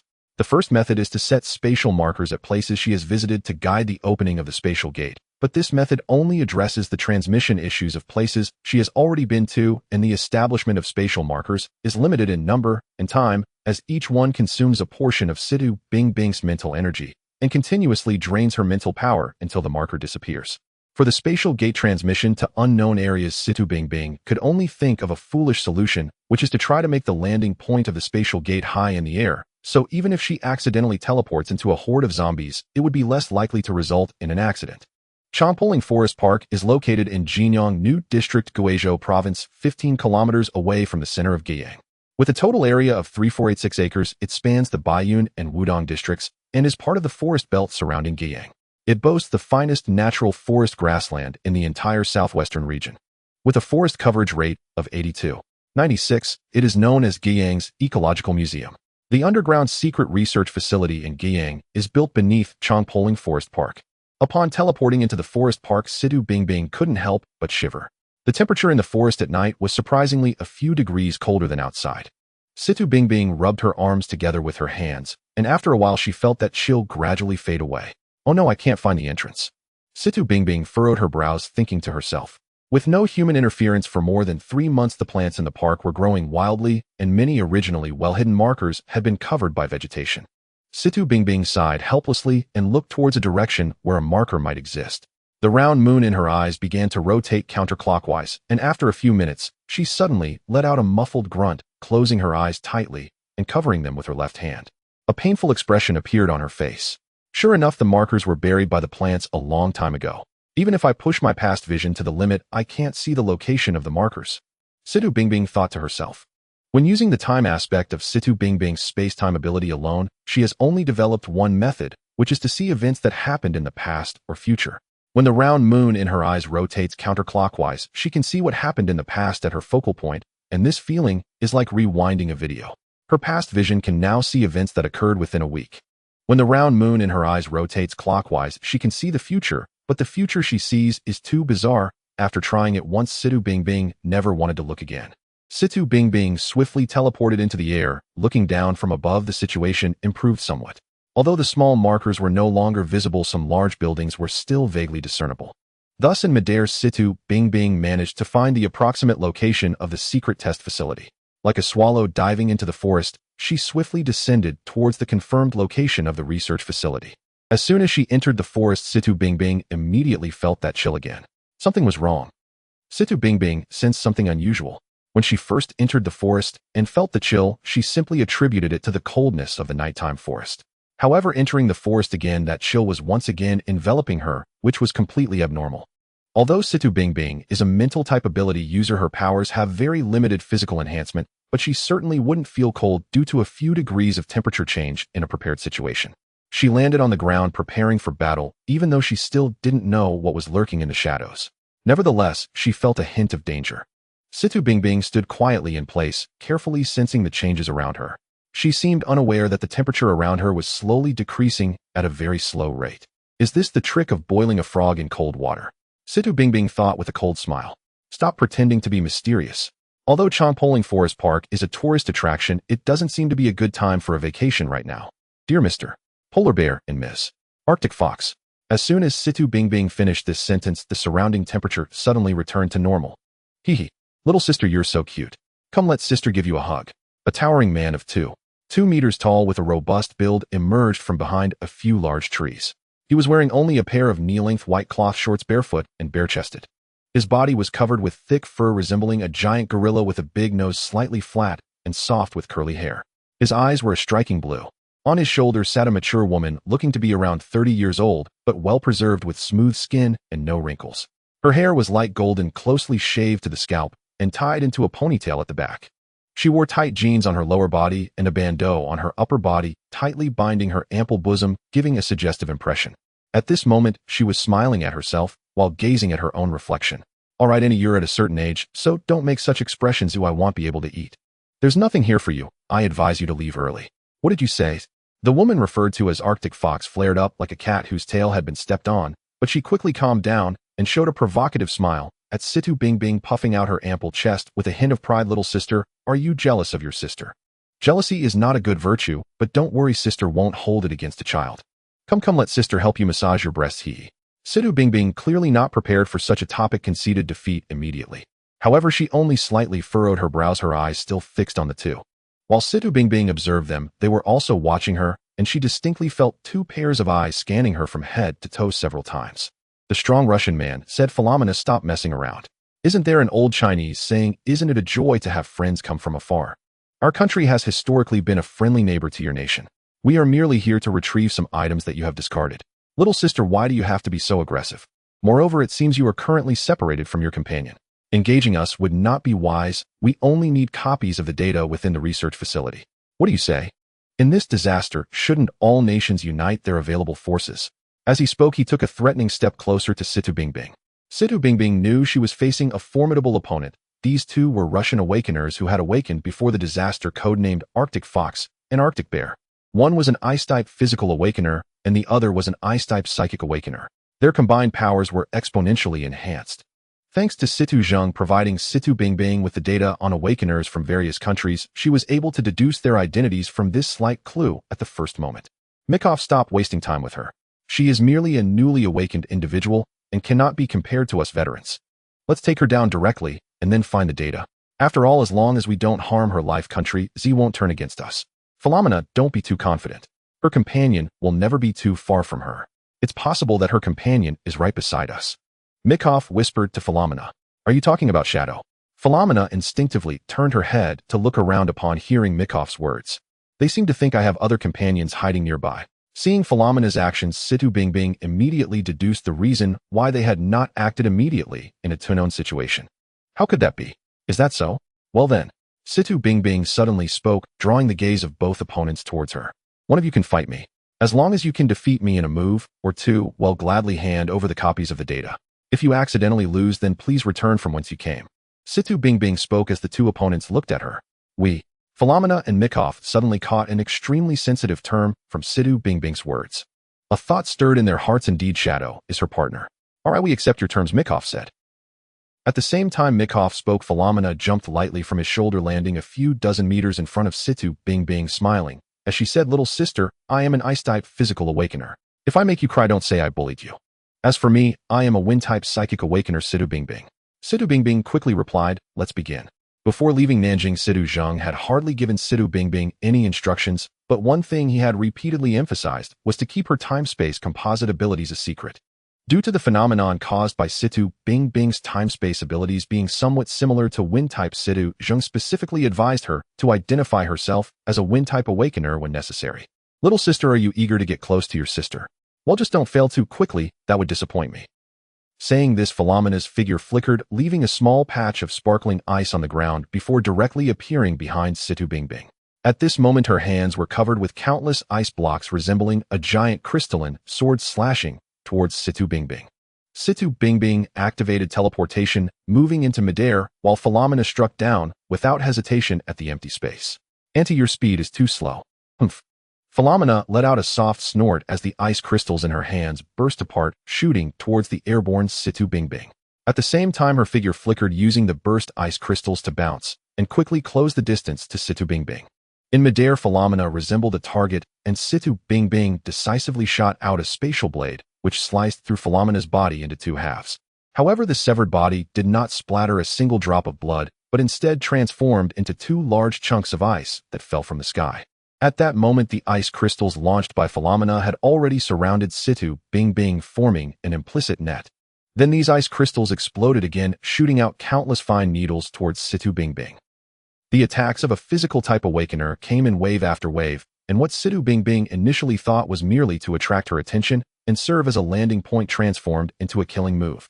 If struck by such a multitude of ice needles, she would certainly lose her combat capability immediately.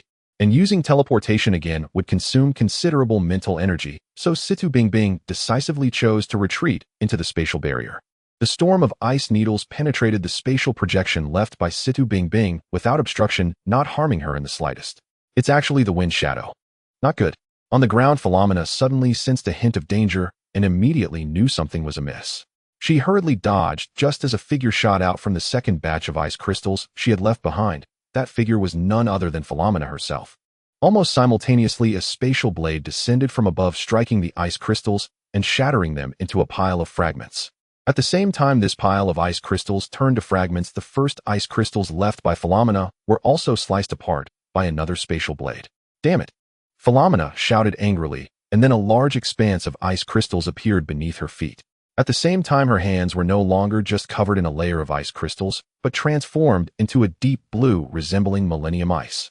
The ice crystals in her hands gradually melted and reshaped, finally forming a gigantic beast head akin to a fox made of ice and snow. Enough! Philomena stopped fighting. Mission aborted. At that moment, Mikov suddenly intervened to stop Philomena. Why? I could have defeated her. Philomena halted her assault upon hearing the words, her arms gradually reverting to their natural form. Yet she remained indignant as she demanded of Mikov. What would victory even achieve? Even acquiring those documents would fall far short. And if she sustained any injury, could you truly bear the fury of him? She was already a master of both Shunfeng and Wind Shadow. Upon hearing Mikov's words, Philomena fell silent. With a light tap of her foot against the ground, she leapt gracefully onto his shoulder, leaving behind a shimmering trail of sapphire ice crystals. Once settled upon his shoulder, she turned back towards Situ Bingbing hovering midair and said with a teasing smile, "Little sister, this round doesn't count. Next time we meet, we'll get properly acquainted." Mikov in turn clasped his fists in the traditional manner of ancient Chinese cultivators and bowed respectfully towards Situ Bingbing aloft. "Until we meet again." In an instant, they dissolved into two gleaming azure ice crystals. Just like that, they're gone. How elegant. Situ Bingbing descended calmly to the ground, approached the lingering ice crystals, and gently placed her palm upon one. A wave of crisp, penetrating cold surged up her arm, refreshing her mind and sharpening her senses instantly. She harbored no suspicion that these two awakened beings from a country would lie to her. Most awakened individuals who had emerged before the cataclysm carried profound pride. Such matters were beneath their dignity to falsify. What followed was straightforward. Having identified the general coordinates, Situ Bingbing swiftly located the subterranean cavity using her spatial ability and infiltrated the clandestine underground research facility. There she retrieved all classified data before racing back to Jiyi's group. Her timing proved fortunate. Their campsite remained undisturbed and her discreet departure went entirely unnoticed. Notably, while downloading the data, Situ Bingbing also thoroughly scoured the entire underground facility, stowing away weapons, ammunition, rations, and fuel into her spatial storage, then initiating the facility's self-destruct sequence. This protocol had been instilled in her by Situ Zheng. Should foreign forces ever target such facilities, immediate self-destruction was mandatory, not only to prevent data leakage, but also to serve as an urgent alert to Central Command. The facility's central control system employed military-grade encryption. Any unauthorized forced breach would trigger instantaneous detonation. And once detonation occurred, Central Command would instantly verify its authenticity. After an exhausting night, both battling foreign awakened beings and conducting a covert operation, Situ Bingbing felt weary. Yet the return journey consumed considerable time, and she had scarcely settled into sleep at Jiyi's temporary camp before dawn broke. The group was soon roused by Jiyi to resume their march, while Situ Bingbing continued feigning slumber inside the vehicle. Her apparent drowsiness drew no suspicion from Jiyi and the others. After all, her youth naturally aligned with such lethargy. Moreover, in this post-apocalyptic world, entertainment was non-existent. Back at their former small settlement, idle days had been spent in little more than sleeping and drifting through thoughtless hours. Had they not later learned of the approaching zombie siege, prompting mass dispersal, their days might still have passed in perpetual napping and vacant staring. A young girl living alone for weeks at a gas station would inevitably develop such habits. It was perfectly understandable. As she continued pretending to sleep within the vehicle, Situ Bingbing mentally revisited her earlier duel with the two country awakened beings, analyzing their abilities with meticulous precision. This had been her first direct confrontation with awakened individuals whose powers had manifested long before the cataclysm. Their mastery was absolute, refined over years of relentless practice, utterly incomparable to someone like Guo. Soon she reached an inescapable conclusion. Had the battle with Philomena continued, defeat would have been inevitable. Philomena's comprehension and application of her ability far surpassed her own, allowing her to conserve energy with surgical efficiency. Furthermore, her longer awakening period granted her exceptional physical endurance as a limb-type awakened being, far exceeding what a mere months-old novice like Situ Bingbing could muster. Their disparity in combat experience was equally vast. Philomena bore the scars of countless battles, assassinations, frontal assaults, engagements with military units, and clashes against awakened beings of other nations. Situ Bingbing, by contrast, possessed only fragmented intelligence provided by Situ Zhang, general profiles, and rough capability assessments of awakened individuals. Moreover, their skirmish had not been a life-or-death struggle, giving Philomena greater control over her power's intensity. To incapacitate or wound Situ Bingbing without killing her, Philomena likely needed only 8/10 of her strength, whereas Situ Bingbing attempting the same restraint might manage no more than 6/10 or less. For instance, during that very fight, Situ Bingbing dared not unleash her ultimate technique, temporal domain. Yet this improbable retreat, achieved solely by a seemingly weak individual, stemmed entirely from the awe-inspiring reputation of China's Longzhu Dragon Squad among awakened communities worldwide. She had merely played the part of the fox borrowing the tiger's authority. The two country awakened beings clearly mistook her for a Longzhu operative, hence their assumption that she possessed an unseen comrade. Across nations, awakened operatives always deployed in teams of at least two. Even if one fell in battle, survivors invariably reformed squads or integrated into existing domestic units, unless a nation possessed only a single awakened being. Recently, China had lost 2 Longzhu members, making it highly probable that emerging awakened individuals would now be recruited into the squad. And once recruited, Longzhu would never abandon them to fend for themselves. Seasoned, formidable awakened mentors would inevitably be assigned as partners. Situ Bingbing's precise appearance at a national secret research facility, and her immediate recognition and thwarting of their intent, sealed their conviction that she was a Longzhu envoy. The sole reason for her solitary presence, they surmised, was that her partner must be the most enigmatic and universally feared awakened being on Earth, Long 12, codenamed Ing, a darkness-affiliated limb-type awakened being whose victims never knew when a blade would pierce their hearts. Another decisive factor compelling their withdrawal was Long 1, the Longzhu commander himself, a wind-affiliated spiritual-type awakened being universally acknowledged as the world's strongest. His signature techniques, Shunfeng and Wind Shadow. What is father's true identity? Why does he possess such extensive knowledge of the awakened across nations? Much of the material he handed me could not have been learned merely from being friends with members of the Long group. It was as if he had deliberately collected, studied, and analyzed their dossiers.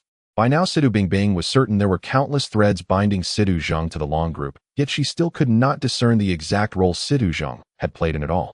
At the same time, Situ Bingbing found herself unusually curious about Long E and Long 12. One could wield wind abilities with a finesse akin to spatial powers and be the world's strongest, and those two techniques were not even his ultimate skills. The other was the most enigmatic awakener in the world, mysterious and formidable like an assassin in the night, whose mere possible existence could cow two awakened from country E into trembling silence. The car suddenly braked to a violent halt, followed by a raucous chorus of shouting from outside. Still feigning sleep, Situ Bingbing had no time to wake before Dai Shoujing pulled her out of the vehicle. Upon stepping down, she saw that G.E. and his party had been boxed in by a massive convoy. 2 large buses sat before their car, along with a container truck, an oil tanker, and 3 jeeps. Every vehicle had been modified, gun mounts welded to their roofs and machine guns affixed atop them. Wire mesh had been welded over the windows and windshield. The fronts had been reinforced and fitted with triangular rams. The machine guns on those vehicles were trained on them. More than a dozen figures leapt from the buses, each clutching a submachine gun, their faces savage and fierce. Only the lead jeep discharged 2 people. Situ Bingbing glanced over. One wore a relatively clean black suit, sunglasses, and long hair, a lit cigarette between his fingers. With him descended a woman, her hair coiled into a bun and her attire provocatively revealing. Her upper body was clad in a tight purple top, her lower half in an ultra-short skirt. Black stockings and high heels completed an overtly seductive ensemble. She was not strikingly beautiful, but carried a certain allure, her figure excellent. She clung to the man like a water snake and produced a lighter from the cleavage between her breasts. With a snap she lit it, the man used the flame to ignite his cigarette, inhaled deeply, and then blew the smoke gently into her face. Her expression became one of languid, sensuous intoxication. The man, apparently pleased, raised a hand and slapped her rounded hips a few times, drawing a coy squirm from the woman. He then turned his gaze to Ji and the others and said in a leisurely voice that chilled the air, "Bind the men and load them onto the vehicle, put the fat sheep into the pen, and be gentle with our lovely little lambs." After speaking, he wrapped an arm around the woman and climbed back into the jeep. There was no need for further orders. Those wolfish men had already closed in on Situ Bingbing and the others. Under the threat of dozens of cold muzzles, Ji and Zheng Xingchuan offered no resistance and were bound, then shepherded by a short man toward one of the buses. 3 burly men stepped forward and each hoisted a captive, Dai Xiujing and the others, onto their shoulders, prompting shrill screams from the women nearby. Perhaps because of the suit man's special attention, no one came to seize Situ Bingbing. Still feeling the malicious glances around her, she obediently followed the burly men. Strangely, Situ Bingbing and Dai Xiujing's group were not taken onto the buses, but were led past them toward the container truck farther back. With a heavy clang, the container door was thrown open. Those slung over shoulders, Dai Xiujing and the others, were shoved inside. Situ Bingbing, still walking behind and not yet able to see the container's interior, was grabbed by one of the men and tossed in as well. Then the container door was locked once more. The interior of the container was brutally inhospitable. With no natural ventilation, small holes had been bored into its sides to allow a trickle of air. Only a meager amount of light and air seeped in. Dark and fetid, the air was thick with stench and a faint peculiar odor reminiscent of the scent in the home of the one-armed boy from Wanquan City. It was dim. Situ Bingbing saw Dai Xiujing and the others huddled in a corner, trembling in terror. More than a dozen disheveled women sat or lay crowded together. They seemed to have lost all responsiveness to their surroundings, indifferent even to the arrival of new captives. Soon the container was filled only with the soft sobs of Dai Xiujing and the others embracing one another. Situ Bingbing felt the vehicle begin to move again. What do they intend to do? Where are they taking us? What does that suit man's talk of sheep and a pen mean? Although the convoy's direction was the polar opposite of Situ Bingbing's destination, the predatory looks on their faces and the bleakness of her surroundings left no doubt that these were no decent people and that they had surely committed atrocities against those women. Determined to help those unfortunate women, Situ Bingbing resolved to stay and assist them. "Can someone tell me what is happening?" she asked. The women inside the container had become like walking corpses and paid her no heed. Perhaps they thought she would soon suffer the same hell and felt it kinder to let her enjoy a bit more of normal life before plunging her into terror. Suddenly, the short-haired woman who had remained silent until then cried out, "They are plunderers, they are devils, they deserve to die." "Plunderers? What are those? Xiaowei, tell us quickly." Dai Xiujing and Wang Lili, suddenly halting their sobs, anxiously urged the short-haired woman known as Xiaowei for an explanation. Having spent some time with them, Xiaowei, pressed by repeated questions, at last stammered out what she knew of the plunderers and of her own experiences. Her account was disordered and fragmentary. She would lapse into long fits of crying at the saddest parts, and at times her words tumbled out so confusedly they were hard to follow. Even so, what she revealed turned Dai Xiujing and Wang Lili pale. They went limp and collapsed to the floor, utterly stunned. Upon hearing Xiaowei's words, Situ Bingbing's fury surged uncontrollably. Her small fists clenched tightly, her teeth biting deep into her lower lip. Were it not for the last vestiges of reason, she would have shattered the shipping container and slaughtered the entire convoy without mercy. Murderous intent blazed in her eyes like wildfire, so intense that even the full moon reflected within them could not fully veil its ferocity. Had the container's interior not been shrouded in profound darkness, any witness would have been paralyzed by sheer terror. The so-called raiders were bands of marauders and brigands who roamed the peripheries of survivor enclaves, lawless, unrestrained, and universally reviled by every settlement. They gathered in packs, preying upon every vulnerable convoy or enclave they encountered their passage, leaving devastation in its wake, like a locust swarm sweeping across barren fields, leaving only desolation and wailing in its trail. They slaughtered all who dared resist. The surviving men were given a grim ultimatum: join their ranks, or die like the others, only to be consumed as sustenance. Yes, food. From Xiaowei's trembling lips, Situ Bingbing learned with chilling clarity that human flesh was one of their primary sources of nourishment. Their conduct mirrored that of shambling corpses. Yet far more monstrous, they devoured not only their victims, but also their own fallen comrades, feasting upon them moments after death. Though armed with firearms and vehicles, they rarely ventured into cities or towns teeming with the undead. Instead, they hunted the defenseless, survivors stripped of weapons and will alike. Women captured by them suffered unspeakable fates. The raiders regarded them not as human beings, but as livestock, calling them sheep. Only a rare few, those deemed exceptionally beautiful and willing to surrender their dignity, might earn the favor of a warlord. All others were either used as vessels for lust and forced breeding while alive, or butchered and eaten when dead. Some raiders, warped by twisted psyches, inflicted atrocities too vile to name.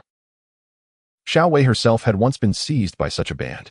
Timid by nature, she lacked the courage to end her life, and endured relentless violation. What shattered her utterly was the betrayal by her own boyfriend, who had once cherished her tenderly, yet abandoned her to join the raiders and aid their cruelty. Later, her captor's unit was ambushed by M2 forces. Seizing the chaos, she fled, and was soon rescued by Dai Xiujing and her companions. Xiao Wei was merely an alias. In her own words, the girl she once was had died. Her original name was buried forever, never to be spoken again. She had believed escape meant rebirth, only for fate to mock her cruelly. Just as Qingdu Enclave shimmered on the horizon, she fell once more into the raiders' clutches. Suddenly, the vehicle jolted to a halt. Situ Bingbing looked up. The sliver of light piercing the container's ventilation slit had dimmed to near nothingness. Xiao Wei's narration had been slow, fragmented, punctuated by long silences. By the time she finished, night had fallen. The raiders had stopped to set up camp, preparing for their nocturnal rites. Dai Xiujing and Wang Lili turned ashen, their faces drained of color, as if standing at the precipice of doom. Dai Xiujing especially recoiled, inwardly drawing parallels between Xiao Wei's treacherous lover and Ji Yi. She feared Ji Yi might betray their vows as the other man had, yet trembled at the thought of him harmed. Around them, the camp buzzed with activity. Nearly 100 figures moved with purpose, erecting shelters, kindling fires, shouting orders, their voices rising in chaotic chorus. The clamor swelled, crates thudding to earth, raucous laughter, sharp commands, until gradually the din subsided into uneasy quiet. For Dai Xiujing and Wang Lili, those silent minutes stretched like an executioner's countdown, each breath a step closer to the scaffold. Xiao Wei offered a remark. Whether solace or bitter irony, none could tell. Some things pass if you close your eyes and endure. So long as you draw breath, there remains a chance. A heavy silence followed, then the metallic rasp of a lock yielding. With a thunderous clang, the container door swung open. Several burly men stood silhouetted in the frame, leather whips coiled in their hands, barking, "You out now." Dai Xiujing and Wang Lili froze motionless, until a sharp crack split the air. A whip lashed across Dai Xiujing's back, leaving a livid weeping welt. "Move faster. I won't repeat myself," snarled the lead thug, his voice thick with menace. Stung into action, Dai Xiujing and Wang Lili leapt down from the container. Then the men selected 5 more women from within, before slamming the door shut again. They locked the container without a second glance, so accustomed to this ritual that they failed entirely to notice how a 6-year-old girl, Situ Bingbing, had leapt unaided from the towering container onto solid ground. 2 men flanked her front and rear, while 3 more closed in behind, herding the 9 captives across the open ground toward a makeshift camp. The clearing had been transformed. Perimeter warning nets stretched taut. 7 roaring bonfires blazed at the center, their flames casting long dancing shadows over clusters of seated figures. 10 tents, large and small, sprawled nearby. Beyond the firelight, armed sentinels patrolled the outer edges. One bonfire towered above the rest. Before it rose a wooden dais, shaded by 2 massive sunshades, beneath which sat 3 chairs. From afar, Situ Bingbing recognized the man in the suit, the same one she'd encountered earlier, seated on the rightmost chair. To his left sat a corpulent man, nearly 2 meters tall, clad only in a sweat-stained tank top. His bare arms bulged, his beer belly straining against fabric, his shaved skull gleaming faintly red in the firelight. The central figure was a middle-aged man, around 185 meters tall, dressed in a long gray trench coat. His face was deeply tanned, bristling with coarse stubble, a long knife scar slashing diagonally across one weathered temple. The leader rose as the captives were marched forward. Clapping sharply, he commanded, "Brothers, silence." His authority was absolute. Instantly, all chatter ceased, hands stilled, tools lowered, leaving only the crackle and pop of burning timber echoing across the hushed expanse. "Today the Falcon Convoy claims new spoils." He boomed, arms raised high. 2 men and 4 lambs now stand before their moment of choice. Let us bear witness to this sacred rite. His tone suggested this was no anomaly. It was ritual, rehearsed, codified. Even distant sentinels who should not have heard his voice hurried in from the perimeter.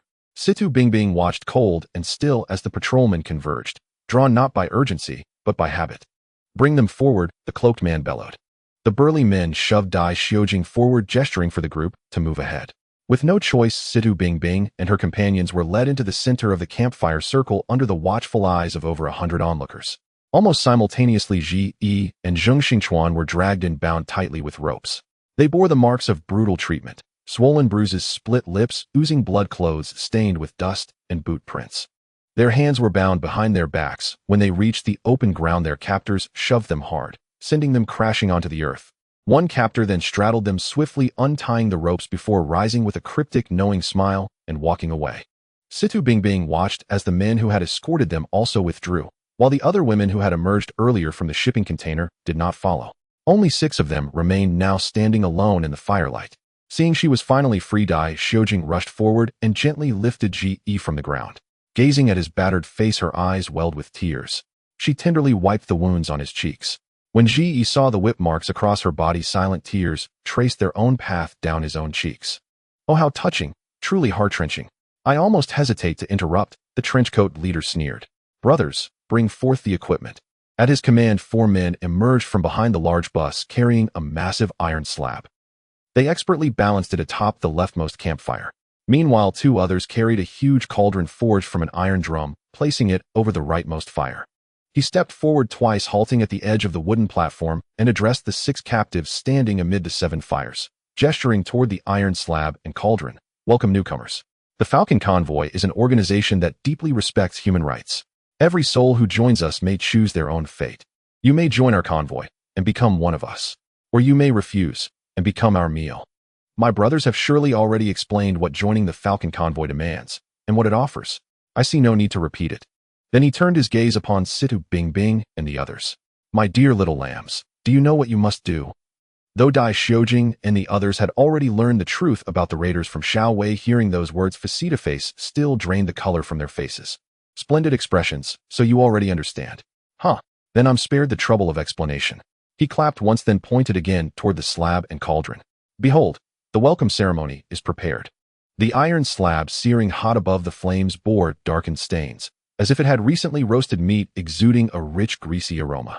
The iron drum cauldron steamed gently, releasing a thick, savory scent of simmering meat. Yet despite having fasted for an entire day, the 6 captives felt no hunger, only revulsion. For protruding from the cauldron's rim, whether by accident or design, was a human hand. Choose freely, he declared. To your right, broth for new recruits. To your left, the roast we still lack for tonight's feast. As I said, we are democratic. You hold absolute sovereignty over your own destiny. His voice swelled with theatrical fervor, arms raised high as though bestowing divine grace. Seeing their hesitation, he lowered his arms, folded them behind his back, leaned slightly forward, and took a single deliberate step closer. Dear friends, choose swiftly. Our patience wears thin. Should you fail to decide, we won't hesitate to decide for you. His words triggered immediate compliance. The surrounding henchmen advanced in unison, tightening the invisible vice around the 6 trembling figures. I'm sorry, Xiao Wei whispered, and stepped forward first, moving to stand beside the cauldron on the right. Her act broke the silence. Zheng Xingchuan and Wang Lily followed, each stepping to the right. Only 3 remained in the center, Situ Bingbing standing alone, and Dai Xiujing and Ji Yi clasping hands tightly. Ji Yi closed his eyes, drew a deep, steadying breath, and gently withdrew his hand from Dai Xiujing's. Xiao Jing, take care of yourself. When I am no longer beside you, guard your heart well. Then, without looking back, he turned and walked resolutely to the left, tears slipping unseen from his lashes. Dai Xiujing's eyes flooded instantly. Tears streamed unchecked as she sprinted after him, flinging her arms around his waist from behind. Her voice trembled with raw devotion. Fool, how could you leave me behind? Didn't we vow it? Never let go, ever. But Ji began to turn, seeking words. But before he could speak, Dai Xiujing rose onto her toes and pressed her lips fiercely to his, silencing him utterly. They melted into a long, tender kiss, until an intrusive voice shattered the moment. How moving, truly overwhelming. The trenchcoat man exaggerated his awe, theatrically dabbing imaginary tears from his cheeks, then abruptly stilled and waved sharply to his men. Brothers, escort them to the grill. Right away. At his orders, several hulking brutes surged forward from the crowd, reaching for Dai Xiujing and Ji. Wait. Situ Bingbing, who had stood in silence until now, spoke suddenly. Her voice held quiet resolve, her expression burned with righteous fury. Yet her youth lent her anger and almost endearing innocence. "Oh, what does our precious little lamb wish to say?" He waved his men back, then turned to her with a wide mocking grin. "Why, oi." Situ Bingbing enunciated each word with icy precision. "Moi, why do this? You number so many, and you possess guns vehicles. You could easily scavenge food and supplies from the cities and survive decently. Why inflict such suffering upon others? You ask why? Why indeed? No reason at all. This is simply a world where men devour men. Yes, we have guns and cars. But why risk our lives battling feral corpses for scraps, enduring starvation one day and surfeit the next? We feast daily on meat and claim women at will. So tell me, why wouldn't we do this?" The trenchcoat man answered without shame, his tone smug, self-assured, utterly untroubled by her moral indictment. "In this hour of peril, you shirk contribution and worse, slaughter civilians and feast on the living. How are you not the same as those shambling corpses? Do you not know that even in obscurity heaven's will is manifest, and that within cause and effect good and evil come full circle? I urge you to rein in your course and return to the righteous path." Although Situ Bingbing's words rang with passion, her youth and the timbre of her voice robbed them of any real menace. A burst of contemptuous laughter swept the camp. The man in the windbreaker laughed, arrogantly amused. He had not expected such sharp tongue from so small a thing. "You say we do not contribute? Nonsense. We have always been contributing to the future of humanity," he mocked, setting off peals of laughter around him. "And as for heaven's will and karmic balance, I do not believe in such things. If fate and retribution truly existed, why has the world become like this?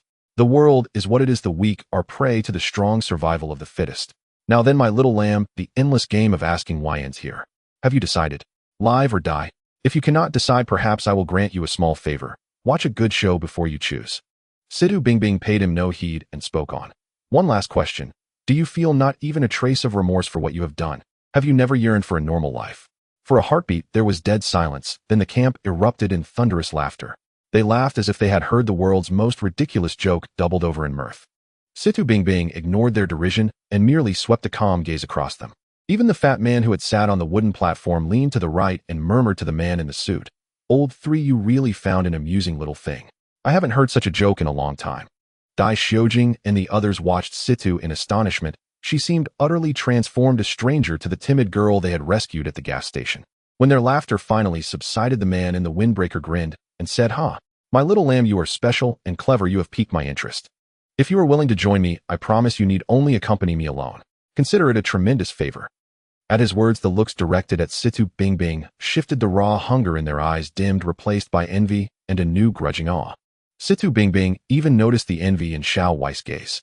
She drew a soft breath and began to walk forward, step by measured step, toward the iron cauldron where human flesh boiled. But she did not pause. Instead, she skirted past it and strode straight for the raised dais. Her eyes were fixed only on the man in the windbreaker. At last, she stopped before him, her eyes like the moon reflected in a well, unblinking and unwavering. Her heart lay as still as deep water, indifferent to the gazes around her. Beneath that placid surface, however, a violent undercurrent churned. "I have too many things left undone," she thought. "Oh, I cannot die here." The man above sneered down at her. A very wise choice," he said, his voice dripping condescension. "Believe me, tonight will be a night you will never forget," he added, as if promising a spectacle. "Indeed, I will remember this night forever." As Situ Bingbing's final words fell, the heads of two ringleaders behind the man in the windbreaker clattered to the ground. For the first time, Situ Bingbing unleashed her ability against human beings. If the hardest alloys could not withstand her spatial blade, how could mere flesh endure? As the two heads dropped, Situ rose and hovered midair.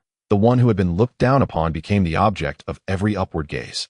Only then did the camp erupt into chaos. "My God, the child isn't awakened. Help! Don't be afraid, shoot! Run! What have we provoked? Spare us!" 100 voices rose at once. Some begged, some gaped in horror, some made futile attempts at resistance. But it was all too late. The fate of every soul there had been decided by the last question Situ had posed. To her credit, she had shown mercy. Anyone who had displayed the slightest remorse or yearning for a normal life was spared. Even so, after the sweep of Situ Bingbing's spatial blade, only 7 of the nearly 100-strong convoy remained unscathed, a sorrowful reality.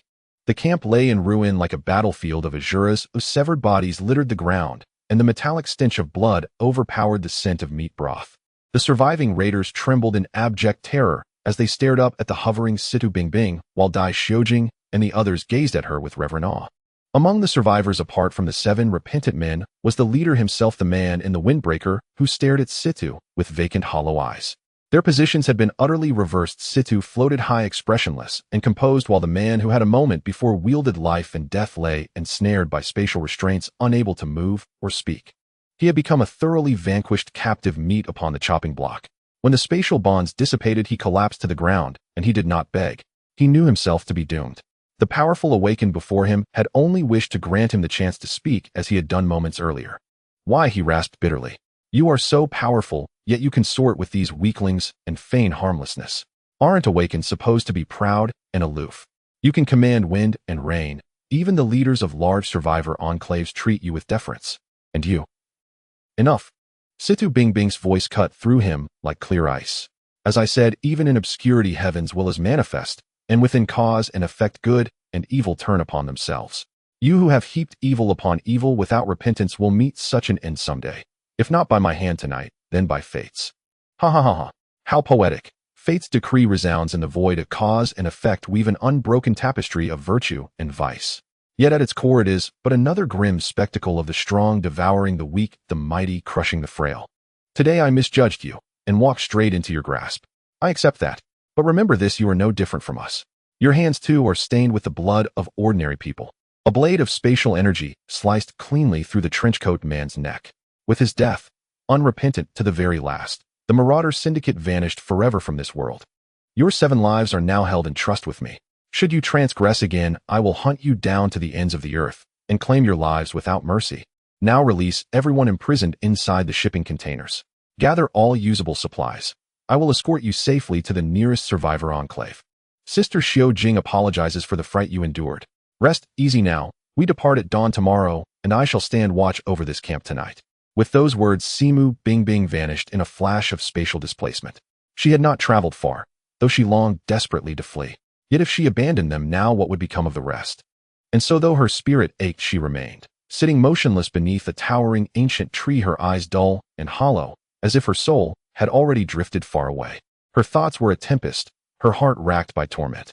Indeed, the trenchcoat man's final venomous words had struck deep, leaving indelible fissures in her convictions. Just as in Wanquan City, she had known full well that admitting refugees beyond the walls would risk catastrophic overcrowding, crippling command during the zombie siege, triggering chaos, even precipitating the city's fall and mass slaughter. Yet she insisted that Wanquan open the gates to all. In her moral compass, life was inviolable. No calculus of numbers could justify sacrificing the few to save the many. Whether 1 or 1,000, life held equal weight, equal sanctity. But what of these marauders? Though evil, they too were living souls. Could quantity, or even morality, serve as a verdict on whether they deserved death? She refused to cloak her actions in the hollow piety of killing evildoers to protect the innocent. No matter how one framed it, her hands, this lifetime, were irrevocably stained with human blood. In this fractured, shadow-drenched apocalypse, where greed and wrath bloom instinctively and desire awakens unbidden, good and evil may not be opposing paths but converging currents. If only sustenance were abundant, perhaps they would not descend to such horrors. At that thought, Simu Bingbing's mind turned, inevitably, to the person who anchored her existence, Simu Zheng, still concealed in a secret underground research facility in Nanjing, feigning death. With their current power, awakened beings can only stave off total collapse, not restore balance. Perhaps only science holds the key to steering this world back onto its true course. He had spoken those words late into the night, hunched over his workbench, words she'd then grasped only dimly. Now they resonated with profound, crystalline clarity, though every phrase he'd ever uttered seemed imbued with quiet, immutable wisdom. Even possessing the same luminous intellect, the Yuanrui wisdom, she knew she fell infinitely short of him. If guilt gnaws at you, pause, and ask yourself, if given the chance to relive this moment, would you choose differently? Should your answer remain unchanged, then lay guilt aside. You made the best choice possible. Should it shift, then weigh both paths anew and discern which aligns most truly with your will. As Simu Zheng's voice echoed in memory, so too did his teachings, and slowly, steadily light rekindled in her eyes. Yes, if this was the resolution her conscience deemed most just, why condemn herself? All she need do was hold fast to her inner truth. In truth, the root of all this suffering lay not in individuals, but in the world itself. Deep within her heart, Simu Bingbing swore an unbreakable vow: whoever bore responsibility for this ruin, no matter their station, would pay to the utmost of her power. Yet another question coiled coldly in her mind as food dwindled. Such atrocities would inevitably recur. What then? Would she look away, or strike with the same merciless finality? Once more uncertainty gripped her, and when dawn's first light pierced the night's shroud, she still stood at the precipice of decision, undecided. Enough! I cannot bind every choice to a single standard. Let the future decide. Simu Bingbing murmured softly, then rose and reappeared atop the camp in a silent warp of space. The 7 surviving marauders, interpreting her earlier words as a chance at redemption, had labored through the night, restoring order to the camp with feverish diligence. They freed the women from the shipping containers, offered them shelter in the tents, and prepared instant noodles and biscuits from the 2 buses' stores as their first proper meal. They gathered the scattered remains and buried them alongside the grotesque caches of human flesh, collected weapons, and stacked them neatly inside the containers. Yet the thick coppery stench of blood lingered indelible and heavy in the air. To any outsider unaware of the truth, the sight would appear merely an unremarkable convoy, slightly better armed, slightly undermanned. At Simu Bingbing's sudden reappearance, the marauders instinctively recoiled a step, gazing at her with raw, trembling awe. 8 figures stood locked in silent, distant confrontation, until Simu Bingbing broke the stillness. You have done well this time. Relief flooded them, their restless, sleepless night finally yielding to calm. One young man, roughly 25 years old, stepped forward. Elder, he began hesitantly. Simu Bingbing, though outwardly composed, nearly stifled a laugh. To a 6-year-old girl, being addressed as elder by a man nearly 4 times her age was absurdly ironic, though she understood his intent was reverent, not literal. Still, the incongruity softened the weight pressing upon her heart. Seeing no rebuke, the youth gathered courage. Elder, we've carried out your orders. Dawn has broken. Shall we rouse them for departure? Yes. Wake them and prepare to leave at once. Each of you will drive 1 vehicle. The one I rode in shall remain with its original occupants. Simu Bingbing assented instantly. If anyone here yearned to depart faster than she did, she had yet to meet them. In this apocalyptic world, vehicles have become a scarce resource, though they consume a lot of fuel and often break down. Nonetheless, they are an excellent tool for transportation or for moving supplies, so the vehicle belonging to Ji and his companions was not discarded by the raiders. Additionally, the raider convoy originally had 7 vehicles, so the car belonging to Situ Bingbing was still arranged for their own use. Originally, this raider convoy, along with the women imprisoned in containers, numbered over 100. After nearly 100 were killed by Situ Bingbing last night, the convoy was left with only those pitiful souls who had suffered severe abuse. As a result, the seating in this convoy was quite ample. Apart from the 8 people driving, the others nearly all chose their preferred seats. This led to the convoy being divided into several small groups, with the women who had been imprisoned together forming one group that boarded the same bus. Some women, like the one who snuggled up to the man in a suit during their first meeting and gained favor from several leaders due to her looks or other factors, formed another group that boarded a different bus. Due to the different choices made in the face of life and death, there was also a slight rift among Ji and his companions. Ji drove his own car with Dai Xiujing sitting beside him, gazing at him with affection. Zheng Xingchuan sat alone in a jeep, occasionally chatting with the raider driving the vehicle. Meanwhile, Xiao Wei and Wang Lili shared another jeep. Only Situ Bingbing stood out in this group. Wherever she went, she was met with looks of reverence. However, she did not pay much attention to this, although the words of the raider leader yesterday stirred confusion in her heart. It also awakened her to the reality that the world was no longer harmonious. In this apocalypse, zombies and mutated animals were everywhere. Awakeners were no longer the ultimate deterrents hidden by the state, as she had no need to feign weakness to pity herself. She should fully display her strong side and not worry that her words, which did not match her age, would provoke others' doubts and astonishment. Ultimately, Situ Bingbing decided to choose an empty jeep and sat down in the back seat, closing her eyes to rest. Thus, this seemingly large convoy sped towards the survivor gathering point in Chengdu. The raiders were akin to ancient bandits, although they roamed and committed crimes everywhere. They would not stray too far from the gathering point, as their primary targets for plunder were those who ventured out from the gathering point in search of food or those intending to enter it. Straying too far made them susceptible to large groups of zombies. Therefore, although Situ Bingbing and her group were blocked by the raiders while on their way to the survivor gathering point in Chengdu, their activities over the past half-day had actually brought them closer to the gathering point. The drivers, eager to impress Situ Bingbing, drove the vehicles rapidly, and by dusk, they had already reached the gathering point. This was Situ Bingbing's first sight of a large gathering point. Rather than a gathering point, it resembled a large military fortress with towering concrete walls rising 10 meters high, seemingly endless from a distance, and equipped with shooting holes in the middle, clearly not entirely solid. Numerous heavy artillery and soldiers responsible for lookout and reconnaissance were stationed on top, The city gate was made of iron wide enough for 4 trucks to pass side by side, but currently blocked by wooden barriers, leaving only a narrow passage for one vehicle to enter with soldiers inspecting nearby. Within the walls, several tall buildings stood prominently. Clearly, this gathering point was established on the basis of a small city. Before Sidhu Bingbing's convoy could reach the city gate, they were stopped by soldiers guarding it. The Falcon Raider group seemed to be quite notorious in this area, and their modified vehicles were very conspicuous.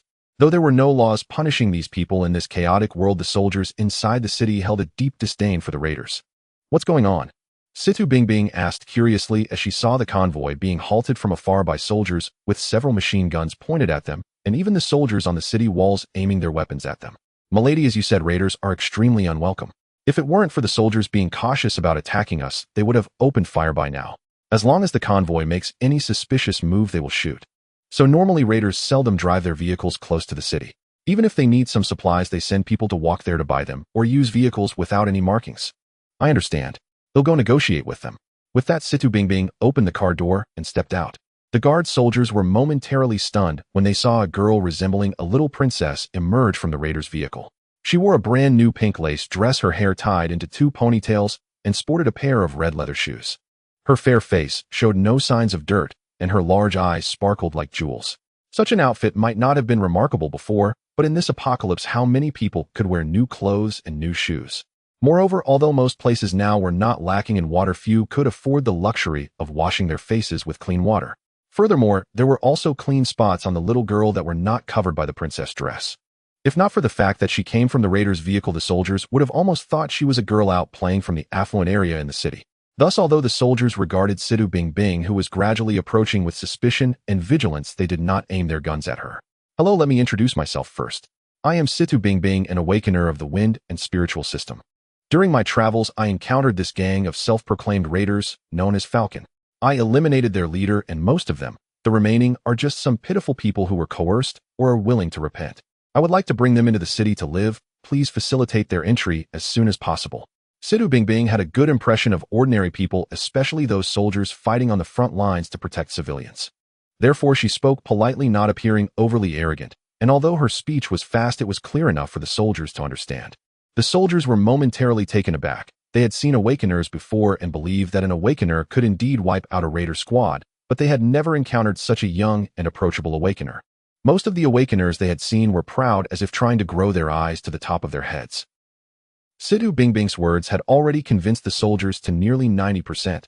Though raiders were unwelcome, large settlements like Chengdu did not prohibit their discreet entry. They had no reason to resort to such deception merely to infiltrate the city. Moreover, even if they entered, what real threat could 100 men possibly pose within its walls? As for the girl's claim to be an awakened one, there was no need for suspicion. Any falsehood would be exposed in moments. The soldiers exchanged brief glances. Then the squad leader stepped forward and said, "Esteemed lady, we fully believe your words, but duty compels us to ask you to demonstrate but a trace of your awakened ability." This sense of integrity was precisely one reason Sidhu Bingbing held such genuine respect for these pure-hearted soldiers. Unlike many leaders who shielded themselves by delegating awkward tasks to subordinates, these men bore responsibility themselves. They would never cast their brothers as scapegoats. Of course, Sidhu Bingbing replied with a faint, serene smile, and with that her body lifted effortlessly, hovering 1 meter above the ground. "Is this sufficient?" "Absolutely, absolutely. Now we'll simply conduct a routine inspection of your passengers and cargo. Then you may proceed." Relieved at having confirmed her status as an awakened one, the soldier felt immediate goodwill towards Sidhu Bingbing.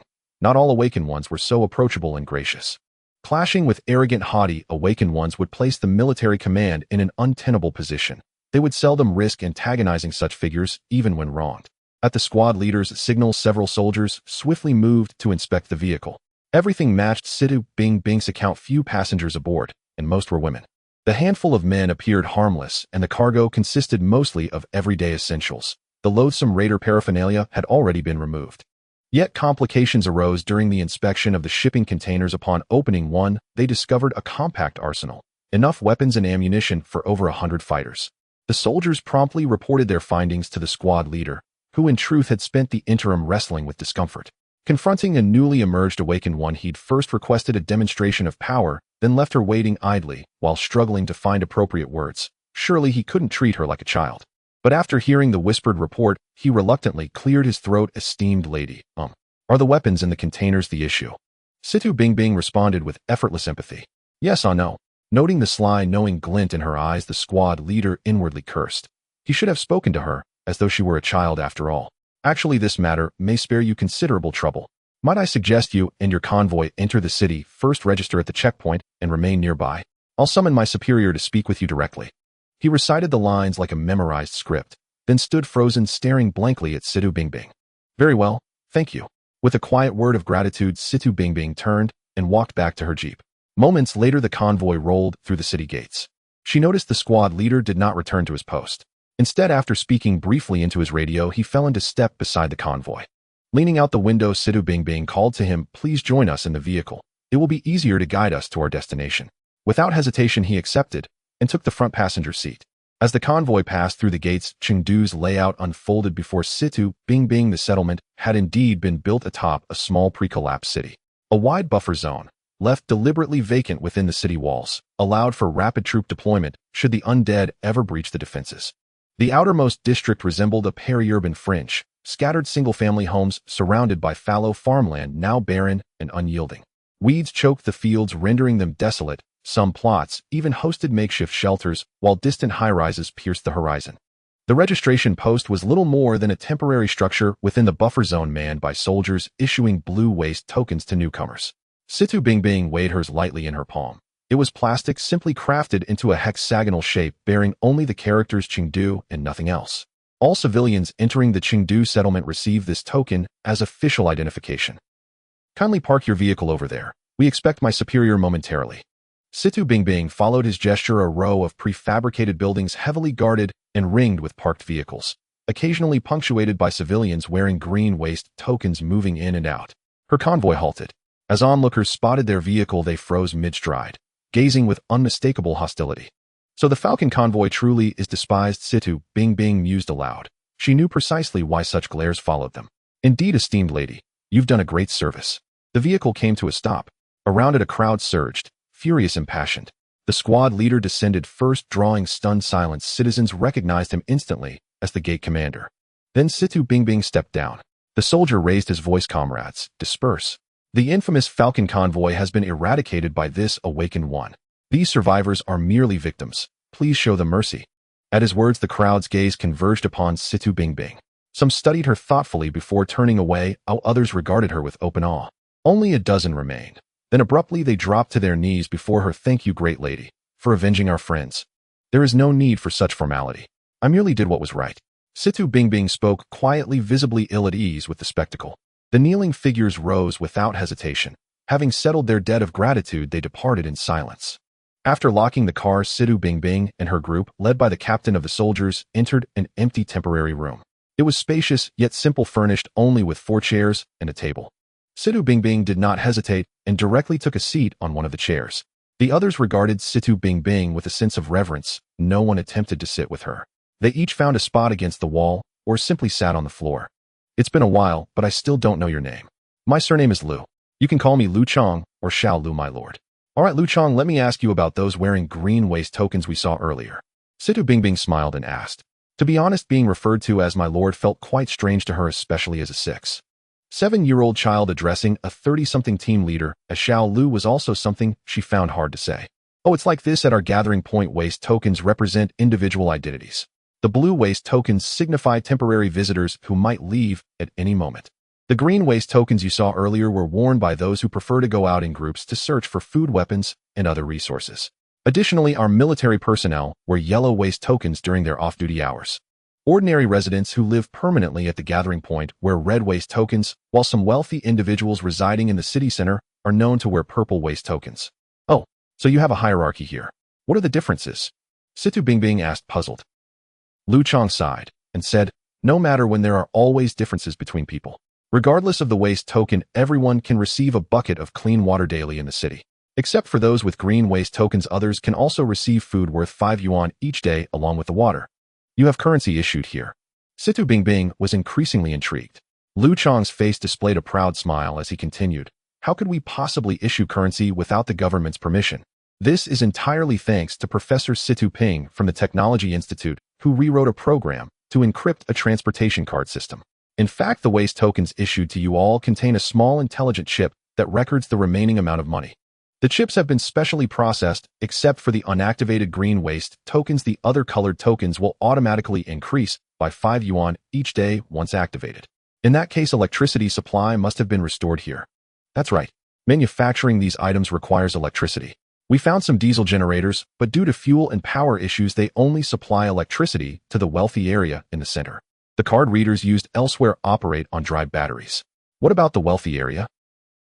Most residents in the wealthy area have some background, such as being relatives or friends of high-ranking officials in the city or awakened ones working in the city. Additionally, some individuals who entered the city with a large amount of supplies exchanged them for a significant amount of virtual currency.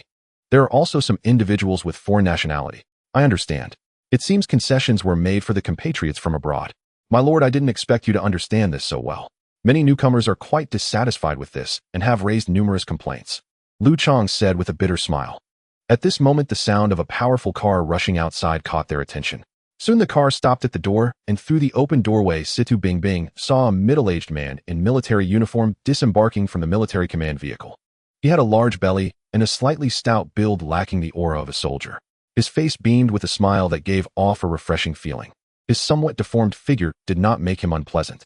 Instead, combined with his slightly round face and clean-shaven beard, he resembled a smiling Mithriya Buddha. Upon entering the room, he immediately glanced at Situ Bingbing, who was sitting alone by the table, and quickly scanned the surroundings with his peripheral vision. He quickly confirmed that the main character was not hiding in the shadows, then walked towards Situ Bingbing with a smile, stopping about a meter away from her. Instead of speaking directly, he slightly nodded at Situ Bingbing. After she smiled back at him, he gently bowed and said, I am Wang Youcai, the logistics supervisor and reception officer at the Chengdu Survivor Gathering Point with the rank of Major. You may call me Xiao Wang or Youcai, my lord. Major Wang, you are too kind. I am also new here and have much to rely on your assistance with. Situ Bingbing stood up politely, returning the greeting. Just from the simple greeting, Wang Youcai had already preliminarily judged that Situ Bingbing was a very easygoing person. He wasn't pretentious and laughed as he said, Haha, assistance is not a big deal. If my lord needs anything from me, just feel free to ask.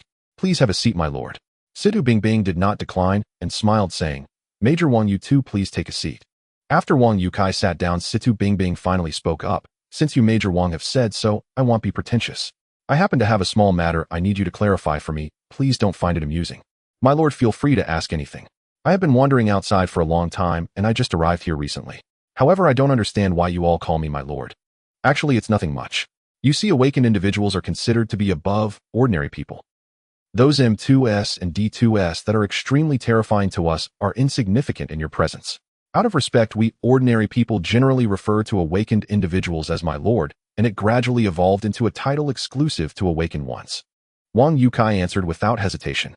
Though he spoke without pausing, Situ Bingbing could sense that he was holding back some information. However, she chose not to press the issue, knowing that the withheld part was likely due to some domineering awakened individuals.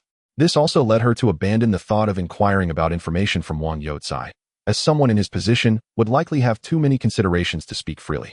Asking too many questions at a first meeting could create awkwardness between them. Of course, once they became more familiar, it would be a different situation. With someone of Wang Youcai's status, he could certainly provide Situ Bingbing with a wealth of internal information. Although Situ Bingbing did not plan to stay here permanently, she did not want to create a tense relationship, so she decided not to ask any further. In fact, Wang Youcai had been wanting to say something, but he found it difficult to bring it up directly. His original plan was to answer some of Situ Bingbing's questions within his authority and then smoothly present his own requests. Wang Youcai's abacus clicked loudly, yet he unfortunately encountered the naturally astute Situ Bingbing. As her silence filled the room, the atmosphere turned somewhat heavy and awkward. In the past, everyone might have buried themselves in tea, but in this apocalyptic world, they could only sink into silent anguish. After several hesitations observed by Situ Bingbing, she quietly pondered that the timing must be ripe. At this moment, Wang Youcai mused to himself, this little girl is truly hard to fool. I merely retained some unfavorable aspects regarding awakeners in my previous question, and she detected it immediately. Now, with her silent demeanor, if I were to broach the subject of military supplies, I would lose the initiative. However, prolonging this stalemate was not a solution. What if she became upset and left? More crucially, what if I left a negative impression on her? Just as he was in a dilemma, Situ Bingbing's voice reached his ears. I observe that Colonel Wang does not seem to possess the demeanor of a soldier. It appears you are not from a military background. Situ Bingbing, who had kept Wang Youcai waiting, finally spoke. Her simple statement was like a melody to Wang Youcai's ears. He quickly replied, You have sharp eyes, my lady. Before the disaster, I was indeed a merchant. In such a vast gathering point with countless individuals coming and going, the head here has old ties with me, thus assigning me this task. Well, since Colonel Wong is a merchant, you must be here to discuss a business deal with me. Unfortunately, I have little of value to offer. The only items that might catch your attention are those vehicles and weapons outside. Seeing Situ Bingbing take the initiative to bring up this matter, Wang Yukai was naturally overjoyed in his fondness for her sword.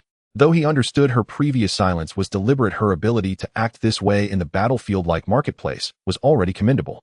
Moreover, her actions hinted at her subtle guidance. While pondering, Wang Yukai spoke quickly. Indeed, while bullets and shells can be produced here, the production of firearms is more complex and lacks the necessary production lines.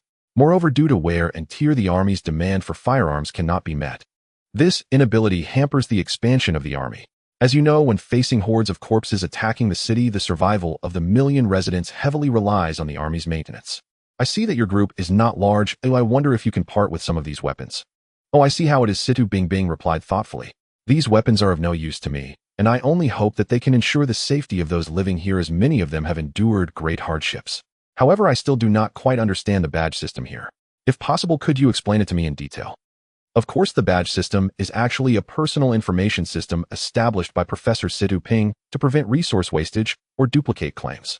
Aside from these blue badges, which only provide drinking water, all other badges require personal information and photos to be registered before issuance, along with a month of free accommodation, and each person receives only one.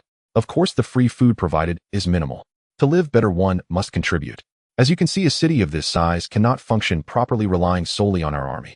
Upon formal registration, individuals generally have two choices: the green search team or the red internal affairs team.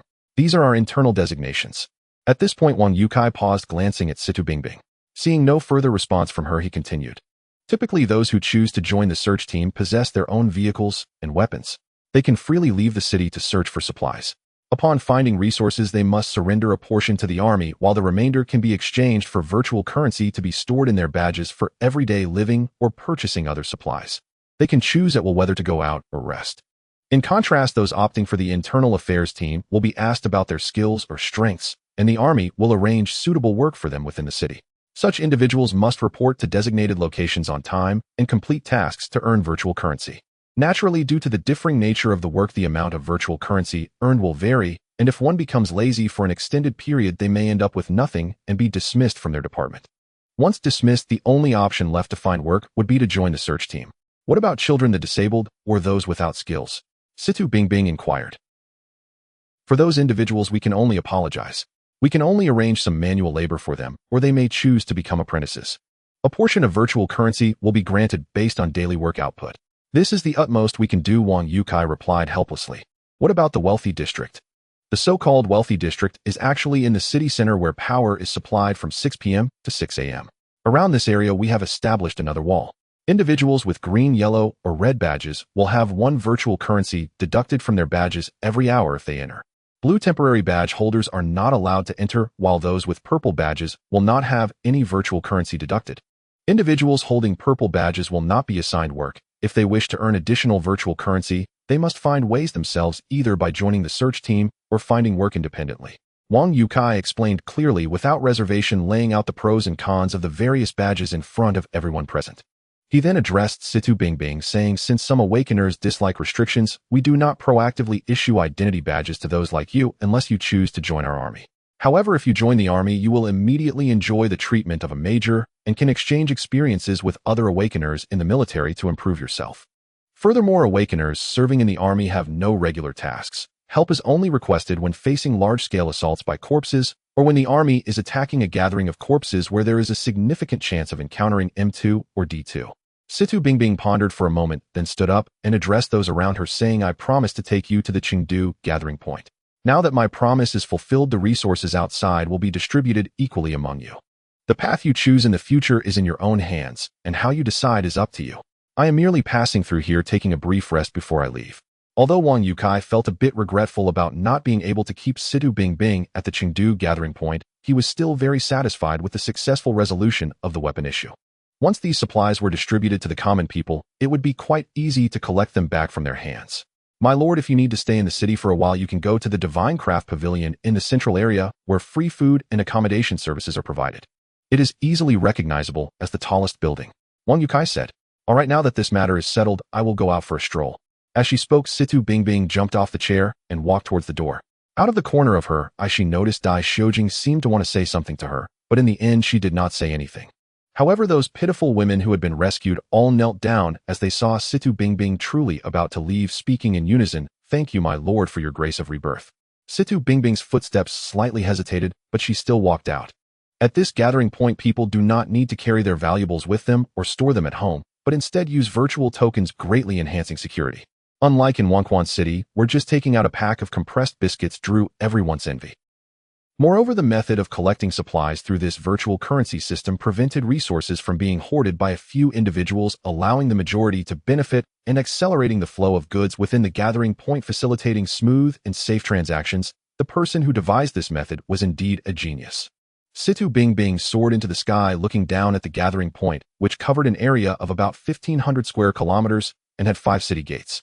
The urbanization level of this small town was not very high, with relatively few tall buildings in the center. By now the sky had gradually darkened, and Situ Bingbing planned to check out the Divine Craft Pavilion that Wang Yukai mentioned. With continuous training over this period, Situ Bingbing was becoming increasingly adept at using the spatial gate, with the intervals and distances between 2 gates gradually decreasing. Situ Bingbing noticed that her abilities had improved significantly with use, but she could not determine whether this enhancement was due to her increased mental strength or simply from becoming more skilled. When Situ Bingbing arrived at the city center, the sky had already darkened, but the place resembled a pre-disaster urban scene, with lights flickering on in several buildings. The other shorter houses also lit up, making the whole city stand out and appear particularly charming amidst the desolate apocalypse. Situ Bingbing quickly found the tallest building, the Divine Craft Pavilion. There were not many people in the central area, so Situ Bingbing landed in a nearby unoccupied spot and walked towards the pavilion. Upon reaching the entrance of the Divine Craft Pavilion, Situ Bingbing noticed that it seemed to be a star-rated hotel standing about 20 stories tall. Many cars were parked outside, mostly SUVs, though there were also some uniquely styled sports cars. A black Cadillac Batmobile, which Situ Bingbing's brother had once chosen, was parked inside. Although there were some people around, no one stopped Situ Bingbing as she walked over, for she was dressed neatly and did not appear dirty like those living outside. Entering through the automatic doors of the Divine Craft Pavilion, the interior featured a Chinese-style layout with marble floors and a red carpet leading from the entrance to the front desk. 2 young ladies in kipayos stood at the entrance. Upon seeing Situ Bingbing come in, they immediately smiled and bowed, saying, "Welcome to your arrival." Then the lady on the left gestured with her hand and said, "My lord, please follow me. Would you like to rest in your room first or dine first?" Hearing this, Situ Bingbing felt a bit speechless. Dining? It's not like she's from ancient times. However, she thought that since this was someone else's territory, she would just go along with the customs. Situ Bingbing took a closer look at the Qipao girl guiding her. She appeared to be around 20 years old, with an oval face, big eyes, wearing light makeup, and a few faint freckles on her cheeks, her long hair styled into a bun on top of her head. She wore a red Qipao with distinct Chinese characteristics embroidered with large Chinese knots. On her feet were red high heels with nude stockings underneath. The name tags on their chests did not have names, but rather a number, 2722. "Let's go eat something first. I'm a bit hungry too." Situ Bingbing was not surprised that her identity as an awakened had been recognized by the employees here. After all, since the power supply had been restored, wireless communication within the city naturally could also be conducted. If Wang Yukai had not reported her situation, it would be suspicious. Situ Bingbing chose to settle here partly out of curiosity about other awakened individuals, and partly because she had been in a tense state since leaving the Underground Research Institute in Nanjing over 2 weeks ago and needed to relax a little. Awakened individuals are also human. They have their own social interactions, whether with other awakened or with regular people. Thus, when Situ Bingbing appeared in the dining hall, she did not attract the attention of those already dining. They merely assumed she was a child looking for her family, as ordinary children had a hard time surviving in this apocalypse, while some children from influential families still received good care. Situ Bingbing glanced at the people sitting at the dining table, estimating there were more than 30 of them, mostly aged between 20 to 40, with more men than women. At that moment, the guiding Qipao girl gently whispered in Situ Bingbing's ear, "My lord, there are currently 113 lords residing in the Divine Craft Pavilion. This area is the main hall, primarily used for gatherings and casual chats, hence it is quite crowded. If my lord prefers a more elegant place, please follow me to the back hall or to a private room upstairs for dining." Although the main hall was noisy with many people, the guiding girl's voice was not loud. However, most of the people in the hall were awakened, and under the subtle influence of their abilities, their hearing had reached the point where they could hear a pin drop. Thus, they focused their attention on Situ Bingbing. As their focus shifted, some visitors in the hall also sensed something and turned to look in the direction they were gazing. Suddenly, the hall fell silent due to a single sentence, with all eyes turning towards Situ Bing Bing, causing the guiding Chi-Pao girl to instantly pale in fright. At a loss for what to do, she secretly glanced at Situ Bing Bing, but saw no hint of emotion on her face. At this moment, although most of their gazes were not directed at him, any single person who found him displeasing could easily lose their job and be forced to join the life and death search team. In the worst-case scenario, those who awakened could take revenge, leaving him with nowhere to be buried. As for those who looked at him, perhaps they would disregard him as if he were an insignificant insect. But what about the adult beside him, who was suddenly under the scrutiny of so many because of his words? Though she was quite youthful, one could even say she was still a child. Who knows what kind of personality such an awakened one would have? Would she be the type to be capricious? Just as the flag-draped girl leading the way was anxiously overthinking, a small figure appeared before her, effortlessly blocking all gazes with its presence. That figure was none other than the adult beside her. Everyone, I have just arrived, and am feeling a bit tired. If you have any suggestions, why not discuss them another day? Although Situ Bing Bing's voice was soft, it resonated clearly in the quiet setting. The awakened individuals withdrew their gazes and began chatting among themselves. After all, for them, a new awakened one was not an uncommon sight, and since the other party had explicitly stated a desire for limited conversation, who would be foolish enough to approach and make things uncomfortable? One must understand that while awakened individuals may seem arrogant, this is mostly directed at ordinary people. Among themselves, they communicate as equals and would never provoke others without reason, as abilities are too unpredictable. Perhaps a seemingly insignificant ability could unleash terrifying effects under specific circumstances. Thus, awakened ones generally do not underestimate each other, as they have all awakened around the same time, and no one can be certain when another might surpass them. Please arrange for me a room on a higher floor with a view of the surroundings, and just send some food to me, Situ Bing Bing gently instructed the flag-draped girl behind her. Yes, my lady, the flag-draped girl eagerly nodded in response. The flag-draped girl quickly contacted the front desk through her earpiece with Situ Bing Bing's request, and soon received a response. She cautiously asked, "My lady, your room has been arranged on the 20th floor in the southeast corner. It's a double room. Does that work for you? If you're not satisfied, I can have them rearrange it for you." "That sounds perfect, just there will do," Situ Bing Bing casually replied. "All right, I will instruct the kitchen to send the meals to your room. Do you have any special preferences for the meals?"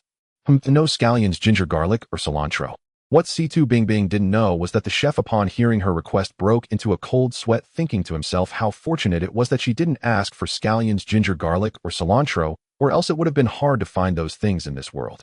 Situ Bing Bing's decision to eat in her room rather than the dining hall was mainly due to witnessing the state of the awakened individuals there. She felt their strength was somewhat lacking, and their abilities could at most handle 2 to 3 M2 at a time. If they encountered 4 M2, unless they turned and fled, it would surely lead to death. After taking the elevator, the two soon arrived at the door of the room. The flag-draped girl used a universal key card to unlock the door for Situ Bing Bing, and after turning on the power, asked, "My lady, do you find this place satisfactory?" Upon entering, Situ Bing Bing saw that the room was spacious, and as expected of a star-rated hotel, it was well decorated.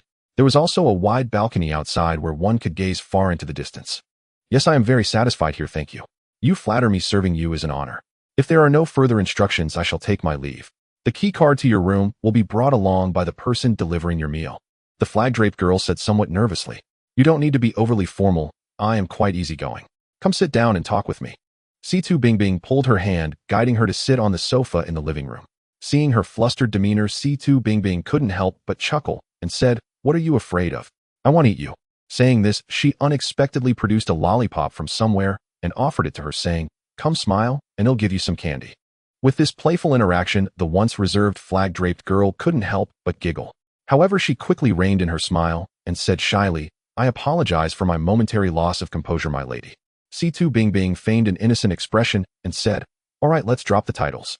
In some places, girls your age already have children as old as me. You keep calling me my lady. Oh, I'm really not used to it. Since there are no outsiders here, just call me Bing Bing, or you can call me sister." "Well, then I hope you can forgive my boldness, my lady." "Oh, you're at it again." Situ Bing Bing covered her head in a mock display of helplessness, then, with a fierce expression, she said, "Next time you call me my lady, I'll make sure to punish you." With a playful smile, she then asked, "By the way, what is your name? Or do you want me to call you sister?" "Oh, my lady, I dare not." "Oh, really? Let's see if I don't punish you," said Situ Bing Bing, lunging at the flag-draped girl and tickling her. "Uh-huh. My lady, don't. I. Huh. Realize my mistake. Huh. I won't dare again. Huh. Still chattering, just wait to see my wrath. Ha ha ha ha, I can't take it. Enough. Bing Bing, dear sister. I was wrong, please spare me this time. Ha ha ha. Hearing the flag-draped girl finally speaking as she wished, two Bing Bing stopped, and after some playful antics both of their faces were flushed from the vigorous activity. Suddenly the flag-draped girl exclaimed, "Oh no, the food should have arrived." Without caring that her high heels had been kicked off during their earlier tussle, she ran to the door in her stockings. She flung open the door and indeed saw the delivery person standing there with a shocked expression. It turned out she had originally intended to leave, so she had not fully closed the door, but merely left it ajar, resulting in the delivery person hearing every bit of their playful banter. Thinking about how her earlier words could be misunderstood, her face turned even redder with her ears flushed bright. Just as the two stood facing each other, Bing Bing walked out, her two ponytails disheveled from her earlier frenzy. She glanced lightly at the waiter at the door and said, "What are you standing there for? Bring in the food cart." Hearing Bing Bing's words, the two finally remembered that the main person was still behind them. One made way, while the other pushed the food cart into the room. The waiter was a young man about 25 or 26 years old. He cautiously pushed the food cart into the room, and then said, "My lord, your dinner has arrived. I shall take my leave now." "Wait," Bing Bing said gently, but to the waiter it sounded like a thunderclap. "My lord, do you have any instructions?" The waiter's face stiffened, and he thought gloomily, "What's meant to come will come. How long did you eavesdrop at the door?" Bing Bing fixed her gaze on his eyes and asked, "In response to my lord's words. I just arrived. I didn't hear anything. I heard nothing really." "Is that so? That's for the best, you may leave." Bing Bing seemed to believe his words and waved her hand, signaling him to go. The waiter felt as if he had been pardoned and turned to leave, but before he did, he didn't forget to say, "My lord, enjoy your meal. I take my leave now." Just as the waiter was secretly pleased, thinking he had escaped, a slightly cold voice from Bing Bing reached his ears. "I remember your face. If any gossip reaches my ears, you can imagine the consequences." The waiter nearly collapsed, feeling weak in the knees, and he rushed out in a flurry. Seeing his embarrassed state, the girl and the cheapao and Bing Bing exchanged amused glances. "I still have work, so I'll head back now." "No worries, sister, please stay a while longer," Bing Bing said to herself, then picked up the internal phone in the room and dialed the front desk, saying, "Is this the front desk? I just arrived here and need to understand some situations. 2722 will stay with me for now." After finishing, she hung up the phone directly, then turned to the girl in the cheapao and said, "All right, sit down. Now no one dares to say you are slacking off. Let me see what delicious food we have." Bing Bing pretended to be very greedy, running to the food cart and lifting the lids off the dishes one by one. Although the meals were prepared for those who had awakened, they were not particularly good. A bowl of seaweed soup, a small plate of braised beef made from canned meat, a small plate of pickles, a bowl of white rice, and 2 steamed buns. "So much. I can't finish it all. A sister, come sit and eat a bit with me," Bing Bing called out. "My name is Lin Kier. Just call me Kier." All right, Kier, you might find it strange why I am treating you so well. I won't hide it from you. I had a strange feeling when I saw you that we might have a closer connection in the future. Though this is just a feeling and may not be true, it also has the potential to become a reality. Moreover, I really like your personality. Bing Bing, can all those who have awakened see future events? Lin Kier's doubts were unveiled, and she was moved by Bing Bing's honesty. She finally let go of all her burdens and boldly spoke her mind. Not everyone has that ability. Mine is just relatively special. Actually, I haven't interacted with as many awakened ones as you, so I'm not very familiar with it. Sister Kier, hurry and eat, otherwise it will get cold soon. After saying this, Bing Bing used her chopsticks to pick up a piece of beef and started to eat slowly. Lin Kier did not decline and sat down at the dining table to eat. She imitated Bing Bing, picking up a piece of beef and eating it. So delicious. I haven't had meat in a long time." Before Lin Kier could swallow the meat in her mouth, she reached her hand back to the plate, unaware of the sly smile that appeared in Bing Bing's eyes. "By the way, Bing Bing, how old are you really?" Lin Kier asked while eating. Hearing Lin Kier's question, Bing Bing struggled to swallow the food in her mouth before speaking off topic. "My dad said, don't talk while eating, don't speak while sleeping." Lin Kier could only transform her confusion into appetite and desperately eliminate the food on the table. In fact, there wasn't much food, and it was soon cleaned out. At this point, she suddenly realized that something seemed a bit off. Stealthily lifting her eyes, she saw the rice divided into 2 portions, and nearly all the rice in Bing Bing's bowl had not been touched. Looking at the clean plate of dishes on the table, "I'll have the kitchen send over some more dishes. No need, I have food here," said Bing Bing as she pulled out a pile of canned goods from somewhere, including canned luncheon meat, canned tuna, and canned beef with potatoes. Where did this come from?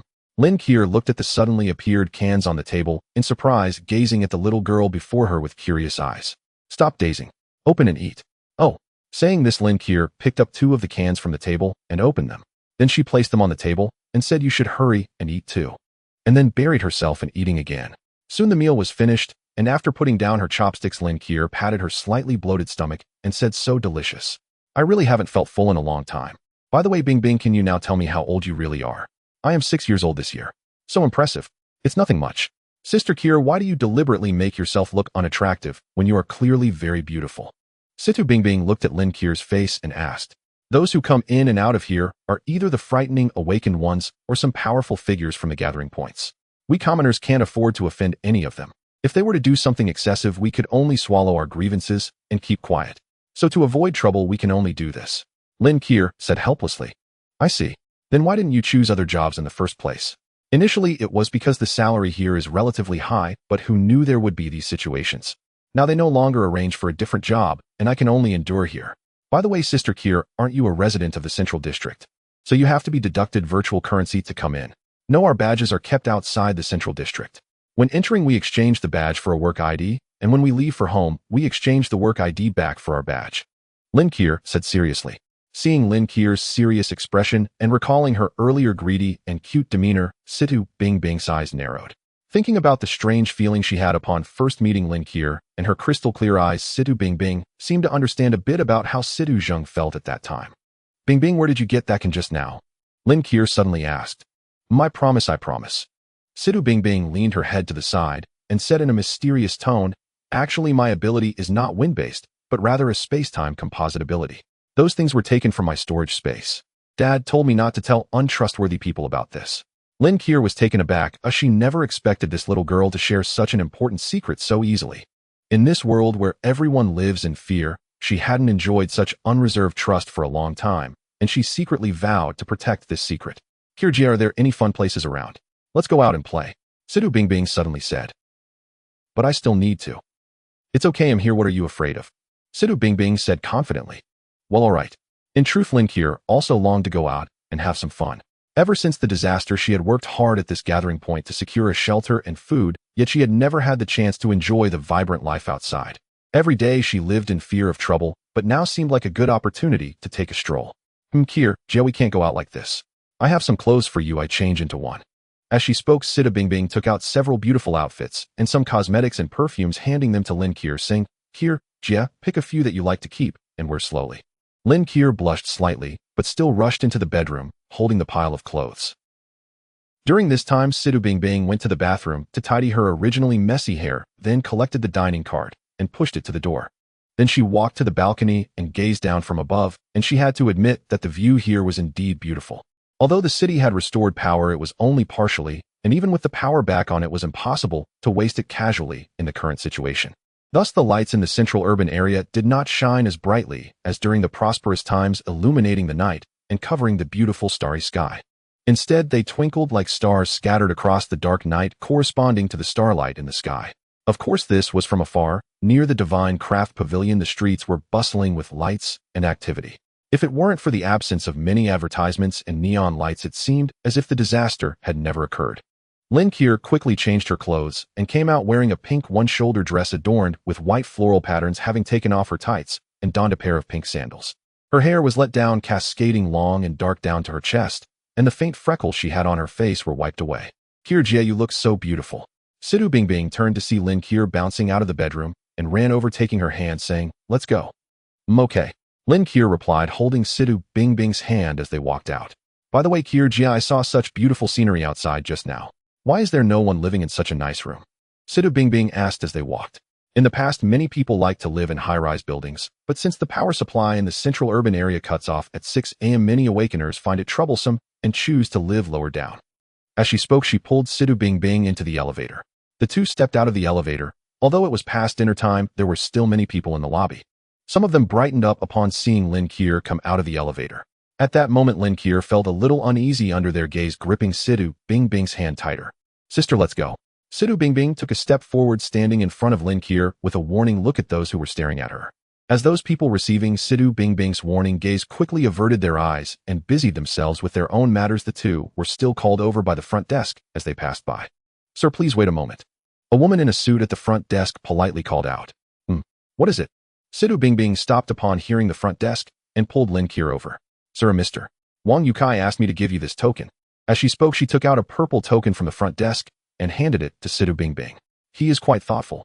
Situ Bingbing accepted the token without hesitation, pulling Lin Kier out. The previous batch of weapons would have posed a problem for Wang Yukai if they were in the hands of a single awakener, but once Situ Bingbing distributed them among dozens of people, it became much easier for the military to reclaim them. Situ Bingbing had given Wang Yukai enough face in this matter, and naturally he returned the favor by preparing a purple token for her with a significant amount of virtual currency stored inside. The two walked out of the Divine Craft Pavilion hand in hand, glancing at the somewhat deserted street, unsure of where to go.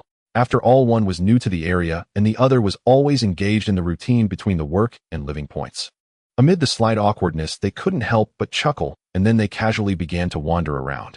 Originally, they had just decided to go out to have fun, and the destination wasn't important, so they decided to go wherever there were more people. The sight of the two beautiful women, one tall and one small, wandering aimlessly down the street drew the attention of those around them. However, those who could be active near the Divine Craft Pavilion were not without their wits. Who would dare to come and find trouble with a combination of a resident wearing a purple token and an awakener without one? Kirjia, look, there are so many people over there. Let's go see. Situ Bingbing tugged at Lin Kier's hand and ran forward. Hey, slow down, be careful not to fall. That place isn't going anywhere. Lin Kier was pulled along by Situ Bingbing running ahead, while looking forward, and indeed saw a crowd gathered there. However, Lin Kier found it a bit strange because she often passed this road during the day and there wasn't anything particularly attractive about it. Indeed, Lin Kier's memory was not mistaken. This place had nothing appealing about it, just some events that had transpired. As Situ Bingbing pulled Lin Kier closer, they overheard the surrounding crowd buzzing with discussions, seemingly eager to watch the unfolding drama. From the cacophony of voices, it seemed that some peripheral civilians had come to the central area to shop. In truth, it was not a significant issue if some seekers would also come to the central area to indulge themselves after obtaining a wealth of supplies. However, the problem was that they had brazenly bumped into a newly awakened individual. Bingbing, let's squeeze in and have a look, Lin Kier said softly to Situ Bingbing. Although I cannot meddle in every injustice since we've encountered this, perhaps I should intervene. Situ Bingbing nodded effortlessly, using her powers to push through the crowd blocking their way, pulling Lin Kier along. As they pressed into the crowd, Situ Bingbing and Lin Kier finally spotted the confrontation, though it was less a standoff and more a group of 7 ordinary people being thoroughly suppressed by a single awakened individual. The group of 7 stood tensely together, casting fearful glances at the awakened individual across from them, yet their eyes betrayed a suppressed anger and resentment that did not escape Situ Bingbing's notice. Here, you stay here, I can handle this alone, Situ Bingbing said gently to Lin Kier. All right, be careful. Ladies and gentlemen, while there may not be many vehicles on the road at the moment, blocking the way like this doesn't seem right. It's a twist of fate that we can survive in this apocalypse and meet here. Why not resolve this peacefully? Situ Bingbing released Lin Kier's hand and walked toward the center. Her abrupt interjection immediately caught the attention of the awakened individual, who glanced over and saw only a 6 or 7-year-old girl approaching. With a purple waist token at her side, he did not take her seriously and quickly redirected his gaze back to the faces of the others. Oh dear, how unfortunate to be looked down upon, Situ Bingbing said with a self-deprecating tone suddenly appearing between the two groups. Her sudden appearance drew everyone's attention. Although there were several awakened individuals in the city, few openly demonstrated their abilities in front of the crowd. Situ Bingbing floated calmly in midair, saying, "Those who are unrelated, please disperse. I do not enjoy being the center of attention." With her words, many of the onlookers began to scatter. However, a few individuals wearing purple waist tokens remained nearby. Situ Bingbing looked at them and asked, "Do you have something to say?" The remaining bystanders immediately retreated further away. Now that there is no one around, let us each take a step back and resolve this matter amicably. Situ Bingbing addressed the awakened individual. "Oh, are you the newly arrived awakened one in the city? I have heard of your deeds. You seem quite fond of meddling in others' affairs. Is that typical of your kind?"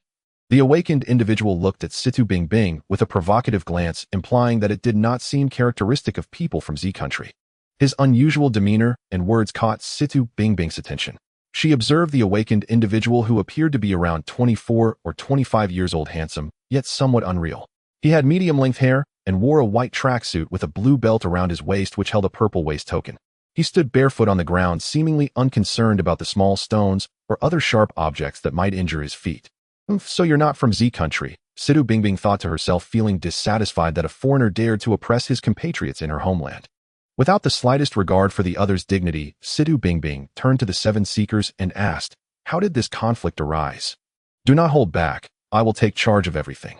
My lady, some time ago the country reported the Atlantic tragedy and warned all coastal gathering points to evacuate. Are you aware of this? Of course I am aware of that. Situ Bingbing nodded in response, realizing that without the nation's announcement she and Situ Zheng would not have known of the deaths of Long Si and Long 11, nor would she have witnessed Situ Zheng's uncharacteristic loss of composure.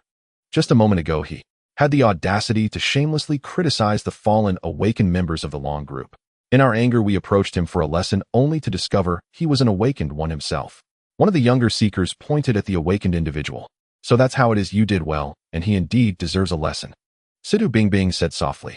With her words the atmosphere around them grew tense. It was as if she was directly declaring war.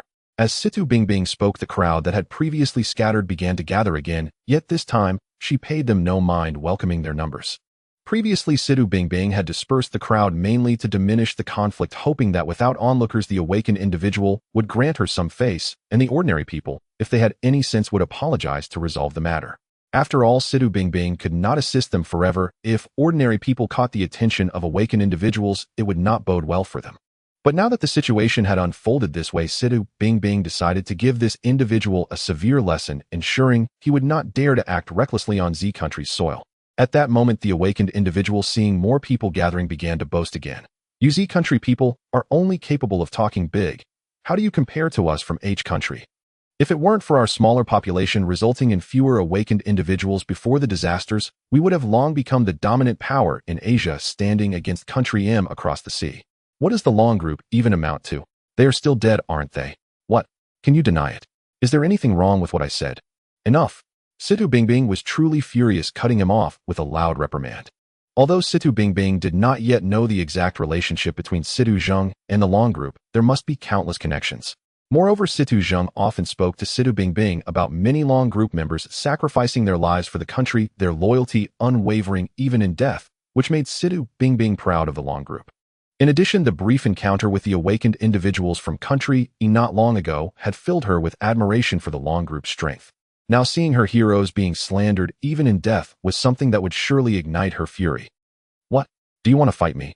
Given your little arms and legs, perhaps it's best to just stand aside and watch me deal with these foolish individuals, lest I accidentally injure you and be accused of bullying the weak.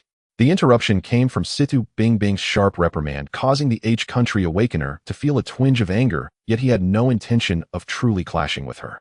He thought to himself, teaching a lesson to a few ordinary people may not be significant, but if I offend the Z country awakener despite their unimpressive strength, I am alone here and would be outnumbered, ultimately suffering the consequences. Humph. Situ Bingbing scoffed lightly and said, I now give you two choices. First, immediately kneel and apologize to the heroic martyrs of the dragon team, and vow never to speak disrespectfully of them again. Second, I will knock you down and systematically peel away your flesh until you utter words that satisfy me.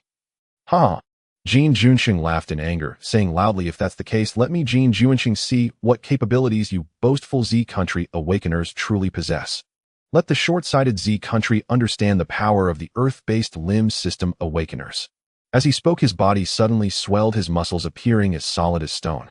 Situ Bingbing did not immediately launch an attack. She was conflicted about how to defeat this boastful character without killing him. In her eyes, he was even less threatening than an M2. Because Situ Bingbing's abilities were too destructive, one spatial blade could easily sever his head. However, she soon devised a plan. What's the matter? Are you scared, silly? I'll let you take the first move. The H country awakener continued to shout recklessly. Since you are so unaware of the situation, don't blame me. Situ Bingbing revealed a sinister smile and slowly floated towards Jin Junxing.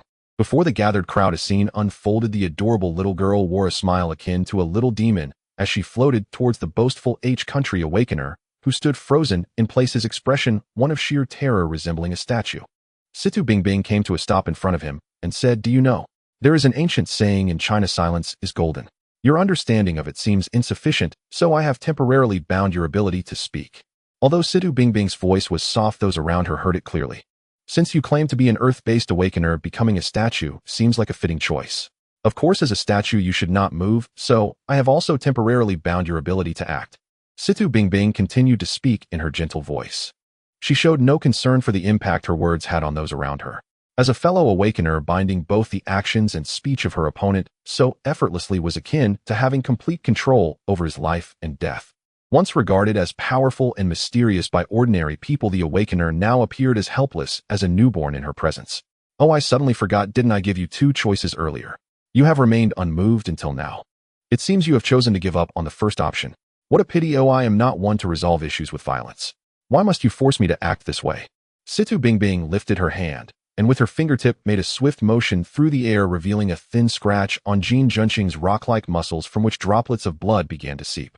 Oh, you remain utterly still, not even flinching. You truly are a tough nut to crack. The onlookers fell silent, a chill running through them as they thought, devil. If that's the case, let's try a few more times. Situ Bingbing's finger continued to strike, leaving several long thin wounds on Jin Junqing's arms, chest, and thighs. At this moment, Jin Junqing, though his body and speech were bound by Situ Bingbing, could still feel pain. A sensation of both hurt and numbness flooded his entire being. He had long wanted to plead for mercy, but was unable to move or speak. In his panic and fear, sweat began to bead on his forehead. Oh, it seems I might have been too gentle. You show no reaction at all. Perhaps it's more effective to cut off a few of your body parts. Situ Bingbing smiled wickedly, her eyes narrowing into crescent moons as she scanned Jin Junqing from top to bottom, seemingly contemplating which of his body parts to remove. So what do you think? I'm being democratic here. I'll let you choose where to cut. Please tell me which part would be best to remove. Hearing this, the onlookers could not help but shout inwardly, too evil. You just bound his ability to speak. And now you claim to let him choose. Oh dear, you didn't choose, and instead made this strange expression. What does that mean? Do you still want to play a guessing game with me? Fine, I'm bored anyway, I'll play along with you. Saying this, Situ Bingbing pretended to ponder. Your eyes are fixed straight ahead. Oh, does that mean you want me to cut off your nose? Situ Bingbing asked with a smile. Oh, your eyes shifted to the side. Could it be your ears? Oh dear, why are your eyes darting around? Did I guess wrong? Do you mean for me to cut out your eyes? That's a bit challenging, but since you brought it up, I might as well give it a try. Hey, don't roll your eyes at me. Oh dear, why are you crying? You are quite strange, crying without making a sound. Situ Bingbing tilted her head slightly, pondering, and suddenly clapped her hands, exclaiming, Ah! My apologies, I forgot that I had bound your ability to speak and act. The onlookers thought simultaneously, you didn't forget, you did that on purpose. It seems you have a lot to say, so fine, I'll release your binding shortly. I hope what you say next will be somewhat pleasing to hear. Situ Bingbing said, slowly floating backward. She would not allow a freely moving limb system awakener to remain near her. As Situ Bingbing released the spatial binding, Jin Junqing suddenly collapsed to his knees, simultaneously retracting his powers. He wiped the tears and mucus from his face, prostrating himself on the ground. While weeping and wailing incoherently, he pleaded with Situ Bingbing, saying, Your Majesty, I am blind to your greatness, unable to recognize the towering Mount Tai or the brilliance of Jin Xiangyu. Please, esteemed one, do not hold my ignorance against me. I am but a mere speck, let me go. Jin Junqing's voice, desperate and shrill, combined with his nonsensical words, provoked laughter from those around him. In that moment, the image of the once exalted awakener was utterly shattered. What nonsense are you spouting? Is the lesson not enough? Situ Bingbing had already withdrawn her previous playful smile, looking down from her lofty position at the kneeling Jin Junqing. Please, esteemed one, show mercy. I was wrong. The heroes who sacrificed in the dragon team were all gallant men of iron and steel. Their deaths weigh heavily like Mount Tai. Their sacrifice is a loss for all humanity. We must all remember their virtues and take their words and actions as examples. Just now I was momentarily blinded by ignorance and spoke disrespectfully. It was my folly, my ignorance. Please forgive me, esteemed one, I shall never utter another disrespectful word again. As Jin Junqing spoke, he struck his own face with great force. At this moment, the onlookers finally understood the cause of the commotion and began to reproach the kneeling Jin Junqing. Tell me, what does a person from H country seek here? What are your intentions? I see you speak quite fluently. You hardly sound like a foreigner. Esteemed one, I am merely in awe of your country's culture. Your rich heritage compelled me to cross mountains and valleys to come and learn. Please understand, I harbor no ill intentions. I am just an ordinary student here to study because I admire your culture and joined the literary society. All of this was cultivated in me through the influence of fellow members in the literary society. You barbarians lacking education do not recognize that our citizens abroad need your support to enjoy such privileges. You do not recognize the blessings from heaven, yet dare to act tyrannically here. With even a modicum of power, you show no gratitude and repay kindness with resentment, uttering wild words that disgrace the sages. Do you truly think that our great nation is devoid of capable individuals? Situ Bingbing's impassioned words immediately garnered agreement from the surrounding onlookers. Even the kneeling Jin Junqing paled, as Ash dared not raise his head. However, my great nation also has the capacity for forgiveness. This time, seeing it as your first offense, and knowing you have a repentant heart, I shall grant you a chance to redeem yourself. If you offend again, I shall ensure you face dire consequences. Now be gone. Yes, thank you for your mercy, esteemed one. I will never offend again. Upon hearing Situ Bingbing's words, Jin Junxing felt as if he had been granted a reprieve and quickly scrambled into the crowd, fleeing in embarrassment while those around him mocked his retreat. This matter is settled. You all have tarried here long enough. It would be best for you to disperse. Situ Bingbing stated. Esteemed one, at such a young age you possess such profound wisdom. You surely have a boundless future ahead of you. An elder appearing to be around 70 years old with white hair said as he bowed to Situ Bingbing. He then turned to the crowd and raised his voice. Since the esteemed one does not wish for too many people, let us disperse. With the elder's words, the crowd erupted in cheers before dispersing. Before long, only Situ Bingbing, Lin Keir, and the 7 seekers who had previously clashed with Jin Junxing remained. The 7 approached Situ Bingbing and clasped their fists, saying, "Thank you for saving our lives, esteemed one. If you ever need us from the Flying Dragon team, we will not hesitate to go through water or fire. You are too kind. You are all valiant men who risk your lives for the nation. You are the true examples that everyone should learn from. I appreciate your sentiments, and since this matter has startled you, please return home early." Situ Bingbing replied politely. "In that case, we shall not disturb your enjoyment any longer. Farewell." The group turned to leave in the direction they had come from. Finally, only Situ Bingbing and Lin Keir remained. Situ Bingbing held Lin Keir's hand and complained, "Sister Keir, what is going on here? They all act like ancient people, making me so tired." She glanced up at a tall building next to the Divine Craft Pavilion before retracting her gaze. "TCH, isn't it all caused by those awakeners? They all think they are superior, yet they make it uncomfortable for everyone to speak while they themselves are enjoying it. I really can't stand them." After saying this, she suddenly covered her mouth cutely and looked at Situ Bingbing with her big adorable eyes, saying, "Bingbing, I'm not talking about you." Situ Bingbing laughed, her eyes squinting in delight as she replied, "Sister Keir, your bamboo pole has knocked over not just one boat, but even an aircraft carrier. Huh, a little girl daring to mock me. Just wait until I teach you a lesson." Lin Keir released Situ Bingbing's hand, feigning anger, and rolled up her non-existent sleeves, her eyes sparkling mischievously as she looked at Situ Bingbing. "Let me see if you are ticklish. Hey, don't run."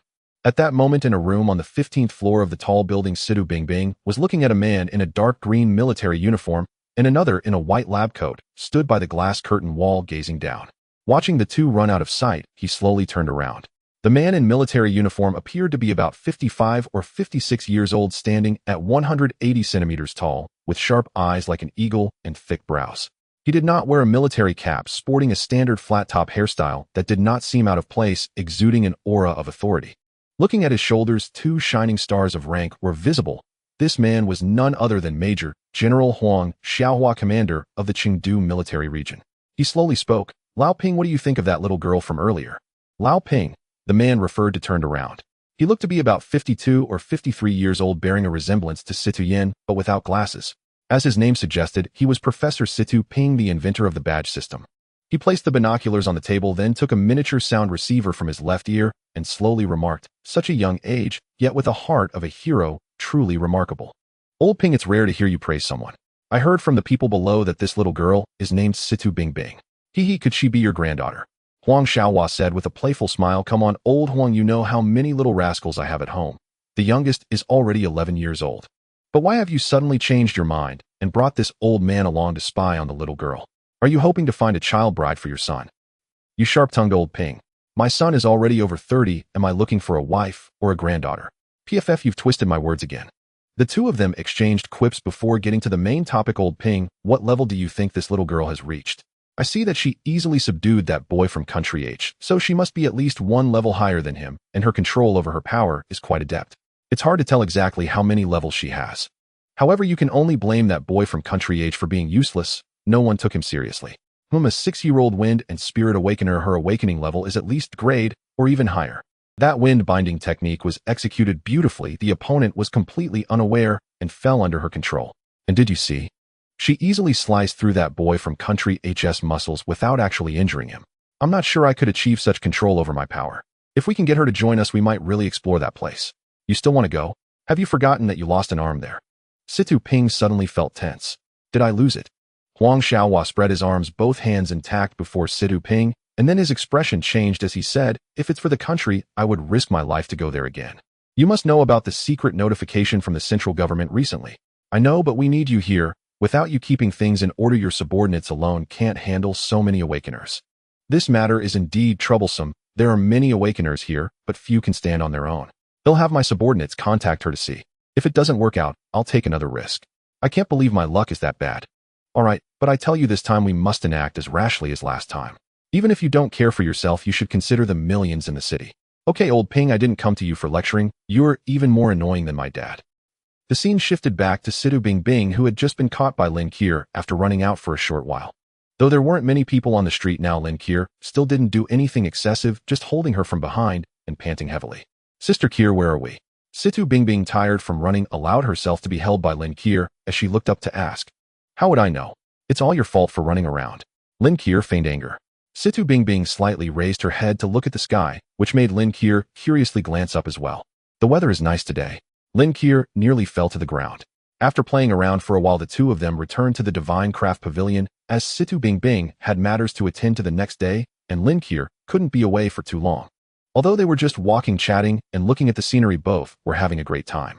While Lin Kier changed back into her clothes in Situ Bingbing's room, Situ Bingbing rummaged through her little backpack, stuffing in a few pieces of clothing, some shoes, cosmetics, a can, and that purple waist token, making the already small bag bulge. Soon Lin Kier walked out of the bedroom having changed clothes. Situ Bingbing smiled and handed the backpack to Lin Kier, saying, Sister Kier, there are some little things inside. Oh, don't refuse. This. Lin Kier hesitated for a moment, but still reached out to take the little backpack from Situ Bingbing, saying smugly, I'll just consider it helping you dispose of some useless stuff. Her serious demeanor made Situ Bingbing chuckle. Lin Kier didn't stay long, and soon the room was left with only Situ Bingbing. However, she didn't feel lonely. She had a very happy evening. Ever since leaving Situ Zheng, she had never felt this joyful. She quietly sank into the soft sofa, enjoying this wonderful feeling before getting up to turn on the shower in the bathroom.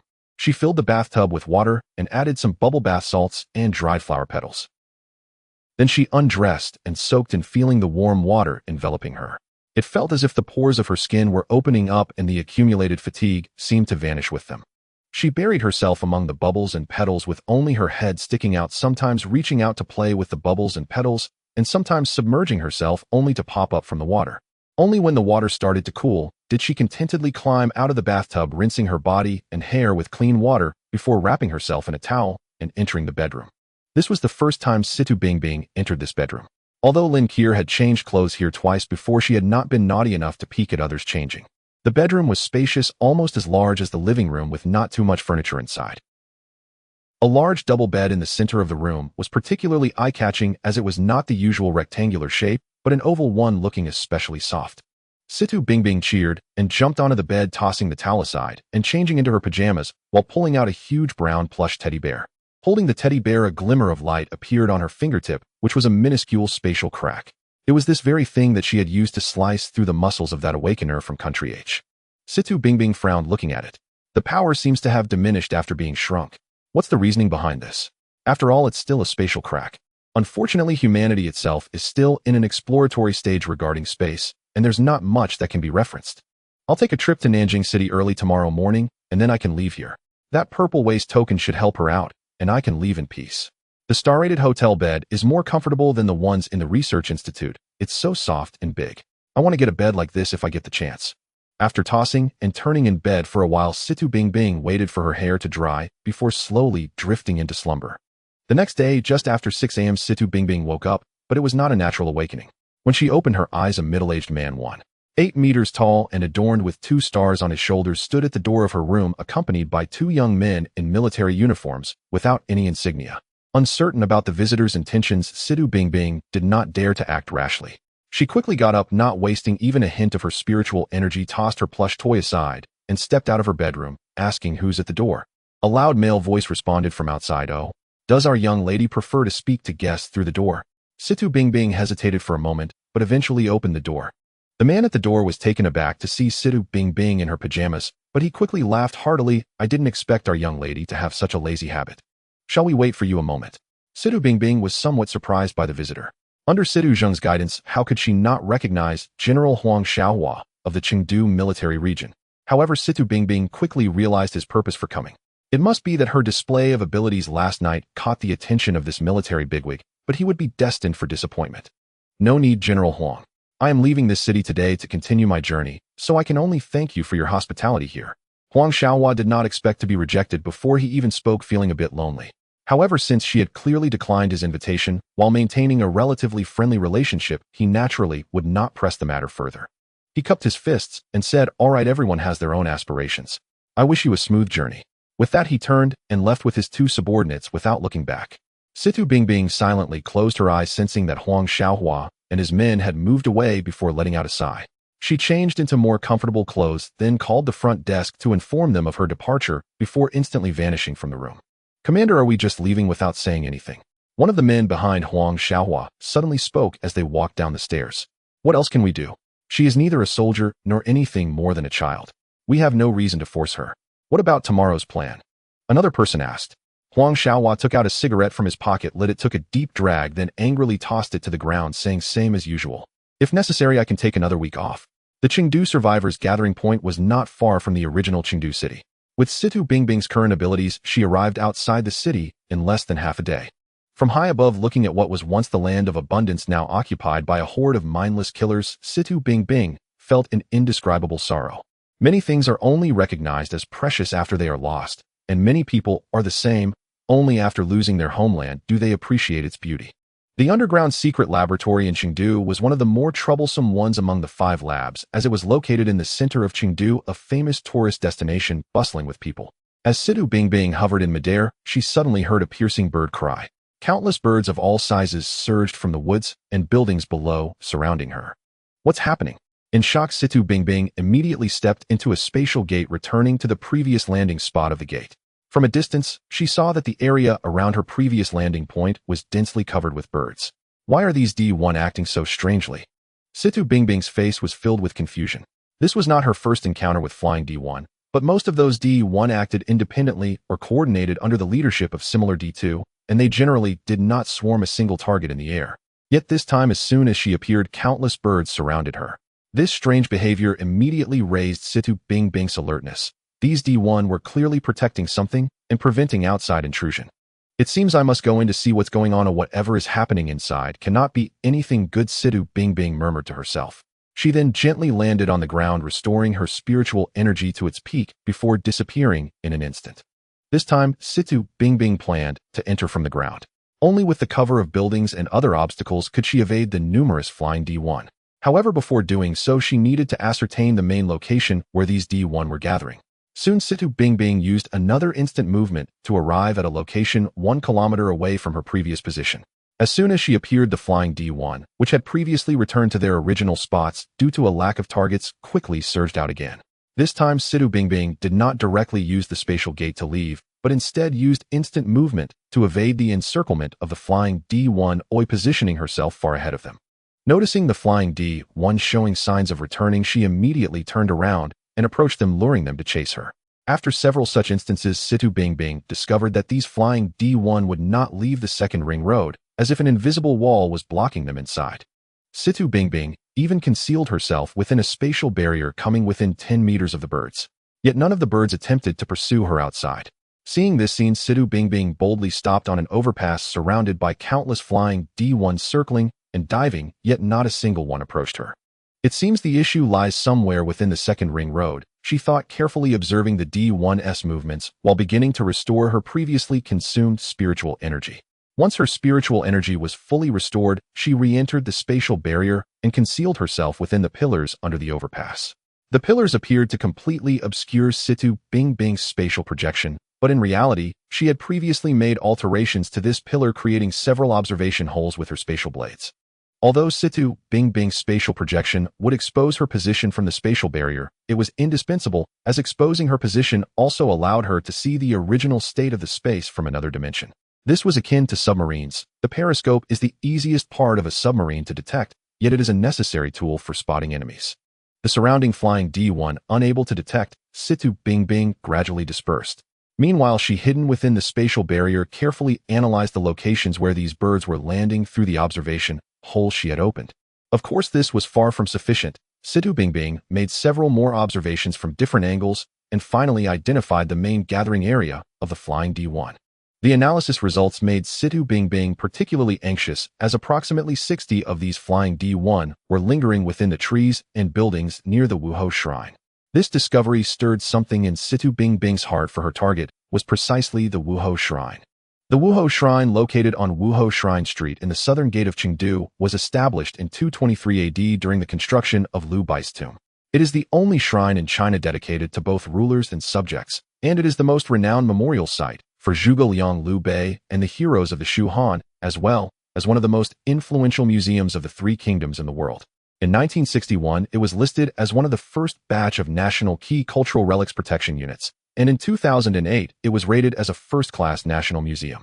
The Chengdu Wuho Shrine now covers an area of 15 square meters, consisting of the historical relics area of the Three Kingdoms, the cultural experience area of the Three Kingdoms, and the Jinli folk customs area, earning the reputation of being the holy land of the Three Kingdoms. However, every day, countless domestic and foreign tourists pass by, completely unaware that 110 meters beneath their feet lies one of China's most secretive underground research facilities. Moreover, it is one of the most tightly guarded underground research facilities, and the level of defense in this facility ranks among the top of the 21 underground facilities, which is one reason why Situ Zhang could not obtain any information from it. After roughly determining her target, Situ Bingbing hid within a hollowed-out high column created by spatial blades, waiting patiently for the sun to set. Most bird species are night-blind. Even after mutating into D1, they remain unaffected. Once night falls, they will be less able to detect her under the cover of darkness, allowing her to sneak into the Wuho Shrine to investigate. Meanwhile, at the survivor gathering point in Chengdu, Commander Huang Xiaohua was suffering from a severe headache as a figure appeared before him. A person dressed in a white coat, none other than Situ Ping. "Old Huang, I heard you plan to explore the Wuho Shrine again tomorrow," Situ Ping said with a smile that didn't reach his eyes. "Which bastard sold me out?" Commander Huang Xiaohua exploded like a cat whose tail had been stepped on, shouting loudly, "If I find out who it is, I swear I'll skin him alive." "All right, Old Huang, don't curse at anyone just yet, and no one told me about it. But with such a significant troop movement of awakened ones, do you really think you can keep it from me?" Situ Ping shot a resentful glare at Huang Xiaohua and continued, "Do you think what I told you yesterday just fell on deaf ears? Have you forgotten what's in the Wuho Shrine? Don't think just because you are a plant-type awakened one that you are invincible. Let me tell you, if your head gets pierced, you'll still die. Do you remember how dangerous it was when you encountered that M2 with 2 heads in the research facility? It seems you've forgotten the pain after the scar has healed. Have you also forgotten how you lost your right hand? Now that it's just grown back, are you itching for trouble again? Old Ping, just let me explain. Last time was last time. I was just underestimating it. I accidentally took a hit. This time I will be extra careful and make sure to grab both heads of that thing."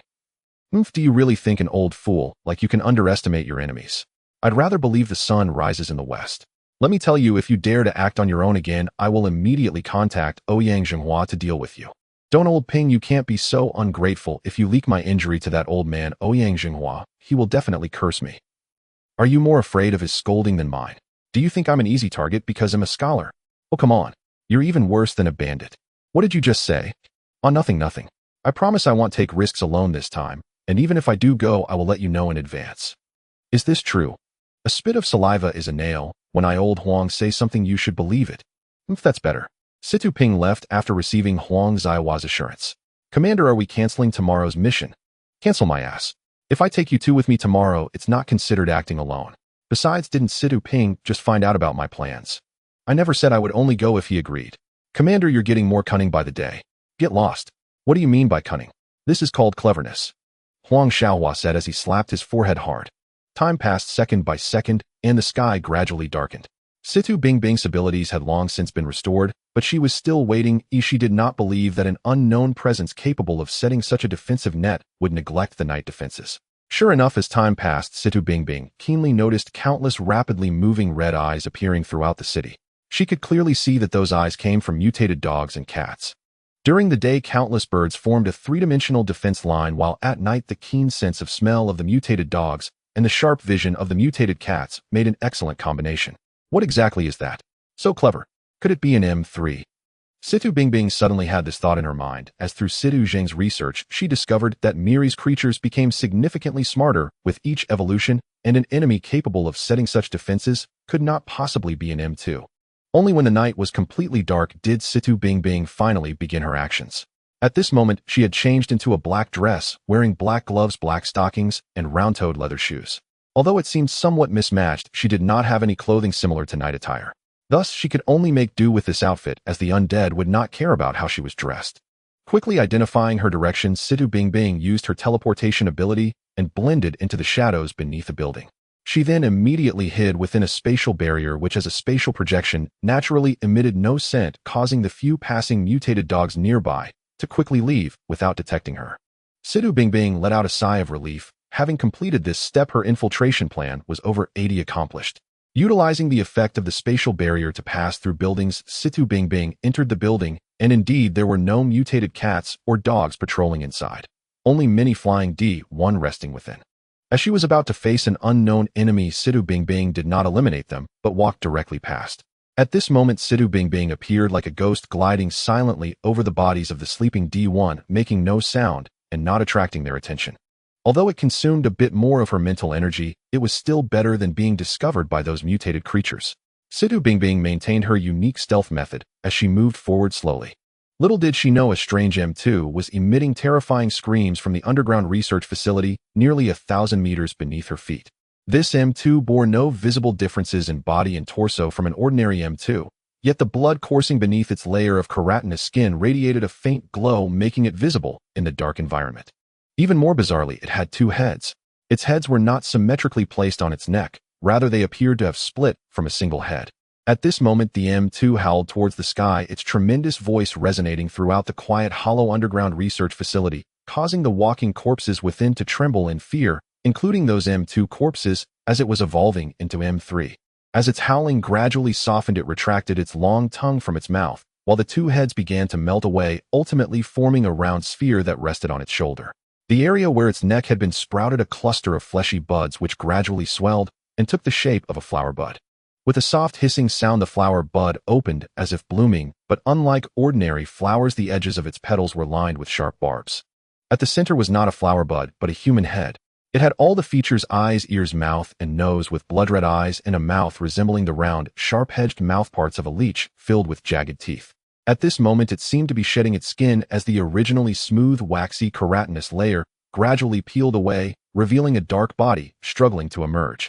The freshly emerged M3 was covered in mucus which dripped messily to the ground, and some strange substance within it cast a faint glow in the otherwise dark underground facility. Soon the once soft shell of M3 hardened, sprouting rows of sharp spikes.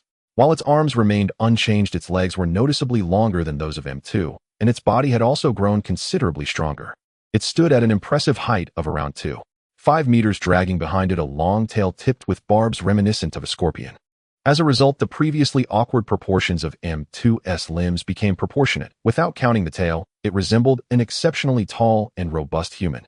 The two heads that had previously rolled on its shoulder had now transformed into two round spheres firmly seated there. It stretched its body, causing its bones to crackle, and then let out a furious roar that seemed to pierce the heavens. The roar startled all the previously dormant flying D1, causing them to take flight into the sky. At the moment M3 roared, Situ Bingbing felt something. She swiftly sank underground, avoiding detection by the awakened flying D1. Hiding underground, Situ Bingbing sensed the general location of M3, and using this sense pinpointed the passage of the underground research facility. She decided to infiltrate directly underground instead of using the normal entrance. Such a commotion and such might could only mean that an M3 had just successfully evolved here. The previous arrangements were undoubtedly made by M3 to prevent its evolution from being disturbed, and now Situ Bingbing aimed to eliminate it before it fully adapted to its new abilities. If Situ Yin was the one who understood the M series the most, then Situ Zheng was the one who fully theorized about it. This difference stemmed from their personalities, as Situ Yin was an extremely meticulous person demanding perfection in every research project, rarely resorting to hypothetical reasoning. He would even think of alternative methods to disprove his conclusions multiple times after arriving at one. Hence his arguments always carried a significant authority, almost devoid of any errors. In contrast, Situ Zheng preferred taking risks with many of his conclusions based on assumptions. He was accustomed to envisioning results first, and then working backward, leading to several, if not dozens, of similar possibilities.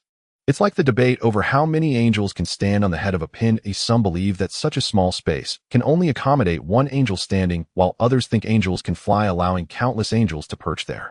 Thus, although Situ Zheng obtained samples of M1 and M2 much earlier than Situ Yin, he had already boldly theorized about the characteristics of M3. In Situ Jing's theory, the mutated beings of the M series would continue to evolve, and this evolution would not only enhance their physical abilities, but also their intelligence. It was very likely that the ultimate evolutionary goal of M series beings would be to become a new species surpassing humans in both intellect and strength. As the M2 series possessed the ability to command the M1D1 series, the M3 series would undoubtedly have the capability to command the M2D2 series. Situ Jing had asserted that if M3 or even M4 were to appear, they could potentially organize a large army composed of M2D2 to attack large population centers. Just the thought of a terrifying swarm composed of various flying D1, which even she had to avoid alongside countless M2 assaulting the nearby Chengdu survivor settlement, with a population of over 1 million, sent chills down Situ Bingbing's spine. Such a thing must not happen. This was the only thought in Situ Bingbing's mind at that moment. In her swift traversal, the nearly 1,000-meter distance quickly vanished. At this moment, M3 was unable to conceal its energy and imposing presence, appearing as bright as a torch in the darkness to Situ Bingbing. However, Situ Bingbing chose not to engage M3 at close range immediately. Instead, she deactivated her spatial barrier and walked towards the direction of the generator, recovering her depleted mental energy.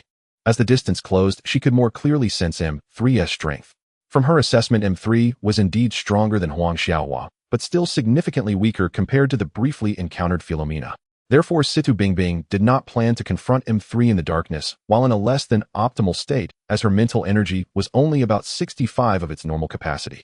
She had already exhausted too much mental energy while lurking. Situ Bingbing was quite familiar with the general layout of the underground research facility and quickly confirmed her position as well as that of the generator room. It seemed her luck was holding the generator room was not far away, or else she might have changed her mind to confront M3 first before activating the generator. The research facility was not particularly large, and soon Situ Bingbing arrived at the generator room, having eliminated a few blocking M1s and an M2 along the way. In the generator room, Situ Bingbing discovered an issue. Someone had been here before, as the previously sealed oil drums had been opened. From the dust on the surface, it seemed that this had happened 1 or 2 weeks prior. Who had come here?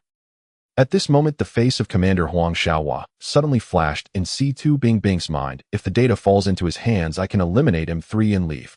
At this point, Situ Bingbing already felt M3's power diminishing, indicating that M3 was gradually adapting to its new abilities, while her mental strength had also recovered to around 70. It seems it's time to settle this. For Situ Bingbing, 70 was a crucial dividing line. Her state would begin to decline if her mental strength fell below that, and although it would quickly deplete during combat, she hoped to maintain a good condition in the moment of confrontation. Situ Bingbing slowly moved towards M3's location, which seemed to have sensed her presence as it began to move away slowly.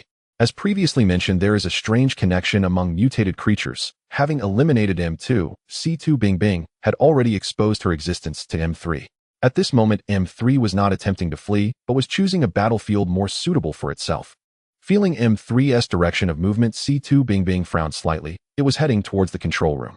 Engaging in battle near the control room would significantly hinder her movements.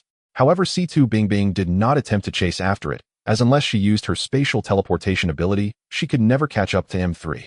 Moreover, in the underground environment where she couldn't confirm her exact position, she would never risk using such an ability. She certainly did not want to step forward and find herself trapped in the soil. Thus, Situ Bingbing maintained her original pace, gradually moving towards M3.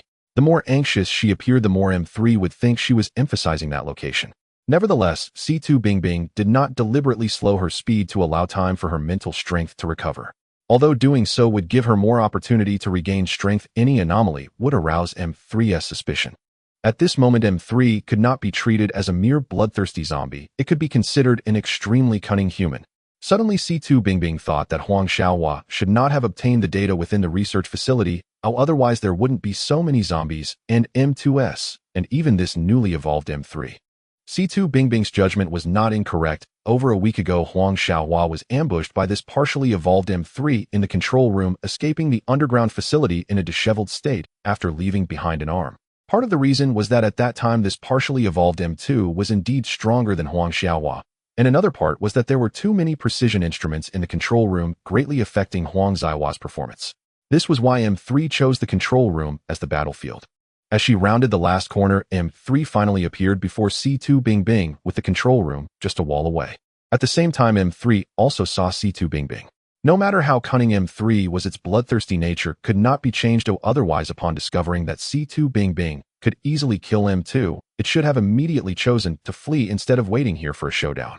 Thus it was M3 that struck first. Two fleshy sacs on its shoulders transformed from heads suddenly opened, and 7 or 8 tentacles covered in slime and barbs lunged towards C2 Bing Bing. C2 Bing Bing gently raised her delicate hand and flicked her fingers, instantly severing the tentacles that shot towards her. Having successfully landed a hit, C2 Bing Bing lightly tapped her toes on the ground and swiftly moved towards M3. M3, feeling pain, dared not attack C2 Bing Bing with the tentacles anymore. It quickly scaled the wall and began to bounce off the walls, getting closer to her. M3's speed was incredibly fast. It could leap dozens of meters in an instant, so C2 Bing Bing did not dare to unfold her time-space domain directly. Instead, she carefully watched M3's direction of movement. Just as M3 was about to land on its next foothold, she threw a spatial blade towards its head.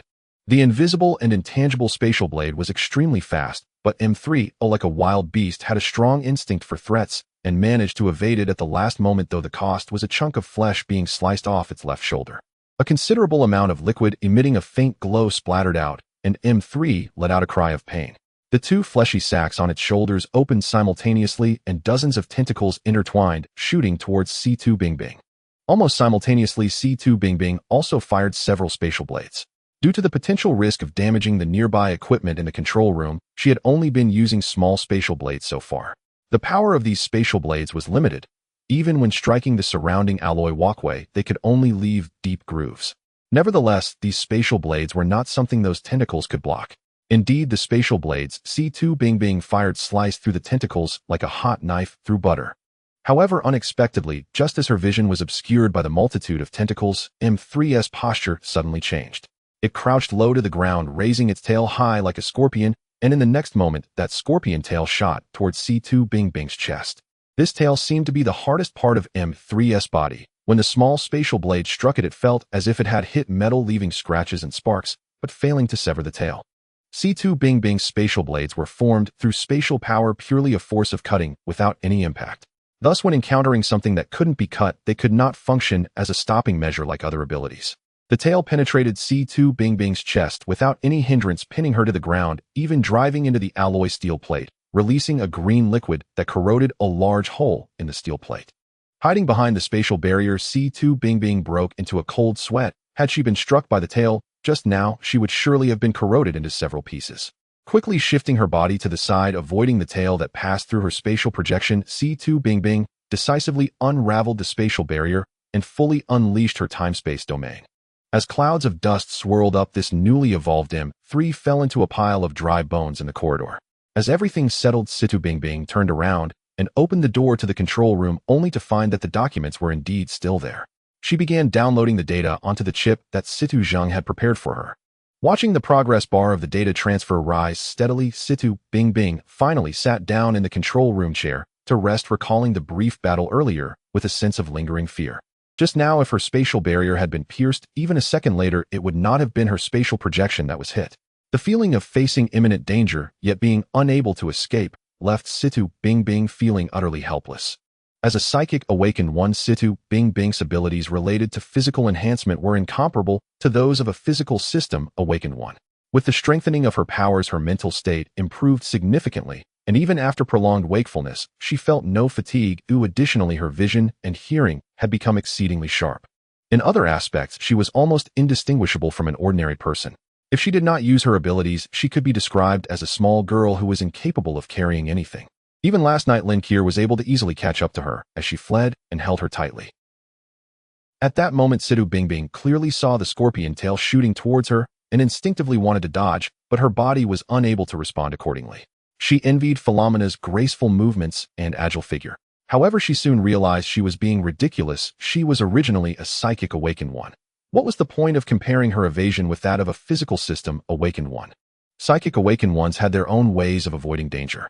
Soon the data was fully downloaded, but C2 Bing Bing had no intention of leaving. She locked the control room door and began to recover her expended mental energy. Until the next day at dawn, she saw from the restored surveillance cameras that the M1D1 outside had already dispersed, and with a flash she appeared on the ground. Bathed in the gently rising morning sun, C2 Bing Bing felt a tinge of sadness. Of course, this feeling came entirely from within her mind. Oh, at that moment, there were no mutated creatures inside the Wuho shrine. It seemed that due to the death of M3A, the nearby mutated creatures sensed danger and kept their distance. As Situ Bingbing ascended the steps alone, the intense sorrow within her heart swelled even further. The late emperor's endeavor was cut short, and the world is now divided into three. It seemed influenced by the environment. Situ Bingbing softly recited Zhuge Liang's memorial on the expedition. Now as I prepare to depart, my eyes well with tears, I know not what to say. For some reason, her recitation of the memorial was filled with a sense of desolation and loneliness. Unbeknownst to her, tears streamed down her face, as if releasing the sorrow within her heart. Situ Bingbing gently wiped away the traces of tears. With a self-deprecating smile, she secretly thought, though I am headed north to Yinch when there's no need to recite such lines. With those thoughts, Situ Bingbing teleported away from the Wuho shrine. Originally, Situ Bingbing's plan was to head to Urumqi first, but after encountering Philomena and Mikhoff in Guiyang, she keenly realized that the domestic secret research facilities were not as safe as she had imagined. Given that there were foreign forces coveting the advanced technologies within, she decided to head to Yinchuan first to avoid any unnecessary complications, and then proceed to Urumqi. What Situ Bingbing did not know was that this decision would have an extremely serious impact on the future world order. However, that is a story for another time. Her action of killing M3 unexpectedly saved Commander Huang Xiaohua and indirectly preserved the survivor gathering point in Chengdu. Half a day after Situ Bingbing left the Chengdu Underground Research Facility, Commander Huang Xiaohua finally arrived at the entrance of the laboratory with his two trusted awakened aides. Commander, did you notice that we are particularly lucky this time? There were hardly any mutated creatures obstructing us along the way. We are almost there. As usual, let's first restore the power supply to the research facility, and then the three of us will join forces to confront that M2. This time I must avenge the last arrow incident. Huang Xiaohua seemed to be haunted by the previous incident, muttering a curse before entering the door. The trio stopped in front of a massive wall of intertwining vines. Huang Xiaohua looked at the interwoven vines, which showed no signs of damage, nodded in satisfaction, and said, "It seems this place is quite safe." Then he activated his abilities, and suddenly his hands transformed into a brownish hue resembling ancient tree stumps, and then his hands elongated, connecting with the vines. The vines seemed to come alive, gradually writhing to open a gap through which lights flickered. Seeing the light shining from inside, Huang Xiaohua's pupils dilated sharply, and his face flushed red as he maximized his power output. The vines quickly parted, revealing a brightly lit passageway. "Commander, what is this?" The two awakened aides sensed something was amiss and looked at Huang Xiaohua. "Go in." Huang Xiaohua, with a grim expression, led the way into the room.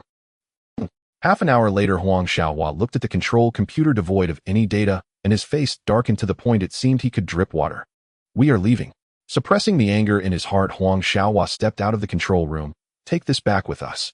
At the door of the control room, Huang Xiaohua pointed at the skeleton of M3 and some severed tentacles on the ground.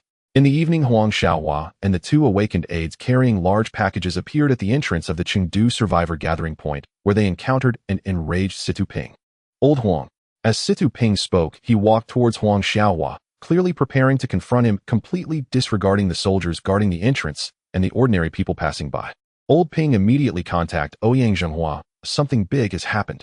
As soon as Commander Huang Xiaohua saw Situ Ping, he spoke urgently. Unexpectedly, Huang Xiaohua seemed even more anxious than himself. However, Situ Ping was someone who understood the gravity of the situation. Since Huang Xiaohua was acting this way, it must be serious, so he dared not delay, pulling Huang Xiaohua into the car and speeding towards the city. 2 hours later, the two finally returned to the central urban area, and the military command vehicle came to a steady stop in front of a 16-story building. The two quickly got out of the car and took the elevator to the top floor. This oddly shaped machine is a specially designed communicator provided by the Central Air Transport for urgent contact at various gathering points. Huang Xiaohua hurriedly walked up to activate the machine. Soon a dignified male voice came through on the other end. It was the chairman of the military commission, Ouyang Zhenghua. As soon as he connected the communicator, he asked anxiously, "Lao Ping, did you urgently look for me so late? Because that old rascal Huang has caused trouble again."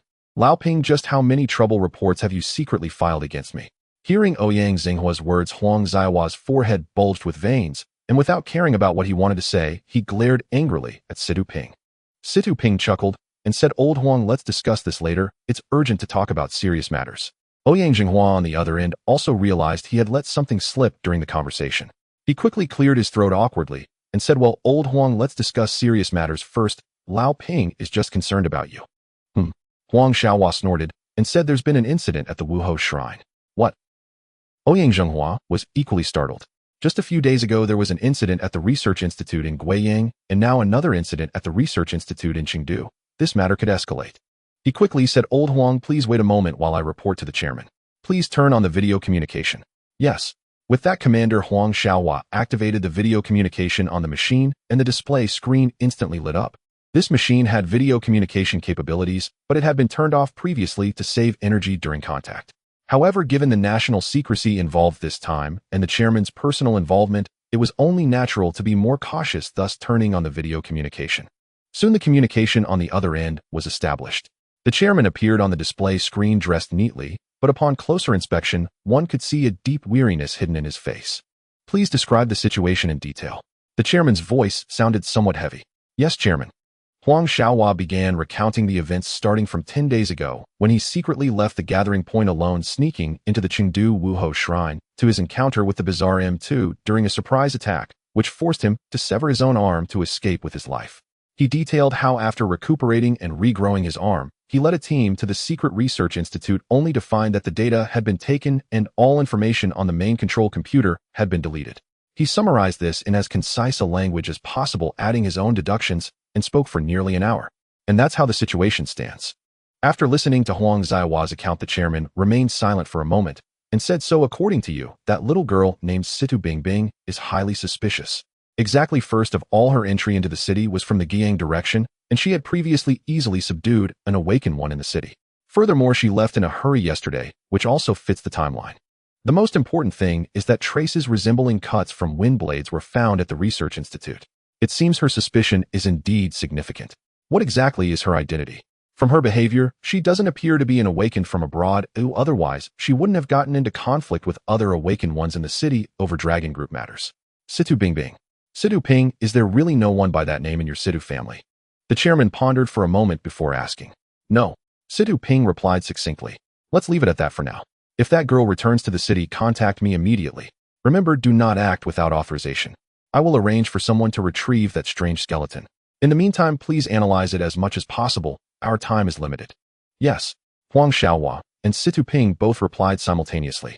After that, the display screen automatically went black, indicating that the chairman on the other end had cut off the communication. Seeing the communication end, Huang Xiaohua looked at Situ Ping with a sinister smile and said, Lao Ping, it seems we have some scores to settle. Old Huang, you just had a close brush with death. I think you should go rest early. I will study this skeleton. Hearing Situ Ping say this, Huang Xiaohua laughed. Lao Ping, the more you say, the more absurd it gets. Why are you cursing me? What? Did I curse you? I, Situ Ping, never say anything baseless. Think about it. How did that doublehead M2 injure you last time? And look at this skeleton. It has two small bone growths on its shoulders. Don't they look like two little heads? Are you saying that the M2 would grow two heads before evolving into an M3? Yes, it's very likely. Just think about it. Before this thing evolved into an M3, you lost an arm. If you really encounter an M3, wouldn't you lose your life? Hearing you say that, it does seem to make sense. I didn't expect that little girl to be so formidable, able to deal with this thing. I think you all must be related from 800 years ago. Why not just adopt her as your goddaughter? Old Huang, your words are still so unkind. Goddaughter. Her background is unclear, and we don't even know which power cultivated her as a secret operative. All right, help me move these things to the laboratory. What? Me move them? Am I supposed to move them? All right, I'm scared of you. Just as Situ Ping and Huang Xiaohua were bickering, 5 figures appeared in the secret room designated for Dragon Group members to communicate. They were Long Yi, Long Air, Long San, Long Wu, and Long Qi. The lively Long Wu was the first to speak. Boss, what mission is it this time? Why are we 6 being deployed? And why aren't those 2 newcomers going for training? This mission is of utmost importance and cannot go wrong. Xiao Wuyu and Xiao Qi will go to the Chengdu survivor gathering point to bring back a suspected M3 skeleton. Boss, why are you separating me from air? Long Wu asked. A flying zombie was discovered at a medium-sized survivor gathering point in Lanzhou, and the awakened there died during the battle with it. If possible, it would be best to capture it alive. Since the target has flying capabilities, Dragon Air's abilities are more suitable for this operation. So you'll have to endure this time. But don't worry, I'll ensure that your Dragon Air brother returns intact. Haha. Long Yi jokingly teased Long Wu. Feeling teased in public by Long Yi, Long Wu couldn't take it anymore. Her face turned slightly red, and she lowered her head, but still sneaked a glance at Long Air. In contrast, Long Air appeared very composed, merely adjusting his glasses with his hand. The main target has already been confirmed, and there is still a secondary target. As he spoke long, he took out a sketch image. The portrait depicted a girl who bore an 8090 resemblance to Situ Bingbing, saying female Asian fair-skinned, age between 6 to 7 years, and at least possesses a class or higher wind-type spiritual awakening power. If this target is discovered, try to capture her alive. The target may carry top-secret information from the Chengdu Underground Research Institute, but if she poses a threat, lethal force is permitted. Is that clear? Understood. All right, dismissed. At this moment, Situ Bingbing had no idea that she had caught the attention of the world's strongest supernatural organization, even inciting murderous intent against her. She was facing a bizarre mist which seemed to have once been a forest, but now not a single tree stood, instead numerous fungi of various sizes had taken root. Situ Bingbing witnessed a spherical mushroom barely reaching her ankle height, rapidly growing to 5 or 6 meters tall, within 10 minutes transforming into a gigantic colorful mushroom only to quickly wither afterwards, spewing a large quantity of spores and collapsing into a pile of mud on the ground. Surrounding her were even more mushrooms repeating this cycle, including Pleurotus chicken leg mushrooms, and even Matsutake and Reishi. The spores released by these mushrooms were also vibrant and colorful, dense and undissipated, gathering together as if forming a massive canopy that obscured the situation within. This situation is so strange, I wonder if these things are poisonous. After much contemplation, Situ Bingbing resolved to take the risk and venture in to find out. At the same time, she thought it would be a good opportunity to test her newly acquired defensive technique. With that in mind, she gently raised her hand, and a faint halo appeared around her body. As Situ Zheng had assessed, Situ Bingbing's temporal power possessed strong, autonomous judgment. Utilizing this trait, she set up a spatial layer closely adhering to her body, effectively preventing any threatening entities from approaching her. She called this her spatial barrier. The emergence of the spatial barrier completely altered her state of having lost her combat capability after retreating into a spatial shield. Since the spatial barrier functioned as a type of spatial blade rather than unfolding another dimension, Situ Bingbing could still teleport freely or utilize other temporal abilities under its protection. However, the defensive capacity of the spatial barrier was significantly weaker than that of a spatial shield. Although she hadn't tested it, an intuition told Situ Bingbing that the spatial barrier should be able to withstand a full force blow from M3. Upon entering the spore area, the colorful spores were not blocked by the spatial barrier, but penetrated it. Harmless. Situ Bingbing frowned, and out of caution, she took a step back, distancing herself from the spore area, and set up a new spatial shield. This time the spores did not pass through the shield, but were kept out. Only then did Situ Bingbing feel reassured enough to step into the densely populated spore area. She noticed that in this colorful spore forest, there were no signs of mutated creatures. The thick mist of spores obscured her vision. In this spore-filled fog, her sight was extremely limited. It wasn't a matter of light, but due to the multitude of spores within her sight range. Unfortunately, Situ Bingbing's ability was not wind-based, otherwise she might have conjured a gust to disperse the spores. While her temporal powers significantly influenced the spores, the immense energy consumption and the continuous production of new spores by the surrounding fungi prevented her from clearing them away. Waving her hand to part the mist before her, she stirred up whirlpools akin to swirling milk and coffee, but the gaps she revealed were quickly filled by surrounding spores, forcing Situ Bingbing to constantly push aside the mist as she moved. In this area of severely limited visibility, Situ Bingbing could only proceed cautiously, step by step, for fear that hasty teleportation might lead her to collide with something. Situ Bingbing moved slowly, taking an entire day to reach the depths of the forest. Outside, the sun had set, and a bright moon hung in the sky. At that moment, the mist seemed to transform, as if the spore fog acted like a giant lens, concentrating the surrounding moonlight, draping the entire spore forest in a silvery sheen. Moreover, countless beams of silver moonlight refracted by the spores converged into particularly dazzling rays, shining toward the center of the forest from all directions. What is there? Situ Bingbing murmured curiously to herself. Let's go take a look. With that, she dashed toward the direction of the light. After running several hundred meters, Situ Bingbing noticed that the moonlight gathering from all around was increasing, and the further she went, the brighter it became. This light was also quite peculiar. Most lights become blinding as they gather, but this moonlight seemed to be cloaked by a veil, appearing soft and hazy, not at all glaring, instead giving a very comfortable feeling. Finally, Situ Bingbing arrived at the convergence point of the light, where she beheld a marvelous sight. Moonlight from all directions illuminated a gigantic Reishi mushroom, as large as a millstone. This mushroom was blood red, resembling a massive piece of red agate, and it shimmered with a subtle seven-colored glow, looking exceptionally beautiful. Simultaneously, the moonlight shining upon the Reishi enhanced the brilliance of the seven-colored glow flowing across it. It was as if the surrounding fungi were attracting the essence of the moonlight to promote the growth of this enormous red racer. Although Situ Bingbing found the sudden appearance of this giant red racer peculiar considering that even biting corpses existed in this world, the emergence of such a rare red racer was not entirely unbelievable. Situ Bingbing did not dwell on its origins, but she was well aware of the preciousness of such a massive mushroom. Having encountered it, she naturally could not let it slip away. Thus, Situ Bingbing slowly approached, intending to collect the racer. However, she unexpectedly found herself halted by an invisible wall 5 meters away from it. What's going on? Situ Bingbing gently raised her hand, and indeed before her was an invisible wall blocking her path.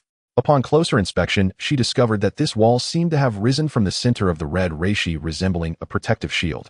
With a radius of about 5 meters, there were no mushroom spores within its coverage. As this protective shield was transparent, the gathered moonlight passed through without obstruction, and under the haze of so much moonlight, Situ Bingbing only realized the existence of the shield when she bumped into it. Heavens, this red racer can actually use a protective shield to guard itself. Has it become sentient? Situ Bingbing couldn't help but wonder. Instinctively, Situ Bingbing sensed that the things inside were extraordinary. She waved her hand and unleashed several spatial blades towards the barrier, only to find that the blades had no effect on it whatsoever. What is this? Situ Bingbing murmured softly, peering carefully through the protective shield. She noticed a small green seedling sprouting at the tip of the spiritual mushroom, as if it were a newly grown blade of grass. This seedling seemed to be parasitizing the red spiritual mushroom, and as it grew, the vibrant multicolored light emitted by the mushroom began to show signs of fading. Damn it! Seeing this extremely precious and rare red spiritual mushroom being parasitized and drained by an unknown small grass, Situ Bingbing furiously unleashed a massive spatial blade at the protective shield, only to be disappointed as it had no effect. The blade struck the shield like a drop in the ocean, causing not even a ripple. As she watched the seedling grow gradually, while the radiance of the red spiritual mushroom continued to wane, Situ Bingbing felt a surge of anxiety. She pouted her cute little lips and cast the time-space domain to envelop the invisible shield, but even the time-space domain proved powerless against it, consuming a significant amount of her spiritual energy instead.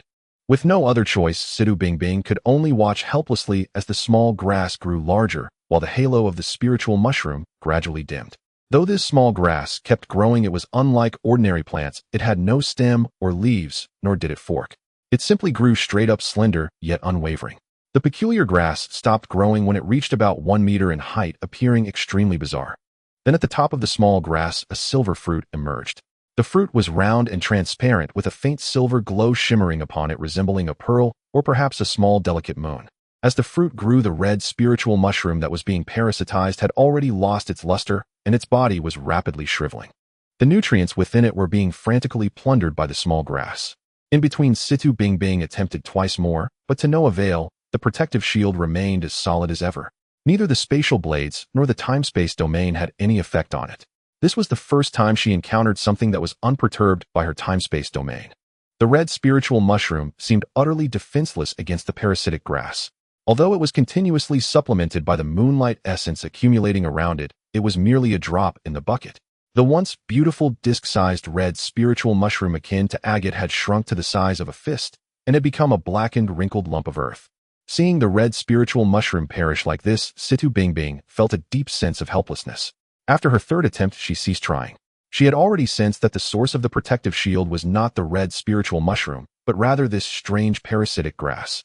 If the protective shield originated from the red spiritual mushroom, then as the nutrients and vitality within it were drained by the parasitic grass, the shield would undoubtedly weaken gradually, not remain unchanged. Thus, this bizarre protective shield was created by the parasitic grass to absorb the red spiritual mushroom without disturbance. Although Situ Bingbing could not break through the protective shield, she refused to leave in resignation. Instead, she sat down to observe what changes would occur after this parasitic grass killed its host. In Situ Bingbing's mind, without the red spiritual mushroom, the parasitic grass would serve as compensation. That fruit, which shimmered like moonlight, held significant appeal for a girl her age.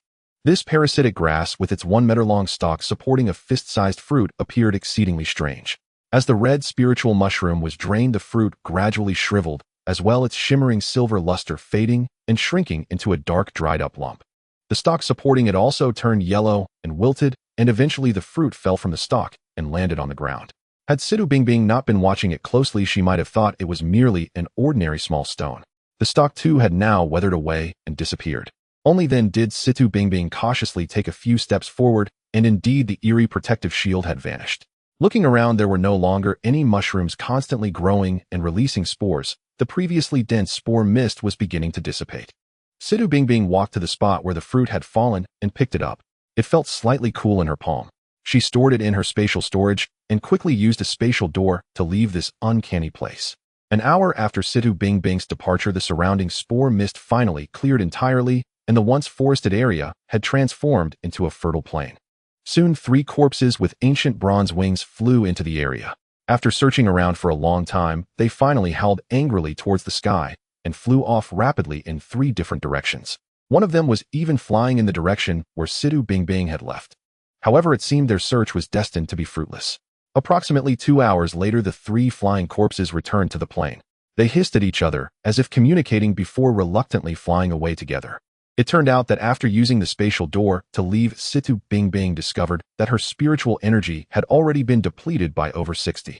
Therefore, she planned to train her spiritual energy limit once more and frantically cast the spatial doors a few times, squeezing her spiritual energy to the extreme as she hurried towards Inchuan. Thus, Situ Bingbing pressed on tirelessly for 5 days. Had no unforeseen incidents occurred, she might have reached the underground research facility in Inchuan directly. Unfortunately, fate is a strange thing. When it comes for you, there is no escaping. As Situ Bingbing teleported, she saw a survivor clad in tattered clothes being surrounded by several mutated wolves in the forest below. Dozens of the mutated wolves were frantically gnawing at the tree trunk, which was already half chewed through, causing the entire tree to sway precariously. Ignoring the perilous state of her spiritual energy, Situ Bingbing leaped down from the forest. With a loud crash, the tree fell. Oh! The survivor clinging to the tree let out a miserable cry, closing his eyes and reaching upwards with his hands as the tree fell towards the ground. Suddenly, he felt a tight grip on his wrist, and his downward momentum was abruptly halted. Opening his tightly shut eyes, he discovered he was actually suspended in midair, his wrist firmly grasped by a pair of delicate fair hands. The survivor foolishly looked up only to be met with a visage akin to that of a celestial fairy, leaving him in a daze. Her long, lustrous black hair danced in the wind, delicate willow brows slightly furrowed, and her beautiful eyes shone like the bright moon. With a graceful nose and lightly blushing cheeks, her lips exuded the fragrance of orchids. Her oval face was strikingly beautiful, and her porcelain-like skin resembled frost and snow, while her slender figure resembled that of the goddess of the river. She wore a pink off-shoulder chiffon dress adorned with a charming bow at her waist layered with lace that embellished the lovely garment. "What are you staring at? Hurry and grab the branch." A clear, youthful voice reached his ears, snapping the survivor back to reality as he realized that the beautiful fairy before him was merely a 6-year-old girl. A 7-year-old girl. He then noticed that he had unknowingly reached another thick branch, so he quickly extended the hand that wasn't caught by Situ Bingbing to grasp the nearby branch, then clamped his legs around the branch beneath him and lay down. Whose girl is this, looking so enchanting that she could bring disaster to a nation? Just having escaped danger, the survivor began to entertain wild thoughts. Situ Bingbing chose not to pay attention to the survivor any longer. Instead, she swiftly released her grip and turned to throw spatial blades at the mutant wolves below the tree. Soon these mutant wolves were all slain by her. Turning around, Situ Bingbing saw the rescued survivor still gazing at her with a dazed expression, which made her feel both amused and exasperated. "Hey, what are you looking at? She really is a fairy, and she can fly." The survivor, still lost in thought, suddenly heard Situ Bingbing's call and snapped back to reality while lying on the tree. "She can fly. Awaken one. The village is saved." Oh no. He almost fell from the tree, but fortunately reacted quickly and grabbed the branch again. What is this person doing? This was the truest thought in Situ Bingbing's mind. However, the survivor quickly came to his senses, hurriedly climbed down the tree, and knelt in front of Situ Bingbing, saying, "Lady, please save our village." "Village? What's going on? Speak slowly." "A large group of mutant wolves is blocking our village's entrance. The village chief sent some of us young people to run out from the back of the village to seek help. I was unlucky and got surrounded. Please hurry and save the people in the village." "Where is your village? Tell me." "Thank you, my lady, please follow this way." "There's no time, just tell me the general direction." "Yes, my lady, our village is roughly 6 kilometers that way in a valley." "Where are the others? Have they left?" Seeing the urgency, Situ Bingbing, whose spiritual energy was nearly depleted, couldn't afford to hesitate. After learning the general direction, she immediately opened a spatial door and rushed forward. Stepping through the spatial door, Situ Bingbing suddenly felt a wave of dizziness. The valley in the distance seemed to shimmer as if it had overlapping images. She shook her head vigorously to regain her clarity. As her vision gradually cleared, she quickly gathered her focus, locking onto her destination, and in an instant she teleported above the valley. From her vantage point above, she saw nearly 1,000 mutant wolves already breaking through the earthen wall at the village entrance, squeezing in through the gaps. Surrounding survivors wielded various farming tools desperately, trying to prevent the mutant wolves from entering. However, these mutant wolves were considerably larger than the mutant dogs, thus possessing greater strength. Unafraid of death, they pushed relentlessly. The villagers gradually found it hard to hold the line, and the old crumbling earthen wall appeared to be on the verge of collapse.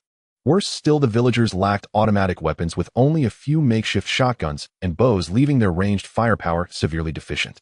Damn it! After casting a spatial barrier on herself, Situ Bingbing plunged directly into the midst of the wolf pack, intercepting the mutant wolves from the rear. It must be said that the terrain of this village was quite favorable. It was built within a narrow valley flanked by steep cliffs. Though only about 100 meters high, even if the mutant wolves jumped down from above, they would undoubtedly suffer severe injuries. In front and back, an earthen wall made of mud and stone had been constructed, allowing for escape should they be attacked from one side. Moreover, the narrow terrain prevented a large number of mutant wolves from surging in all at once. Thus, when Situ Bingbing obstructed the wolves in the middle, she effectively split the attacking mutant wolves in two. Suddenly, the villagers felt a lightning of pressure. It seemed that some villagers spotted Situ Bingbing among the wolf pack and immediately shouted, "Look, an awakened one has come to save us. Brothers, let's push these wolves out." Oh! Hearing the calls, the villagers rallied their spirits, driving the mutant wolves who had lost their support back in retreat, quickly sealing the breach. At this moment, Situ Bingbing found herself in a rather awkward position among the mutant wolves. With insufficient spiritual energy, she could no longer summon even the smallest spatial blade after casting the spatial barrier. Though the mutant wolves couldn't break through her spatial barrier, her petite body was tossed about by the mutant wolves, which were nearly as tall as she was. Had it not been for the surrounding wolves, she would have likely been knocked to the ground. Thus she endured the torment of being jostled around in the wolf pack, akin to a small boat in a tempest, for about 5 minutes, leaving her feeling dizzy. In the midst of the disorientation, Situ Bingbing suddenly saw that the villagers had blocked the breach and hurriedly teleported out of the encirclement of wolves, landing on the earthen wall. While Situ Bingbing was not the type to consider herself superior to others, she still cared about her image. Upon landing, she quickly steadied herself against the stones and supplies piled on the earthen wall, avoiding the embarrassment of falling flat on her face. The wolf pack was still present, and the villagers were naturally busy blocking their advance. Although some people secretly stole glances at this suddenly high-profile, awakened one who had appeared amidst the wolves and returned in a fluster. Of course, some were curious about Situ Bingbing's age.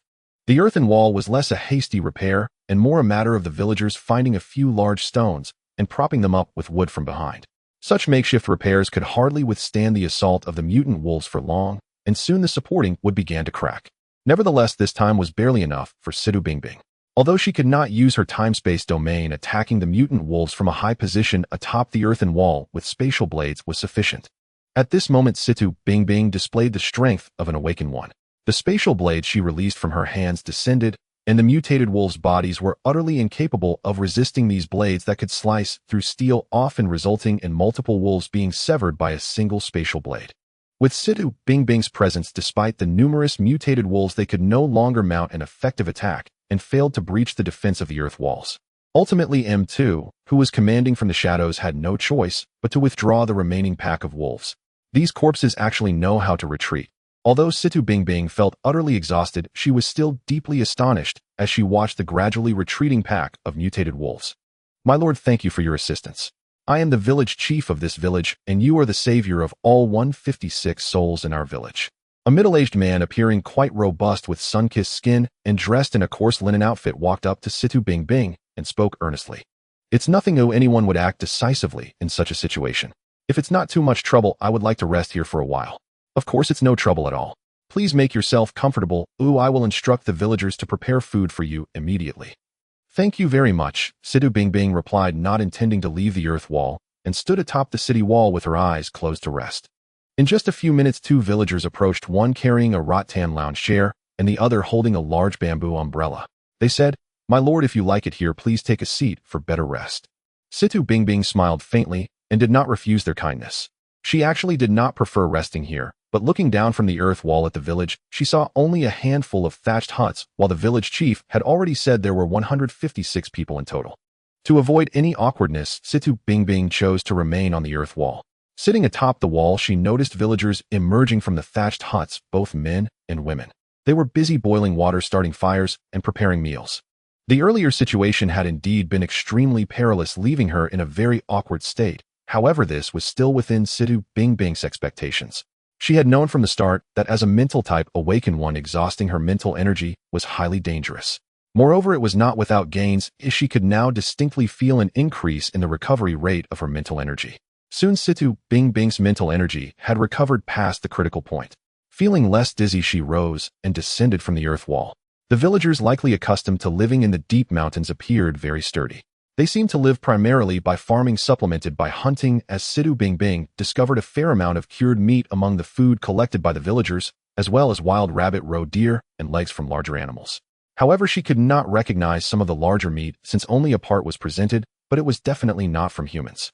In addition, there were some dried corn and grains like potatoes and sweet potatoes. The villagers, having survived the ordeal, looked up to Situ Bingbing with respect. They would stop their work and greet her warmly with smiles whenever they spotted her from afar. Although the villagers' faces mostly bore signs of hunger, the quantities of food they retrieved seemed sufficient for them to fill their stomachs. It seems they have taken out quite a bit of their reserves due to my presence, Situ Bingbing thought to herself. In a small square within the valley, the villagers had prepared for a banquet. A high bonfire had been lit, with a large pot set above it simmering with soup that seemed to contain plenty of mountain delicacies, emitting an enticing aroma. In front of the bonfire, a larger open space had been set up as a stage featuring 3 tables with corresponding chairs. On either side of the stage were arranged 3 rows of tables and chairs, while additional open spaces were covered with straw mats. At this moment, the village chief was busy with the arrangements. Upon seeing Situ Bingbing approaching from afar, he hastily set aside his tasks and went to greet her, saying, "My lord, please take a seat." Situ Bingbing did not decline and took the central seat on the stage with the village chief's company. She slowly opened her mouth to ask, "Mr. Village Chief, do you dine like this every day in your village?" The village chief's expression turned awkward as he hurriedly shook his hand, saying, "I cannot accept such a title, my lord. If you don't mind, just call me Zhao Gang." He then continued, "Our village has always dined this way." Although Zhao Gang spoke without hesitation, he could not bring himself to meet Situ Bingbing's gaze. Situ Bingbing was not angered by Zhao Gang's deceit, but simply nodded lightly, saying, "If that's the case, then I will trouble you, village chief Zhao. You can go about your business. I will just sit here for a while." "It's no trouble at all, my lord. Please rest well, or I won't disturb you further." With that, the village chief stepped back a few paces before turning to leave. With nothing to do, while seated, Situ Bingbing took out the ugly clod left by the parasitic grass. Given her current wisdom, she would never forget about something after obtaining it and leaving it aside for a period or getting busy with other matters. Holding the clod in her hand, she felt a slight chill, as if she were grasping a piece of exquisite jade. She turned the clod over and a gentle click sound emanated from within. Although the sound was faint, it did not escape the keen ears of Situ Bingbing, the awakened one. Curiously, she shook the clod, and the click sounds multiplied. The interior of the clod was clearly hollow, and there was something inside. Instinctively, Situ Bingbing thought of that fruit, bright as the moon, so beautiful and captivating. This parasitic grass was not truly withered, it had simply concentrated all its essence and wrapped it in this seemingly ugly shell. However, Situ Bingbing did not rashly open the shell. Though she could feel that it was not very hard, upon squeezing, she did not want to take any risks without knowing what lay within. If she opened it and found seeds that then parasitized her. Imagining a parasitic grass growing on her head and turning her into dried meat, Situ Bingbing shook her head vigorously to dispel this ridiculous image from her mind and hurriedly put away this seed-like object. Just as Situ Bingbing was lost in her thoughts, the villagers had nearly prepared everything needed for the banquet. Even a jug of wine had been placed on her table. Situ Bingbing also caught sight of the blurry figure of the rescuer among the bustling crowd. However, many people had now disappeared from the square, as some of the women who had been helping to prepare the banquet were nowhere to be seen. The vacant seats at the banquet were soon filled. Situ Bingbing glanced around and counted roughly 50 people, all robust villagers. Not a single middle-aged woman appeared. Only a few pretty young girls moved among the tables, refilling cups of wine for the guests. Village Chief Zhao Gang sat to Situ Bingbing's right. Opposite him was a dark-faced, burly man, easily over 1.9 meters tall, rough-whiskered and unkempt, and apparently a few years older than Zhao. At that moment, Zhao Gang lifted his cup and rose.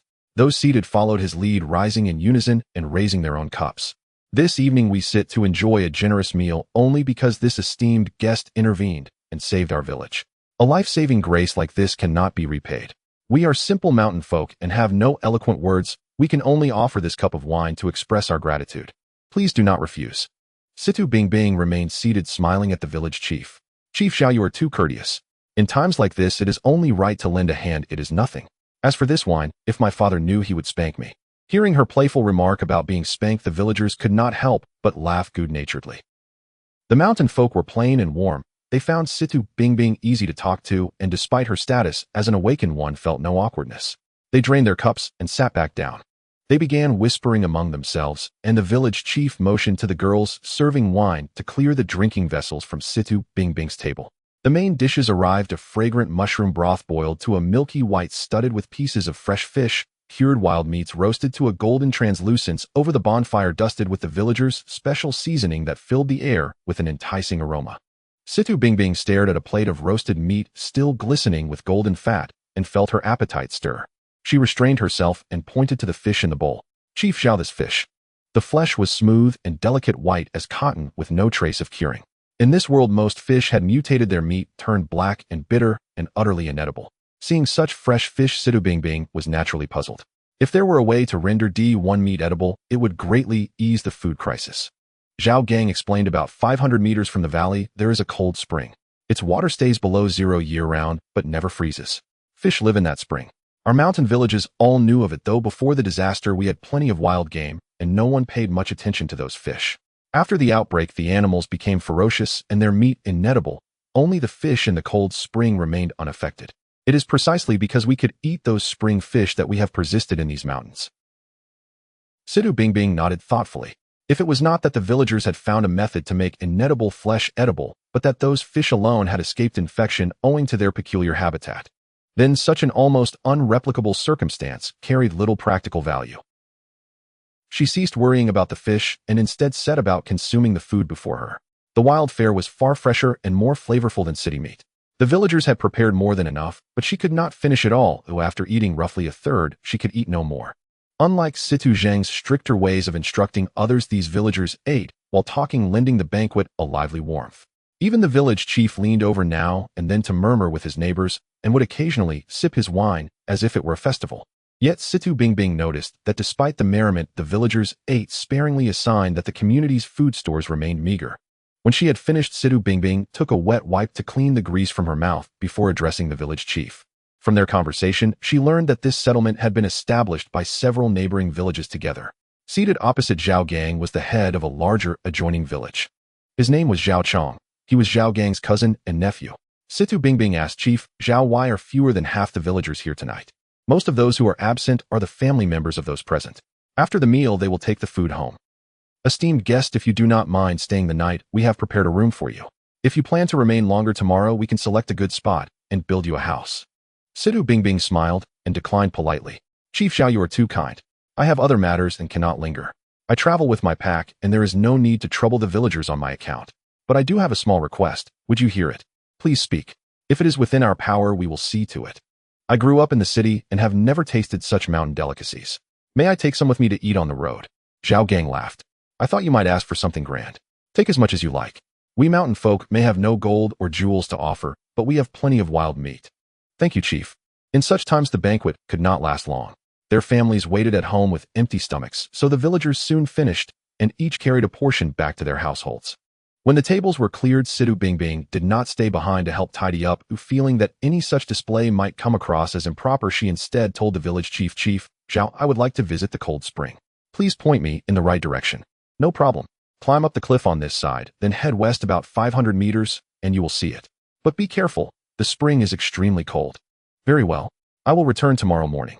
With that, Situ Bingbing vanished in an instant, teleporting away. The village chief showed no alarm at her sudden disappearance.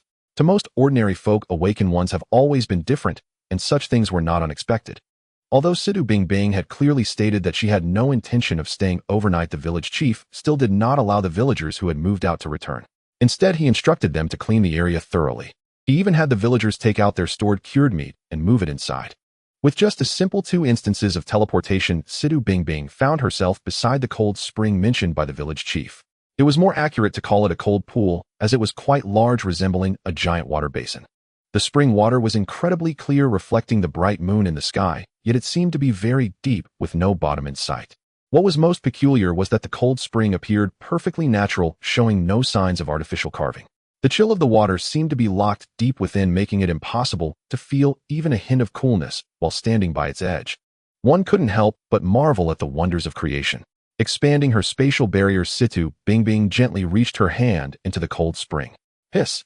A wave of coldness passed through the spatial barrier, causing the unprepared Situ Bingbing to shudder and quickly retract her hand. The temperature of the water was even colder than ice water. What could possibly be down there? Situ Bingbing thought curiously.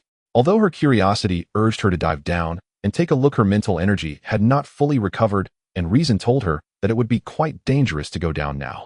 Thus, she took out her camping gear and set up her inflatable tent beside the cold spring, then set a warning line before crawling inside to take a short rest for a few hours. After fully restoring her mental energy, Situ Bingbing emerged from the tent, her spirits high as she realized that her mental energy limit had increased once again. After pondering beside the cold spring for quite some time, she hid within the spatial barrier. Although she could only see the scenes inside the cold spring and couldn't discern the detailed conditions, she was still unwilling to take the risk of entering the icy cold spring. From the mouth of village chief Zhao Gang, she learned that villagers had always caught fish here using nets, and no one had ever gone down into the cold spring. As Situ Bingbing moved in the alternate space, her spatial projection also fell into the cold spring. However, since it was merely a phantom, it naturally caused no ripples. The walls of the cold spring appeared extremely smooth and vertical. After diving about 20 meters, Situ Bingbing began to see some large white fish. Situ Bingbing couldn't tell what kind of fish these were.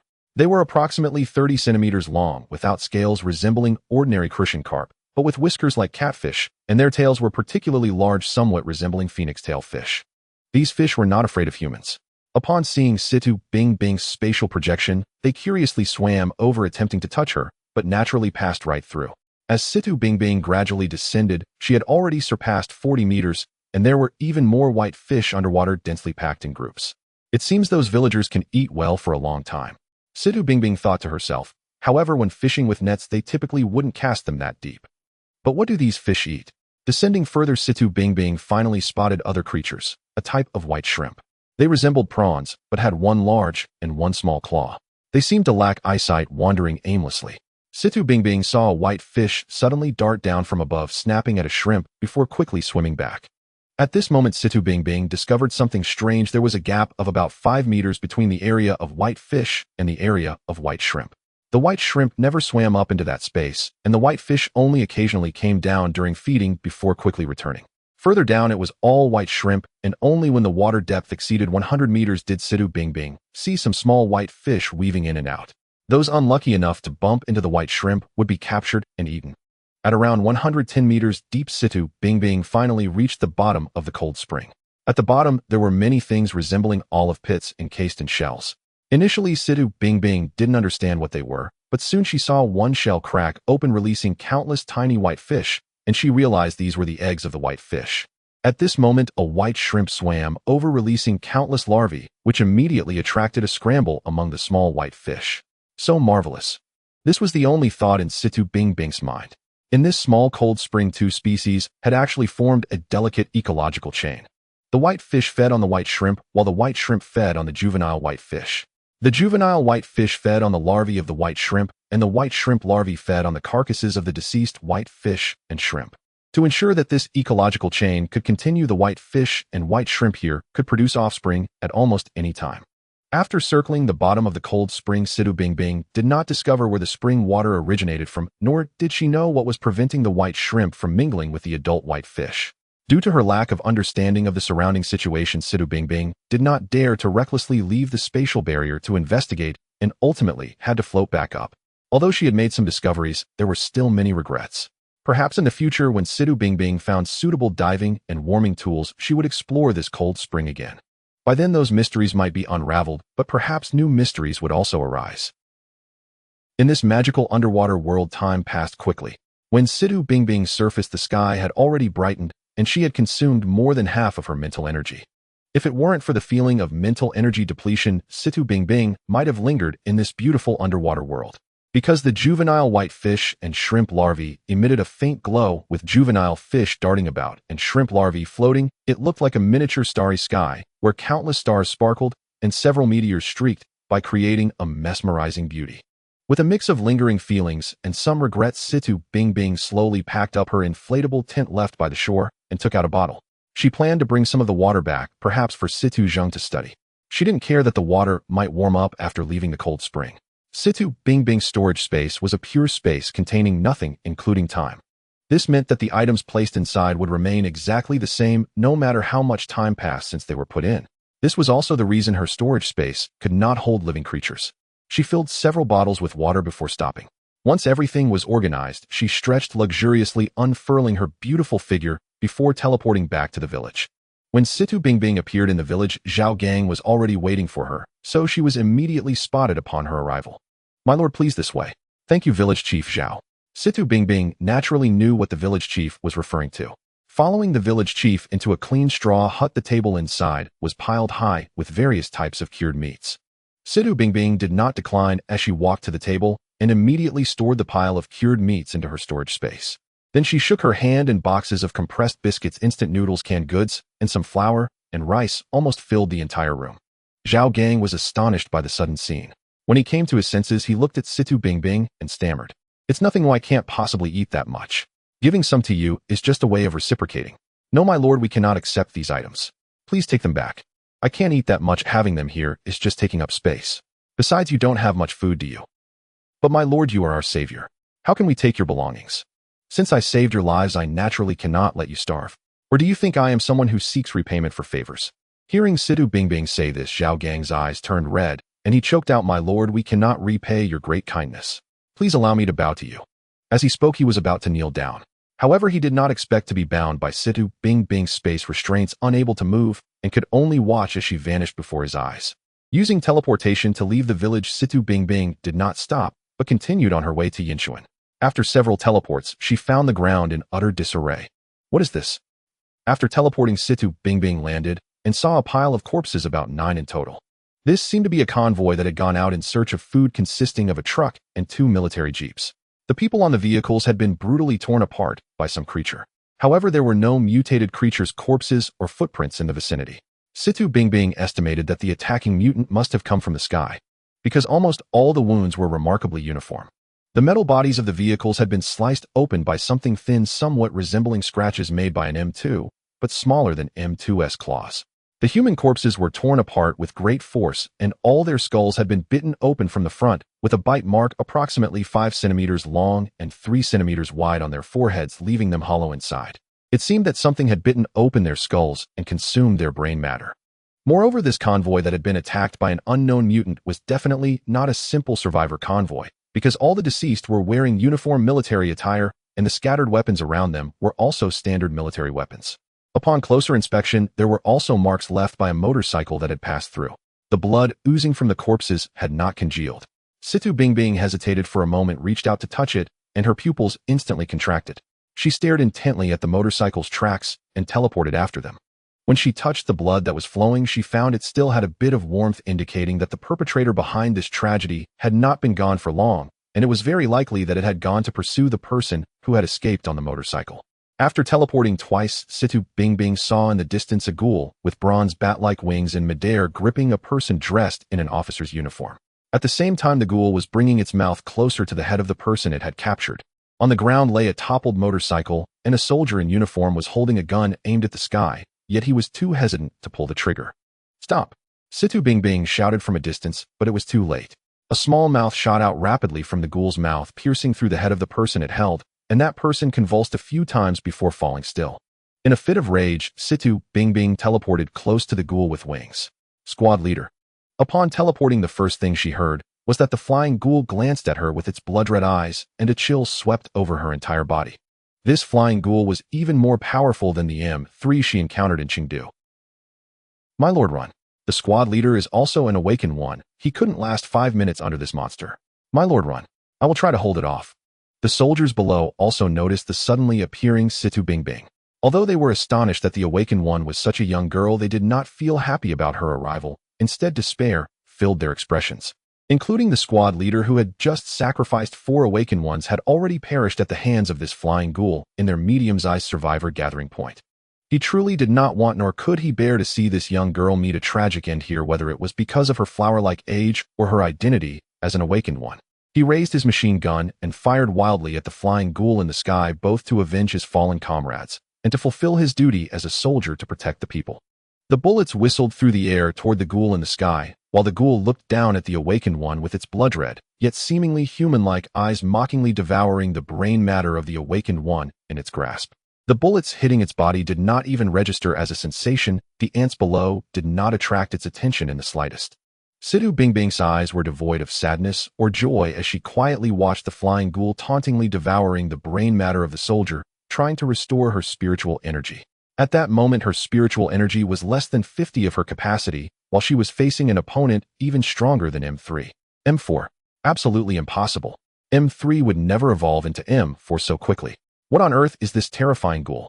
An awakened one with outstanding psychological and physical qualities, trained in military tactics, could not even last 5 minutes in its hands before succumbing. Its strength is formidable, capable of easily tearing apart the iron skin of military vehicles. Its speed is incredible, having killed 9 people and devoured their brain matter while pursuing a rapidly fleeing motorcycle, catching up within just a few kilometers. Situ Bingbing firmly believed that this unit had arranged for the already deceased awakened one to escape the moment they encountered this flying ghoul, otherwise that soldier would not have called out to her as he did earlier. The flying corpse quickly finished the food in its hand, swinging its massive arm to toss the body to the ground. Its figure finally appeared before Situ Bingbing without any cover. This peculiar corpse had wings resembling those of a bat, with several bony spikes connected by some membranous material. The bony spikes of the wings were sharp and pointed, looking as lethal as blades. Its stature was relatively petite compared to an M3, yet it still reached about 1.8 meters tall. With a complete set of features, its face was indistinguishable from that of a human except for its sauce-purple skin and lack of hair. It was surprisingly wearing a tattered pair of pants that covered its more sensitive areas. Other than its long fingernails, its hands and feet were no different from those of an ordinary person. Moreover, it provocatively curled and retracted its long nails in front of itself, then flicked them out again, resembling a cat's claws. "What exactly are you?" Situ Bingbing instinctively asked. "Flying Corpse King." A strange voice entered Situ Bingbing's mind, seeming very close, yet distant, carrying a slight tremor. "Flying Corpse King." Situ Bingbing looked at the monster in front of her with suspicion. "Can you communicate with me?" "Actually. Obtained. Death." A peculiar voice echoed in her mind again, but this time it came through in a stuttering manner, making it impossible to grasp its meaning. However, the last word, death, marked the beginning of her battle with the Flying Corpse King. Situ Bingbing was not far from the Flying Corpse King, which appeared to be a creature adept in close combat. In midair, it flashed a few times and appeared right before Situ Bingbing, its sharp claws lunging directly at her. However, it missed, as its speed, no matter how fast, could not match Situ Bingbing's thoughts. With a single thought, she instantly teleported to evade the Flying Corpse King's claw. She reappeared not far behind it, raising her hand to unleash a wave of spatial blades aimed at the back of the Flying Corpse King. The Flying Corpse King moved with incredible agility, seemingly sensing the invisible spatial blades. It quickly flew forward, turning around to swipe at the blades with its claws, creating countless sparks in midair. Its claws were even harder than alloy, forcefully deflecting the spatial blades shot by Situ Bingbing. However, it was not completely unscathed. Situ Bingbing clearly saw its claws trembling slightly, bearing marks of scratches, which were rapidly healing at an astonishing rate. In the first round of combat, Situ Bingbing gained a slight upper hand. The soldiers below were utterly stunned. They hadn't expected an awakened one to be so powerful, and one name from legend crossed their minds. Dragon Team. Could it be that an expert from the Dragon Team has arrived? Even though Situ Bingbing had the upper hand in the first round, she did not feel at ease. Her spiritual power was already insufficient, and this Flying Corpse King's recovery ability was astonishing. If it turned into a prolonged battle, her defeat was inevitable. Judging by the incredible killing intent exhibited by the Flying Corpse King, if she were to lose, the only outcome would be death. After failing its first attack, the Flying Corpse King charged at Situ Bingbing again. This time she did not immediately use teleportation to evade, but directly attacked with spatial blades towards the Flying Corpse King. The Flying Corpse King responded, as before, swiping its claws to scatter the spatial blades, then lunged down hard towards Situ Bingbing. Damn it! In desperation, Situ Bingbing used teleportation to dodge again. However, this time the Flying Corpse King seemed to be prepared. It abruptly halted in midair and quickly pursued Situ Bingbing, who had just teleported. She retreated hurriedly, while using spatial blades to block the approach of the Flying Corpse King, fearing to use teleportation again, lest it consume even more of her spiritual power. The Flying Corpse King seemed to have recognized her predicament, relentlessly pursuing Situ Bingbing despite the spatial blades as the distance between them shrank rapidly. Suddenly, Situ Bing Bing joined her hands together, then swung outward, unleashing an enormous spatial blade that sliced towards the near Flying Corpse King. The Flying Corpse King was taken aback, not daring to take such a large spatial blade heat-in. Its wings folded over its back, enveloping itself as a faint ancient bronze glow enveloped it. The spatial blade struck without reservation against the ancient bronze glow, which crackled and shattered instantly, then viciously slashed into its wings. The blow sent it flying far away, leaving a long crack on its wings. In pain, the Flying Corpse King did not reduce its speed due to its wing injury. Instead, it moved faster, leaving numerous afterimages in the chaotic sky. Situ Bing Bing suddenly found it hard to distinguish which was real and which was fake. She tentatively tried to slice at one afterimage with a spatial blade, only to discover that these were not ordinary afterimages, but illusions similar to her own spatial projections. "Watch out behind you." Suddenly, Situ Bing Bing heard a soldier's warning from below and immediately teleported to evade the Flying Corpse King's ambush. Seeing its assured strike disrupted by an insignificant ant, the Flying Corpse King's blood-red eyes immediately turned towards the soldier on the ground, quickly charging at him. Realizing the Flying Corpse King's attention had shifted, Situ Bing Bing knew it was bad and hurriedly executed a teleportation to help. Unfortunately, she was still a step too late. That soldier's body was instantly torn into several pieces by the Flying Corpse King's claw swipe. Worse yet, the landing point of Situ Bing Bing's teleportation was too close to the Flying Corpse King, so close that it could reach her with a mere stretch of its hand. Without any suspense, Situ Bing Bing was struck by the Flying Corpse King's claw. Fortunately, she had already cast a spatial barrier on herself before the battle. The claws that could scatter spatial blades ultimately could not break through the barrier, merely sending Situ Bing Bing flying crashing to the ground not far away and raising a cloud of dust. When the Flying Corpse King struck Situ Bing Bing, it felt no sensation of piercing flesh, realizing the opponent must have used some means to block its attack. In such situations, continuous attacks would eventually break the opponent's defenses, so it immediately rushed into the dust without minding the poor visibility. Situ Bing Bing, having been sent flying, felt disoriented, then crashed to the ground, her eyes seeing nothing but a cloud of dust. At that moment, the dust on her right was stirred by a gust of wind, and the sauce-purple figure of the Flying Corpse King shot towards her. In the next moment, Situ Bing Bing saw those blood-red eyes and a claw coming at her.